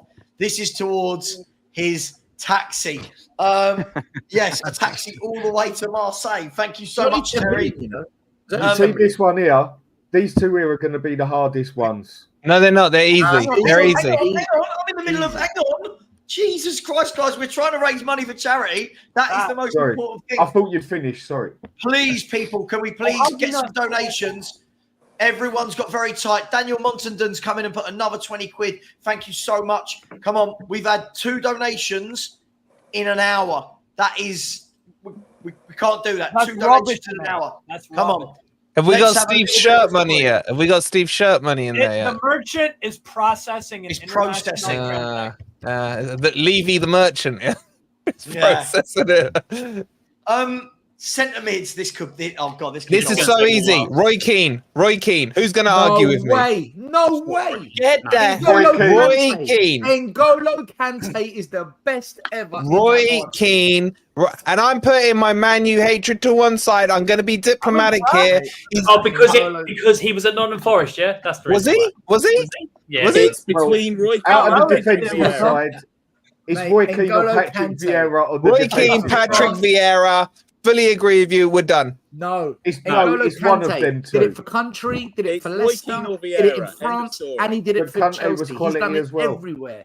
I'll N'Golo consider Kante. Kante, but Roy Keane alongside him. No. How negative is that midfield? Well, who's the Exactly. manager? That's why Who's the I'm manager? Southgate. All right, Who's the Gareth. manager? All right, Gareth. Steve That's what I'm Cooper. saying. For the defensive side, it's either Kante, Keane, or Vieira. Keane. People Do you know what? Steve Makalele I mean, Chelsea. He was an Do you know animal. what? I was just about to say that, Alan. Makalele as No, well. was Makalele bloody for good. Chelsea was Keane. an animal. Can I throw a name in? Go on. No. Makalele was This is- sensational. Does Rodri not get a say? No, he doesn't. He Hang doesn't. on, Yes, he hang on, does. hang on. No, you can't dismiss People are it talking. like Hang on, that. hang on, guys. Hang on. Hear me out. Recency bias. Hang on. Yeah, hang on. recency bias. Guys. Rodri Essien. play. Hang on. Jesus Christ. It's impossible. Yaya Toure. Guys, give me a second, please. Right? People are talking about Man City possibly being the best Premiership team of all time. Yes. Yeah. He is the main engine in that team. Why would he not be considered when he's done it every single year, year in, year out? Because he's not in the best team of all time. Because he's only done it for recency about 2 or bias. 3 years. Because Fernandinho. The Arsenal played for- Invincible team guys, was the best one. Guys, we've got to do one at a time. This is getting. Can't hear anyone speak. I'm saying Fernandinho Arsenal was in that Invincible was team the best before, team wasn't of all time, not this Man City team. Was No, it? it They wasn't. drew about 14 games. Yeah, Man There's only City are one far man better than the who Arsenal played Invincibles. the Savva. In fact, There's only one Arsenal have man had better who played teams here. than the Invincibles. I Yeah, just yeah, don't know, yeah, I just don't know how he yeah, can be yeah. overlooked so easily when he's the engine room for I'm with arguably you, the best Savva. team. Huh? He has to be in the. I'm with you, Savva. He has to be in the conversation. Not to be. I think he's magnificent. sensational. He's In magnificent. the conversation, Rodri. I would just personally say that Vieira's better than him. I'd say Keane's better. Yeah, I would go with all- Vieira not as well, not or running a Keane. game of N'Golo football. Kante is immense, man. Yeah, but not at running a game of football. Rodri goes in there and runs the game from start to N'Golo finish. Kante ran the show at times. No, hang on. N'Golo Kante doesn't run a game. No, he does. He does. He did. He does. He does. He's good on the ball. He does. Savva. No. You know what it is. N'Golo Kante can Steven Gerrard. He can Yeah, break for up me, the for game. me, he's in there. Steven Gerrard. Not for me. If we're talking could even- solely about defensive midfield, you can only really look at three names. You've got the two teams that have gone invincible, which are the two best teams England have produced, and a side that the two sides that won the treble, and the side that's got invincible. And the three United and defenders Arsenal. are Rodri, Keane, and Vieira, and those are the three you've got to look at. Stop texting me about Joe Biden. I think it's Keane- disrespectful not to recognise what Rodri does for that Manchester City team. Oh, of course. Rodri's won has not lost in about 80 odd games for Man City, and the 3 games he was out, they lost them all. And exactly. And if you took out Keane from Man United, they still won Champions League finals, right? No. You take. They don't Because win that because treble of without Keane, he got them because to of the Keane final in being the a first team place. player, they got to the Champions League final. But that doesn't make the fact I just said wrong. Well, technically, yeah, because you're playing the butterfly effect. He didn't play in the Champions League final. They still won. Man United could play without Keane and still win. No Yeah. way. No way. Because they was good They enough did to on do many it. occasions because he was suspended loads. Take Rodri out of Man City, the whole thing isn't as good. The whole thing isn't as good. He runs football. I like For the me, on the Lampard attacking shout as side, well. I can even I like go the Paul Lampard Scholes. shout. Lampard was ever so influential for Chelsea when they were at their pomp. Yeah, And he but that's scored more a on lot the of attacking goals. side. We're trying to Yeah, get a he scored- defensive player. you're right. Yeah, fair enough. Yeah. I suppose it mean, depends for how me, you want to it's- play. I think anyone who The doesn't easiest way vote to for do it- Keane has an agenda against Man U. Leicester City. I Leicester like City- Keane, but there's better players. There's No. better The players. mighty Leicester City won the Premier League, and one of the key reasons was because of N'Golo Kante. It was one of It was. the I'm with Leicester- you. I'm with you on Kante, but I would put Keane ahead. For me, Kante is 2 players. Keane- Every Keane- time he's on the pitch, there's 2 Kantes on there. That's why I'm voting for him. No, you got to vote did it- Keane. Roy Keane did it at one of the biggest, greatest clubs under one of the best managers of all time. Leicester City. No, I I'm thought only going to Ferguson vote was for the players. manager. I'm only going to vote for players that I actually watched. So therefore, I'm going to go Rodri and N'Golo Kante. Steve, you got to recuse yourself from this. If you can't go and cover all the Premier League years, then your vote doesn't count. No, of course it does. Rodri I'm winning going shit at Conte Leicester. Rodri. I'm going Conte Rodri. Rodri winning shit at Leicester. Hang on, can I just put something out there? Rodri might be about to just win the Ballon d'Or. But he No, hasn't yet. He hasn't. None of those players you mentioned ever got close to it. This guy's going to be in the top 3, 100%. Savva, But he still hasn't won it. I'm being absolutely serious now. We all know that the Ballon d'Or is a pile of shit. Yeah, it's voted Michael for about Owen won it, for God's it's sake. voted, hang on. It's voted for about 40 L'Equipe journalists, and they voted Messi last season when he was not the best player in the world. So Yeah, but the Ballon d'Or, Rodri has been. A But lot of Rodri it's has Barry. been the best player in the world. and if Rodri is not involved in that, it's because he's not got a sexy position or he's not pitchy enough. You know what I mean? It's all bullshit. The It's Ballon d'Or. rigged because the I've likelihood never is- seen a player run games of football week in, I'm a Rodri week fan. out, consistently for club and country the way Rodri Salva, does. we were Sorry. talking about this earlier. Sarah, I'm and with you, mate. I'm with Never you. seen a What player you're saying do it about the earlier. Ballon d'Or is irrelevant. Yeah, but Well, it's not irrelevant, is it? Otherwise, Well, it is. why would Messi and Ronaldo? Okay, otherwise, it's why irrelevant. would we be talking about it? No. Sava, Janino was number 3 a couple of years ago, and then most people didn't think that he deserved to be in that position. Last season, Messi won it for absolutely no reason apart from his Lionel Messi. Hang on. Lionel Messi won it for no reason apart from the fact that he won the World Cup. Last season. Last Yeah, but season the World was Cup based means on nothing. The World What? Cup is bullshit. Look, the best player in the world So might be Erling what? Haaland, but because his team Norway can't compete in that competition, it's dismissed from the Ballon d'Or. No, but hang on, Anne. He's got a fair point. Hang on. He's got a fair point. Sorry. winning the World Cup, man. Winning the World Nothing. Cup. Did I just Means hear nothing. that winning the World Cup Means nothing. Nothing. Nothing means nothing. It's What a are we all very doing poor here? No, I don't standard- agree it's a with very that. poor standard. Did you not Yeah, watch yeah, last yeah. year? How shit that competition was. How crap So? teams were. It means nothing. International football is dead. No. It's Then dead. why England then are so bothered about it? What are we Exactly. doing? They still want to win the Euro. Why are you so out Still about want to it? win it. Farmers. Because we're useless. That's the reason why we care. No, about no. it. Half his point is right because you are if it's dismissing bullshit, players on don't- nationality. It's no problem. No, hang on. No. So Erling Haaland can't be the best player in the world because he plays for Norway. Hang Why on. not? No. Hang on. You two keep going off on tangents that no one has said. Right? I want to hear box office on Haaland. Right. Hang on. Right? No. We're not that far yet. I'm not discounting players on nationality, but the whole point around this was not why Haaland didn't win it, but why Messi did. Now, for whatever people want to say, going into that World Cup, everyone, Messi's finished. He's gone to the American League. He can't cope anymore. He's not great. He rocks up to the World Cup. Hang on, let me finish. Hey, we will be watching the He MLS. rocks up to the World Cup. Is player of the tournament. Has the most goals and assists because he's Lionel combined. Messi. Because he's Lionel Messi, not because he's the best player. Oh my God! Let me talk. It's getting ridiculous, right? He was absolutely superb. Ran every game for Argentina. Turns up in the final. Wins the World Cup. Wins the World Cup, and then we go, oh, he won it for nothing. All right, and Savva, what were Argentina's results in the group stages? They won 2 of them and lost 1.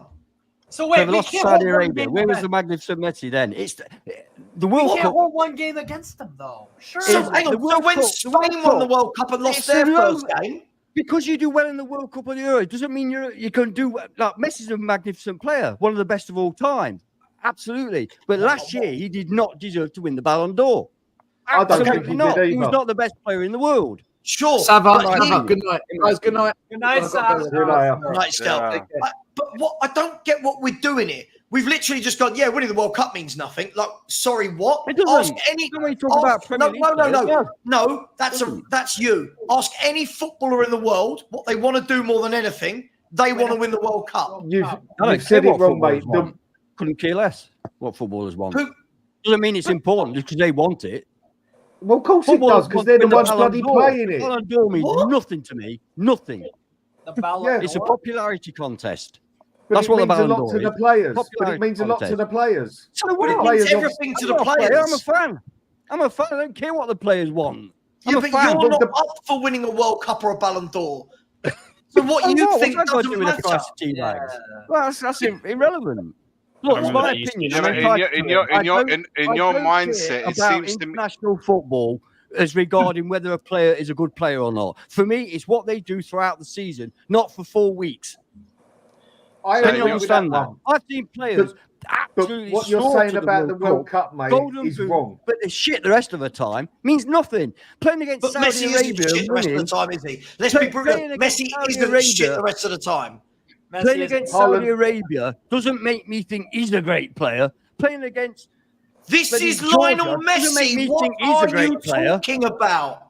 Haaland had a better season than the greatest footballer that's ever played football. I think you're getting lost in the 2 points. Like he's Brennan Johnson. You're getting lost in history here, Savva. Haaland had a better season than Messi. I did. Yeah. He was Dan, you're not listening. I didn't in America. Stop. He played in America, Savva. Dan, he played in America. Oh, Dan, all right, Anne. Player in the world playing in America. Anne, you've got to calm down. This is ridiculous. I am 100% calm. I'm 100% calm. You don't look it, my friend. I'm only raising my voice because you won't listen. You keep listening, Dan. No, you haven't listened. Dan, see, you've not listened. Neither has Anne. I never said Haaland didn't deserve it. Did I? Did anyone hear me say that? No, I didn't say that. You did. I didn't. What I said was when people said he won it for nothing, he didn't win it for nothing. Whether you think Haaland should have had it or not is separate to my point. He didn't win it for nothing. He did it. He won it because Lionel Messi. Hang on, Dad. This is. He won it because Lionel Messi. Oh fucking hell! Let me talk. This is getting ridiculous. This is getting ridiculous. Calm down, Savva. This is getting ridiculous. He didn't win it because his name was Lionel Messi. We're only talking football. Bloody hell! Stop interrupting me. Stop Can we interrupting move back me. to the best defensive midfielder in the Premier League? Because we're getting Roy very Keane. sidetracked. Roy Keane. N'Golo It's Kante, obviously- Rodri. Listen, N'Golo Kante, listen. Are Rodri. you a Messi fan then? Is that what you're saying? You're a Messi fan? Look. Let's summarize the points in simplest Sorry, terms. a Messi fan. Who Yeah, isn't you're a Messi fan? Me. Real If Madrid. I'm you're Ronaldo. not a Wow. fan of Messi, you don't like I'm a football. Ronaldo fan all the way. But I'm not 12. I don't have to pick between the two. Savva, mate, honestly, mate, I am kidding. Honestly, I'm kidding. Of What course, do you mean? Messi's wonderful. I'm kidding, right? I'm so okay. baffled as I to think what's going on. any other season, Haaland would have won it. But the bottom line is, when you win the World Cup as a protagonist, When you win the World Cup as the main man at the age of 34, Look, and Iggy, it's hard. the thing It's is, hard he to listen, turned Willie, up you to the won't World listen. Cup as I well. think any other You time, won't Haaland listen. would have You already won't won listen. it. I don't give a shit if somebody performs well for 4 weeks. It's supposed to be the whole season, right? You don't give a shit. Yeah, You but don't. that's on the World Cup year. Listen, it's not. I Exactly. agree. If Haaland had probably played the World Cup and Agreed. taken Norway to the Yeah, so quarterfinals, it's not he probably fair, would- is it? But the bottom line is that on the year of the World Cup, that is the main event, and that Exactly. is in Yeah. that The season. main event is Mr. Box Office. Yeah, in that season, in the World Cup season, that's what will be decided on. A lot of I Ballon agree. d'Ors, Yeah, but a why lot of the do Ballon people d'Ors get win it. upset? Why do people I get agree, upset? but Because it's about a for me, season. that It's is about a not the season, correct not drive just the Listen, to I'm World go not. Cup. I'm not decide in who the best disagreement. player in the world is. In the season that the World Cup's on, the winner will ultimately come from that scenario. Exactly. That's all it Hence is. the, That's all it hence is. the Euros this year as well, Iggy. Hence the Euros agree this with year all as well. that. I agree Listen, with all that, Rodri, which we'll bring it back to the Premier League team that we're talking about. Rodri won the Champions League last season. He's won the Euros this season. And the league. There's a high probability in the league, that he will be, if not win it, he'll definitely be in that top 2-3 for sure. Yeah. Roy I Keane's agree still with you. better. Roy Keane is still better. Roy Keane, Let's what does Roy Keane do that Rodri can't? Nothing. Silence What does is that matter? everything. The silence is Right, And definitely. Rodri can do plenty The that Roy Keane couldn't. silence- Who's Wait, got? wait. Go for defensive midfielder is Patrick Vieira, Kante, or Keane for me. But that's just me. I'd I agree would with that put list. Rodri I'd ahead agree of with that Kante. list. Rodri, I don't I think think Kante. Keane's biggest asset N'Golo was his Kante's a leadership. monster. His captaincy, a leader of men. That was his biggest, for me, that was Keane's biggest forte above Yeah. all else, was his leadership of men and how he led the group in tough time. But for me, Rodri as a footballer is way Level. more accomplished. Level. I As can a agree with footballer. that. I As can a agree with footballer, that. is way more accomplished. You can see the importance of the team. You see it more when he's not in the team than actually when Who's he that? is. Rodri. Mate, this is He's what I a mean. much more You accomplished take him footballer. out. You take him out. He's massive, guys. Honestly, he's huge. But it's too early. He's still got plenty of years ahead of him. Like he could Yeah, drop there's off. much more he can He do. could drop off. He could drop off. We know Or he Keane can and elevate even Vieira more. have been completely accomplished from day one to finishing of their careers Hey, every in the Premier season he's League. winning leagues, You're Champions changing the rules Leagues, again, Euros. Every year. What more can So he do? did Keane. Win So the did World Keane. Cup in 2 years. Are we, So did wait, Keane. guys, What are we we talking just not including players like Lampard and Gerrard at all? Are they? No, no, it's Hey, we're trying to defensive. get the I said defensive Gerrard. one. I said Gerrard from the off, but it was completely like Have overlooked. we This just is your completely CDM, sidetracked Lampard CDM. and Gerrard? The importance CDM. of Scholes Gerrard was at better than Liverpool Gerrard. in the times that he stepped up in finals. How many finals is Gerrard like bang? Who's like there all the time? Class. Lampard, another one, but one of the best box Scholes box. was better than both of them. Yeah, but we're doing Scholes CDM. technically Wait, was you're on jumping another ahead to level. the attacking side. We haven't even done the CDM here. Oh, is that no? Because I just didn't know. I thought we'd completely. Oh, well, Yeah, no. we're CDM and we'll have an Last attacking 10 one minutes, I alongside. just didn't know what we were We're trying to doing. do a defensive one and an attacking one. Yeah, Okay, Yeah. well, let's get And this we're defense stuck on the sorted because defensive one. I vote Keane. I'm going Rodri, man. Simple. Rodri. Rodri all day Rodri. long. I'm going Rodri. The bias, the recency bias. So, No, but no. got So no bias. basically, what You you're just say saying, Wolfie, recency. is we have to pick people from before, Hold or on. it's recency bias. No, I'm just saying this one's recency bias. If you're saying Why? recency Rodri is, bias- Why? hold on, Rodri hold on, is the hold on. best player in the world right now. Why is that recency Rodri- bias? Because He's you literally wrong. said right now, which would make it No, but- recency bias. Sure, Roy Keane was never the best player in the world. No. Neither was N'Golo He's just- Kante. He's just Roy desperate to get Keane. a player I that think played Vieira- at I think Nottingham Vieira was Forest in better. there. Dan, I think Dan. There Vieira is was that. better. Exactly. Yeah, I think see, Vieira was a better player. Exactly. What than King? Yeah, I think he I was. agree. Possibly. I agree. Yeah, I agree. Possibly. And that's fucking Arsenal. If I can't, I mean, I'm Spurs, Yeah. and I'm saying No, that about an I Arsenal. agree, fan. Iggy. I I said agree. that earlier. But Yeah. Roy Keane's just my favourite all-time player. That's all. Roy Keane's Shall we my have a all-time vote favourite player. then? Shall we cut it If down someone to? says recency bias, I could say to you nostalgia. Yeah. Yeah. I hate Man U. I hate Man U. There's no nostalgia We here. figured, man. No, We but it's figured. Right, so- I'm not And I'm letting saying my Roy hatred. Keane. I'm not letting my hatred. Yeah, but Right, also can Roy we Keane also vote for wore. Rodri? Roy Keane wore the Who Nottingham Forest shirt. votes Rodri? Yeah, I'm Who votes ignoring Rodri? that. Who Who votes votes Rodri? Rodri?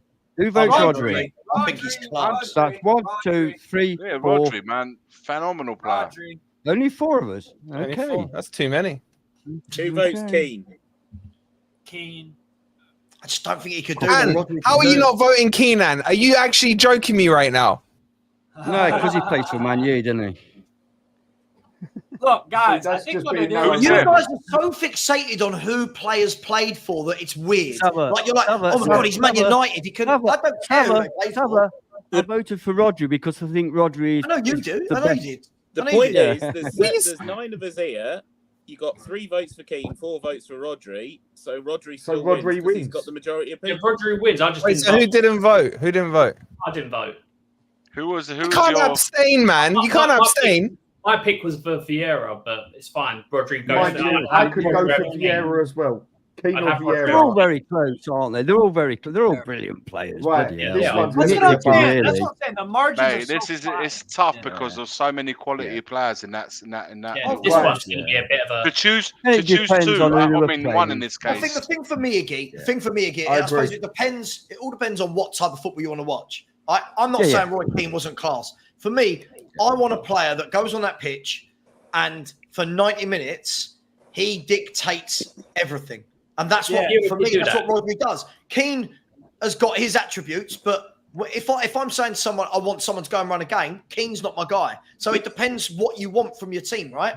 But that's But if that's I what I'm want saying. someone to Vieira used to be able to do that. Vieira did that for Arsenal. Vieira Yes. was Oh, Vieira was phenomenal. class. Vieira was class. That's why. Yeah, no That's why he doubt. got my vote. That's why he got Yeah, my I vote. think mate. he's better than Rodri- Keane I as could well. go Vieira Yeah, as well, no. Alan. I could agree with you as well. It's just Yeah, Roy I'd go Keane's my Keane, favourite all-time Vieira, player. Rodri. That would be my order. That's what I'd go for. Yeah. That's my. I'd go with that one as well, mate. Because Mate, we're if you're- talking about a That one. CDM here. We're talking about the If you're- CDM. if- Their fundamental Yeah, position. Yeah, I'm looking Job forward. at that. I'm looking And forward to the Rodri does a attacking good midfielder job. argument. Oh, That's very gonna be good. Oh sick. God, this is going to be. This Right, is hey, gonna- that's let's all easy. think of- Let's all think of a What are the Nottingham names? Forest one that Wolfie's going to try and shoot. I haven't got one for you. We used to play Like 4-4-2 Scott back in Gemmell the or day. someone, I don't know. No, I hated Scott Gemmell, mate. I hated him, mate. Attacking midfielders. As if. Well, it was always Gerrard, Lampard. Lampard, Scholes. Is going to be there. Skulls. Kevin De Skulls Bruyne. all day No, long. not Skulls. Not Skulls. De Skulls. Bruyne. Kevin De You Bruyne got to put De takes Bruyne. that. I am gonna vote Kevin De Bruyne again since I've been watching since 2014. Yeah, as Liam said, Kevin De Morgan Bruyne Gibbs as well. White. Morgan Gibbs White. I'm going KDB. Oh God, is it His nearly goals 24 hours yet? Here's the deal. Skulls with was Gerrard better and than Lampard, Gerrard right? and Lampard. Skulls No. was better than both. No. hang on, no, James. no. What did you say? Sorry, James. So with regards to Gerrard and Lampard particularly, you take Gerrard out of that Liverpool team, they ain't Mate. getting nothing. Gerrard They was phenomenal. win nothing.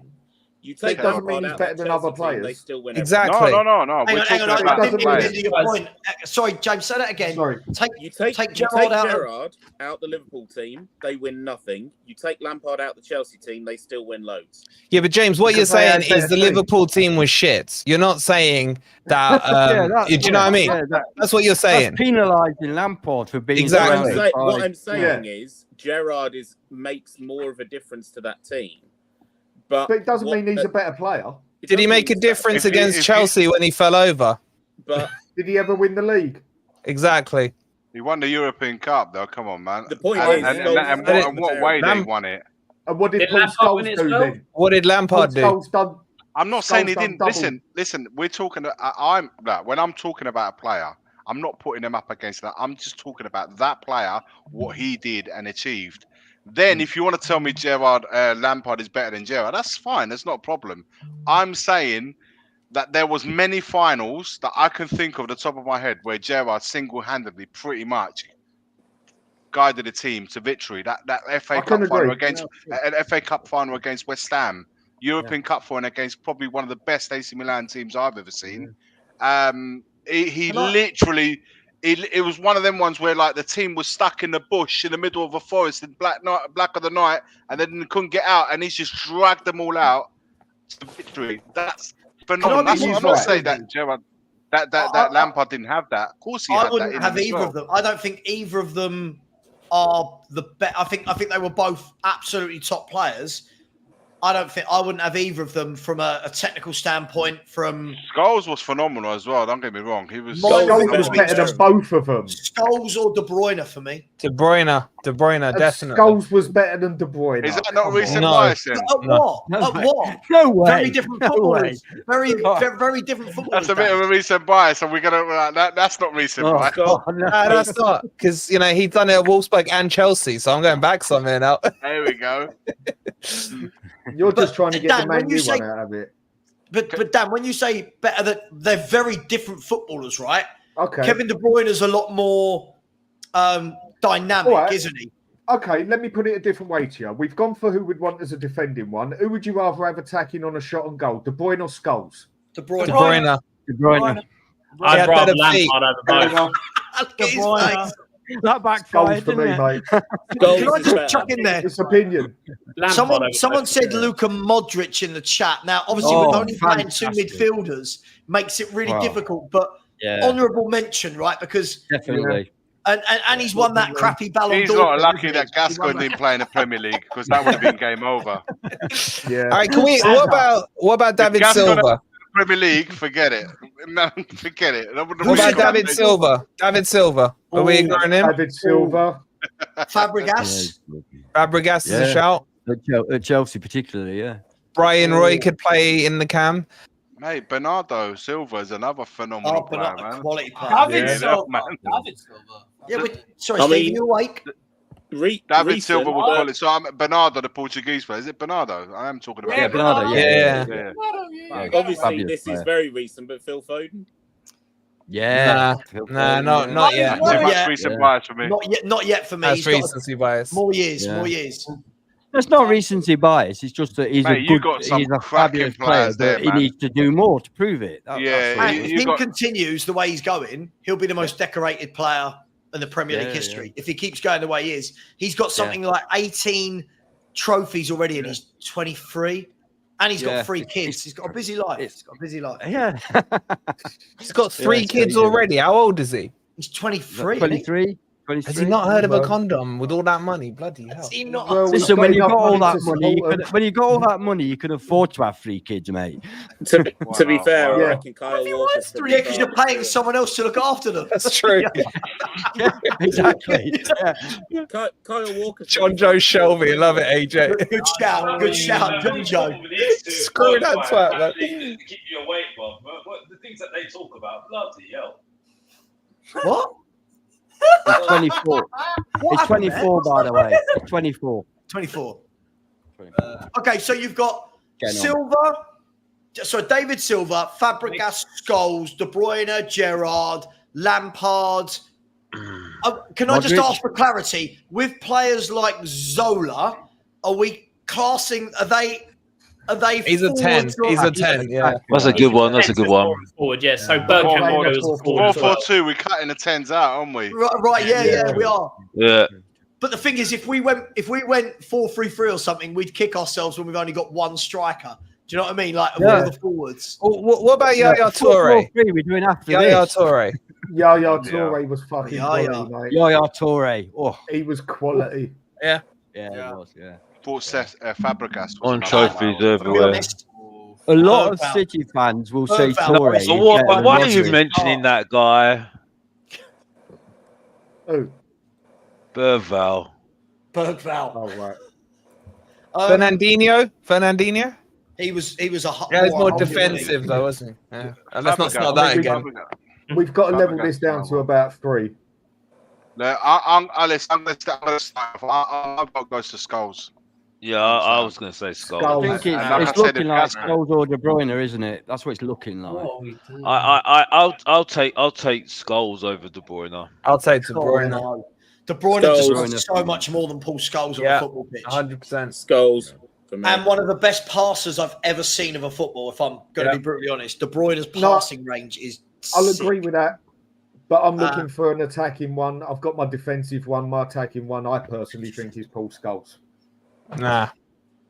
Andy Sinton, by the way, is Cooper's favourite player, I think. Andy Sinton, bloody Andy hell. Sinton. Didn't he play for Sheffield Wednesday as well, Spurs? Yeah, Is he he did. that Yeah, right? he did. I mean, Michael Carrick, one of the most underrated players Yeah, ever, in my QPR. opinion.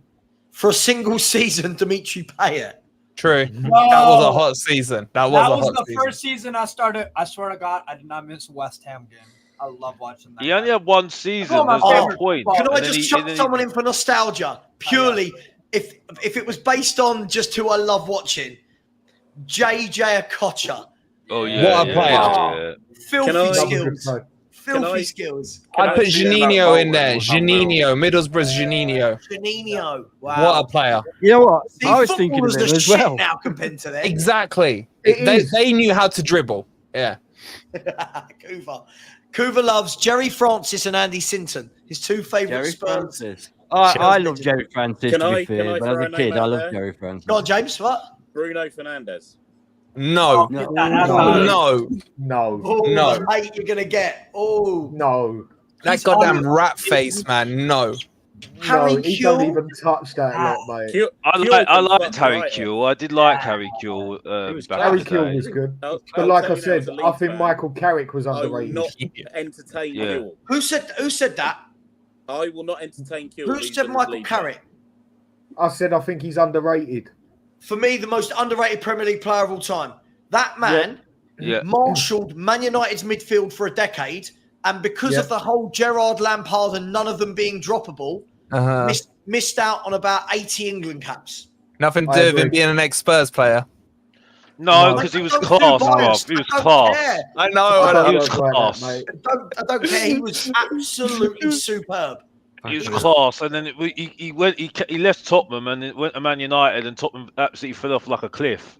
So If the vote, if the vote's taken before I return, Kevin De Bruyne for me. Kevin De Bruyne apparently is average. How is he average? What are you I don't think think this guy said it. I think someone has said it. I don't I'm think this putting- guy said it.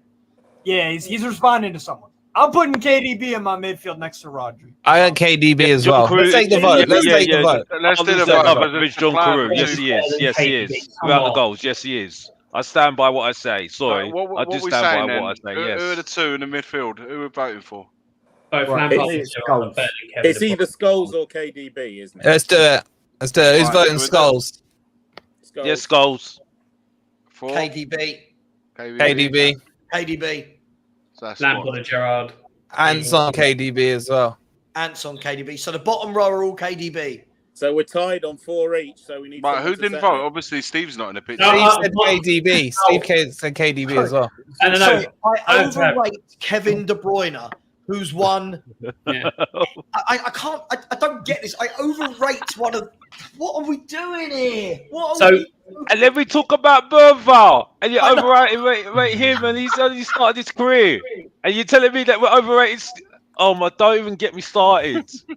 So, oh my gosh. So I have the tiebreaker then, because 4 and 4. I've said Lampard or Gerrard because I think they're both better than the two that are on offer here. But if I had to choose and split between the two, it's going to be KDB. Good choice. Good choice. Good choice. I'll tell you for why. For me, Scholes, I would have had Scholes more of a defence-minded option anyway, because that's where he went towards the end of his career. He was, yeah. So I would have put him more as defence anyway. But how people have just glossed over Gerrard and Lampard is just ridiculous. Oh no, no one glassed over him. I don't think. Yeah, it's just, No, we mentioned them, man. opinion.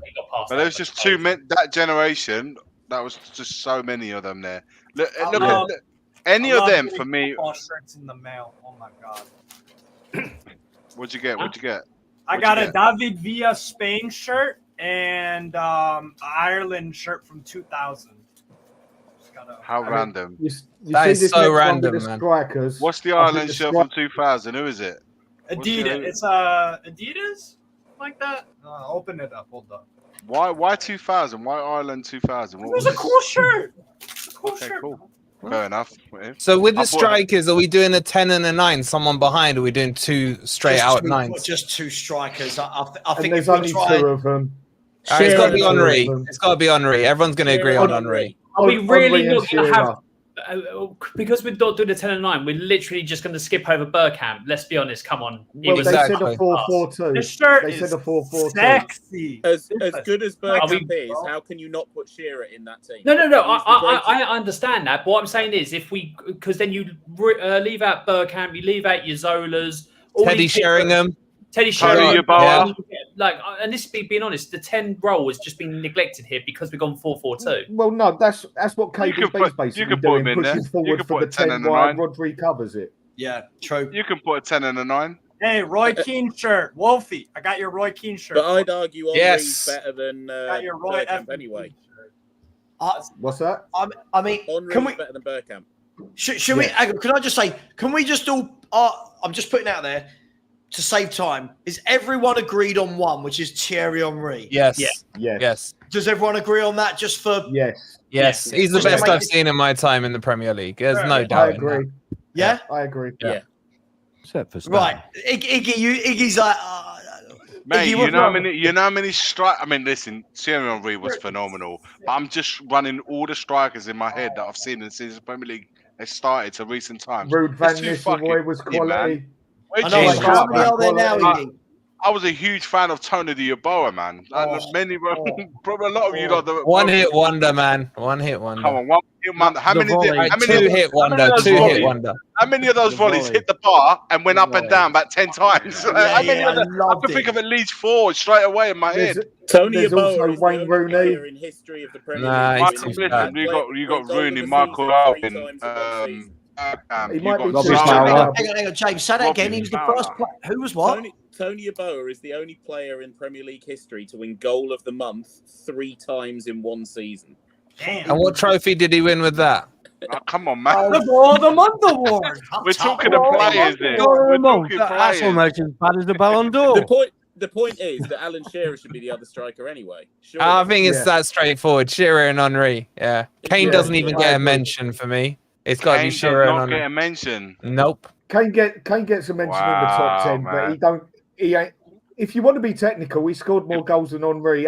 The only one he ain't If scored more than numbers is don't Shearer. lie. Hold Yeah, on, but he hold on. scored goals, bro, but he ain't won no trophies, bro. Yeah, I'm sorry. exactly. Let's Look, I'm move not on. saying he's one of the best. I'm saying Well if you want to said. be technical with goals scored, he's been a better striker.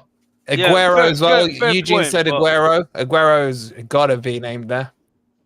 Yeah, Aguero. Yeah. Oh yeah, Guerrero. Yeah. Oh, Holland. Hang on, Holland. are we He- just he's quite skipping good. over players like Dennis Bergkamp that easily? No. He's a 10. He's a 10. We- That's why I asked. That's why I Hang on, wanted We've to not even clarify. mentioned But he played in a 4-4-2, whichever Yeah. way we want to call it. He played up front in a 4-4-2. If you want a 9 and a 10, he's up there. The person that meshed it Right. together. Bergkamp's, yeah. He's I an would go argument. with should have- Bergkamp and Henri, I think. Then You're gonna Bergkamp should rule go out in the front of greatest Kevin De goal scorer in Bruyne Premier League because history. Bergkamp weren't a striker. Of course he was. He played He up was, front he was in a a 10. 4-4-2. He was barely a striker. He's more of a playmaker than anything. Okay, so let me No. ask you. I then, never in thought the of Bergkamp as a 4-4-2, Dan, striker. where did Bergkamp play? I never In the thought 10. him as a Classed him as a striker. striker. He played as But a he, 10. but he, 10. but Yeah. He was but in he the middle was. of midfield. He was never up front like Henri or Kane. He Yeah, was but in do the you middle, class setting Sheringham it as a all up. striker then? Do you class Sheringham as a striker? Yes. He was at Back- Forest. Okay, he was similar. He would drop into the 10. Yeah, exactly. So did Kane. But there'd be, back in the day, it was 4-4-2, so there'd be classed as the front line. You're telling me the type Yeah. of goal Bergkamp scored in the box, in that is not striker That material. Newcastle goal, Because greatest goal. Because he used to link up as Yeah. well. He used to do more than just score goals. He used to do everything, Bergkamp. Let's be honest. Well, Very everyone's nice. agreed on Henri, so then by the sound of it, it's out of Bergkamp and Would Shearer. somebody appreciate Steve's shirts? He's getting all his shirts out. Oh, Nobody's paying fantastic. attention. Yeah, the women appreciate them. Steve He's Sherwood. got- Says- it's got to be We've Shearer. forgotten Luis Suarez. Mate, Yeah, hang on, great I feel player. like everyone's just jumped straight to a couple of names and Yeah, missed that was out it. some absolute. Luis Have we, Suarez, have we just missed out Eric Cantona for fun? Like, are we just? Yeah, no, he's a twat. Yeah, And Yeah, move on. yeah, miss him out. Miss him out. No, Overrated. This is the straight problem talk. with the Yeah. We're not allowed to mention United players. Can you I've just not noticed, stop I've noticed. mentioning? This Have is you the problem with noticed the 4-4-2, though, Savva. You can't put everyone in. I thought No, of we were course you being can't put everyone subtle. in, but we can't just. How are we just going to go? Oh well, it's between him and him. Like there's been some sensational strikers: Zola, Collymore. Bergkamp, Cantona, Van Nistelrooy. I Collymore. can't get everybody in there. Who was the better striker, Cantona or Shearer? He's the leading all-time scorer in the Premier League. But for what? When you say who's the better striker, Cantona or Shearer, for what? Shearer. Scoring goals. Yeah, but hang on, but I've got That's what a at the moment striker does. I've got Henry in my team. He's banging me 30 goals a season. And so was Shearer. That's pretty good. Yeah, and I'm not saying it's not, but what I'm saying is I don't need both my front two to score 30 a season. Why not? Luis Suarez scored Well, you 31 games. you can, but my point is when Bergkamp played, he played with Henry, or Bergkamp played with Wright. Zola played with whoever he was playing with at Chelsea. Ian Wright. Ian Wright. Yes, Ian Wright. Ian Wright. He's up there. Quality class player. Class player. Nah, Wright was better. Matt Letizia, great striker. Nah. Great striker. Andy Cole. Andy Jimmy Cole. Defoe. Cole. Dwight York. Can you What really about- go wrong with any of these? What about Aguero. Robbie Keane? Fucking Robbie hell. Keane. Anyone putting Robbie Keane in there? Quality. I love Robbie Keane, but no. All the Kevins. Kevin Hang on, Phillips. can I want to chuck a name out there, and I'm not saying he should make the final two, but I feel like this guy's got to get a mention for just the class of the man. Paolo Di Canio. Him as well, yes, him as well. Dimitar Berbatov. Oh, okay. What a footballer No. Dimitar Yes. Berbatov was. by the way. Berbatov was quality. He was Good, very good footballer. Very No good. striker could control a ball better than he could. Not one striker has ever been able to control the ball better. I agree. His touch was immense. Not seen Can Keenan I Davis. throw two names Not seen out there? Keenan Davis, has he? Go on, James. Robbie Fowler and Michael Owen. Robbie Fowler and Michael Owen. Fowler mean, just what- was like Robbie No, Fowler hot and was, cold. Hot and cold. Michael Owen fell to pieces Fowler as soon as he was lost his pace. Exactly. I'm surprised none Mate. of you have said Rooney. I'm surprised at I that. said Rooney. I put did I Rooney. did say- say Rooney. Matt Letizia, Van Persie. Oh, loads, man. There's loads. Troy Ruben Parrott. Nistelrooy.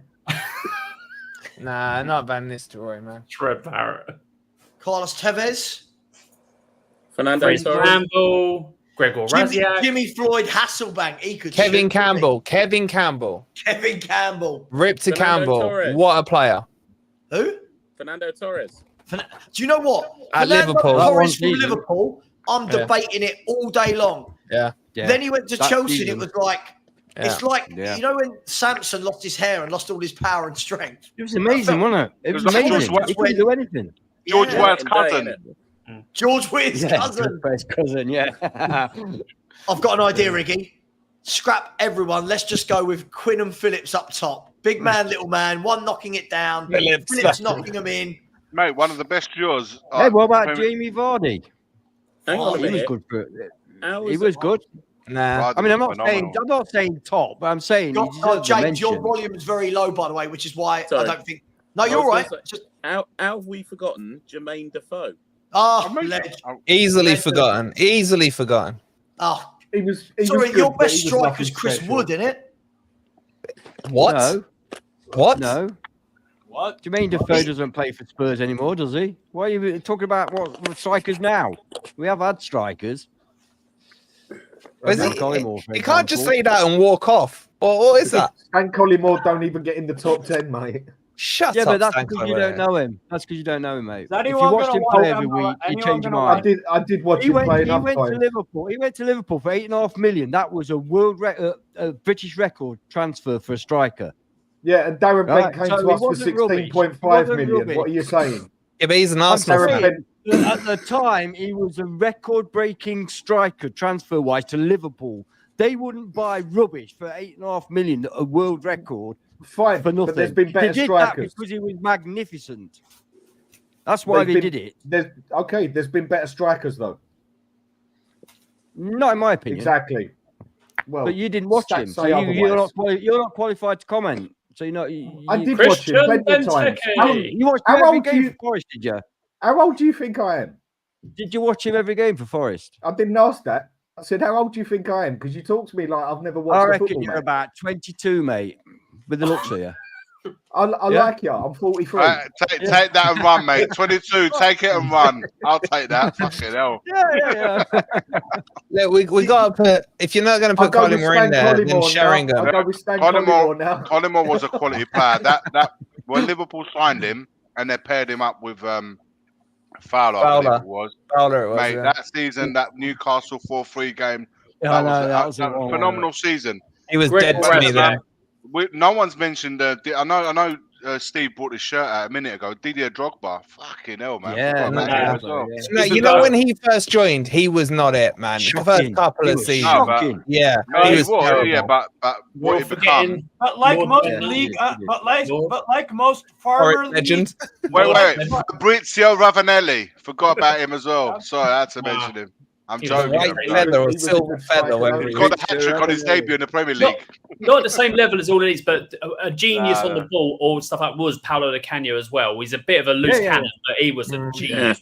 Pierre Van Hooijdonk, the greatest ever free kick taker. Ian Rush. He was. Ian Rush. Yeah, bloody yeah. Was he in the Premier League era? Was he in the Premier League? Did he miss out? No. He just missed out. He played in the first 4 seasons of the Premier League. What about Rebrov? You guys not going to put Rebrov in there? God, then we might as well say Shevchenko as well. What about? Do you remember your other strike, Chris Armstrong? Remember? Someone said Ronnie Rosenthal. Oh my god, Ronnie Rosenthal. And all anybody thinks of is Aston Villa. Jason Dizelle.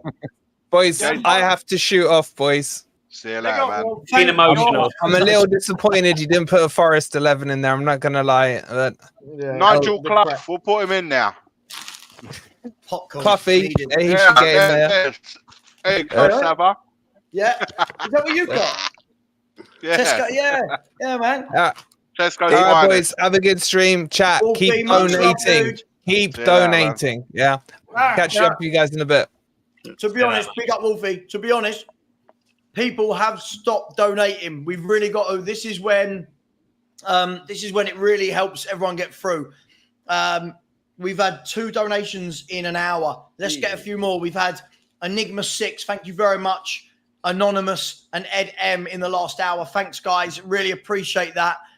In terms of super chats, Lefty, SFC, Forest crew. They're everywhere tonight, aren't they? The Forest lot. Got to say, you'll never beat our boys. ×2 legends, Wolfie and our Anne in any argument. They know their football. Up the Forest, you Reds. I would love to, on any normal day, pick that sentence apart, but I'm not going to. Be kind. Be kind. Geeks of Muckleby has said donating so Savva can get some therapy after this chaotic stream. Oh, my God, yes. Therapy is needed. Thank you very much. Really appreciate that. Keith Parker said, talk about Greaves and Best. I reckon you'd get a better team from the 60s, 70s, and 80s, but the Prem team would win because they'd be smoking less.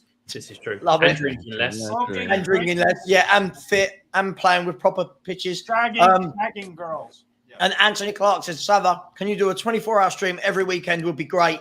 Absolutely not. I agree. Absolutely not. No. Only if all the sponsorship money was going directly to my bank account would I do that. Keep up the great work. Thank you very much to everyone. We do still need more donations in the Just Giving page. We're roughly at about 2,600 for how many hours have we been going? 14 hours. So with 10 hours to go, we're roughly at 2,600. So if we can get to 3.5, 4 grand, that'd be amazing. Please dig deep. And guys, I'll say, Steve, by the way, your thing still hasn't come through. All right, I'm gonna call up my bank. I'm sorry, I don't know what the F is going on. Yeah, guys, Savva. Go on. Sorry, I'm going to shoot off, mate. Thanks for having us on. No, keep thanks, donating, people. It's for a fantastic cause. It really is important. And I'm going to leave you lot in peace now because I think I've pestered you enough. So love it. No, thank you. I love the debates. Brilliant. It's all fun, mate. It's all fun. Cheers, mate. See you later, mate. Thank you. By the way, I put in the chat, next donation over £5. You know the drill, people. I will do 3 shots after a £5 donation. If you put the money in the coin machine, you receive the product. Let's go. Next shot, next donation. And excuse to get pissed. Guys, doesn't it go to show though when we talk about all those strikers from like the 90s and noughties, just how little forward options there are in football now? I've said that for ages, mate. Where are the strikers? The thing is, though, that football has changed. It used to be in the 90s that everyone played 4-4-2 and you would have two strikers, whereas now it's 4-2-3-1 or 4-3-3 with only one striker, which is why there are less. Yeah, but I mean, I agree with you, James, but even then, you look at the last Euros, Italy had Scamacca. That's not quality. Germany had Scamacca's good. No, Scamacca's good. Scamacca ain't bad. He didn't play. No. Scamacca's Irish. Come on. I like him. I like Scamacca. He was very good. Not you, Steve. I'm talking about Scamacca. He was talking to you, Steve. Nah, that's Scamacca. You know, right? Scamacca. You know what? Scamacca technically is not a bad player, but he ain't a bad player, but he ain't special. He ain't got it. He ain't got it. Good for all I know is he's very good for Atalanta. Maybe that's his level. Maybe not. They're a good team, and he played well. I tell you, Steve. There's a guy. There's a Italian player right now. He's under 7. He's a 16-year-old playing in the under 19s Italian team right now. Francesco Camarda. Mate, that guy. Yeah. He is the real deal. Yeah. He looks good. I'm not going to put too much on him now, but if he goes on with the amount of goals that he's scoring and has scored, he is going to be in He's prolific at youth level. His record at youth level is like absurd. He's playing 3 years up. Is that good? 3 years up. Yes. And he's played in all Italy's tournaments, and they've won them all so far. Now he's playing on the time. He's 3 years. He's playing, and he'll listen. If he carries on this way, he'll be in the World Cup in 2026. Guys, I feel we should probably talk about the breaking news this evening concerning Tottenham. It's happened live on a stream. We were so involved in arguing about whatever that was players from the past. Yeah, we still didn't give a shit. Romano has said that Tottenham Hotspur have now sold Pierre Højbjerg to Marseille for just under £13 million or euros, whatever it is. Anyone want to say anything on Højbjerg? We've got a lot of hours to kill. So bye. Chill out, mate. Bye. See you later. Don't let the door hit you on the ass on the way out. Does this automatically mean someone coming in to replace him, or are we saying that Archie Gray and Bergvall are the replacements? We're still waiting on the Kane replacement, so this could take a while with Spurs. Let's be honest. The less we talk about Spurs, the better I feel, man. We're still waiting on a first-team player. Oh, shit, we got Werner. I forgot. It's a rubbish signing for Marseille, and I'm confused why De Zerbi signed him. You can sign Mason Mount to replace him. Mason Mount, God, what a terrible, pointless... Why would De Zerbi bring Højbjerg to that? I don't see it. Marseille already have a bunch of physical brutes in midfield. They need technical ability. That's why they signed Ismail Kone from Watford, who's a really good player. James, have you heard of Kone from Watford? Ismail Kone? Kone's okay, but he's good. He's good. Here's me being honest about Højbjerg. When he was brought in, he was brought in for the right manager at the right time, for the right system. In an attacking formation, and people go, he done it for Denmark and all that. I don't care about Denmark. He doesn't do it for Spurs with Ange. He passes out of play more than he does to a normal player. He's out of position as well. He's not the level we need. Thanks for your time at Spurs, but yeah, time to move on. Goodbye. See you later, and let's get started. Right. Yeah. Hey, pick up a user. I'll prepare the shots right now. I just don't think Højbjerg was as bad as everyone said, but Alan, you're 100% right. He's a mediocre player. The impression I get as an outsider is that Ange seems to prefer Bissouma over Højbjerg anyway. And Bissouma can't defend. Yeah, you play him as an advanced ace like a normal person would. Ange really doesn't deploy. I'd love a number 6, like a proper top number 6 to come in to protect the defence, but Ange isn't going to do that. So it's just going to be one of them seasons, isn't it? Like he needs a box-to-box that can do both as good as each other, and that you just ain't. We ain't gonna find it. I don't see. Look at the mood. Look how the mood changes as soon as we start talking about Spurs. That's why it shouldn't have got mentioned. It's so fucking depressing. I feel. You know what? We don't show any kind of Number 2. You know, you're thinking the season's starting.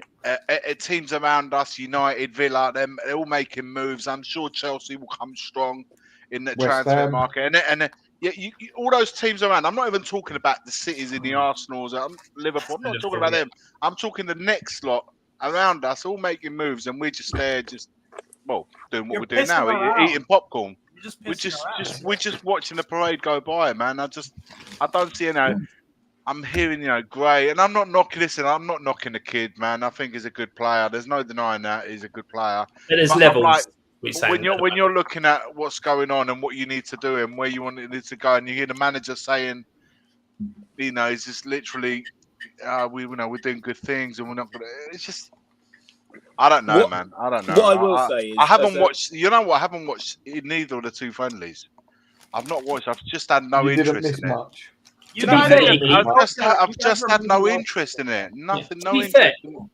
To be fair, Gray's done better than what I thought he was going to do in those friendlies. I think he looks better than I gave him credit for. But when you look what did he do today? What was that? Sorry. So I didn't hear what you said. Sorry, you're stuffing. Yeah. Okay. How did Gray play today? How did Gray play today? I didn't see today, but what I'm saying is he's played well. Like, he's played better than I thought gave him credit for in the first game. But Steve's down the shots like mad. That's what I'm saying. Like, he's not for now. He's not for me. He's not the player for now to propel. When you're looking at the rivals who were around, is he better than anyone like in Aston Villa's midfield? You'd probably say no. Not at the moment. Man United's midfield is so shit that Archie Gray starts for it. As a Leeds fan, I can tell you that Archie Gray is ready to play Premier League football. Yeah, I'm not knocking him, mate. I'm not knocking him at all. But is he ready to kick us on? There's a huge difference. Yeah, exactly. It's the context that he's coming into that I'm worried about. I'm not worried about the player himself not being good enough. I think I just think that the context is sometimes the player that the chances he has of succeeding, or percentages of succeeding, heavily relies on the context that he's walking into. So if he's walking into a really well-drilled oil machine, mate, he's just got to bring his own levels to that, and the chances of succeeding are far higher than someone's going into a team where you're thinking you've got fucking holes here, there, and everywhere. It's the same thing. Like, we go to a working environment and it's working like a well-oiled machine. You just have to put your qualities into it and go with that machine. If you come into a work where it's all over the place, it doesn't matter how good you are, mate. You're gonna have your difficulties, and this is the context that any player coming into Spurs right now. If you look at how many of our players would get into any of those teams that are in and around us, mate, you struggle. Exactly. Maybe 1 or 2, but after that, you're gone, mate. Last season, don't even see West Ham.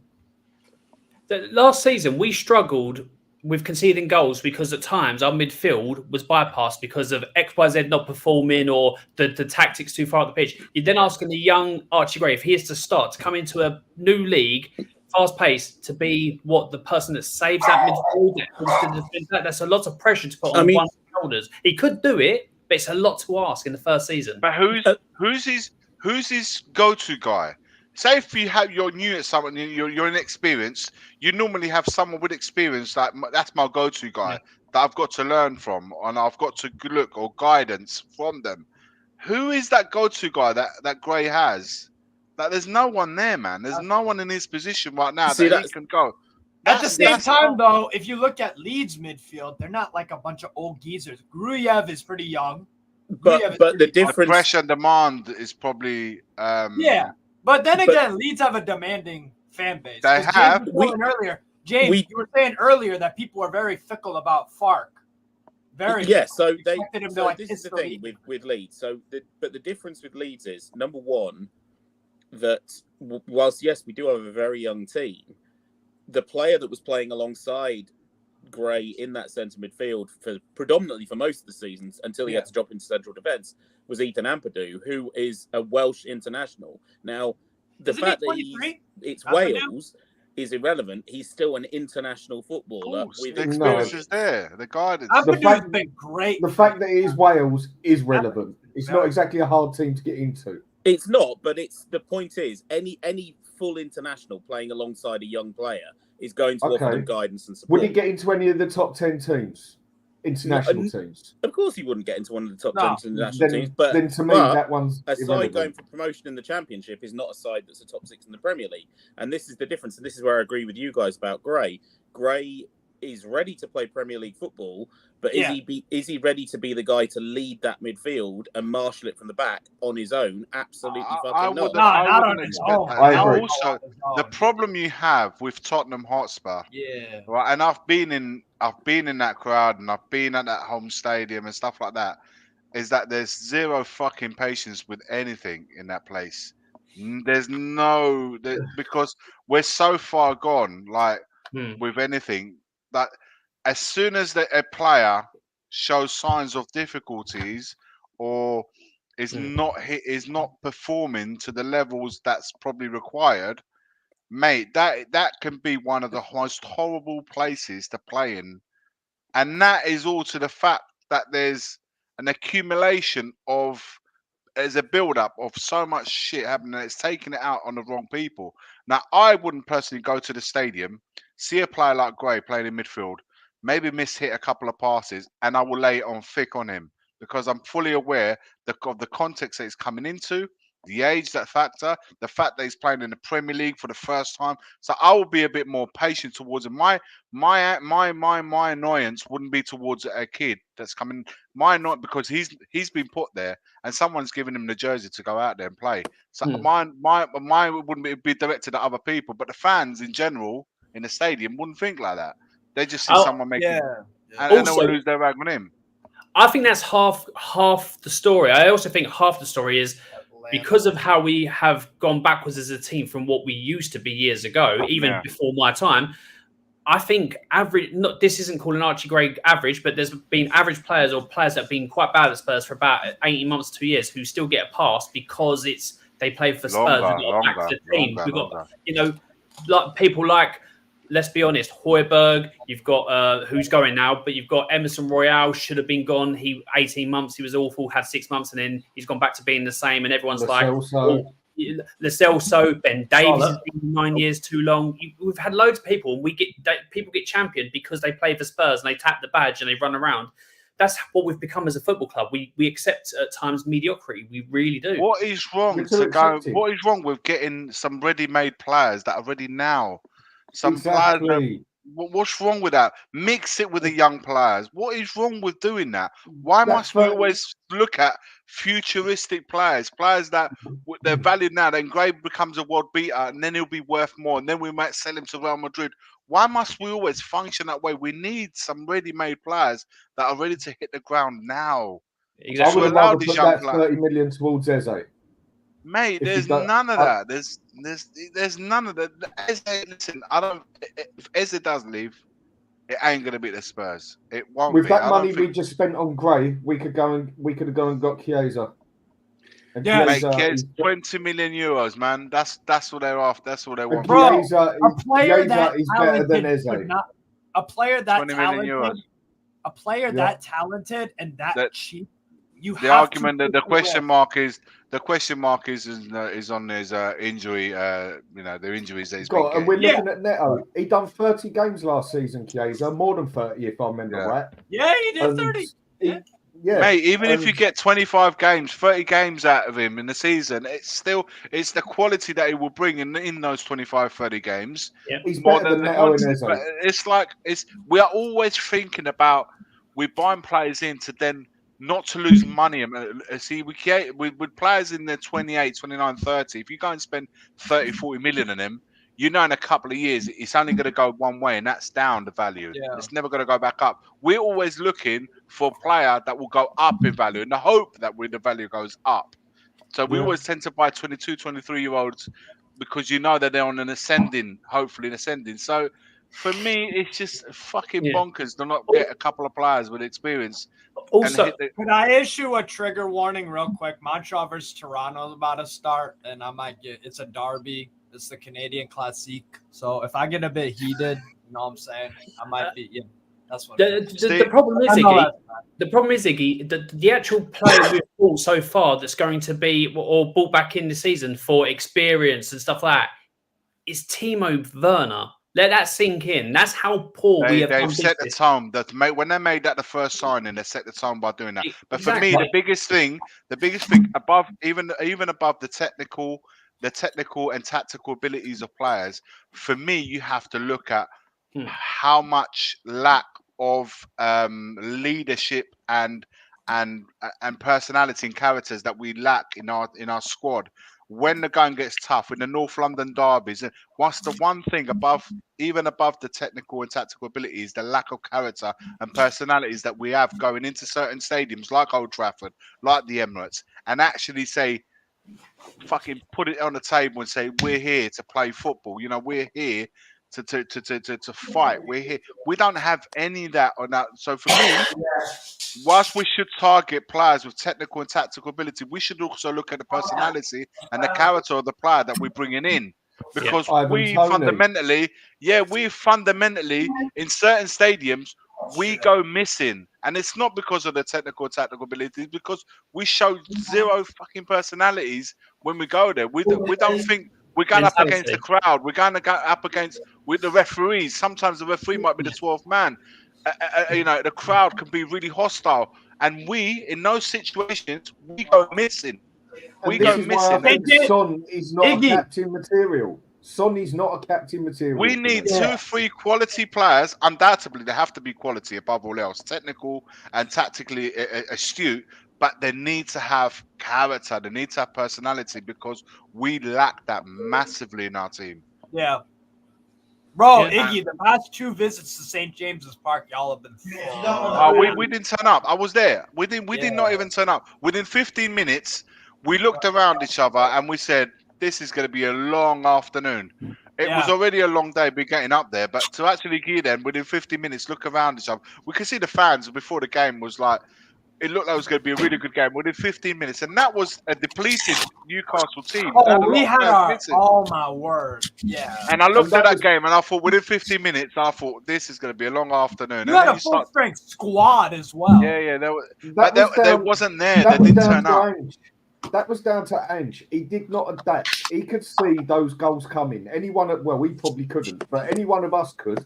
They scored when they'd already had about 3 or 4 of the same chances. And he tells them to just keep running. He should have told them to come back 10 yards, absorb it, and then go for it again. We're not proactive. As a team, we're not proactive. We don't adapt to situations. We don't adapt. It's almost like you always got to wait for the guy on the sidelines to tell you what you've got to do, instead of sometimes to have be a bit proactive in the team. Hang on a minute. Within 5-10 minutes, the plan that you went out with isn't exactly, you can only see it's not going to work. Then adapt it a little bit and then perhaps sort it out at half time or when you can next get together. But the biggest thing that I saw in this team at Newcastle, and I saw it many other times as well, is the lack of fight and character in the situations where you perhaps are under the cosh. And as soon as we go under the cosh, and as soon as we go in a you know, sometimes you're thinking in any game, you're thinking 10, 15 minutes, we're a little bit under the cosh here. Well, they're really putting it on thick on us.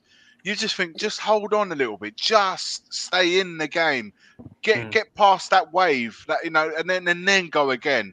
We don't do it. As soon as we come under the cosh, a level of pressure, we crumble, and that is the problem we have, and that is because we lack a fighting character in our team. They just don't have it. You look around, who are the players? When you look around your team, who are those players that you see? Even when Kane was there, but that wasn't there either. So who are these players you look to?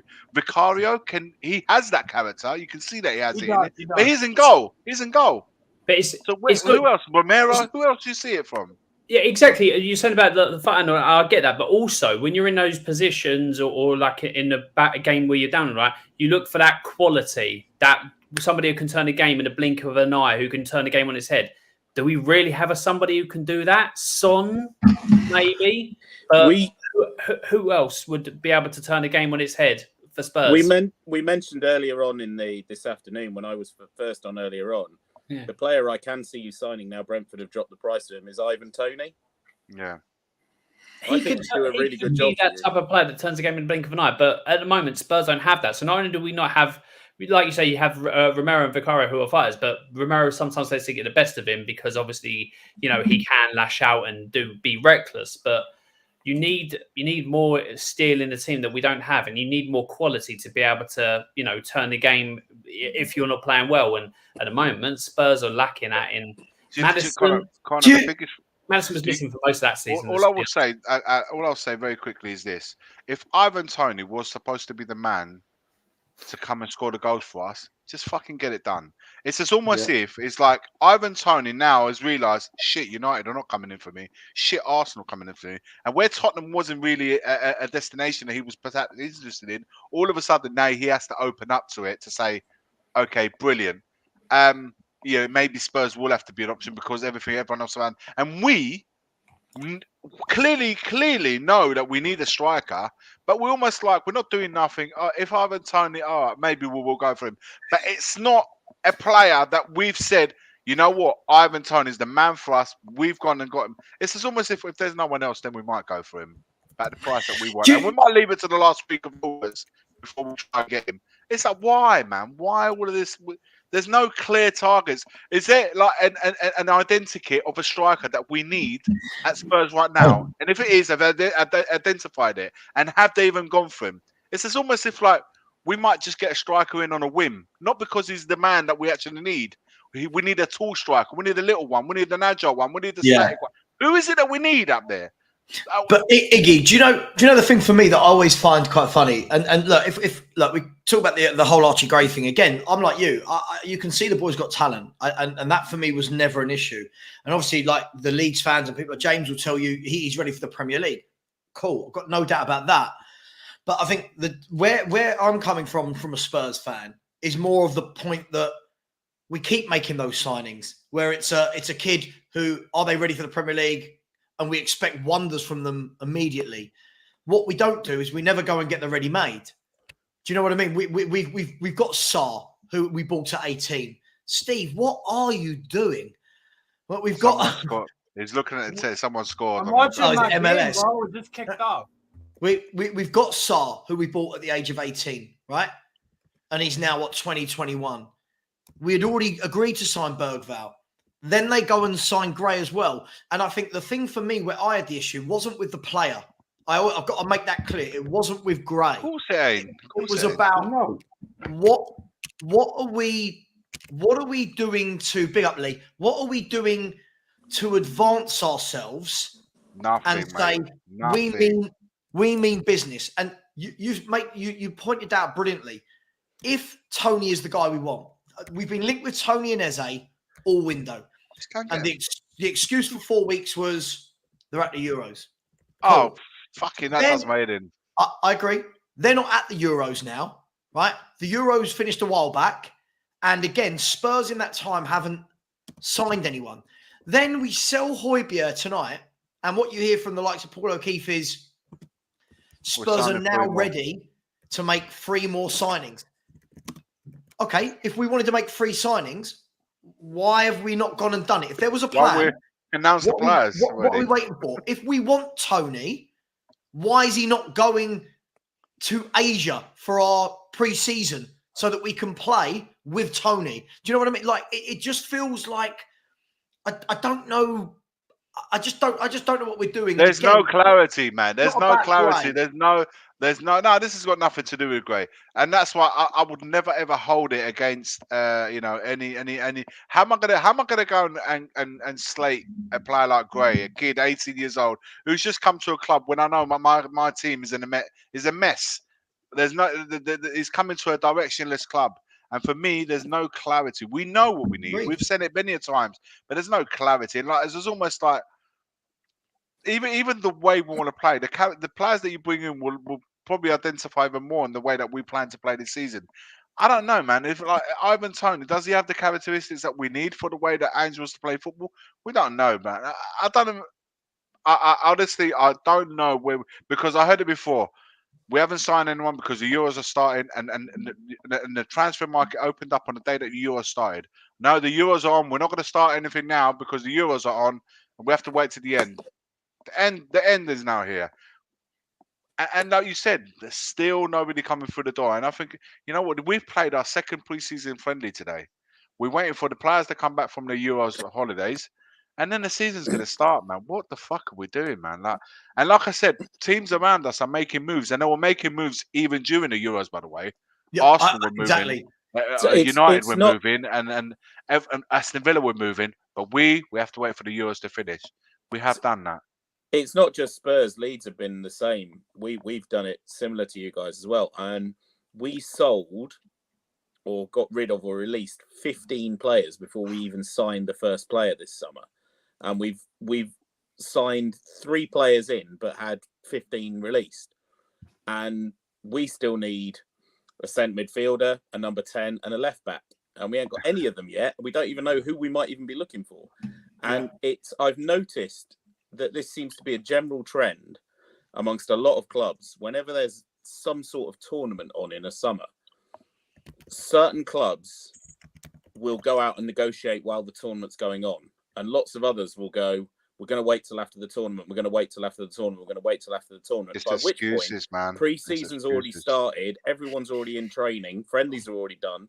And you don't give the players the right amount of time to bed into the team and get used to the tactics. And I've noticed a lot of clubs now use that as an excuse and say, "Oh, well, we had the tournament." But so many deals have been done as soon as the Euros ended. So many deals. Like Morata finished the Euros, and 2 days later he was signed.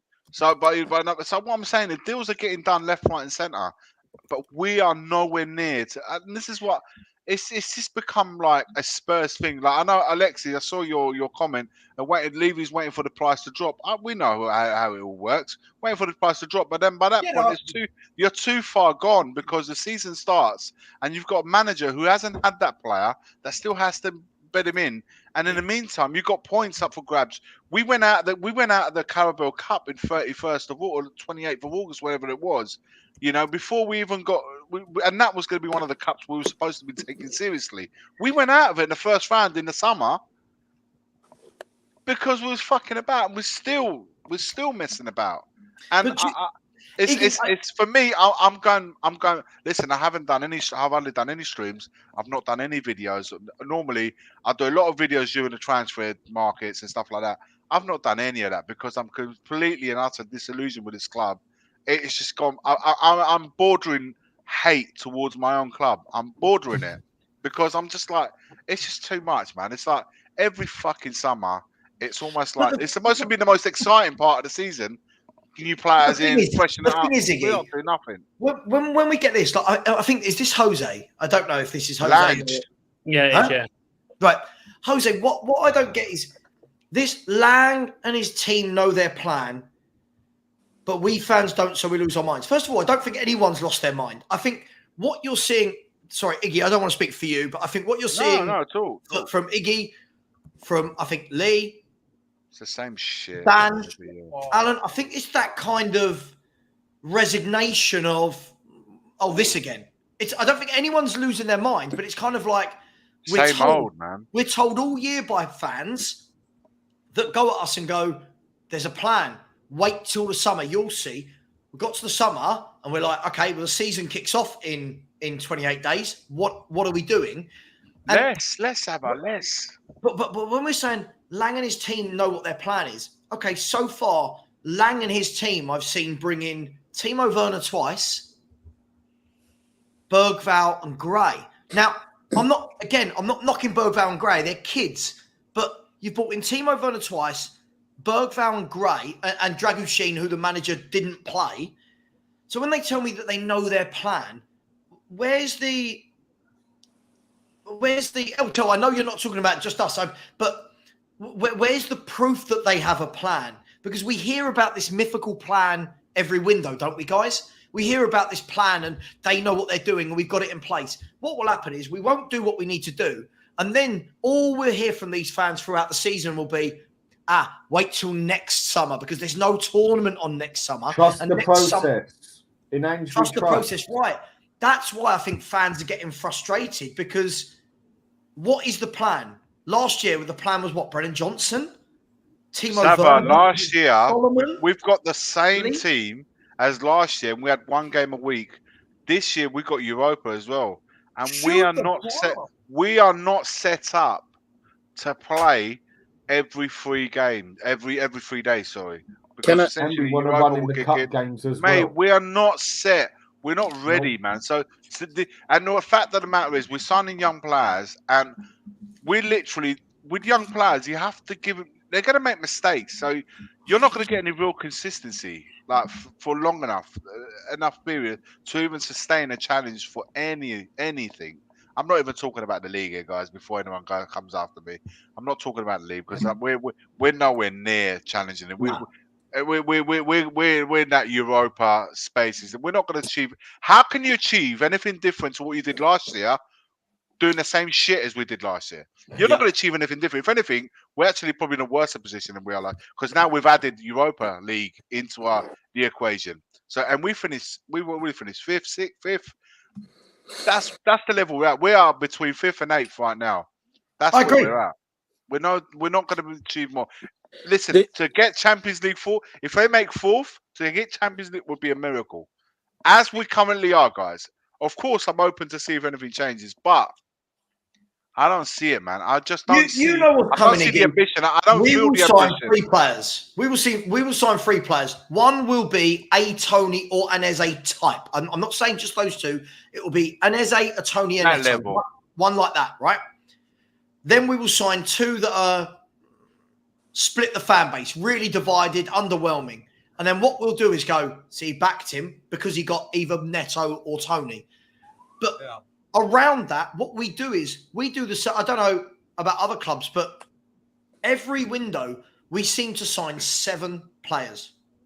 It's always 7 players, and the majority of them are always meh. But yet, what we'll do is we'll go. There you go. Manager's been backed, and this year I'm not even sure I can say that because I'm so concerned about what is this manager's.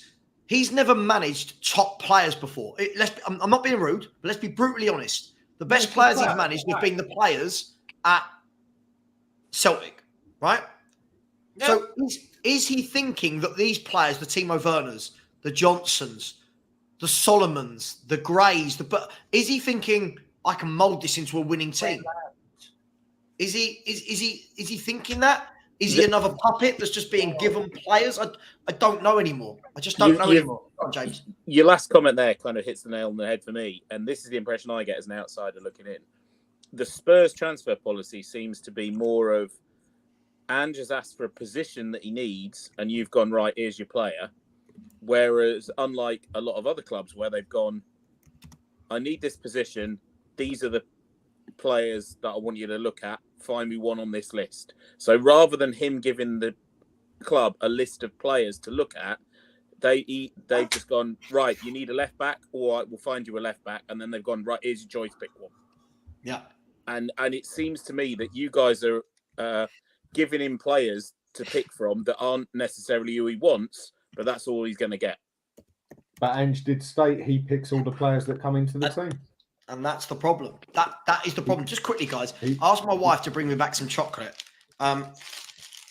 She's brought me back a double Snickers, a double Mars, a double Star Bar, and a double Decker. Now, I'm not going to eat them all, but what should I eat first? Double Decker. Double Decker. Snickers. Go for a Snickers. Snickers. Lee, you're on mute. You're on mute, Lee. Double Decker is nasty, man. Lee's on mute. Yeah, Lee's on mute. Snickers. Got to be Snickers all day. I've got double muted. Star Bar's got to be last, Sav, because that thing will stick your teeth together for weeks. It's got to be last. Go. Double Decker. Yeah. Double D Decker for me. Yeah. I love Steve's a double losing decker. his mind over there, man. Okay. Steve, I've never known anyone react. I can't imagine watching Spurs and ever getting that animated. Like I can't imagine it. Look. Yeah, this is me watching Spurs, Savva. Yeah, me too. Me too. No. I'm lying. This is me watching Spurs. No, this Honestly, I watch Spurs with I watched Spurs. No, not just under Ange, but even previously, I watched Spurs with the phone in my hand, just to keep me like, I'll be honest. At times under Conte, I used to doze off watching them. I used to doze off under Conte. Mate, it was so you guys want to see people reacting in extreme manners to sports games? You should come to a game at Ellen Road and watch the 10-year-old kids swearing worse than the parents. Quality. Get up, Bernadette, you effing bum. Oh my. No, and more no. No. I would have Spence ahead of Emerson. Yes. I would have that. I want better than both. You know, I agree with you, but I'm saying just because I've seen Emerson, I've seen everything I need to see about Emerson. Mm-hmm. And at least if I have to go, I'd rather maybe I'll get something more out of Spence than I have with Emerson. Listen, that goal that we conceded against Hearts, mate, that for me would be like, you know what? I don't need to see this geezer anymore, man. I'm done with him. Like any player that receives the ball from the goalkeeper facing outwards, comes back on the inside and tries to play a pass and it gets intercepted and it goes into, conceding a goal. For me, there's everything you need to see right there. There's nothing else. And the fact that they haggled with Milan about the, I'm like, just get rid of him in any way possible. Just get rid. And that, it is what it is, man. But you know what? I'm not excited about watching Spurs. Like I said, 2 friendlies. I've not seen any of them. I just can't get my head around to watching them. I don't feel like we've done anything to make me want to watch Spurs at the moment. It's just fucking sad. Y'all are pretty boring. I'll be real. Who, Spurs? Yeah. Look, I think the difficulty is we've got half the fan base that think because we're not playing 10 men behind the ball that we play attacking, attractive football. Yeah. When I watch Spurs, I see a lot of right. So just quickly, Steve Byrne. I've never sent Hotspur Hippie any abuse. Right? Stop this. Let's grow up. We're on a mental health charity. Right? I've not sent him any abuse. I don't follow his channel. I don't watch him.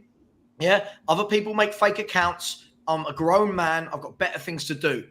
Relax, dude. Right? If you want to be here, I'm happy for you to be here. But can we not talk about other YouTubers and silly issues? Yeah. As I said, the Hotspur Hippie is more than welcome to be here, like every other Spurs YouTuber is. I've got no issue with the man. Stop trying to create one. Thank you. Sorry, I hate people doing that. By the way, Bournemouth are losing to Wrexham in a friendly. That's kind of crazy.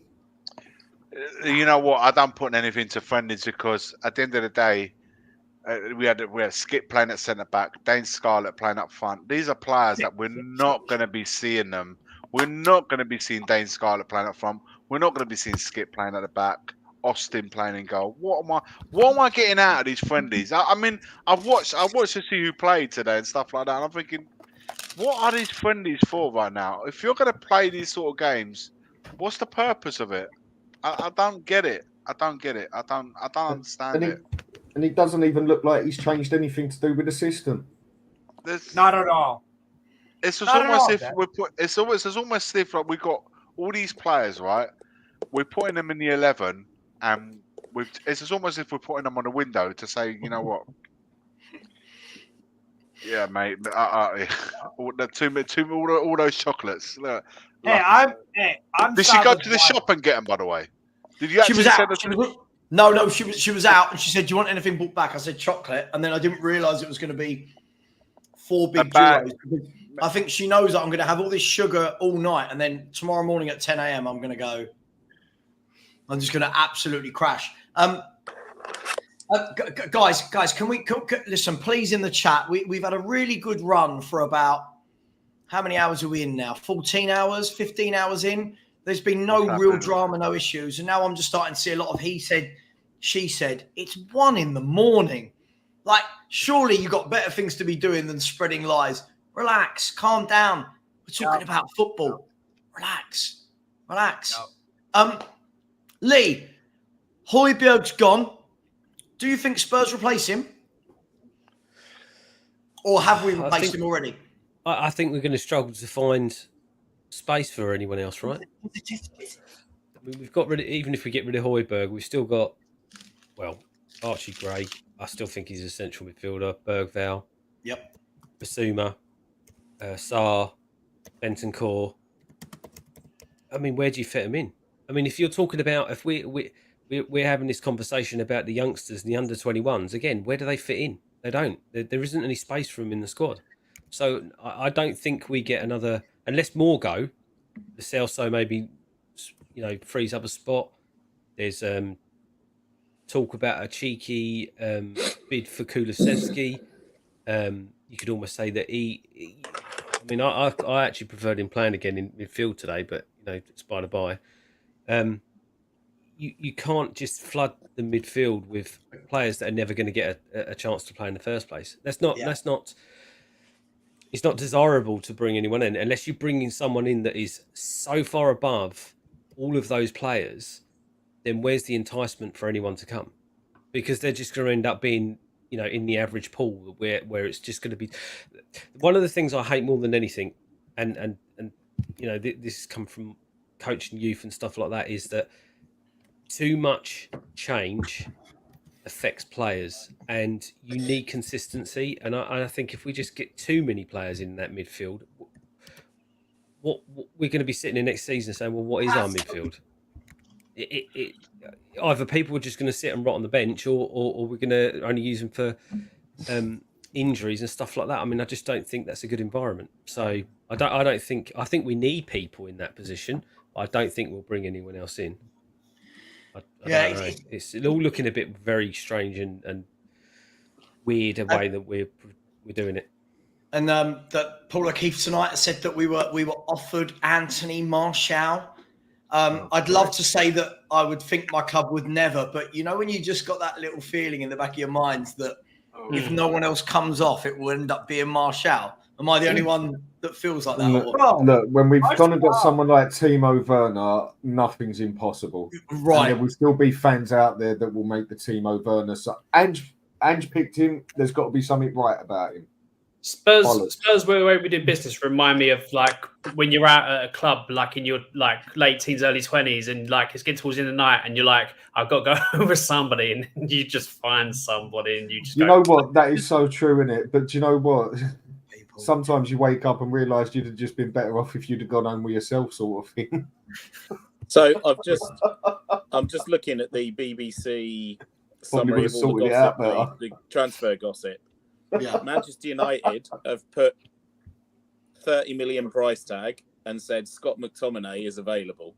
That is exactly the sort of player you lot would go for. Oh, don't. McTominay is so bad. What a terrible player. The thing is, and just quickly before we go to that, everyone has completely stopped donating. We've got to. This is the graveyard shift, if I'm going to be completely honest. Not for everyone, but for some of us that have been doing this now for 15, 16 hours straight. This is the tough bit. We need some support. Can people please get the donations in? I've put the link in the chat again. It is pinned. Please, let's get some donations. There's been a couple. Anonymous said keep donating to a great cause. Got over 50% now, £2 each. Come on, people. Big up to you. The same person or another anonymous said Klinsmann should always be in an all-time 11. Rob Brown said awesome job. Rob Frank, Daz Spurs, Enigma 6, Anonymous, and Ed M have all donated as well. And in terms of super chat, a user has said, thank you for your service, Pierre Emil Hoiberg. Good luck and all the best. Yep, good luck and all the best. Absolutely. A user then said, would like to see Edison stroke Eze type players. Wouldn't we all, a user? But they cost real money. Daniel Montenden has become a member. Big up, Dan. I hope your Doncaster team have a better year this year for you.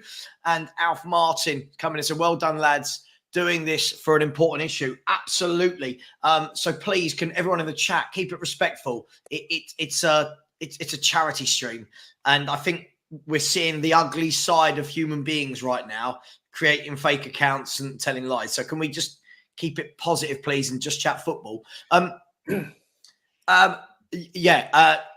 Look, I'm confused as to where we go from here in terms of we've only got space for one more player, right? We talk about whether it's a striker, we talk about whether it's a wide forward, but we have only got space for one more in the squad, guys. I don't know where we go for that. I'm at the stage, and I don't know if any of you will agree with me. I'm at the stage where I would take Tony, but I've now lost all excitement over that if it is a signing. Does that make sense? I've kind of got to the point where it's like we drag everything out so long that now I'm really struggling to get excited by signings that Tottenham Hotspur do. Is that me being really miserable and negative at this time of night, or does anyone actually understand where I'm coming from? Nah, Tottenham. Something's dragged on that. Go on, Steve. I was just gonna say Tottenham are definitely like a mood killer. If I was a fan of y'all, I would. It's just like It's like, what the hell are the social media team doing? What are your like owners doing? What are the sporting directors and all these guys doing? Like the whole point of like being in the industry of football is to get your fans at least excited, genuinely excited. They always do a shit job of it, but then some of your fans still fall for it for whatever Steve, the media team are letting everyone know that if you go to the Spurs stadium and do the Spurs tour, there's free ice cream. Terms and conditions apply. Yeah, it's just like it's like yeah, I don't know. Y'all are just not serious. This is what it is. I get where you're coming from, Sav. I really am. It's one of those situations where now with Tony or even Eze, it's like it's such an obvious signing that by the time we actually get to it, that all the hype has just disappeared, right? And it's like, you know, you should have done this 3 weeks ago. We should have done this 4 weeks ago. What's taking you so bloody long? Your perfect example with this. Sorry, go on. No, you go down. I was done. Okay, your perfect example that you can relate this to is that people will turn around and say to you, well, what you're complaining about, he's gone and done it. It's like what people said to me when I was still having a go that Ange didn't change the zonal marking until about 35 games. Well, he's done it. What you bothered about? Well, bothered that we lost about 5 games because of it and conceded about 15 goals because of it. Yeah. And if he's a good manager, he would have already seen that after about 15, 16 games. So by the time he actually done it, I was past caring in that aspect because it should have been done 15 games earlier. It's the same sort of thing. You can see when something needs to be done and everyone else can see it, but we just don't seem to do it and then do it at the last minute. You're not even relieved. You're just like... It was like, it goes past the point of like, yes, this is obvious, the change that was needed to be made. And you took so friggin' long to realize it. That's what it is, Dan. There's 2 more bits of gossip in the BBC page that I've seen here about Spurs as well. Apparently, Saudi League are after Richarlison. Hope so. They're always after Richarlison. If that's the case, that means we're definitely going to be getting a striker, and it would probably end up being Tony now. Well, this is the you've been linked to, according to football. This is Football Insider, so take it with a pinch of salt. You've been in daily contact with representatives of Canadian striker Jonathan David from Lille. Oh, that's a great signing. That's a great signing. No, not for the Premier League. Yes, it is. I've watched him at Alan. Trust me on this. I'm not. James has just chucked a grenade in. If you were signing a shit striker, I would have told you. You know how I operate. Hold on. No, look, I'm not saying that he can finish and stuff like that. I've seen his best bits on YouTube and stuff like that. I see the type of striker he is, and I get that. But that's not what Spurs need at this time. It's really not. It doesn't fit Spurs for me. He doesn't. Is he just like, does he not have that X factor? Exactly. He's similar to Son, but we need a player that is going to be able to be back to goal in the box because we build up so slow in the work in the pocket, be able to shift and stuff like that. It's just not going to work. That him as a player is not going to work in Ange's system that I can see of now. If we were to sign him and he was to work in our system, then I'd come on here and go, you were right, Steve, I was wrong. But I would want to see somebody, if we're going to play to a strength, somebody who back to goal, bring people in and obviously find a shot, then Tony would be the second option. From what I've seen, I think Jimenez fits that better.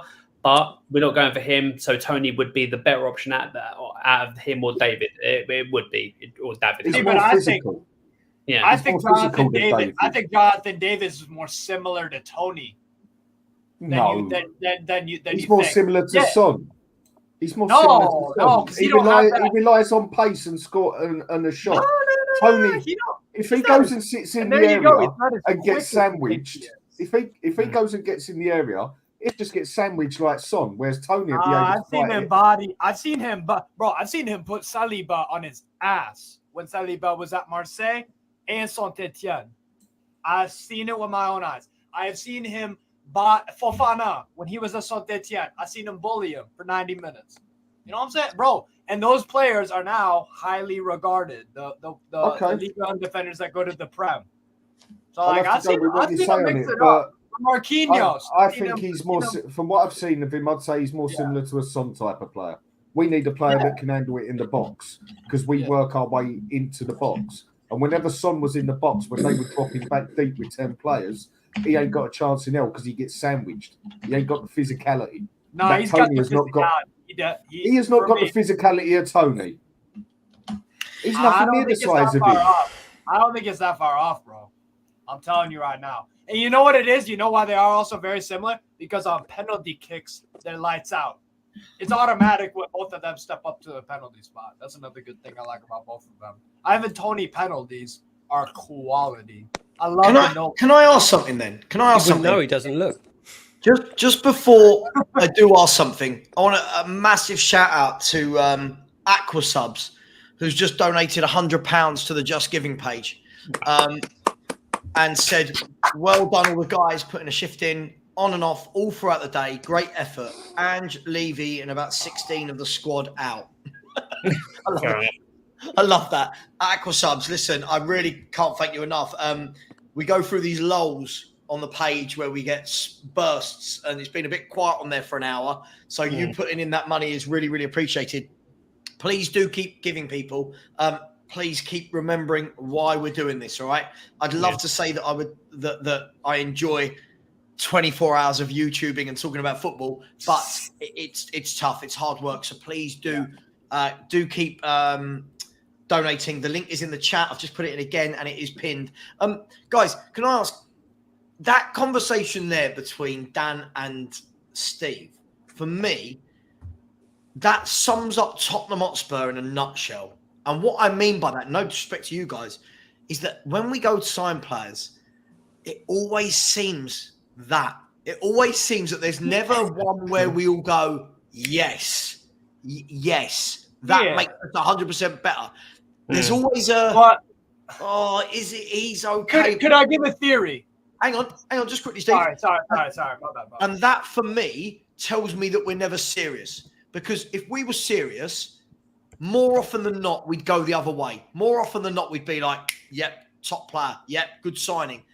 Nearly all our signings seem to be I know you're not a Spurs fan, Steve, but nearly all our signings seem to be fan base dividers, so to speak. Or football fans. Jonathan David is another example of that, right? Yeah. It is another example of that. Half the fan base are going, no, I think he's good, he scores goals. The other half are going, oh, but is he what we... That's us, right? When was the last time we made a signings where we all was like that? That's what I was just about to say, Iggy. When was the last time? Van der Vaart. Jurgen Klinsmann. Are you talking about 2010, Van der Vaart? Berbatov? 14 years ago. What about Berbatov? 14 years ago was the last time we all went like that with a sign over a sign. What about Gareth Bale? Iggy's all-time favourite in Ndombele. Yeah, that made me go like that. Yeah. But different. No, Tom Savva. 14 years ago was the last time we made a signing. Insane. Savva, can I offer? It was very 50-50 with Van der Ven. It was 90-10 with Van der Ven. No one knew Van der Ven, man. No one knew we was going to sign. No, that's what I'm saying. But it was 50-50 with it. Whereas 90% of the Spurs fan base went off their head over Vicario because they knew nothing of it, which is understandable. I told people, I was like, when y'all signed Vicario, I was like, ooh, I think he's better than David Raya. I'm gonna be real. 80% of people outside, 80% of people don't watch football outside the Premier League. Yeah, Vicario. If you follow the Italian league, he had a good season leading up to that signing. But even when we signed, there was like a lot of people were like, I don't know anything about this Vicario guy. Romero, maybe Romero was like, I knew Romero already. So I was kind of, but if you ask everyone, would they? What I'm trying to say is, we haven't made a signing where everyone's gone bang. Yeah, that's Van der Vaart, 2010, man. What about Gareth Bale? What, we signed Bale as a kid. We signed Bale. Bale was an 18-year-old kid, and he was a curse that we were trying to get rid of. Yeah, he was the curse that we were trying to get rid of. And Redknapp said no. He was still at Spurs because Redknapp said no. They were shipping him off to Southampton, I think it was, if I remember correctly. And Redknapp said no. He said no. This guy's and then put him up front after the Inter Milan game, basically, didn't he? Yeah, and the rest is history, as the saying goes. Damn. Yeah. And listen, Redknapp knew his stuff, man. He stuck his neck out on two players. Bale was one of them, and Lampard in that meeting at West Ham when he was still a kid. He said this guy's going to go all the way. He's the only. He stuck it out with him, and he knows his football, man. He knows a player. Do you know the one he really cocked up on though, Iggy? I don't know if you remember this. Do you know what I'm going to say? God, which one was it? It was Luis Suarez. When he said, yeah, but can he do it in the Premier League? I don't think he's that great, or whatever he said. And then Liverpool got him, and it was like, yeah, mate, we still haven't decided on the second striker to partner Thierry Henry. We left that. We left that subject ages ago. We didn't even complete that 11. Iggy, can you imagine? He was insane, by the way. Suarez was insane. Can you imagine if we did a Serie A from the 90s team? Yeah, it would be the stream would probably another 24 hours. Savva, I will say, if you're upset about missing out on Suarez, you still don't even hold the ultimate prize for giving up on possibly the best transfer deal ever. It's got to be, and you guys are going to love this as Spurs fans. Angus, you're the time lying. Arsenal tried to get Zlatan, offered him a trial. Zlatan Ibrahimovic went, Zlatan doesn't audition, and signed for Ajax instead. Superb. On that good note, I'm off because I'm done. I need to sleep. Thank you for having me, Savva, and guys watching in the wee hours. Keep donating, keep obviously supporting the good cause, and get Savva to his target of 5K. 24 hours is a long haul. I'm done, and I've only put in on it for 3.5, 4 hours. So make sure you support him through the night. Have a good night, everyone, and I'll see you all again. See you guys. Thanks for coming out. Take care, mate. Yo, Sav. Yeah. Can you check the Just Giving? I think my donation finally went through. I just emailed my effing bank account, and it should have checked the Just Giving. See if it went through. I can confirm that Steve's Just Giving has gone through. Mate, this was happening. I joined 2 hours ago. It's just now gone through. My bank. This was happening about 3 hours ago, mate. Steve, you and I will speak about sorting the shirt out, all right? Yeah, I won't give you my address on air. I'm drunk, but not that drunk. You know what I'm saying? That's gone through everyone. CIA, FBI. I was gonna give you the money to buy it yourself, Steve. I'm not sending a shirt. Where do you live again? New England. New Hampshire. New Hampshire. Yeah. There's a Hampshire in England. No, right? just give them money to get yourself. The post alone will be a big one just coming, mate. What shirt I want. This is the crazy. This is gonna take me a minute, actually. Oh wow, Patrick McCorry. Get the new AC Milan one, Steve. Patrick, that is another huge donation from you. Every time we do a nice one, Patrick. One of these streams, you are so generous. Thank you so much. It really does help. It really does help the charity, and it raised everybody straight away. Starts getting happy about this. Yeah. So, Patrick, thank you so much. We're 12 pounds away, by the way, from $2,000 on the Just. 12 pounds away, people. Almost there. Sorry, what are you looking at? Look at the fuck! Oh, you prick! I think he's talking about on the stream donations on the super. Yeah, plus I think his team conceded as well. What are you looking at? By the way, do we know who Steve's team is? I think it's Steve. What team are you following, man? What? What Montreal, team are you? Cincinnati Bengals, isn't it? my MLS team, Montreal. See if Montreal. Right, Is that the Impact? Did they just concede? Impact? Yeah, Impact. Yeah. What? Yeah, Did we they just concede? conceded. Bernardeschi just passed it, and then Osorio just tapped it. This bum, yo. Yo, just so people know, so on the official Just Giving page, we are now at 2284. And on the on the super chat side, very difficult to work out. I think roughly about if I convert it, roughly about £480 all told. So listen, we're edging towards the £3,000 total overall. 300 or 400 off. Yeah. Pardon?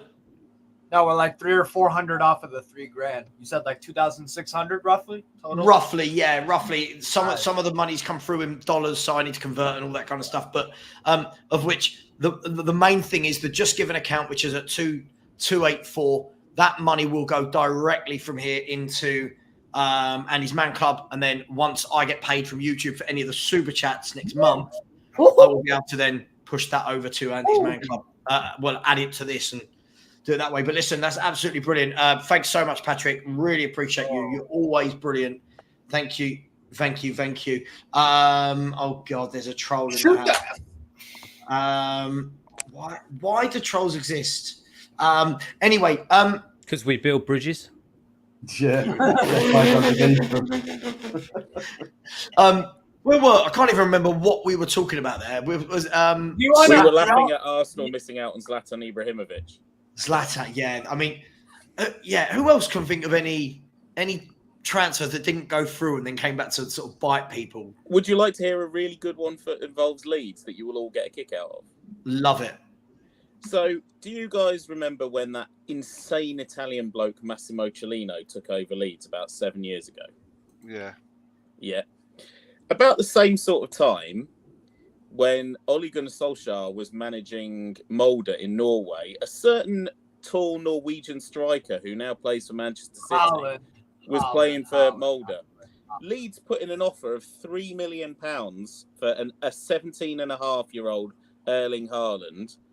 Molde came back asking for £4 million for him, and Cellino said, "No 17-year-old striker is worth £4 million. We're not going to pay it." Oh, see, Leeds could have won the Champions League by now. Oh, you could have. We could have had. We wouldn't have kept him for long, admittedly, but we could have had an 18-year-old Erling Haaland join us for £4 million fucking quid, and we didn't go for it because we had an owner who didn't feel that Haaland was worth £4 million at 18 years old. A year later, he signed for Salzburg, and then the rest is history. Then we have Sadio Mane in the car park at White Hart Lane, and we said, "Nah, we're not signing him, mate." Yeah, yes, that sounds. Do you guys remember? Was it Peter Odemwingie? Yeah. Oh, he was the one who drove somewhere, didn't he? Yeah, he drove from West Brom to QPR. He was in the car park, and then they had to call him and say, "No, mate, the deal's not going through. You better come back." That is absolutely genius. The best one is still, whoever mentioned it earlier on when we were talking about the best 11, the best one's still got to be Graham Souness being conned into buying George Weah's cousin. Claimed to be George Weah's cousin or something. Oh yeah, I saw that in a video somewhere a few weeks ago. That was just absolutely fantastic. Some guy phoned up and said he was his cousin. He signed him, he played, he brought him on as a sub, and he hauled him off after 5 minutes or something. Yeah, absolutely fantastic. What a story, man! I still think one of the ones that made the most dickhead move was Arsenal when they refused to pay that extra £1 for Suarez. That extra £1. That was unreal. That extra bloody £1. Oh man, can you imagine though if Arsenal had got Suarez? Exactly. Do you know what? They would have won the league. I think he's one of the best players that's ever played in the Premier League. I think I mentioned him 31 goals in 31 games. I mean, he is sensational. Unfortunately, his temperament let him down. That's sure. Yeah, sure. Right. He didn't like Evra, Ivanovic. I don't give a F. He didn't like a lot of them. A bit bitey. He was a bit bitey. I don't give a F about your temperament if you score a goal a game. I'll get the new Rangers shirt, maybe. Hey.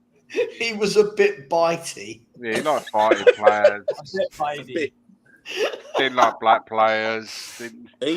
He was a bit bitey in the same way that Eric Cantona liked a bit of kung like fu. a volley. Do you know what though? I I'll never remember, forget that night. Even He at that like age, volley, mate. I he just remember lost Eric it. Cantona. It was sometimes I think it's more than how good a player is, right? And hear me out. Sometimes there are certain players that have that aura. You know when they Ooh, arrive. you use like, the A word. Use the A word. The A word. They have that aura. And it's not just how good they are. It's when every other fan from every other club looks at that player and goes, "What's this about?" And I just remember Cantona having that, like, in abundance, this arrogance, but which was not a bad arrogance. Like, he showed it on the pitch. His influence, backed it, man. Huh? He backed it. Damn right. And do you remember when he had that 9-month ban? Yeah, they bought him for 2 million, didn't they? Yeah. And then when he came back from the ban, Man United were just a changed team. Like, he literally, he was. You don't get that anymore. I don't see any signings anymore like that. You know. Yeah, but it's like Savva. It's like there's a connection to Spurs in that incident with Cantona getting his 9-month ban with the kung fu kick. Do you know who he fouled that got him given the red card in the first place? Subsequently went on to join Spurs from Palace. Was it Wayne Routledge? Chris Armstrong. Oh, Chris Armstrong. He weren't bad, you know. He had quite a good record at Spurs, if anyone remembers. You remember Chrissy Armstrong? Vaguely. I remember Chris Armstrong, yeah. Yeah. I mean, don't get me wrong, he wasn't... Didn't we get him... Was he like the Teddy replacement at the time? It's around that type of era, I think, yeah. Yeah, because we sold... Do you remember? Because we sold Teddy Sheringham to Man United. And I remember we used to sing that song on the stands was, you know, "Oh, Teddy, went to Man United and he won F-all." And then the year later, he won the treble. We started singing, "Oh, Teddy, went to Man United and he won the treble." But even players like Bergkamp had it, Zola had it, Sheringham had it. This kind of... They did it at their pace. It was their game, right? And Gascoigne. Yeah, but we don't have footballers like now. I feel like it's all very systematic, isn't it? It's all very. They have to fit systems. Those players that you're talking about had the freedom to create and do what they had to do. It was a moment of genius that wasn't scripted. You know, that was like they really did write their own script. It's sometimes in those matches they'll come up with something, and that wasn't. It didn't come from the manager. Now, everything comes from the manager. The player does not make a decision over anything. How many players have got the freedom to actually go and do what they need to do in the final third? I think Ancelotti leaves the freedom to the forwards at Real Madrid to do a little bit. Like he leaves them to create that final third, whatever they want to do. But a lot of managers now, like, could you imagine Pep Guardiola if a striker decided to do his own thing without Pep say so? It would be pulled off. So my only thing is that, like, I hear it. And again, I've only watched football since 2014. I didn't watch these 90s players from all these leagues and all this stuff. So I don't know. I don't know about that life, but y'all do. So if this is true about, like, individuals aren't individuals anymore or whatever, then why are we all still watching? Why? Yeah. If football ain't as good or whatever as it used to, then why do people? Quality of football. It's still good enough that we all want to watch, right? But quality of football, standards of players. Apart from Messi and Ronaldo, what you'd call world class these days wouldn't even touch the boots of a good player 20 years ago. So yeah. So Dan, that's my question. So then why are we still watching? If it's that big a drop off, why even? Because we still love football. Yeah, but if it's not as good, then like what? Like, because for me, Steve, do you know what it is? Like this. Oh, sorry, Lee. Go on. I'll tell you what it is, right? Yeah. I always remember from the 90s and upwards, whenever you watch football, I mean, we religiously, like, match of the day on a Saturday night. Yeah. And then match of the day 2 on a Sunday. And then Serie A on a Sunday morning. Serie A on a Sunday morning as well, right? The thing for me is you used to get so excited about watching these programs because every team had that, like, one play that you're like, I want to see what he's done this week. You know, things like, I hate to say it, things like Henry, Drogba, you know, all these type of that. Every team sort of had one, and even you'd watch the lower teams. Nowadays, we've basically got is great players, but you've only got 3 or 4 world class that you go, do you know what? If that match is on and he's playing, I'm going to watch that match because I know he's going to do something. I know he's going to, you know, get me off my seat. I just don't think you have that nowadays. See, but I wouldn't even say we got great players, mate. I don't think most of these players that people call great or even world class these days would even touch the boots of half the players in Serie A in the 90s. No, I agree. I don't think there's a spread of it. There's just, I mean, you remember the Blackburn days, the SAS. You used to love watching the SAS. Yeah. You didn't. You know what? The emphasis was there was a team ethic, but you have individual brilliances which is what you pay the money for. Now I think the essence of a good the football today is team. But you can see it. I think the closest Spurs have had Iggy has got to be when we had Bale in his prime. You knew Bale. You watched it because you knew Bale could do something. I think the last season, I could go with that. Name was as good as any team. Ginola. What's that? Yeah, Ginola, Klinsmann. Yeah, but but that was a shit team, and he was the only one. Oh no, but he makes my heart go all funny, Iggy. Oh. But the thing is, now the emphasis. Could you imagine Ginola playing in modern today's football? But the thing is, he would love the fact that you can't get in, you know, contact sport. Imagine a contact now, he'd win loads of penalties and stuff like that. But I don't think he'd be given the freedom to do his stuff within the team context. But can you imagine, Iggy? Can you imagine all these people that rave about crap like Brennan Johnson and Timo Werner? Can you imagine them watching Ginola with a football at his feet? Every time he gets it, skinning people, Cruyff turns, tricks. Can you imagine what these people would think of David Ginola when we rate the type of players we rate now? Yeah. Can I ask? I would love to have this conversation with Ginola in a stream. See, but talk to me. I tried so many times. Even when I did a stream with Ramon Vega, right? Really nice guy, and I remember speaking to him off air after. I said, "Look, Ramon, thanks so much." He said, "Anything I can do, just let me know." And I said, "Do you still speak to Ginola?" And he was like, "Yeah, we speak all the time." I said, "If you could get him on my stream, I would retire my channel forever and be happy." Like if I could just talk to David Ginola, because I talked to Alan Nilsson, right? I talked to Ramon Vega and Darren Anderton, all from that team that won the League Cup. And when I asked all 3 of them about Ginola, you can see their mood changes. Their whole mood went from, big up Brian, their whole mood went from, now you're talking. And I remember, I said to Alan Nilsson, like, how good was Ginola? And he said, look, the man right here, he's come right in time to... Well, he said Justin Edinburgh loved it because he said Justin Edinburgh would win the ball, look up and go, where's David? Where's David? I'll give it to David, and I know the ball won't be lost because David Ginola can hold on to it. And he said he'd watch him just beat 3 or 4 men in tight spaces, and we'd all stand there like in awe.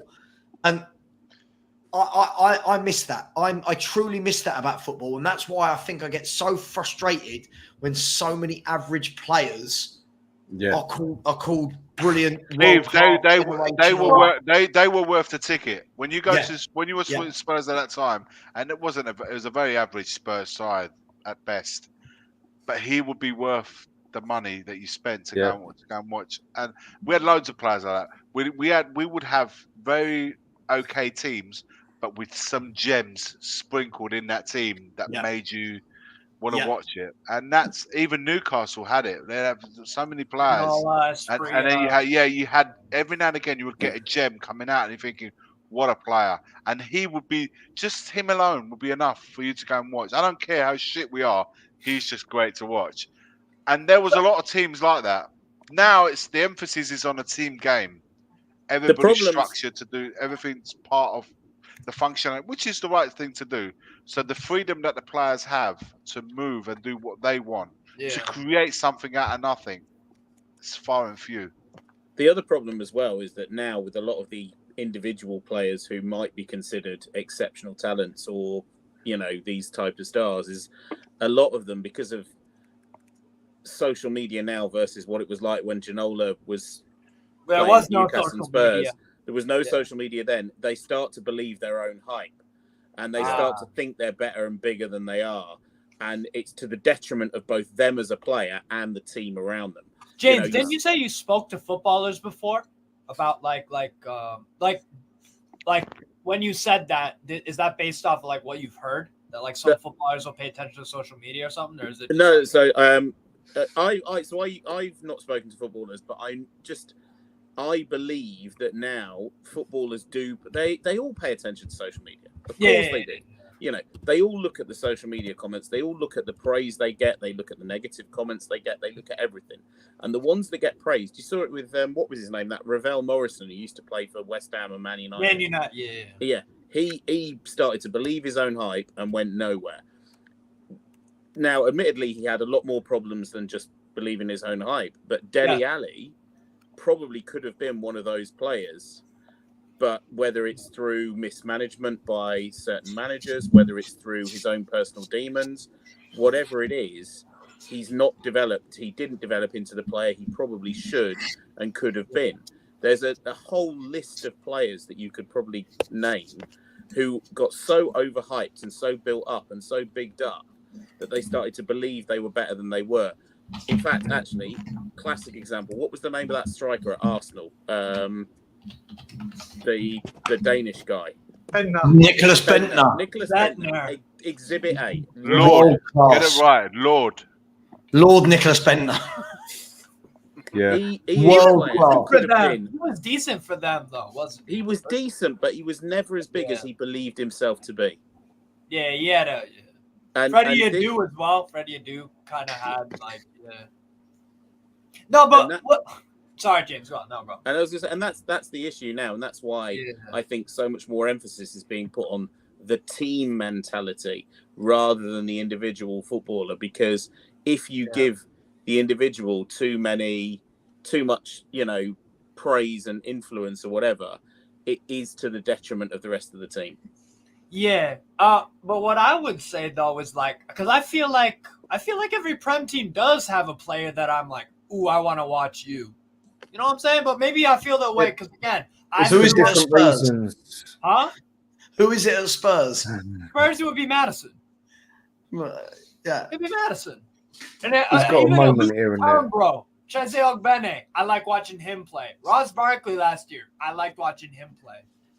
You could go to Palace, Zaha over the years. I liked watching Zaha play. Do you know what? So there are teams. The more fans loved a player, the more it seems that the managers went the other way. They would hate those players. Yeah, like Graham did it with Ginola in the end. Although he was the manager, he won the cup with. But there's other man. I mean, Gascoigne probably was like that individual player, but he was loved by the managers. That was the difference. But others, the more the fans tend to love a player, the more that a manager would have an issue with him. And you know, it's just one of those ones. I just don't see as much. I don't know. Maybe we've gotten older. Maybe the view that we saw football in a way as a youngster, as a kid. Yeah. The quality has come down a mile. Massively, man. Yeah, so then that goes back. They didn't earn as much money as well. So Guys, I've literally just got a notification coming up saying breaking from Fabrizio Romano, Danny Olmo deal on, and Man United are starting the domino. Nah, fuck off. They can't get him, bro. He's going to Barcelona. Are you kidding me? No, because they're going for Nico. Lee's joking. No, it's not. It's on his Facebook. 33 minutes ago he posted it. I can't quite work out whether he means Danny Olmo deal on and Man United are starting the domino, or he doesn't say who the deal on is with. No, he's not said anything on Insta. I've got it right here. 3 hours. Danny Olmo's release clause set to expire tonight with no club trigger in it. The relationship between RB Leipzig and Olmo's camp remains very good. club will be open to letting him go in the next couple of weeks. Olmo can still leave Leipzig for 60 million euros. So far, no talk with Man City, but that was 3 hours ago. And that's the latest thing on his Twitter about Dani Olmo. It's in the chat. It's in the chat, Seth, on WhatsApp. Okay. 33 minutes ago.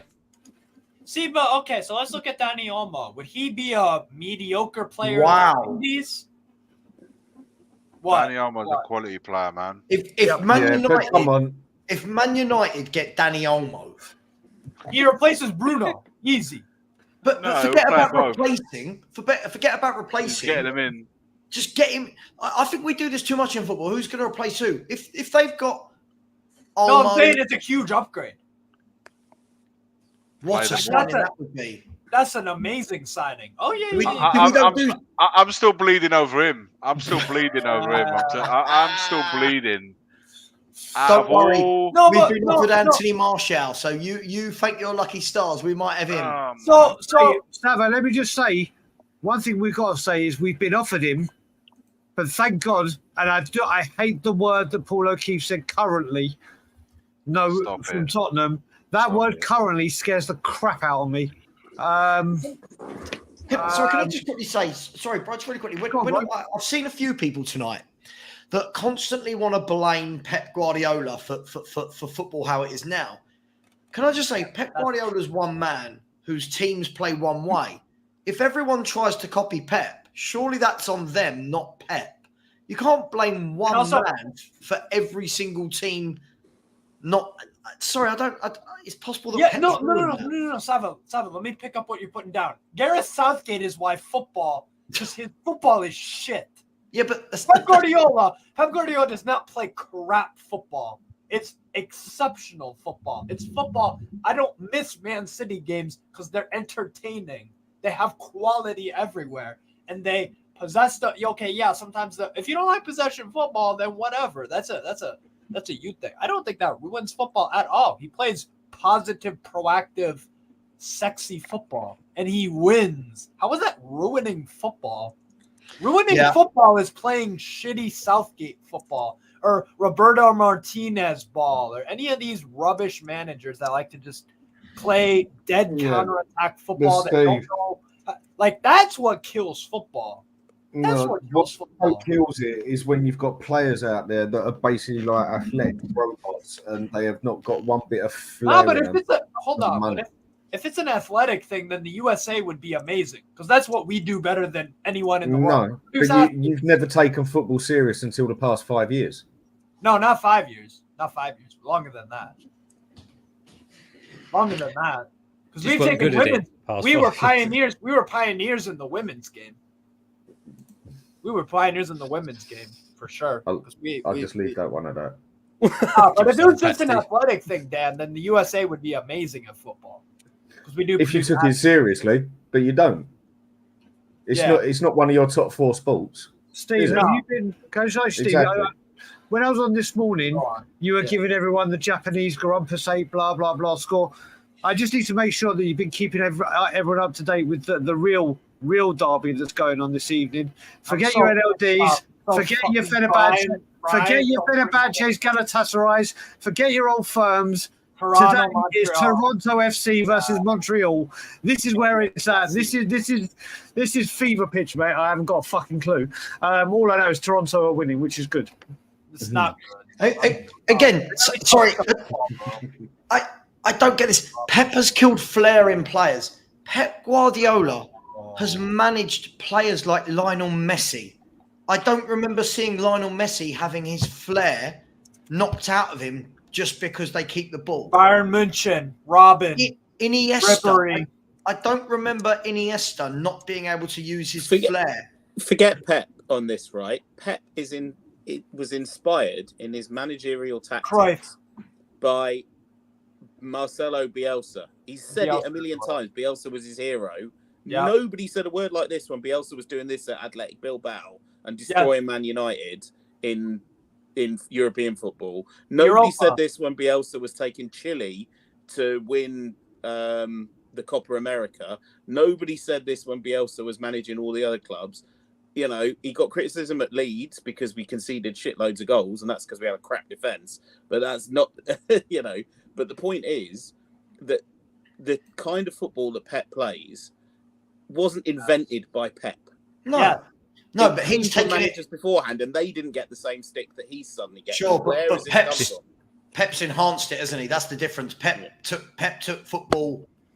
But by the way, not all of football. He's only in control of the teams he manages, right? Yeah. Like everyone making out like Pep goes to a league and goes, right, everyone, we must have to play this. Right. Pep Guardiola, the team at Barcelona was the best team I've ever seen. But people can debate, and the best team I'd ever seen. Anyone going to tell me that it was boring and that there was no flair? Yeah, no I was about to say. Right now, Kevin De Bruyne, Foden, Silva, no flair. What are we talking about here? Not one of those you just mentioned even comes close to the player of flair like Figo. Okay, but that's completely irrelevant to the point, isn't it? That's where the standards have come down, and there is lack of flair. It's when you can look at a player like them. Dan, this is why I ask, why do you even watch then? Why do we bother? If football is so shit, and we're just complaining about football as being total crap now, why do we watch anymore? If your team keeps losing, are you still going to watch them if they're playing shit? Yes. There's your answer, mate. But the thing is, Dan, the fact that these players are very different skill-wise to Figo doesn't mean that they're not skillful with flair. There aren't Figos in the world anymore. I know. That's what I'm saying. I just don't think they've got the same sort of flair. I mean, can you even compare one of them to Ronaldinho, for God's sake, when it comes to flair? No, but that's a different. That's why I'm saying subject. It's gone downhill. It's changed. It's nowhere near as flair quality per player. I get where he's coming from. It's not about flair anymore. What the game is about has developed. I agree. You watch City play in some games now, and the way they just keep the ball, patient, and then suddenly, in the space of 10 seconds, Doku's got round the back, he's crossed it into the middle, and they've scored a goal. And it's come from nothing. It's somehow they have gone from holding the ball in their own half to suddenly scoring a goal, and it's like, how did they do that? It's incredible. And it's a different game. The emphasis is more on the team. The way the team plays, rather than having some really good, more directive way of football. Get the ball to Ronaldinho because he will create something. He will do something. It was part of the game plan to get those players on the ball as quick as you can. From defence into midfielders, very vertical football. Get it into your best players as quickly as you can. They will create something. They will do something. They had that freedom to do it. Now, as more emphasis is on a team, it's more of a build-up play, more passing involved. It's not so vertical. Sometimes you go, horizontal, sideways, backwards, sideways football. That before it was always about getting the ball into midfielders and get it to your main man as quickly as you possibly can, and very quickly. This is what I'm saying. The flair in players just is nowhere near the standards that it was. It's a different style of football now. I get all that, but going on about it's like what you say about world-class players these days. I still say it. Bar the two we all know, they don't even come close to most of the players like over 10, 15 years ago. Agreed. And then on the flair side of it, you can't name me one player on this planet these days that has got the same sort of flair that Figo had, that Ronaldinho had, that even Christian Vieri had, Batistuta had, Baggio had. You can't even name players even close to them with a flair. They used to get, if they had the freedom, they had the freedom to play the way the guys have got the freedom to play now. They used to get battered, and then the ankles were absolutely mullered, and then the best you probably get a yellow card. If you think of Roy Keane, we mentioned talking about him earlier, what he used to get away with, he'll be serving more suspension these days. He wouldn't even play football now. Yeah. Look, do you know what it is for me? I think football is catching up. It's almost going down like the American route. and I'll give you an example of this. It's becoming far too commercial in the sense that it has done, not just coming.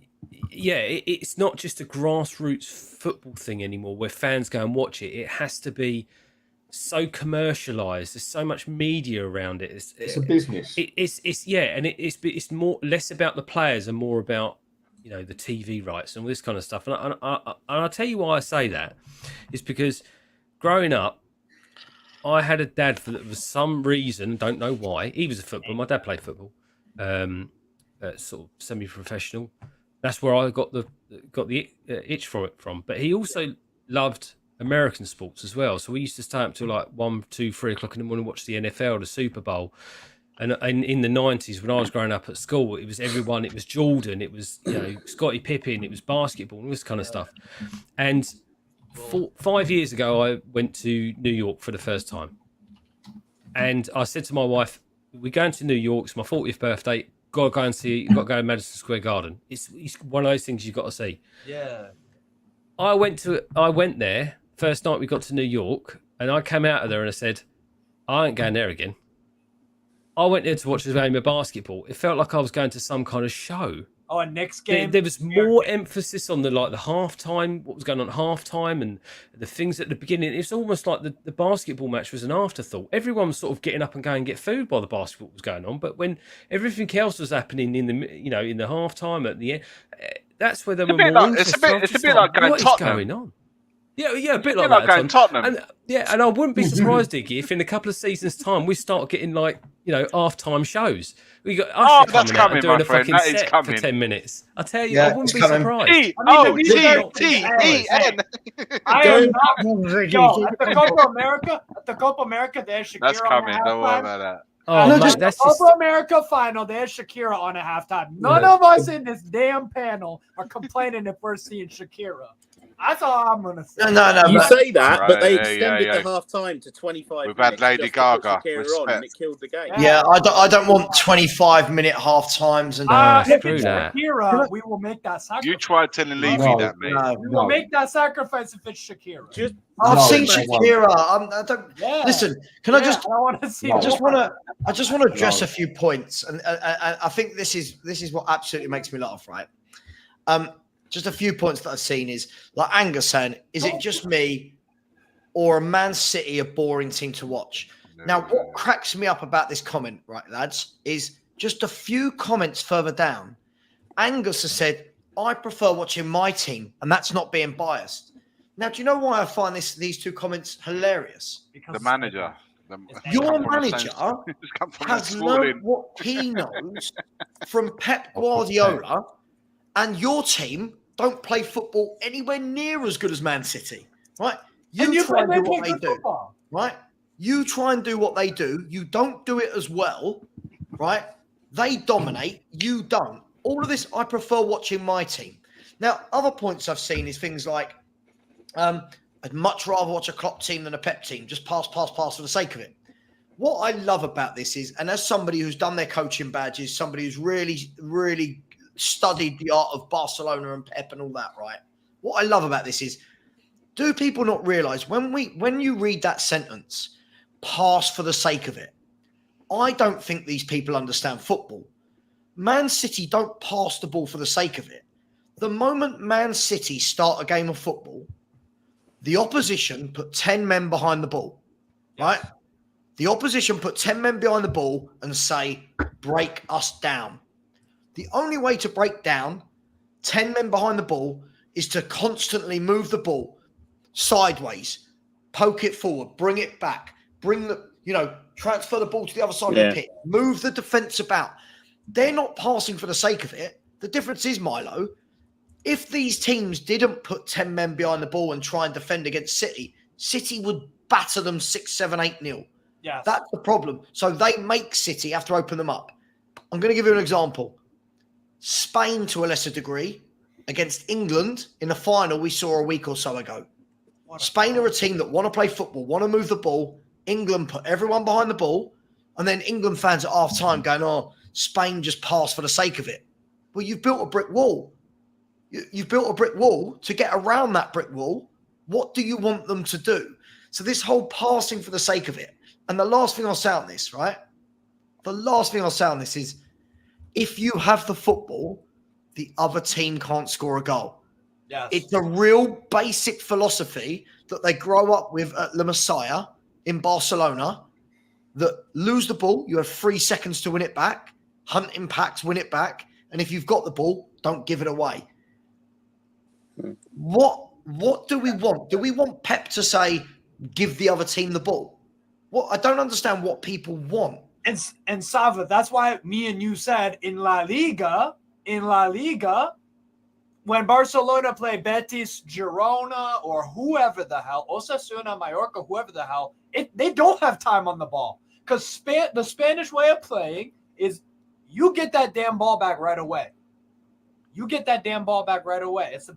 why me and you, Savva, were saying earlier about La Liga. Like, in La Liga and these other leagues, you don't have time on the ball. No, you really when don't. When you're Real Madrid and Barcelona, you have plenty of time on the ball compared to No, because the other Spanish teams get in their face. Can I pick up on what that Josh Wiggins just said? Yeah, go for it. Klopp football is more entertaining. Pep's football is effective but boring. I don't care if it's boring, it's effective. Liverpool may be more entertaining, but how many titles have City won versus how many titles have Liverpool won? At the end of the day, both are entertaining, by the way. We can live in a world where both are very City are entertaining as well. How does anyone watch City? How does anyone watch City? Watch the movement of the players. Watch the one-touch passing and call it boring. That absolutely baffles me. Then, the very same fans praise Ange Postecoglou's football, which is 70% possession without all the nice passing, without the 1-2s. And Pep has said nice things about Postecoglou as well. And those same fans will say, Pep rates Postecoglou. That's what some of your fans will say. Pep rates Postecoglou. I was lucky enough when I was younger to go to La Masia for a day. Oh, wow. When I was doing my coaching badge and that. Go there for one day. Go there for 1 hour. Watch what their kids are taught, then come back to England and apologise for everything you ever thought about how to play football technically, tactically, how to control the ball, how to move the ball, how to press.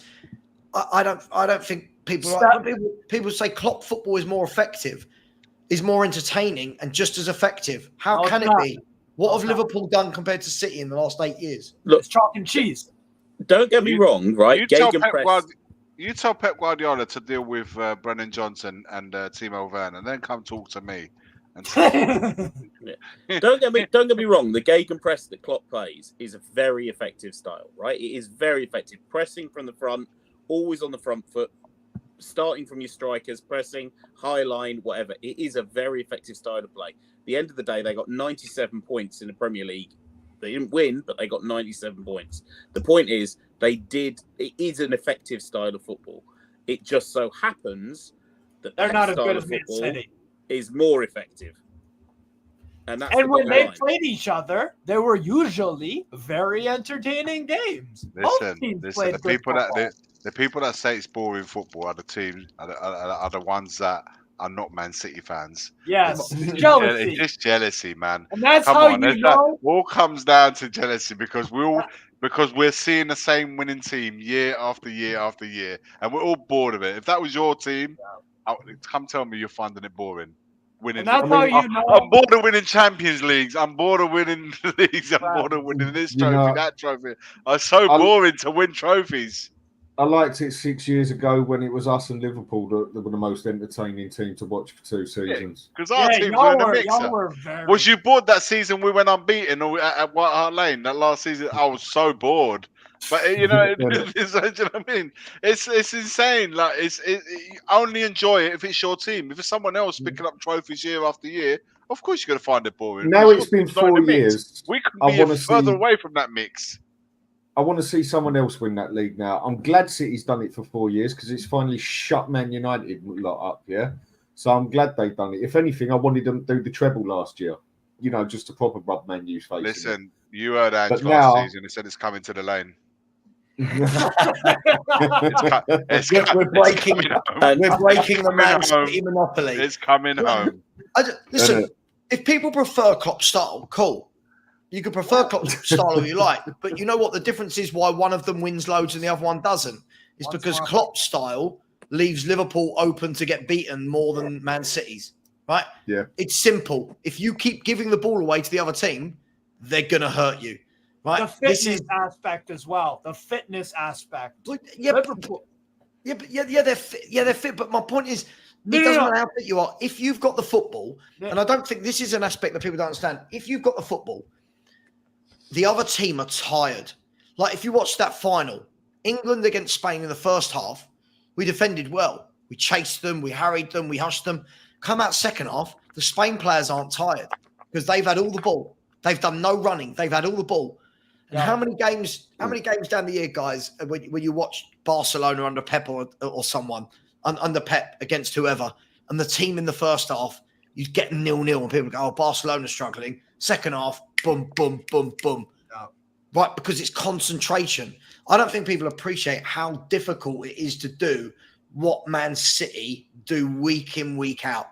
Keeping that ball, moving it, one touch, triangles, balls into the wall and back. I don't think people appreciate just how difficult that is, but that's just me. Oh, they work super, super hard. All those Man City players put in miles and countless miles over all these games. They work like dogs. As good as they are on the ball, they're just as good off the ball. I don't think people deep that enough about Man City. For as good as they are on the ball, they're just as good as it off the ball. That's pretty much what I was about to say. I've only seen one team in a long time be able to counter fully Man City for how they play and should have beat them, but still couldn't beat them, and that was Inter Milan in the Champions League final. Oh yeah. They played a brilliant performance. To be fair, and it sounds cheesy and corny or whatever, but if you're gonna lose a game of football, you lose like that. You lose like Inter Milan didn't lose in a cowardly way, or Inter Milan had them in every way, and they still managed to lose it. They put in a top. Because City are just that good. I actually think Inter Milan. I actually think Inter Milan win the Champions League. Sit back and be ready to be blown away by Ainsball next year, mate. That is the new. He's going to smash it. In with the new Pep's ball. Going to be a thing of the old. We're going to hit them flanks with Werner and Brennan Johnson. They don't know what's going to. They do not know what's coming their way next season. I'm very interested to see what Arne Slot does at Liverpool next year. Bro, he's gonna kill it. He's going to kill it. I think they get Champions League semifinals minimum. I think they win Carabao Cup and they get third comfortable. I think Palace win the FA Cup, but I think fucking Liverpool kill it. I'm very excited. Very excited. Yeah, right, guys, I'm going to love you and leave you guys. Big up, Iggy. Big up, guys. Brother. No worries, man. It's 2 a.m. big teddy bear. But wonderful stream, guys, and keep donating for a great cause. Savva, big up. And big up to the rest of you. Big up, man. See you later. Yeah, man. Listen, guys, I am going to end this stream in 60 seconds and go over to stream 3. I appreciate not everyone's going to come. If anyone does, that would be great. So I'm not on my own. But if you can't, you can't. So the link in the charity group with me and Chunk. With me and James, sorry. Yeah. Sorry, give his name. Just chuck it in there. Everywhere there, Brian. Thanks for that. Yeah. Oh, mate, it's on your Twitter. It's on your Twitter, I realised. All right. As it happens, I'm actually going to only come onto the third stream just to say thank you for everything that everyone's donated, because I am flagging big time now. So, all right, I'll be with you in a minute. Okay. Look, guys and girls, thank you so much. Really appreciate that. Smash the like button on your way out. Paul G has put money in saying just a small something to say thanks for all the hard work, Savva and the panel. Great cause. Big up to you, my friend. Really appreciate that. We've done some real good work in this second of 3 parts. I'm going to put the link in the chat. I think George has already done it, but I'm going to put it in there again. That is for anybody who can go over to the 3rd part. This is where I'll ask all the viewers, please, I need your support. I need you to keep watching. I need you to keep me going. This is the stretch. So I need a second win. Much love, everyone. If anyone wants to join me, you know where I am. Hey, Savva, we got that. 2-6. I got to go, man. My meds are kicking in. No, you take care. Take care. See you soon, bro. Keep it up, everyone. Savva, top man getting this done because I know I couldn't bloody hack it. And everyone, come on, don't be tight. Give a couple of donuts. Give a couple of, you know what I'm on about. I'm done. My meds are kicking in, mate. Nice. Right. Cheers, Take Dad. it easy, Right, you lot. guys. Take care. See you later. Take care, everyone. Bye. See you later, Beth. See you later. Bye-bye. I'll see you in a sec.